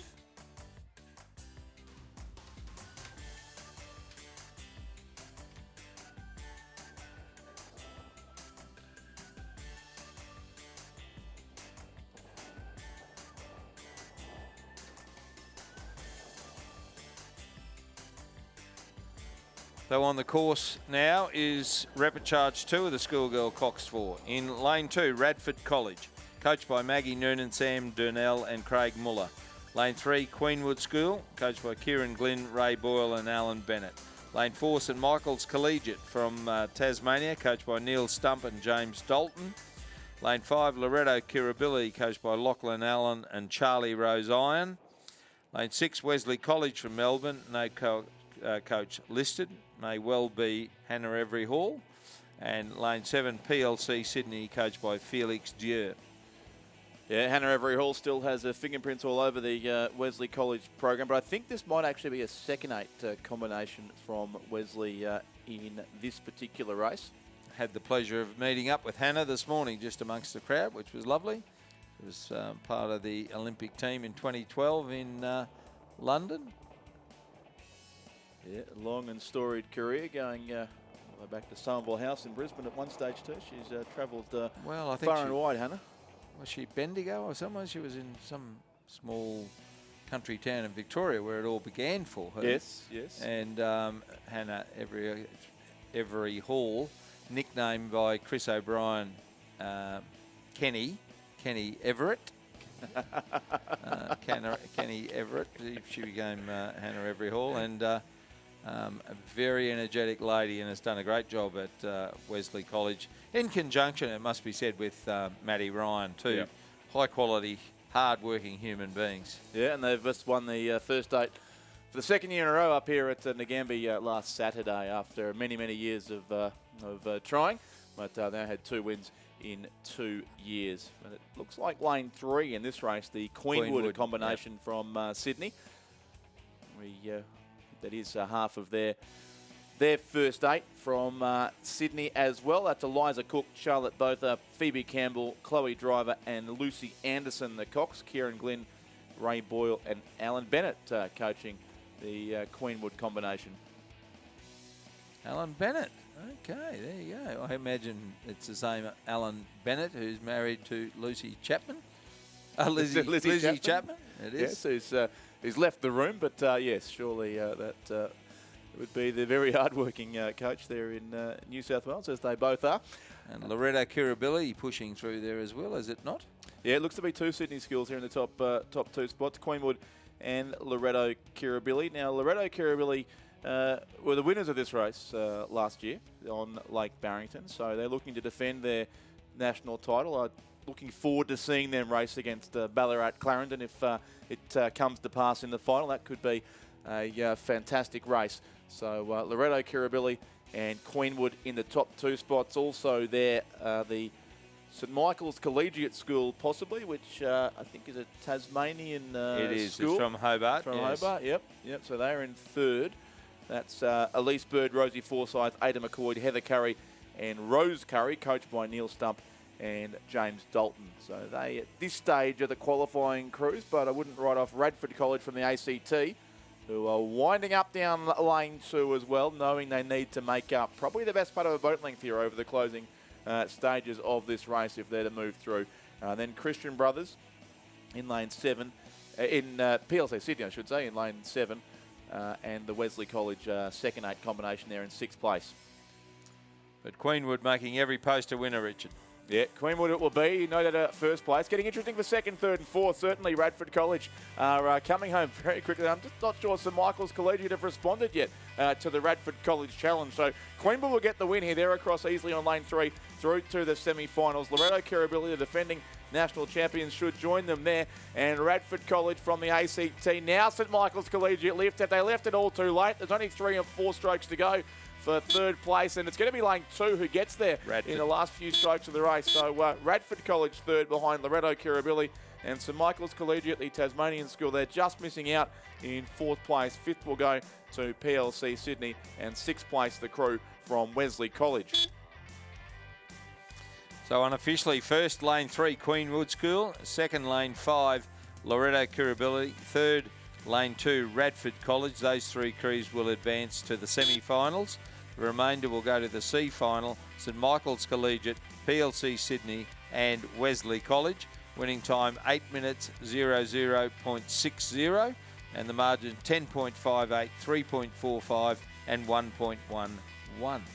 Although time's been nothing in rowing, those 2 heats were 0.14 of a second apart, so very close. I didn't have the page in front of me, but I did remember it was 8:00.74 and 8:00.60. So could be some great semis coming up in the Cox 4 for girls, and here is the Cox Schoolboys 4 as well.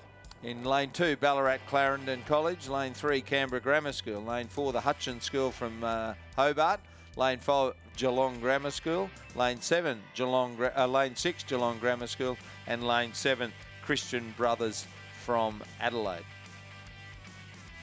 They're playing games with us. The adjusted time just came through as 8:00.73 now from that second heat. So they've gone to about 1/100th of a second. 1/100th of a second. No, they're taking the mickey out of us, Richard. Someone's, at least they're listening and responding, which is good to know. 80,000 viewers ticked over on the live stream too earlier today. So plenty of people tuning in, we know, from not just the Tasman Sea, but all over the country, it sounds like. No, more than Maria Island. That's right. Yeah, the whole population of Maria Island wouldn't quite get to 80,000, I don't think. But look at this race here with the School Boys Cox 4, the first of 1-2 repechages of this race. And it is just 1 and 2 to move through to the A final, straight to the A final. So a smaller field here in the Schoolboys Cox 4, no semi-finals required. And the top 2 from the time trials already through. So this is fast racing here. Ballarat Clarendon over in lane 2. Crew to beat, I reckon. Yeah, I think so. And so often Cox 4s and Ballarat, they just they seem to go together, just like ham and eggs. Ham and eggs, cheese and Vegemite, I was going to say, but sure, we'll take your pick. Ballarat Clarendon there, Jock Quartermain, Lachlan Clark, Jasper Niehoff, Nelson Troon, and Bonnie Polton, coached by Ian Peel And a really good race next to them, Canberra Grammar on the push, aren't they? They are, yeah. Hutchins trying to hold on, and they've been very close together right over the second 1,000 metres here. Geelong Grammar as well, 2 crews in the race. The lane 5 combination stroked by Jamison McNamara, but they sit in 4th place. Hutchins are stroked by Archie Stewart, and Canberra Grammar by Jack Gardner. The chasing brigade for 2nd and 3rd. Just 2 will go through here. So Ballarat Clarendon clear by a length now inside the Red Boys of the final part of the race. It looks like they'll probably finish in lane order here across the course, as Ballarat Clarendon have clear water in the end, so they'll get a big win and move straight through to the A final ahead of Canberra Grammar in 2nd. Almost a link then to the Hutchins School 3rd, and 4th then goes to Geelong Grammar. Lane 5, followed by lane 6, and followed by lane 7. So down the page. 1, 2, 3, 4, 5, 6. Yep. Lane 2 second. Lane 2 is first, Ballarat Clarendon College. Lane 3 is second, Canberra Grammar School. 3rd is Hutchins School in lane 4. 4th, Geelong Grammar. 5th, Geelong Grammar. 6th, Christian Brothers. Ballarat Clarendon and Canberra Grammar will go through to the A final, the remainder to the B final. Winning time 7 minutes 02.49. The margin's 4.28 by 2.30 by 3.11. And what a wonderful last 500 metres by the Canberra Grammar crew in Station 3.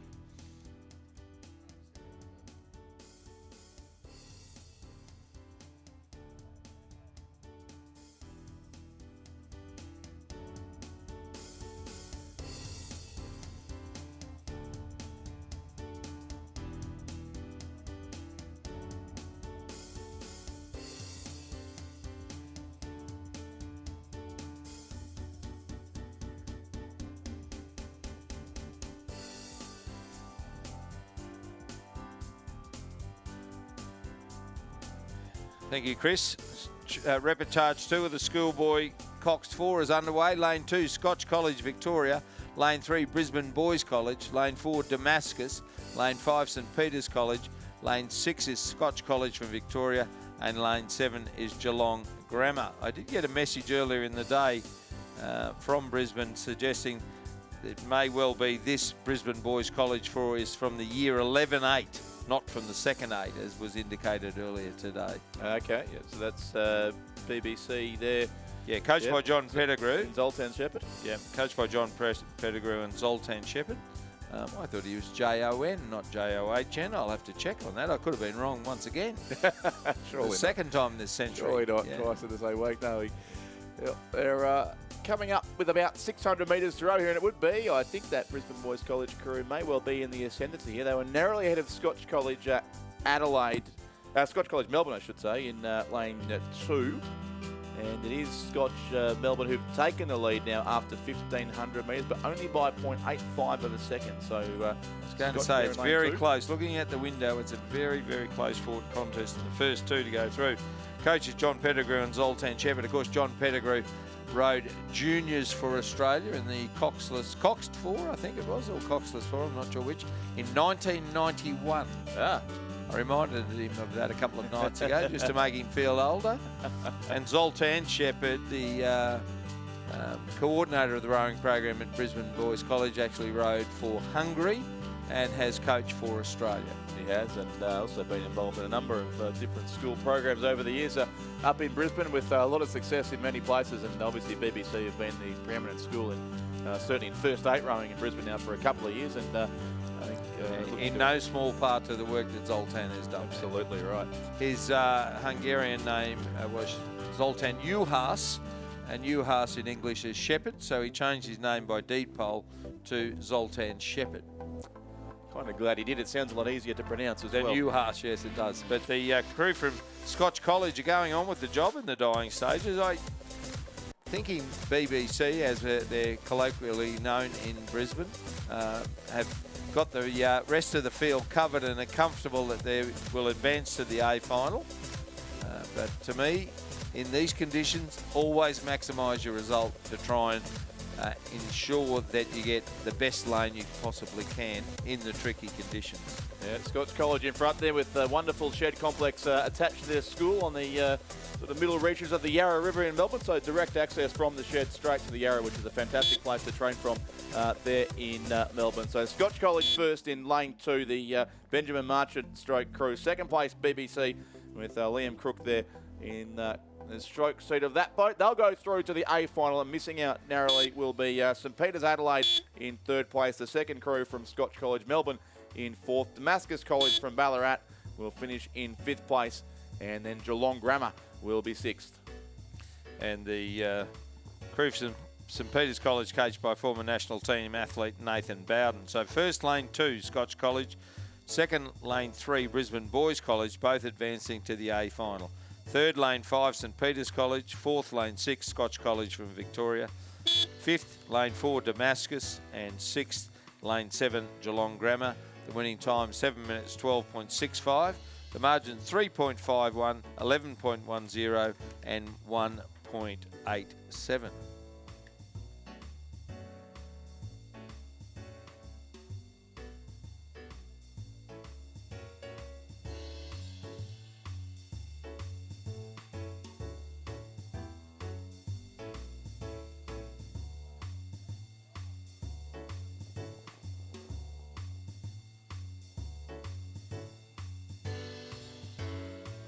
And the under-17 schoolgirl 8 heat 1. In lane 2 is Loretto Kirribilli. Lane 3, Wesley College. Lane 4, Loretto Kirribilli. So plenty of depth if they can field 2 under-17 8s.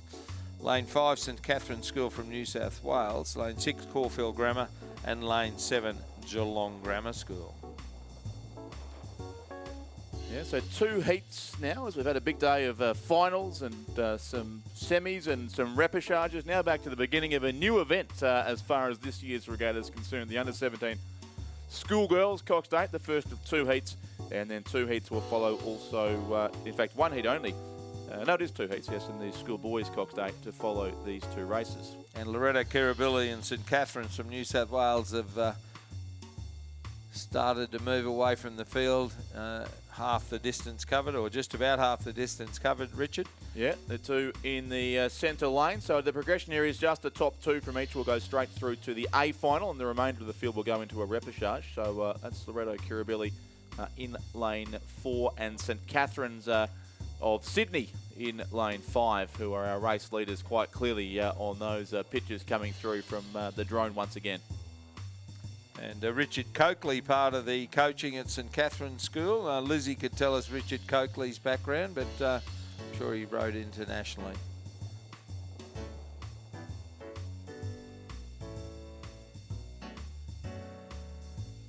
Irish Olympic lightweight rower, Richard Coakley. I knew he had done some things as an athlete, but yes, coaching the St Catherine's School crew here that is leading Heat 1 of the under-17 schoolgirls, Cox 8.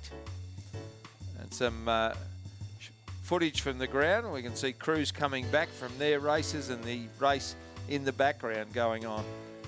And we can see from above there a bit of interesting steering in a couple of these 8s too. Certainly the one looks like Wesley College, who may have gone a little off course there in lane 3. Which will make it increasingly difficult to move up in our top 2, but certainly there in the centre of the course. St Catherine's of Sydney and Loretto Kirribilli, so 2 Sydney schools leading this race and sitting in the qualifying spots. And you can see what a great view there from the boats returning after their race, with the next race charging down behind them, the 6 boats in the under-17 schoolgirls Cox Day. It's a cracking race between these 2 lead boats. They're 2.5 lengths clear of the rest of the field, and it's spread out the rest of the field, but there was just 0.17 between these 2 crews after 1,000 metres. Yeah, and Loretto Kirribilli had their bow in front for the first time through the 1,000-metre timing point, so they've flipped the margin, small as it is, from 500 through to the 1,000 as these 8s continue on their way down Lake Ngambie here. So the Loretto Kirribilli combination in front is Zoe Fallon, Maya Strudwick, Zoe Ryan, Heidi Ahrens, Alexandra Whitson, Freya Bateman, Sibylla Delaney, Jessica Kovacs, Emma Bunbury, the Cox, and they're coached by Lachlan Allen, Frederica Gibbs and Charlie Rose Iron. And then St Catherine's lane 5, Madeline Mannins, Madeline Griffiths, Bianca Rupnick Williams, Chelsea Baker, Sienna Morgan, Layla Gaston, Madeline Swain, Jade Bliss, Jasmine Abel are the cocks, Richard Coakley, the coach, as we heard, along with Jared Watson and also Abby Gibbs. So heading up towards the 1,500 metre mark, we'll get the last time check on these crews still, and there's not a lot between them, as you can see on those pictures there, just going through the line of boys, locked together, these 2.8s from Loretto, Kirribilli and St Catherine's of Sydney. Fantastic to see these two big boats racing side by side. And we've been pontificating about how far away some of our viewers on the live streaming are. United States, Canada, New Zealand, United Kingdom, India, Mexico, Brazil, Singapore, Colombia, Wow. and so on. And that's so on. That's incredible. Yeah, so we haven't got anyone from Kazakhstan yet, as far as I know. No, but if you do know someone in Kazakhstan, get them online. Get We'd them love online. to be able to say that was the case, and I'm sure the people of Kazakhstan don't want to miss out, especially this finish here coming up in the first heat of the under-17 schoolgirls 8. So St Catherine's get the lead back now by 0.7 of a second. A whopping 0.7 of a second. It is about the biggest lead of the race, bizarrely, but And still have a not look at much the in it. crew from Geelong Grammar coming down this side, Richard.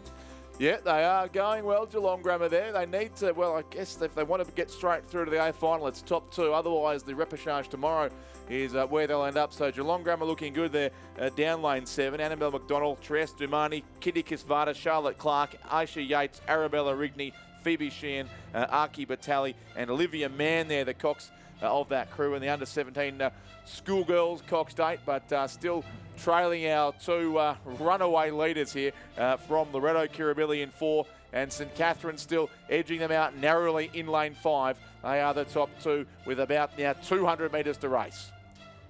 And the crew from Geelong Grammar in Station 7 doing an outstanding job. They'll finish third, which will maximise their lane for the next round of racing. Yep. But they're doing a great job over here on this side of the course, which is least favoured.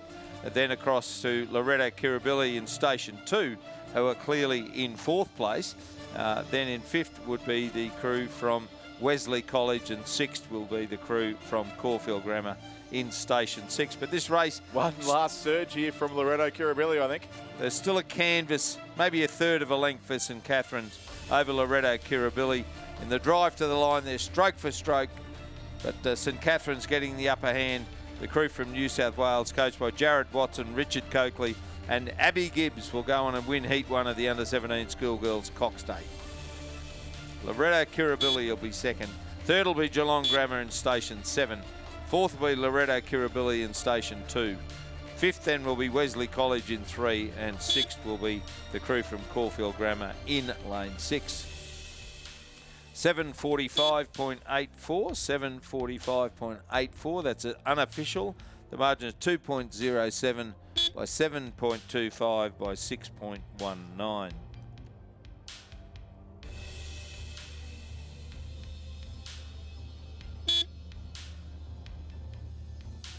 Away again. And Heat 2, the under-17 schoolgirls Cox State. Heat 2 is underway. The same progression. First two to the A final. The remaining crews to the repechage.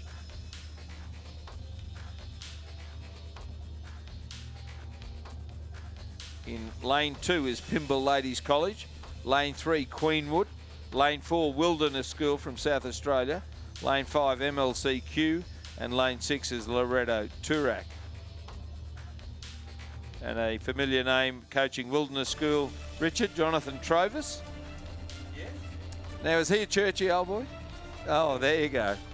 So they're not first. Yes, he is. Well spotted. And yeah, he's been involved in a couple of schools in South Australia since leaving Brisbane. He was at Seymour College, I think, for a few years, but now working at the Wilderness School. As is former Churchy director of rowing, Ben Manifold, who's now there, I think, as the deputy headmaster, and he's coming to the regatta on the weekend in any case. So I know he's been listening on the live stream as well. So yeah, And Jonathan's wife, Eleanor Wilson, she was? yes, Eleanor Trovis now also coaching at the Wilderness School, and previously was there at Seymour College as well. Rode in the 2011 Junior World Championships, I believe. That's right. Yep, so she did.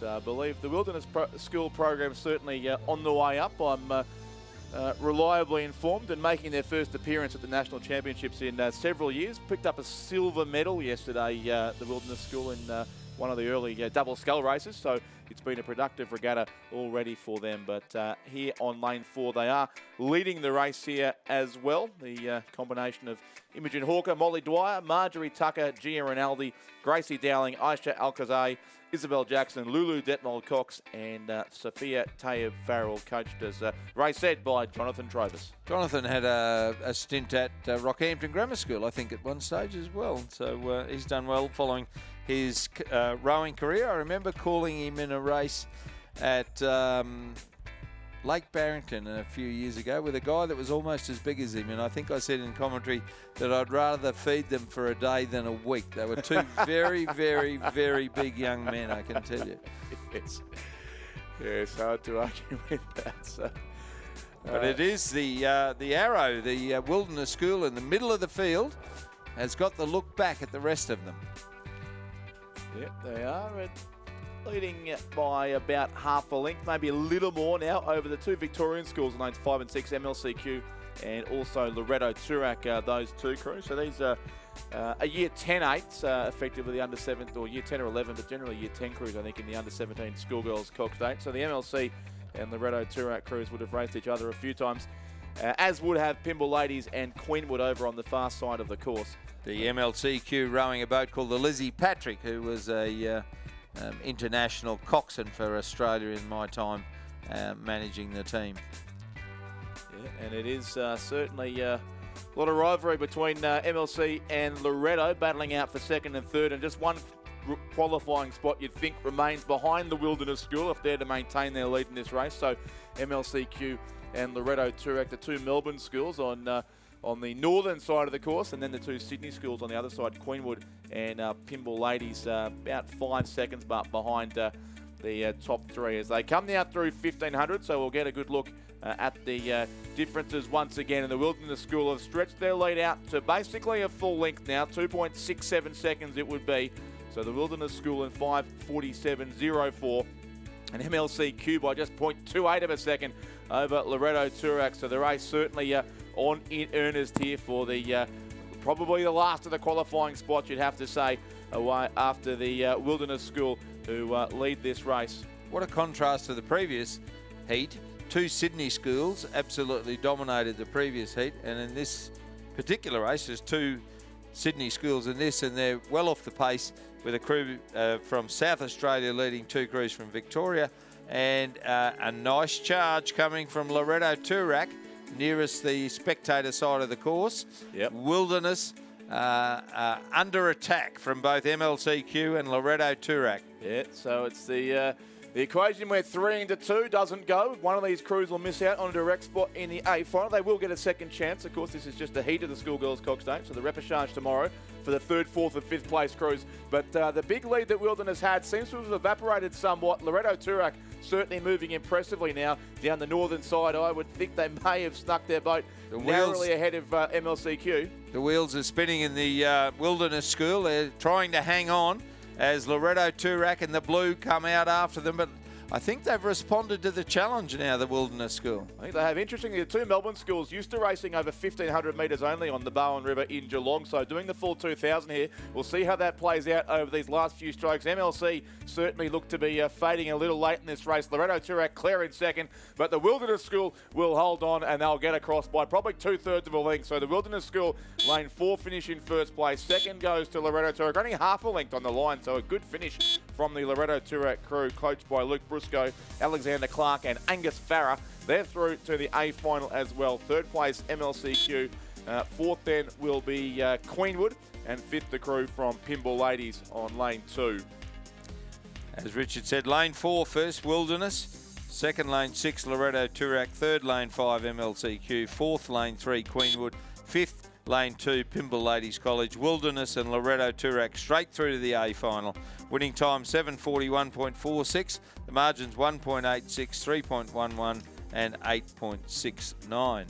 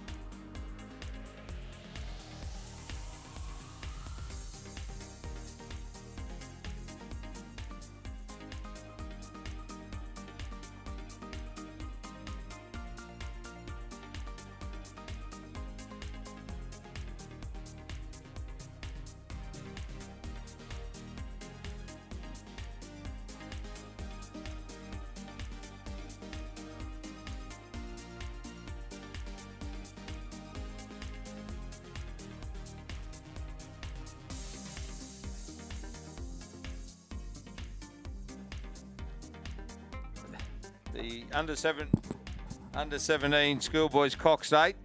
Heat 1 is underway. Is that correct, Richard? Yep. Yes, Lane they're 2, racing. Trinity Grammar from Victoria. Lane 3, Prince Alfred College from Adelaide. Lane 4, Geelong Grammar. Lane 5, Brighton Grammar. And Lane 6, Newington College from Sydney.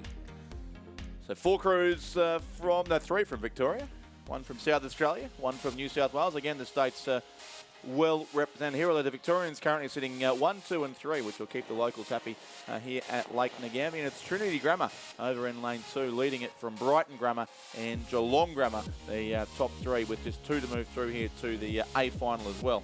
Trinity not an APS school, or is it? I've been accused of not knowing my APS schools before, but I don't believe that Trinity are, no. I don't think they are. No, they are located. It could be this the third. I could be wrong for the Yes. third time this century. I can tell you, it's hard to believe, but like so many schools, they're located in the inner eastern suburbs of Melbourne, an area that is just flush with a lot of different private schools, many with substantial rowing programs. Trinity Grammar. Well, there's only 3 coming down, Richard. So this race has been decimated, from what I can see. Could be why the Victorian crews are 1, 2 and 3, isn't it? Yeah, I'd suggest so. There seems to be a very big gap there. Prince Alfred College, certainly not out there from what I can see. No, and also no Newington. So it is just Trinity, Geelong Grammar and Brighton Grammar, but it still will be... so last place will go to the repechage and the other 2 to the A final directly. It looks like the 2 Melbourne schools, Trinity Grammar and Brighton Grammar, which... Brighton, yes. Brighton Grammar in front, who won the Head of the River last year for the first time in a long time.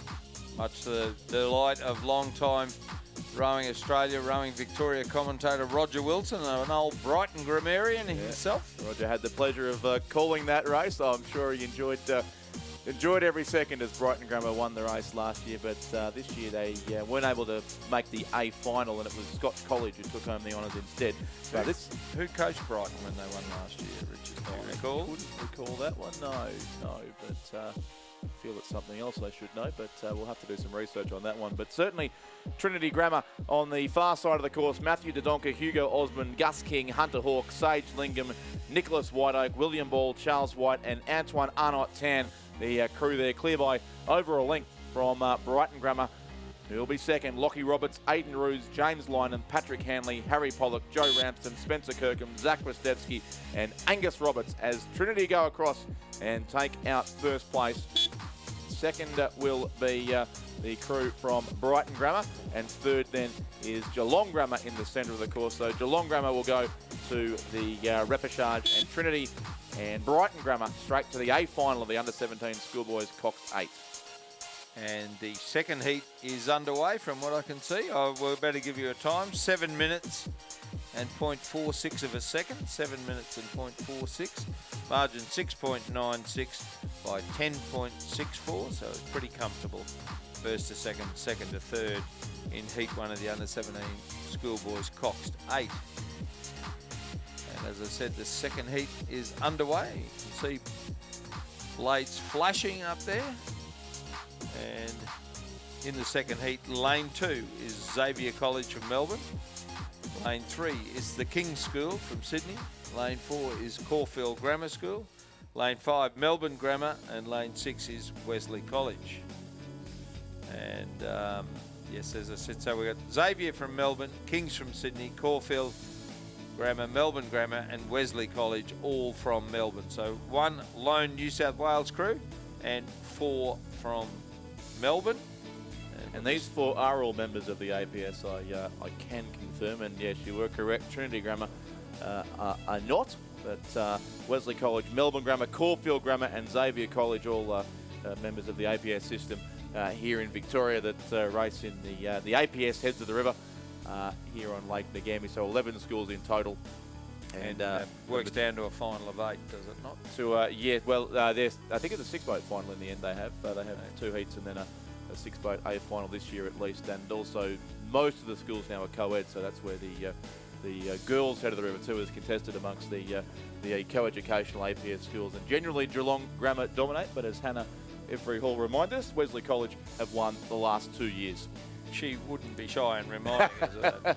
So it looks to me like the King's School may have taken the lead over Melbourne Grammar in the early stages, then across to Xavier College, Caulfield Grammar and Wesley College. Yeah, so in a field of Victorians, it's actually the New South Wales crew from the King's School who are in front here. Now, I can say this, Chris, because you were too polite to do so early, but the last time the King's School won a medal at the Nationals prior to today was when you were rowing for them back in this same event, the Under-17 Schoolboys Cox State in 2014. So 8 years between medals for the King's School, but the curse of Chris McCarthy has finally been lifted this morning when they took home a silver medal in one of the events earlier today. Yes. Have you a bigger curse than the guy that coached Melbourne? What was his name? 57-year curse they had to endure. But they finally threw off in September last year, and some people are still celebrating that, I can assure you, around the inner suburbs of Melbourne. So this race, it looks like the King's School are starting to move clear here. Certainly clear of Xavier College, who are on their stroke side. And then further out, probably Melbourne Grammar would be in second place, although it's reasonably tight between Xavier and Melbourne Grammar. Timothy Poulter coaching Melbourne Grammar, Sean Lake coaching Xavier College. So that was at, as you said, at the 1,000. Kings comfortably, well, by about 2 seconds, so close to 3/4 of a length in an 8, but then tight Melbourne Grammar, Xavier College, a little bit back to Caulfield Grammar and Wesley College. So in potentially a tight race here for second and third as we look for our crews to move through. So the top two will go through to the A final, straight through to Sunday's A final. And the remaining 3 crews in this race to the repechage of the Schoolboys Cox State, which will take place on tomorrow's program. A slightly expanded program tomorrow too, with those extra races in the boys and girls quad scull and 8s to be fitted in, because those heats will be re-rowed. In fact, the next few races will be the re-rows of the heats in the schoolgirls and boys Cox quad scull and the schoolboys and girls 8s. So those repechages move through to the semi-final time slot, and the semi-finals will be fitted in later in a big program tomorrow, concluding, of course, with the sprint regatta as well. So the Melbourne Grammar crew continue to push through. They're still the best part of 3/4 of a length. Well, they were about a 3/4 of a length behind. I doubt if they're that far behind now. No, they're even further behind, 4.2 seconds behind. And then follows Xavier College in third place. So the order has not changed. It's still Kings, Melbourne Grammar, Xavier College through the 1,500 metre mark.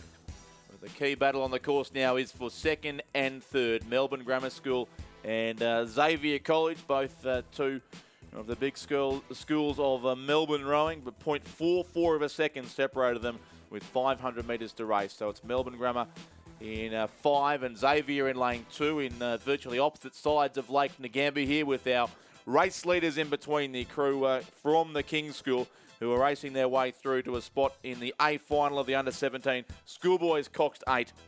Combination of Campbell Wickham, Ethan Zhu, Louis Todd, Samuel Hines, Alfred McLean, Anton Thiel, Tom Whalen, Charles Baker, and Danis Galvins, coached by Harrison Randall and Stephen Edwards, our race leaders from the King's School of Parramatta. And then it's Melbourne Grammar and Xavier College racing for the second qualifying spot.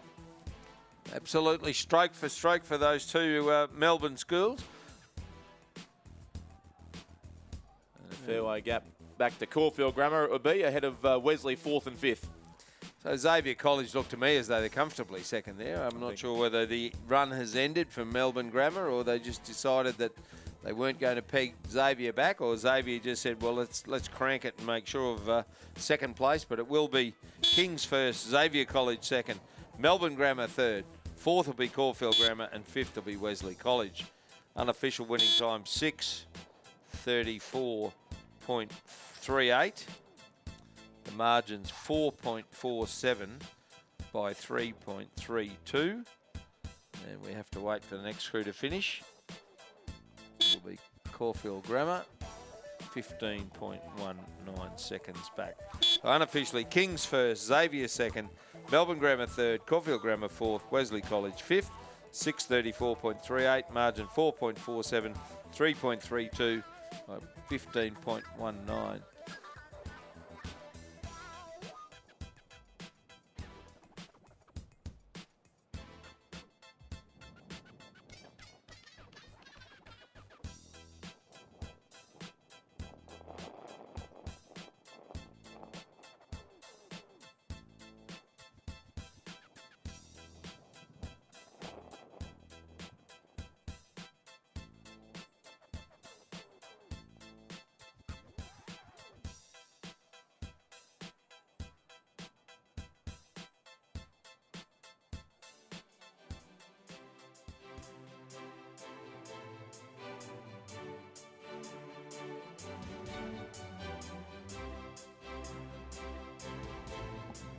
So we move now from the under-17 to the school events that are going to be rerun after the time trial yesterday. So some exciting racing coming up here with the heats to be raced of the schoolgirls, Cox Quad Cox to Quad Scull. It is time to change commentators, don't worry. The schoolboys, Cox Quad Scull to follow. And to conclude the day, it is the heats, the very exciting heats, no doubt, of the schoolgirls, Cox 8, and the schoolboys, Cox 8. So as we move into the last hour or so of the day, we'll hand you over to Lizzie Chapman and Stuart John.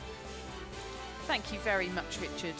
So race number 458 on our programme has just started. This is the first heat of the schoolgirls Coxed Quad Scull.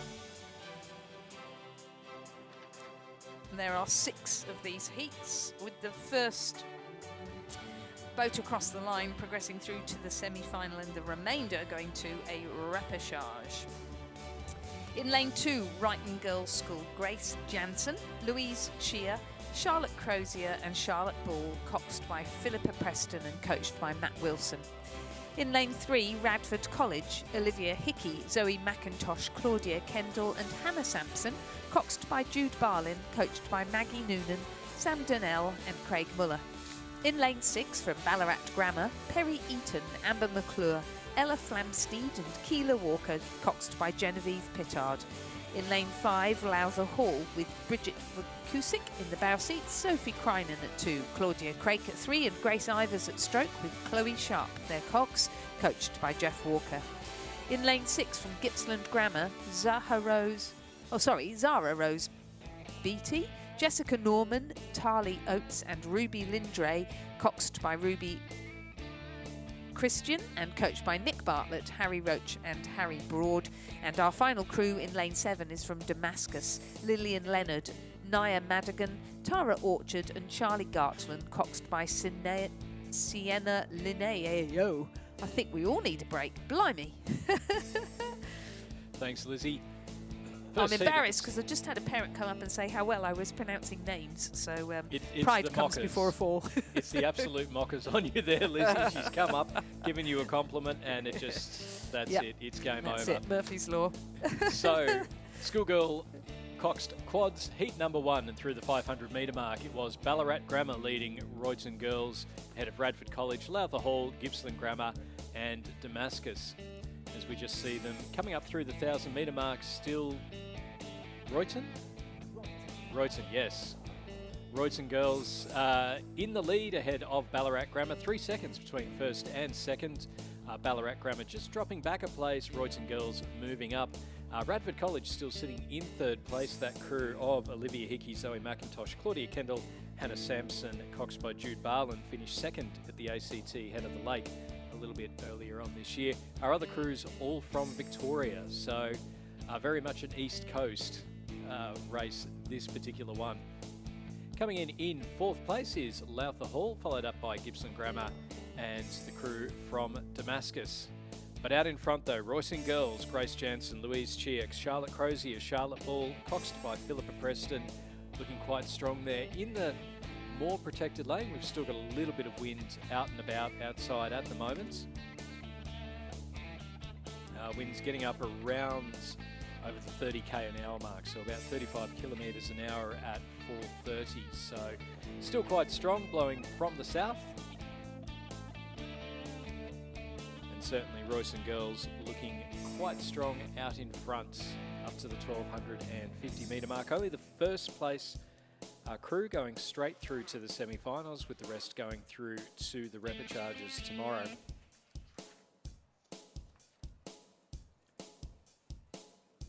We've got 6 heats for the schoolgirls Coxed Quad Sculls. So throughout this, as mentioned, 1 going through to the semi-final, the rest going through to the repechage, so everyone will still get the chance to go again. Some fantastic shots there from the drone. You've got the quads going up the course and then a couple of 8s coming back from the finish. Absolutely wonderful to have the drones, the high definition cameras out there for the last few days of the championships, Lizzie. It is wonderful. You're absolutely right. I was just thinking it's incredible to me just how many schoolgirl crews there are. Fantastic celebration of rowing, isn't it? And I know crews from the same states will roughly know each other, but just wonderful to come and then mix it with people from across the country. And especially now, these are the schoolgirls Coxed Quads. So a number of these girls will be in years 11 and 12. And they'll be thinking about what they're going to do after school, whether they move on to university, take a gap year, go travelling, or go to work. And a good proportion of them were probably thinking quite seriously about whether to go to university. And we are so blessed, as we've seen at this regatta, with the standard of rowing that there is at universities across the country. And you can go to a sandstone university like a Melbourne University, Adelaide Uni, Sydney Uni, or you can go to a more progressive sort of technical somewhere amazing like UTS or a number of institutes in Melbourne, around the country really. Edith Cowan University in Perth. Yeah, so take your pick and travel the country and still be within your tribe. Absolutely, and I guess that carrot for 10 years' time, we've got the schoolboys, schoolgirls, they're all 17, 18, 10 years' time. 27, 28, Brisbane 2032, rowing on the Olympic course at Wyaralong. Yep. I'm not sure that's a sentence that many people thought they'd ever hear. Yes, but it's certainly going to be the case. It Out is. in front, Royston girls, Grace Jansen, Louise Cheer, Charlotte Crozier, Charlotte Ball, Philippa Preston as the coxswain. They've got a lot of clear water between themselves and Ballarat Grammar, Perry Eaton, Amber McClure, Ella Flamsteed, Kayla Walker, Genevieve Pittard as the coxswain. Back a little bit further to Radford College and then Lowther Hall, Damascus and Gippsland Grammar making up our field. But with a couple of big strokes to go, it has been for the last 1,500 metres all about Royston girls with the win in the first heat of the schoolgirls Coxed Quad Sculls. Second place going to Ballarat Grammar. They'll go through to the repechage. And then a lot of clear water again between them and third place Radford College. So there was just under 8 seconds between first and second. And then Radford College coming in at 17 seconds between second and third. So a good row there from the crews in lane 2 and 4. Head of Radford College coming in now will be the team crew from Lowther Hall. They'll finish in 4th place, and then it'll be Damascus in 5th and Gippsland Grammar coming through in 6th. Richard's just informed us that Wrighton Girls is the defending champion crew for the schoolgirl Quad Scull, so looking good for the final. Congratulations to them. They progressed directly through to the semi-final, having taken out the first heat of the schoolgirls Coxed Quad Scull. Second, and moving to the repechage, Ballarat Grammar. Third, Radford College. Fourth, Lowther Hall. Fifth, Damascus. And 6th, Gippsland Grammar. The winning time provisionally 7 minutes 49.06 seconds. The margins 7.89 and 16.96. The second heat of the schoolboy girls. Let's start again. The second heat of the schoolgirls Coxed Quad Scull is now in progress. And again, the winner goes through to the semi-final. In lane 2, we have Corowa Anglican Girls. In lane 3, Redlands from Sydney. In lane 4, Loreto Ballarat. In lane 5, another crew from Redlands. In lane 6, Strathcona. And in lane 7, Gippsland Grammar. My goodness. So 2 crews from New South Wales and 4 crews from Victoria.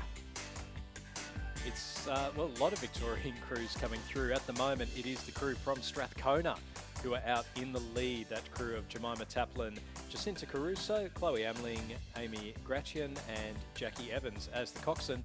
They're leading the crew, the second crew from Redlands, Georgia Verschaw, Alana Mansfield, Briar Carter, Elizabeth Holthewer and Charlotte Harmon as the coxswain. They're coached by Lucy Mason.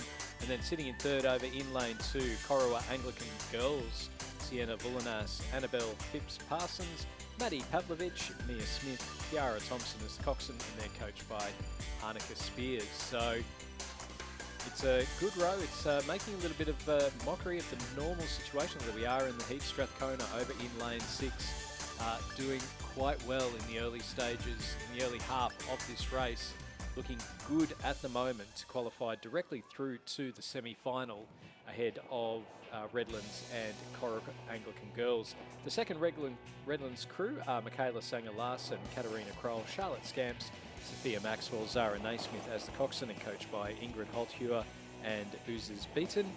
Loreto Ballarat in lane 4, Anna Howard, Daisy Darwin, Lara Antrobus, Bridget O'Brien, Madison Cale as the coxswain. And then down in lane 7 from Gippsland Grammar, Amy Hornline, Ella Durant, Hannah Roberts, Freya Hamilton, Camden Bayer as the cox, coached by Nick Bartlett and Harry Roach. And into the final 1,500 metres, into the final 500 metres now. It's still Strathcona in the lead, then it's Redlands in lane 5 ahead of Redlands in lane 3. So 5.5 seconds between first and second, and then 6 seconds between second and third. Loreto Ballarat sitting in 4th place at the moment. Corowa Anglican just dropping down a little bit off the pace at the moment. And then back again to Gippsland Grammar sitting in 6th place and making up the field in this second heat of the schoolgirl Coxed Quad Sculls. So Elizabeth Holter was in the under-19 women's double scull final with her doubles partner Alexandra O'Brien from Loreto Normanhurst, and they placed 4th just outside the medals. So I'm sure it's really important to her. She's going to be pushing back with her crew against this leading crew from Strathcona to see if she can get a easier passage through to the semi-final. But Strathcona quite commanding, really. Clear water between them and the remainder of the field. Yeah, Strathcona still with the lead ahead of the 2 Redlands crews. So it's starting to see, I think there might have been an issue with the time. We were seeing Corowa Anglican Girls really push up, so it might have been that the timings, the wrong crews were entered. It's still Strathcona in the lead. Corowa Anglican Girls over in lane 2 and Redlands in lane 5, our top 3 at the moment. The first going directly through to the semi-final and then back a little bit further to the Redlands in lane 4, Loreto Ballarat. Oh, we've got an ore issue in the leading crew from Strathcona. They've only got about 20 metres to go. It's so and hard Redlands to get your ore back when that happens. are coming through the finish line.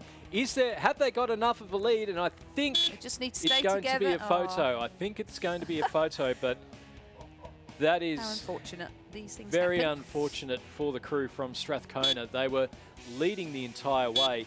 Redlands in lane 5 may just have pipped them. We'll wait for the final confirmation of what's happened there, but a very unfortunate scenario there. Coming in 3rd place were the crew from Corowa Anglican Girls, then back to Loreto Ballarat in 4th, Redlands in lane 3 in 5th, and Gippsland Grammar in 6th. So at the moment, the unofficial results are that Redlands won by 0.69 so of a close. second. It was very, very close. They almost had enough leads. There was an equipment failure, and just so unfortunate. Thankfully, though, the chance to go back through in Absolutely, the repechage. and there we go. That's the whole point of a repechage. You have a second chance to go fishing. So the results of Heat 2 in the schoolgirls quad scull, Coxed Quad Scull, a win for Redlands over Strathcona, and Redlands will progress through to the semi-final. Strathcona looking very good indeed, so they'll just need to do one extra race to get themselves into that semi-final. It looks to me as though they will do that. 3rd, Corowa Anglican Girls. 4th, Loreto Ballarat. 5th, Redlands, the crew stroked by Elizabeth Holter, and 6th across the line, Gippsland Grammar. They will progress to the repechage. The winning time for that race, 8 minutes 5.57 seconds, and the margin just 0.69, but it could so easily have been the other way around. I'm sure we will see them back together again racing in the final. Our third heat of the schoolgirl Coxed Quad Scull is now racing, with Newcastle Grammar in lane 2, Rockhampton Grammar in lane 3, Somerset College in lane 4, Queenwood School for Girls in lane 5, Melbourne Girls College in lane 6 and Lowther Hall in lane 7. And Queenwoods are absolutely killing it at the moment. There's a lot of clear water. 15 seconds between first and second at the 1500 metre mark. Rockhampton Grammar sitting in second place, then Newcastle Grammar and Melbourne Girls College having a ding-dong battle out for third place, then back a little bit further to Lowther Hall and Somerset College. You can see Queenwood well out in front in the pictures on your screen at the moment. That crew of Brooke Lancaster, Olivia Don, Sienna Williams-Bush, Emerson Stock and Sienna Fraser is the coxswain, coached by Max Stanistreet, Ella Davidson and Ashley Fitch. They are absolutely flying at the moment. Good lead ahead of Rockhampton Grammar's Greta McCosker, Asher Stewart, Georgia Brennan, Carolyn Sparks, Austin Alloway as the coxswain, coached by Robin Fay and Caitlin Hawkins. But as we've seen, Lizzie, you still have to keep rowing because you do not know what is going to happen.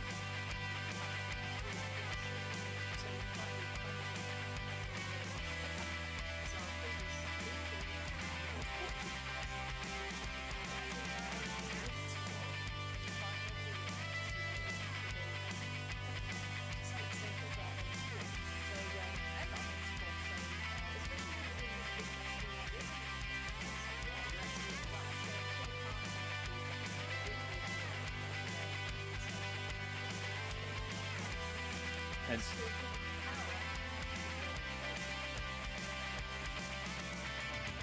good battle in for third place between Newcastle Grammar's Jasmine Whitforth, Josephine Armstrong, Grace Charge, Amy Georgia Barnett and Vincent Metif as the coxswain against Melbourne Girls College's Lucinda Opthorg, Gwyneth Opthhoog, Kate Umsheher, Kimmy Newen-Toy and Sophie Close as the coxswain. We just see Queenwood start to finish with an easy win in heat number 3 of the schoolgirls Coxed Quad Sculls. The crews from Lowther Hall sitting in 5th, Helena Skiathartis, Ruby Ivers, Cameron Pearce, Lauren Vugasic, Eloise Horsley as the coxswain, and then Rockhampton Grammar's Greta McCosker, Asher Stewart, Georgia Brennan, Carolyn Sparks, Austin Alloway as the coxswain. Second place going to Rockhampton Grammar, and then we've got a photo for third place. So a photo...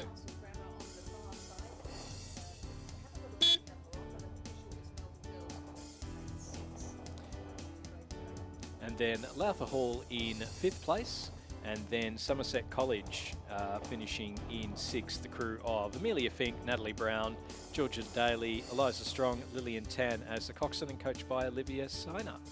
This is very interesting, that heat 3 of the schoolgirls Coxed Quad. Very interesting, this schoolgirls Coxed Quad Scull heat 3 was won by Queenwood in a time of 8 minutes and 6 seconds, and the previous heat was won in time of 8 minutes 5.57 seconds, so basically the same time. So we've got a pretty fast crew there with Queenwood school crew, so looking forward to seeing them in that semi-final. And that would also give Strathcona a bit of confidence as well, given that they were out so far in front. Yes. They know they can put down a very good time. You know, you're talking about if they'd got over pretty much an 8 flat in some pretty tricky conditions, that has to give you some confidence, notwithstanding what happened at the end. Absolutely right. Well said. So we're just waiting for the judges to decide who came 3rd and 4th, but we do know who progresses from that heat straight to the semi-final, and that's Queenwood School for Girls. Second was Rockhampton Grammar, a photo finish between Newcastle Grammar and Melbourne Girls College. 5th, Lowther Hall, and 6th, Somerset College. And the judges have had a look at the footage, because they look at the video footage, and it looks as though they've decided Melbourne Girls College was 3rd and Newcastle Grammar was 4th. So that's how the lanes will work out. The winning time, 8 minutes 6.22 seconds, and the margin 18.42. We've got some footage there of the start, and we can see that what we're finding is the wind is gusting up every now and then. When it drops, it's beautiful, but when there's a gust, it's pretty tricky to get your boat, to control your boat, especially in the small boats. So I'm glad they're in Coxed Quads. We've got footage there of them on the start line, and you can see that what happens is the crews point their bows into the wind, sit forward and ready with their blades probably flat on the water, actually looking at this, but ideally buried. And then in between the starter saying, "Are you ready?" and saying "Go," and the traffic lights turning to green, the boats will just blow a little bit back to straight, and hopefully the crews will go off in a straight line. Thank goodness they've got a cox to help them. So in the heat 4 of the schoolgirl coxed quad scull, we're going to see a race between Strathcona in lane 2, Matilda Stoltz, Sarah Blakely, Lucy Parsons and Belle Schenk, with Lexi Patience their cox. In lane 3, Kinross Walleroy School with Lucy Scammell, Hannah Richardson, Annabelle Woods and Lucy Searle, coxed by Georgia Robson, coached by Andrew Gannon. In lane 4, Strathcona, Ava Freeman, Lily Douglas, Leah Leeton and Sophie McIntosh, coxed by Esther Jung. In lane 5, Melbourne Girls College, Sarah Lay, Imogen Otter, Olivia Burns-Bradley and Gemma Watson, coxed by Sienna Fenton. In lane 6 from Brigadine College, Emma Searle, Hannah Drysdale, Rose Hudson and Lucy Quinn, coxed by Juliet Hudson, coached by Cody Ellen Allen and Tanya Brenner. And in lane 7 from the ACT Arana School, Amy Manning, Zoe Wiseman, Eleanor Johnston and Paloma Padovan, coxed by Katia Rufolagis and coached by Mike Brady.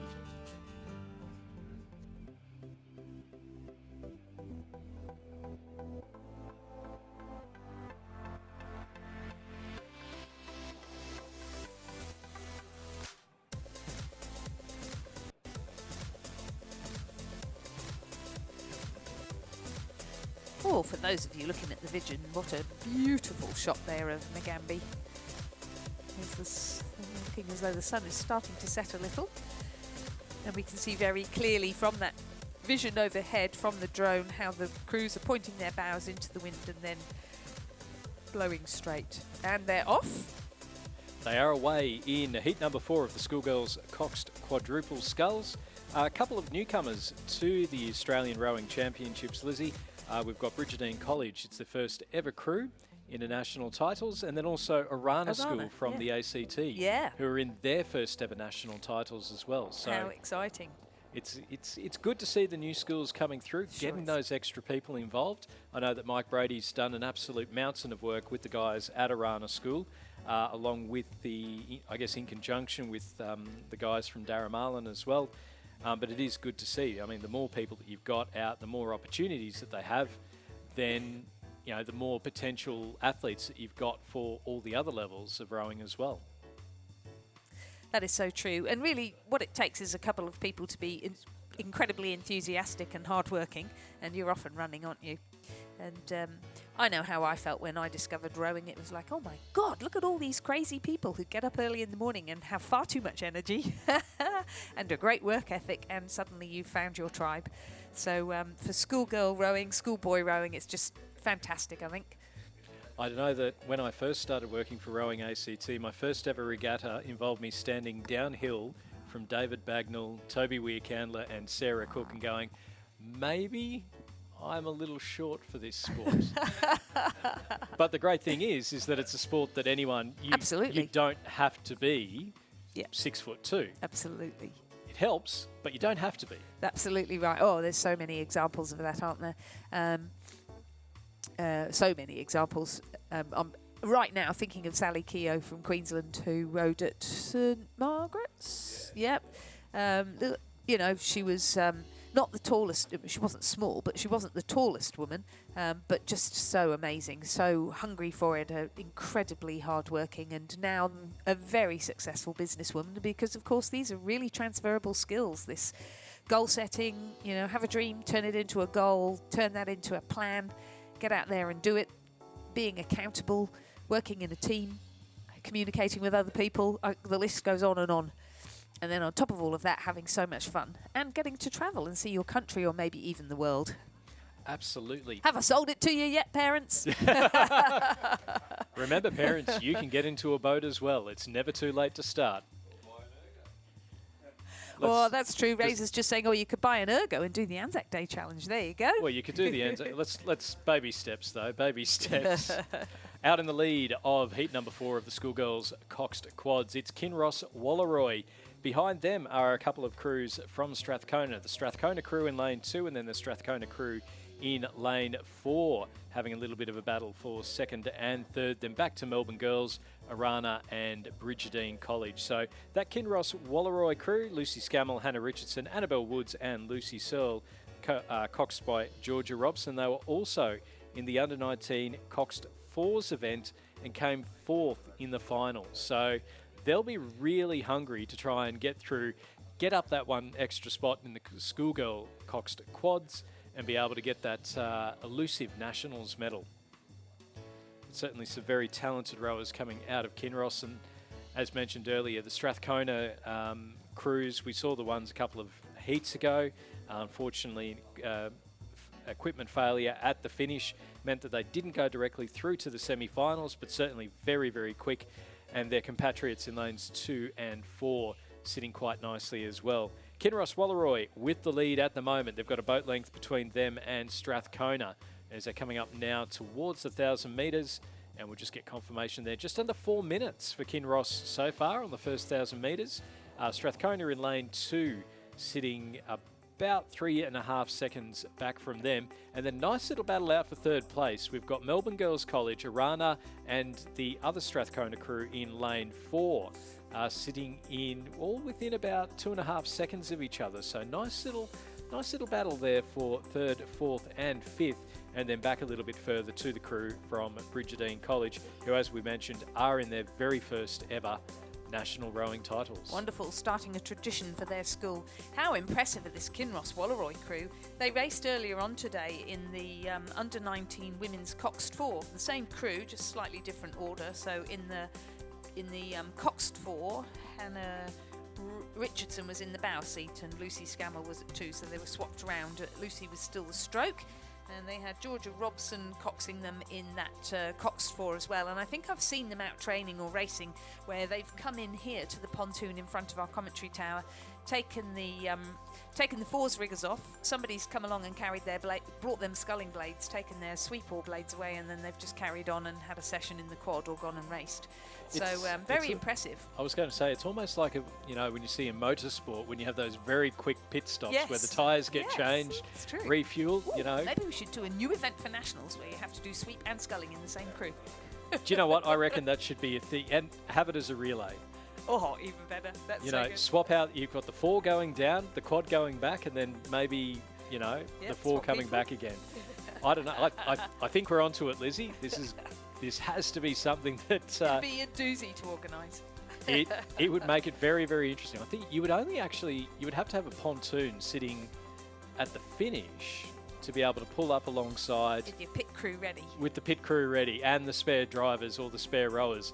Kinross Walleroy don't need spare rowers. They're sitting in under 6 minutes through 1,500 metres and looking very, very comfortable out in front of heat number 4 of the schoolgirls Cox Quads. Strathcona in lane 2.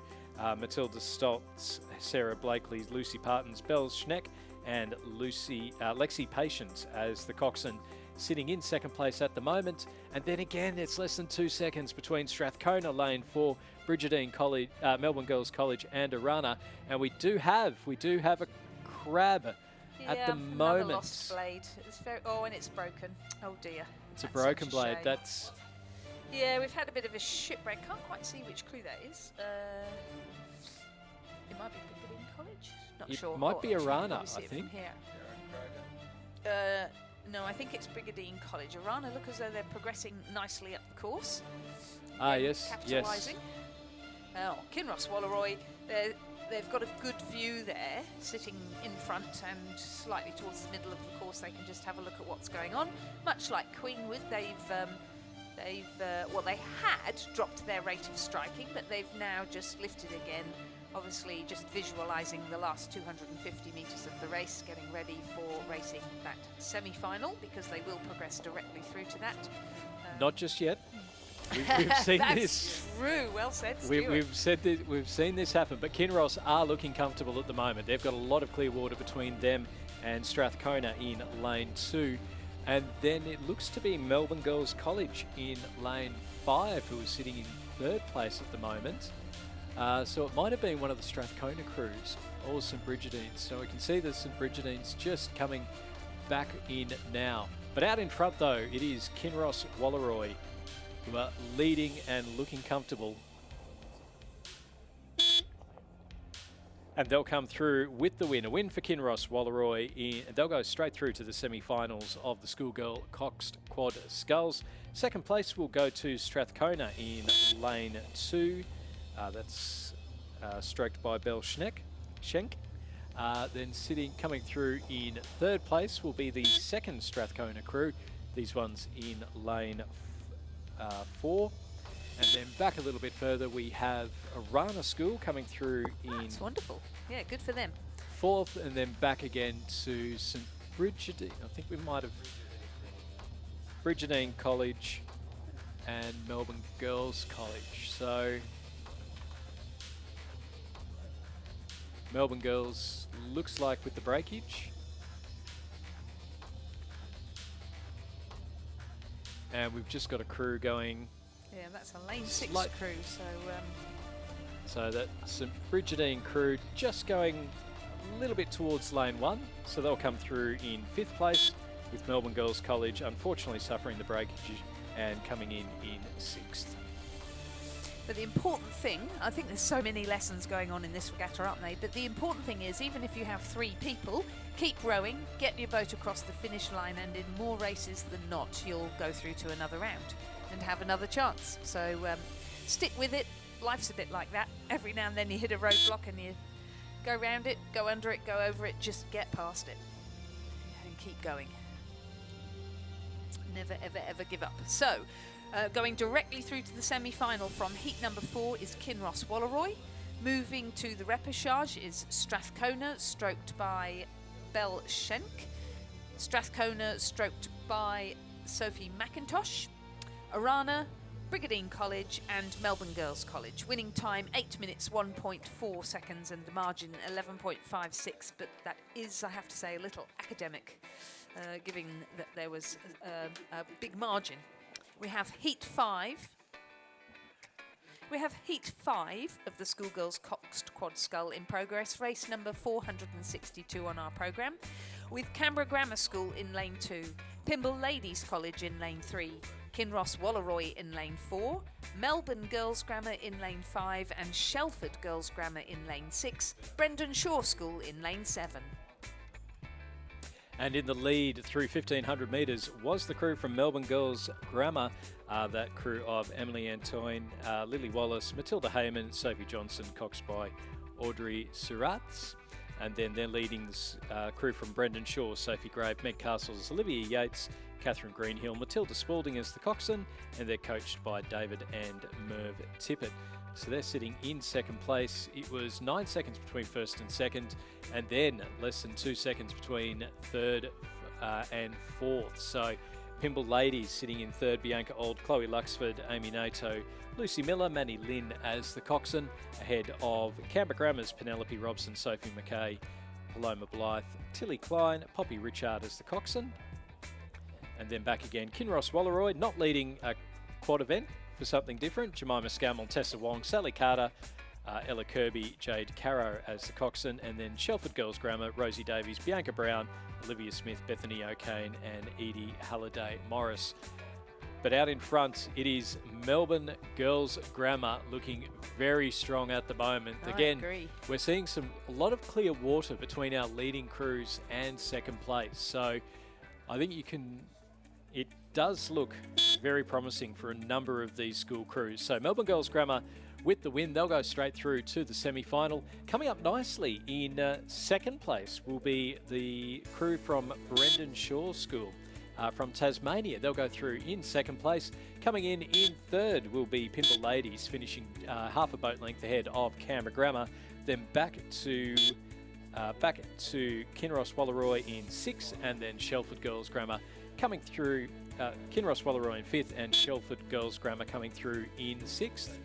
Confirming the results of the fifth heat of the Schoolgirls Coxed Quad Scull. A win for Melbourne Girls Grammar School, and they will progress directly through to the semi-final. Second, Brendan Shaw from Tasmania. Third, Pymble Ladies College, Sydney. Fourth, Canberra Grammar School. Fifth, Kinross Wallaroy School. And sixth, Shelford Girls Grammar School. These crews will progress through to the repechage.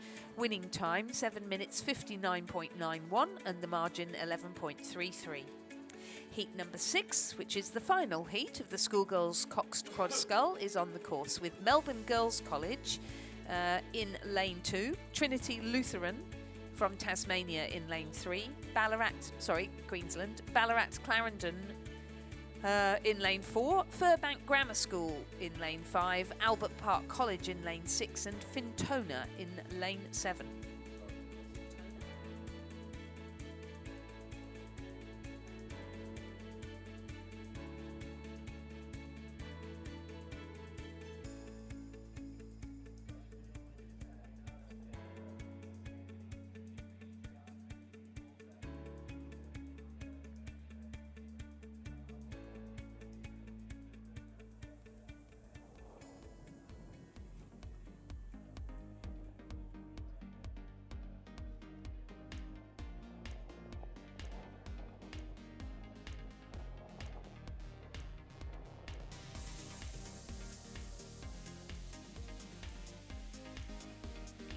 Coming through the 1,000 metres, it was Melbourne Girls in the leads. They've got a 9-second lead between themselves and Albert Park College, then back another second to Trinity Lutheran, then Ballarat Clarendon, Furbank Grammar and Fintona sitting in 6th place at the moment. So again, some fantastic views and you from the drones, and you can really see the gaps that are opening up between first and second, but also the battles going on for those minor placings, making certain, as you keep mentioning, Lizzie, learn the lesson every single race.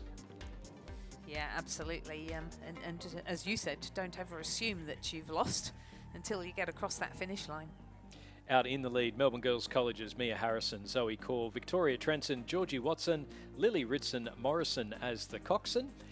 In second place is the crew from Albert Park College, Mackenzie Dalton, Eva Levashova, Tish Speed, Georgia Stacey, Phoebe Koo as the coxswain and coached by Virginia Lee. That's an excellent race there, isn't it? I know we have one crew firmly in the lead, but the fight for the best lanes in the repechage is definitely on.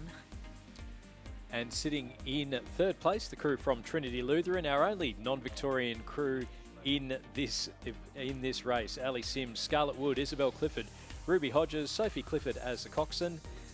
They're also being followed very closely by Ballarat Clarendon, Phoebe Ma, Maya Salmi, Tia Kirsanovs, Delaney Troon, Molly Cooper as the coxswain.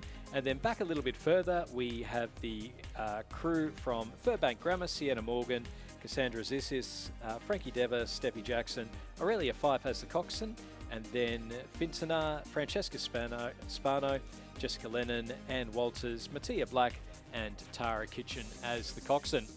Coming in now towards the last 1,500 metres, all of our crews have passed that marker. Melbourne Girls still in the lead. Melbourne Girls College ahead of Albert Park College and Ballarat Clarendon, with leading that little battle between second, third and fourth. Trinity Lutheran maybe just dropping a little bit off the pace. They've moved from third down to fourth. Ballarat Clarendon keeping up with the Albert Park Colleges. And then back a little bit further again to Furbank and Fintona. So out in front, it's Melbourne Girls College coming up towards the 1750 metre mark. Then that battle for second between Trinity Lutheran, Ballarat Clarendon and Furbank Grammar, with Furbank Grammar, Albert Park College, sitting in second, just ahead of Trinity Lutheran and Ballarat Clarendon. Back a little bit further again to Furbank Grammar and Fintona. It's Melbourne Girls College getting up towards the Red Boys now. They are looking very, very strong indeed. A good solid row from them and opening up some clear water.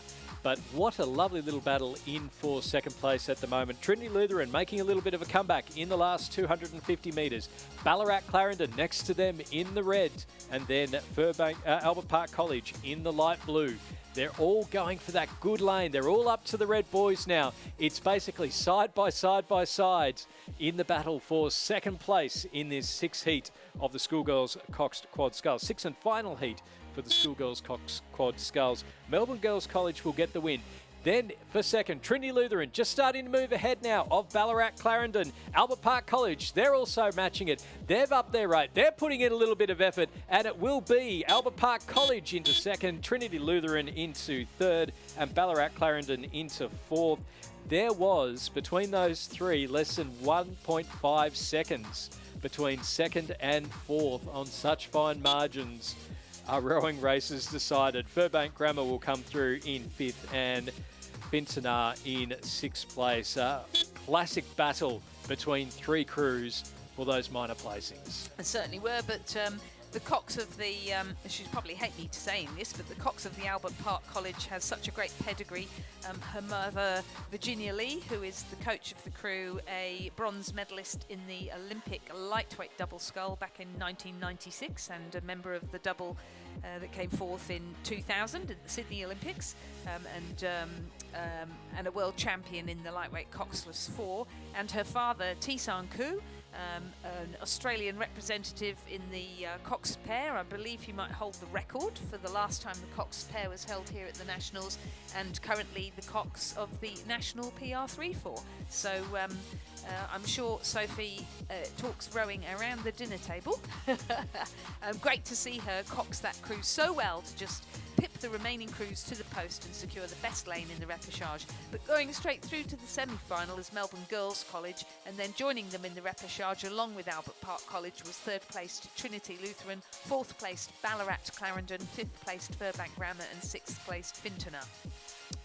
The first heat of the schoolboys coxed quad scull is now in progress with Rockhampton Grammar in lane 2, St Peter's College, South Australia in lane 3, Canberra Grammar School in lane 4, Northern Beaches Secondary College from Sydney in lane 5, Radford College from Canberra in lane 6, Kinross Walleroy in lane 7 and Kinross Walleroy in lane 8. And at the moment, we've very rarely seen lane 8 used at this regatta, and we've very rarely seen lane 7 or 8 out in front. It is Kinross Walleroy in lane 8, Fletcher Smith, Charlie Neville, Nicholas Brown, Alec Hoskin and Angus Peterson with the lead ahead of Radford College's Connor Jacopino, Campbell Kruger, Hunter Jolly, Oliver Fox and Izzy Farris as the Cox. The first going through to the semi-final, it will be Kinross Walleroy in lane 8 with a couple of big strokes left to go. Radford College sitting in second ahead of the second Kinross crew of Henry Malloy, Ethan Shaw, Magnus Cleary, George Wakeham and Henry Baker. They're in third, then back to, it looks to be Rockhampton Grammar sitting in fourth, Joshua Sparks, Fletcher Hewitt, Carl Stanky, Jed Napa, Jessica Cook as the coxswain. Radford confirmed as second, Kinross Walleroy in lane 7 in third. Then a nice little battle again for fifth and sixth between the St Peter's College crew of Eddie Hetherington, William Barone, Will Osborne, Henry Marshall, Felipe Scalzi as the coxswain. Just holding off Canberra Grammar in sixth place, Edward J, Joseph Wigham, Flynn Russell, William Robson, Jack McDonald as the coxswain, and then back again to Northern Beaches Secondary, Sam Merry, Zay McGregor, Dion Hansen, Oscar Shield Gamborg with Bart Oostdijk as the coxswain.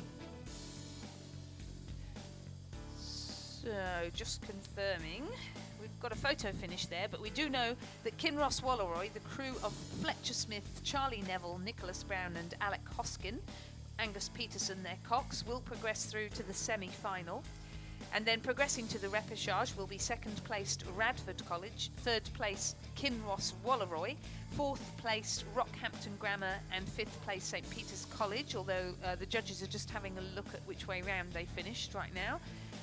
Sixth placed Canberra Grammar School and seventh placed Northern Beaches Secondary College. Winning time 6 minutes 53.85 and the margin 10.95. The second heat of the schoolboy coxed quad scull is in progress with Redlands in lane 2, Cathedral School Townsville in lane 3, Trinity Grammar Victoria in lane 4, St Augustine's from New South Wales in lane 5, Ballarat Grammar in lane 6 and Ballarat Clarendon in lane 7. And out in front through the 1500 metre mark, we do have Cathedral Townsville out in the lead at the moment ahead of Redlands Trinity Grammar, then back to St Augustine's Ballarat Grammar and Ballarat Clarendon. That leading crew from Cathedral Townsville, Jaya Pratt and Ashton Pratchett, Thomas Abbott, Micah Talbot, Trinity Bennett as the coxswain, leading Redlands, Daniel Close, Patrick Walker, Harley Vanderplume, William Thomas and Fletcher Logan. And then back to Trinity Grammar Victoria, Jasper Lawrence, William Thatcher, Oliver Fraser Peckham, Edward Devlin and Rudy Richardson as the coxswain. St Augustine's really starting to row through nicely now, moving up into third place. We've still got Cathedral Townsville leading Redlands, then St Augustine's New South Wales, Cody Murphy, Liam Kilpatrick, Tom Faflin, Alex Baum, Ryder Taylor as the coxswain. Then back to Ballarat Grammar's Charlie Savage, George Follett, Will Clark, Oliver Harris and Jess Norton. And Ballarat Clarendon's James Forsyth, Micah Hickenbotham, Tristan Nyhoff, Charlie McClure and James Tibbett. But out in front though, the men from Townsville, Cathedral Townsville. They've got a boat length between them and Redlands over in lane 2. And with a couple of big strokes to go, it does look like they will qualify directly for the semi-final of the Schoolboys Cox Quad Sculls. Second place will go to Redlands, but a big finish from St Augustine's in New South Wales into third place. They made it up and was only half a boat length back to Redlands. Trinity Grammar Victoria will come through in fourth, just ahead of Ballarat Grammar, and then Ballarat Clarendon making up the field. So confirming the results of our second heat of the Schoolboys Cox Quad Scull, a win for Cathedral School Townsville. They will progress directly through to the semi-final. Second, Redlands. Third, St Augustine's New South Wales. Fourth, Trinity Grammar Victoria. Fifth, Ballarat Grammar. And sixth, Ballarat Clarendon. The winning time, provisionally, 7 minutes, 4.73 seconds. The margins, 4.02 and 0.8. 7:04 compares with 6:53 in the previous heat.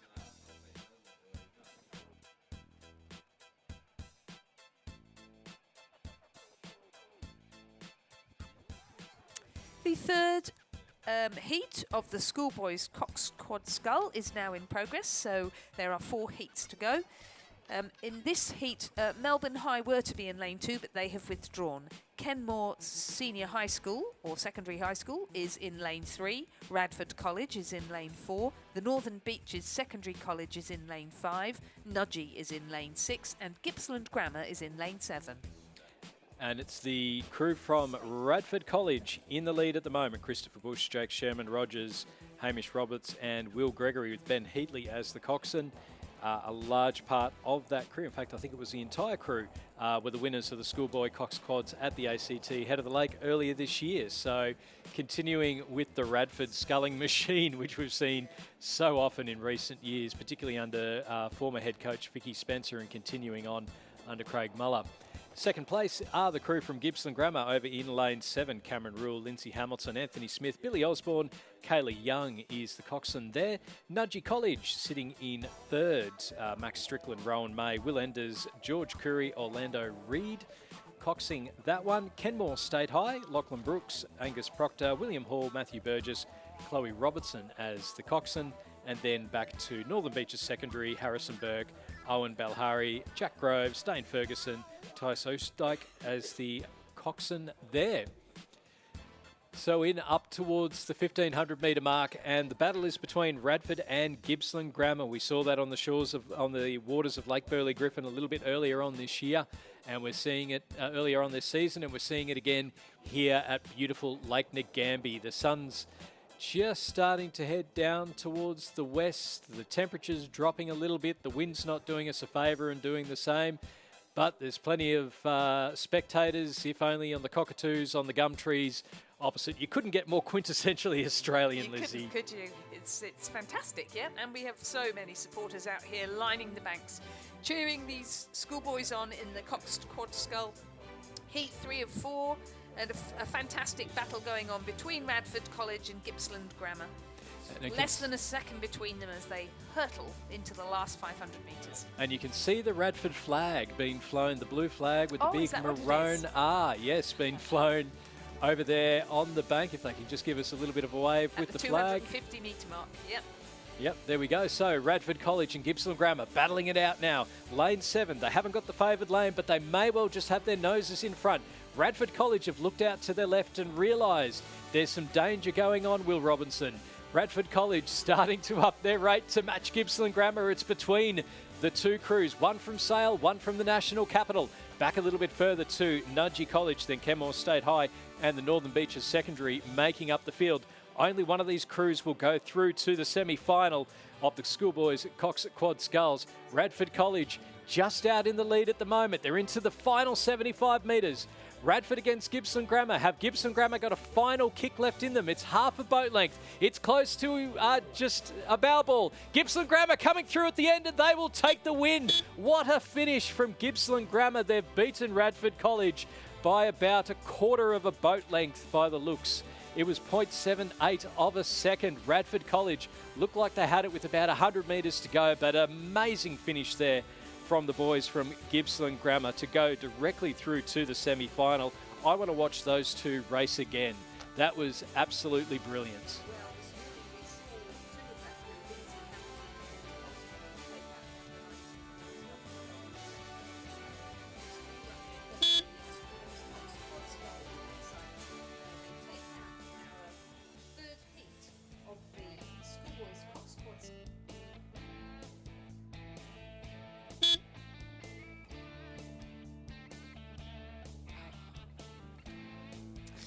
Sorry, I didn't have my microphone on, but I was just saying that the Gippsland Grammar crew contained Lindsay Hamilton and Billy Osborne, who today defended their title, their national title, in the under-19 men's double scull. So it looks as though they have another title in their sights, the schoolboys Cox Quad Scull. Gippsland Grammar could progress through to the semi-final after a tough race with Radford College, which they won by 0.78 of a second. Third was Nudgee College. Sorry, second was Radford College, third was Nudgee College, fourth Kenmore State High School.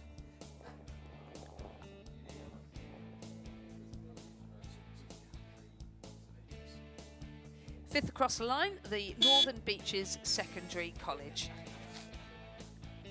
We move now to Heat 4. This is the final heat in the schoolboys Coxed Quad Scull. In lane 2, Northern Beaches Secondary College. In lane 3, Launceston Grammar. Melbourne High have withdrawn from lane 4. Cranbrook School are in lane 5, Wesley College in lane 6 and Caulfield Grammar in lane 7. And through the 1,000 metres of heat number 4 of the schoolboy Coxed Quad Sculls, Launceston Grammar out in the lead. Angus Hart Farquhar, Lachlan Powen, Lachlan Dean, Archie Ralph and Grace Robertson as the coxswain leading Cranbrooks, William Wright, Jack Dawson, Jasper Dawson-Damer, James Scott Brown with Edward Walker as the coxswain. Back a little bit further then to Wesley College, Northern Beaches Secondary and Caulfield Grammar. The Wesley College crew of Tom Phillips, Jeffrey Jiang, Max Guthrie, Quinton Machiori and Indigo Walker is the coxswain. Northern Beaches Secondary represented by Adam Yates, Kobe Reeves, Harry Coddington, William Robertson and Floris Elias as the coxswain. And then Caulfield Grammar's Casper Tabane, Joshua McVean, Oscar Tilley, Sterling Perrott and Harsmit Diman as the coxswain. So through the 1,500 metres and Launceston Grammar, nearly a 10-second lead over second-placed Cranbrook. They're also sitting quite nicely at the moment in that second place. They've got a lot of clear water between themselves and third-placed Wesley College. 16 seconds between second and third. So this one giving us all a chance to catch our breath a little bit after that battle between Radford College and Gippsland Grammar in the previous heat. Then back a little bit further to Northern Beaches Secondary and Caulfield Grammar. But as we've seen, Lizzie, anything can happen, and often does. And often does, you are quite right.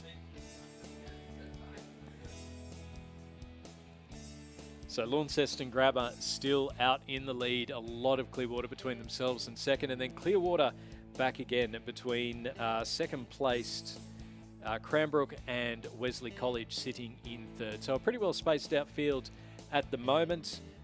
Remember, the winner of the heat will go through to the semi-final, with the rest going through to the repechage.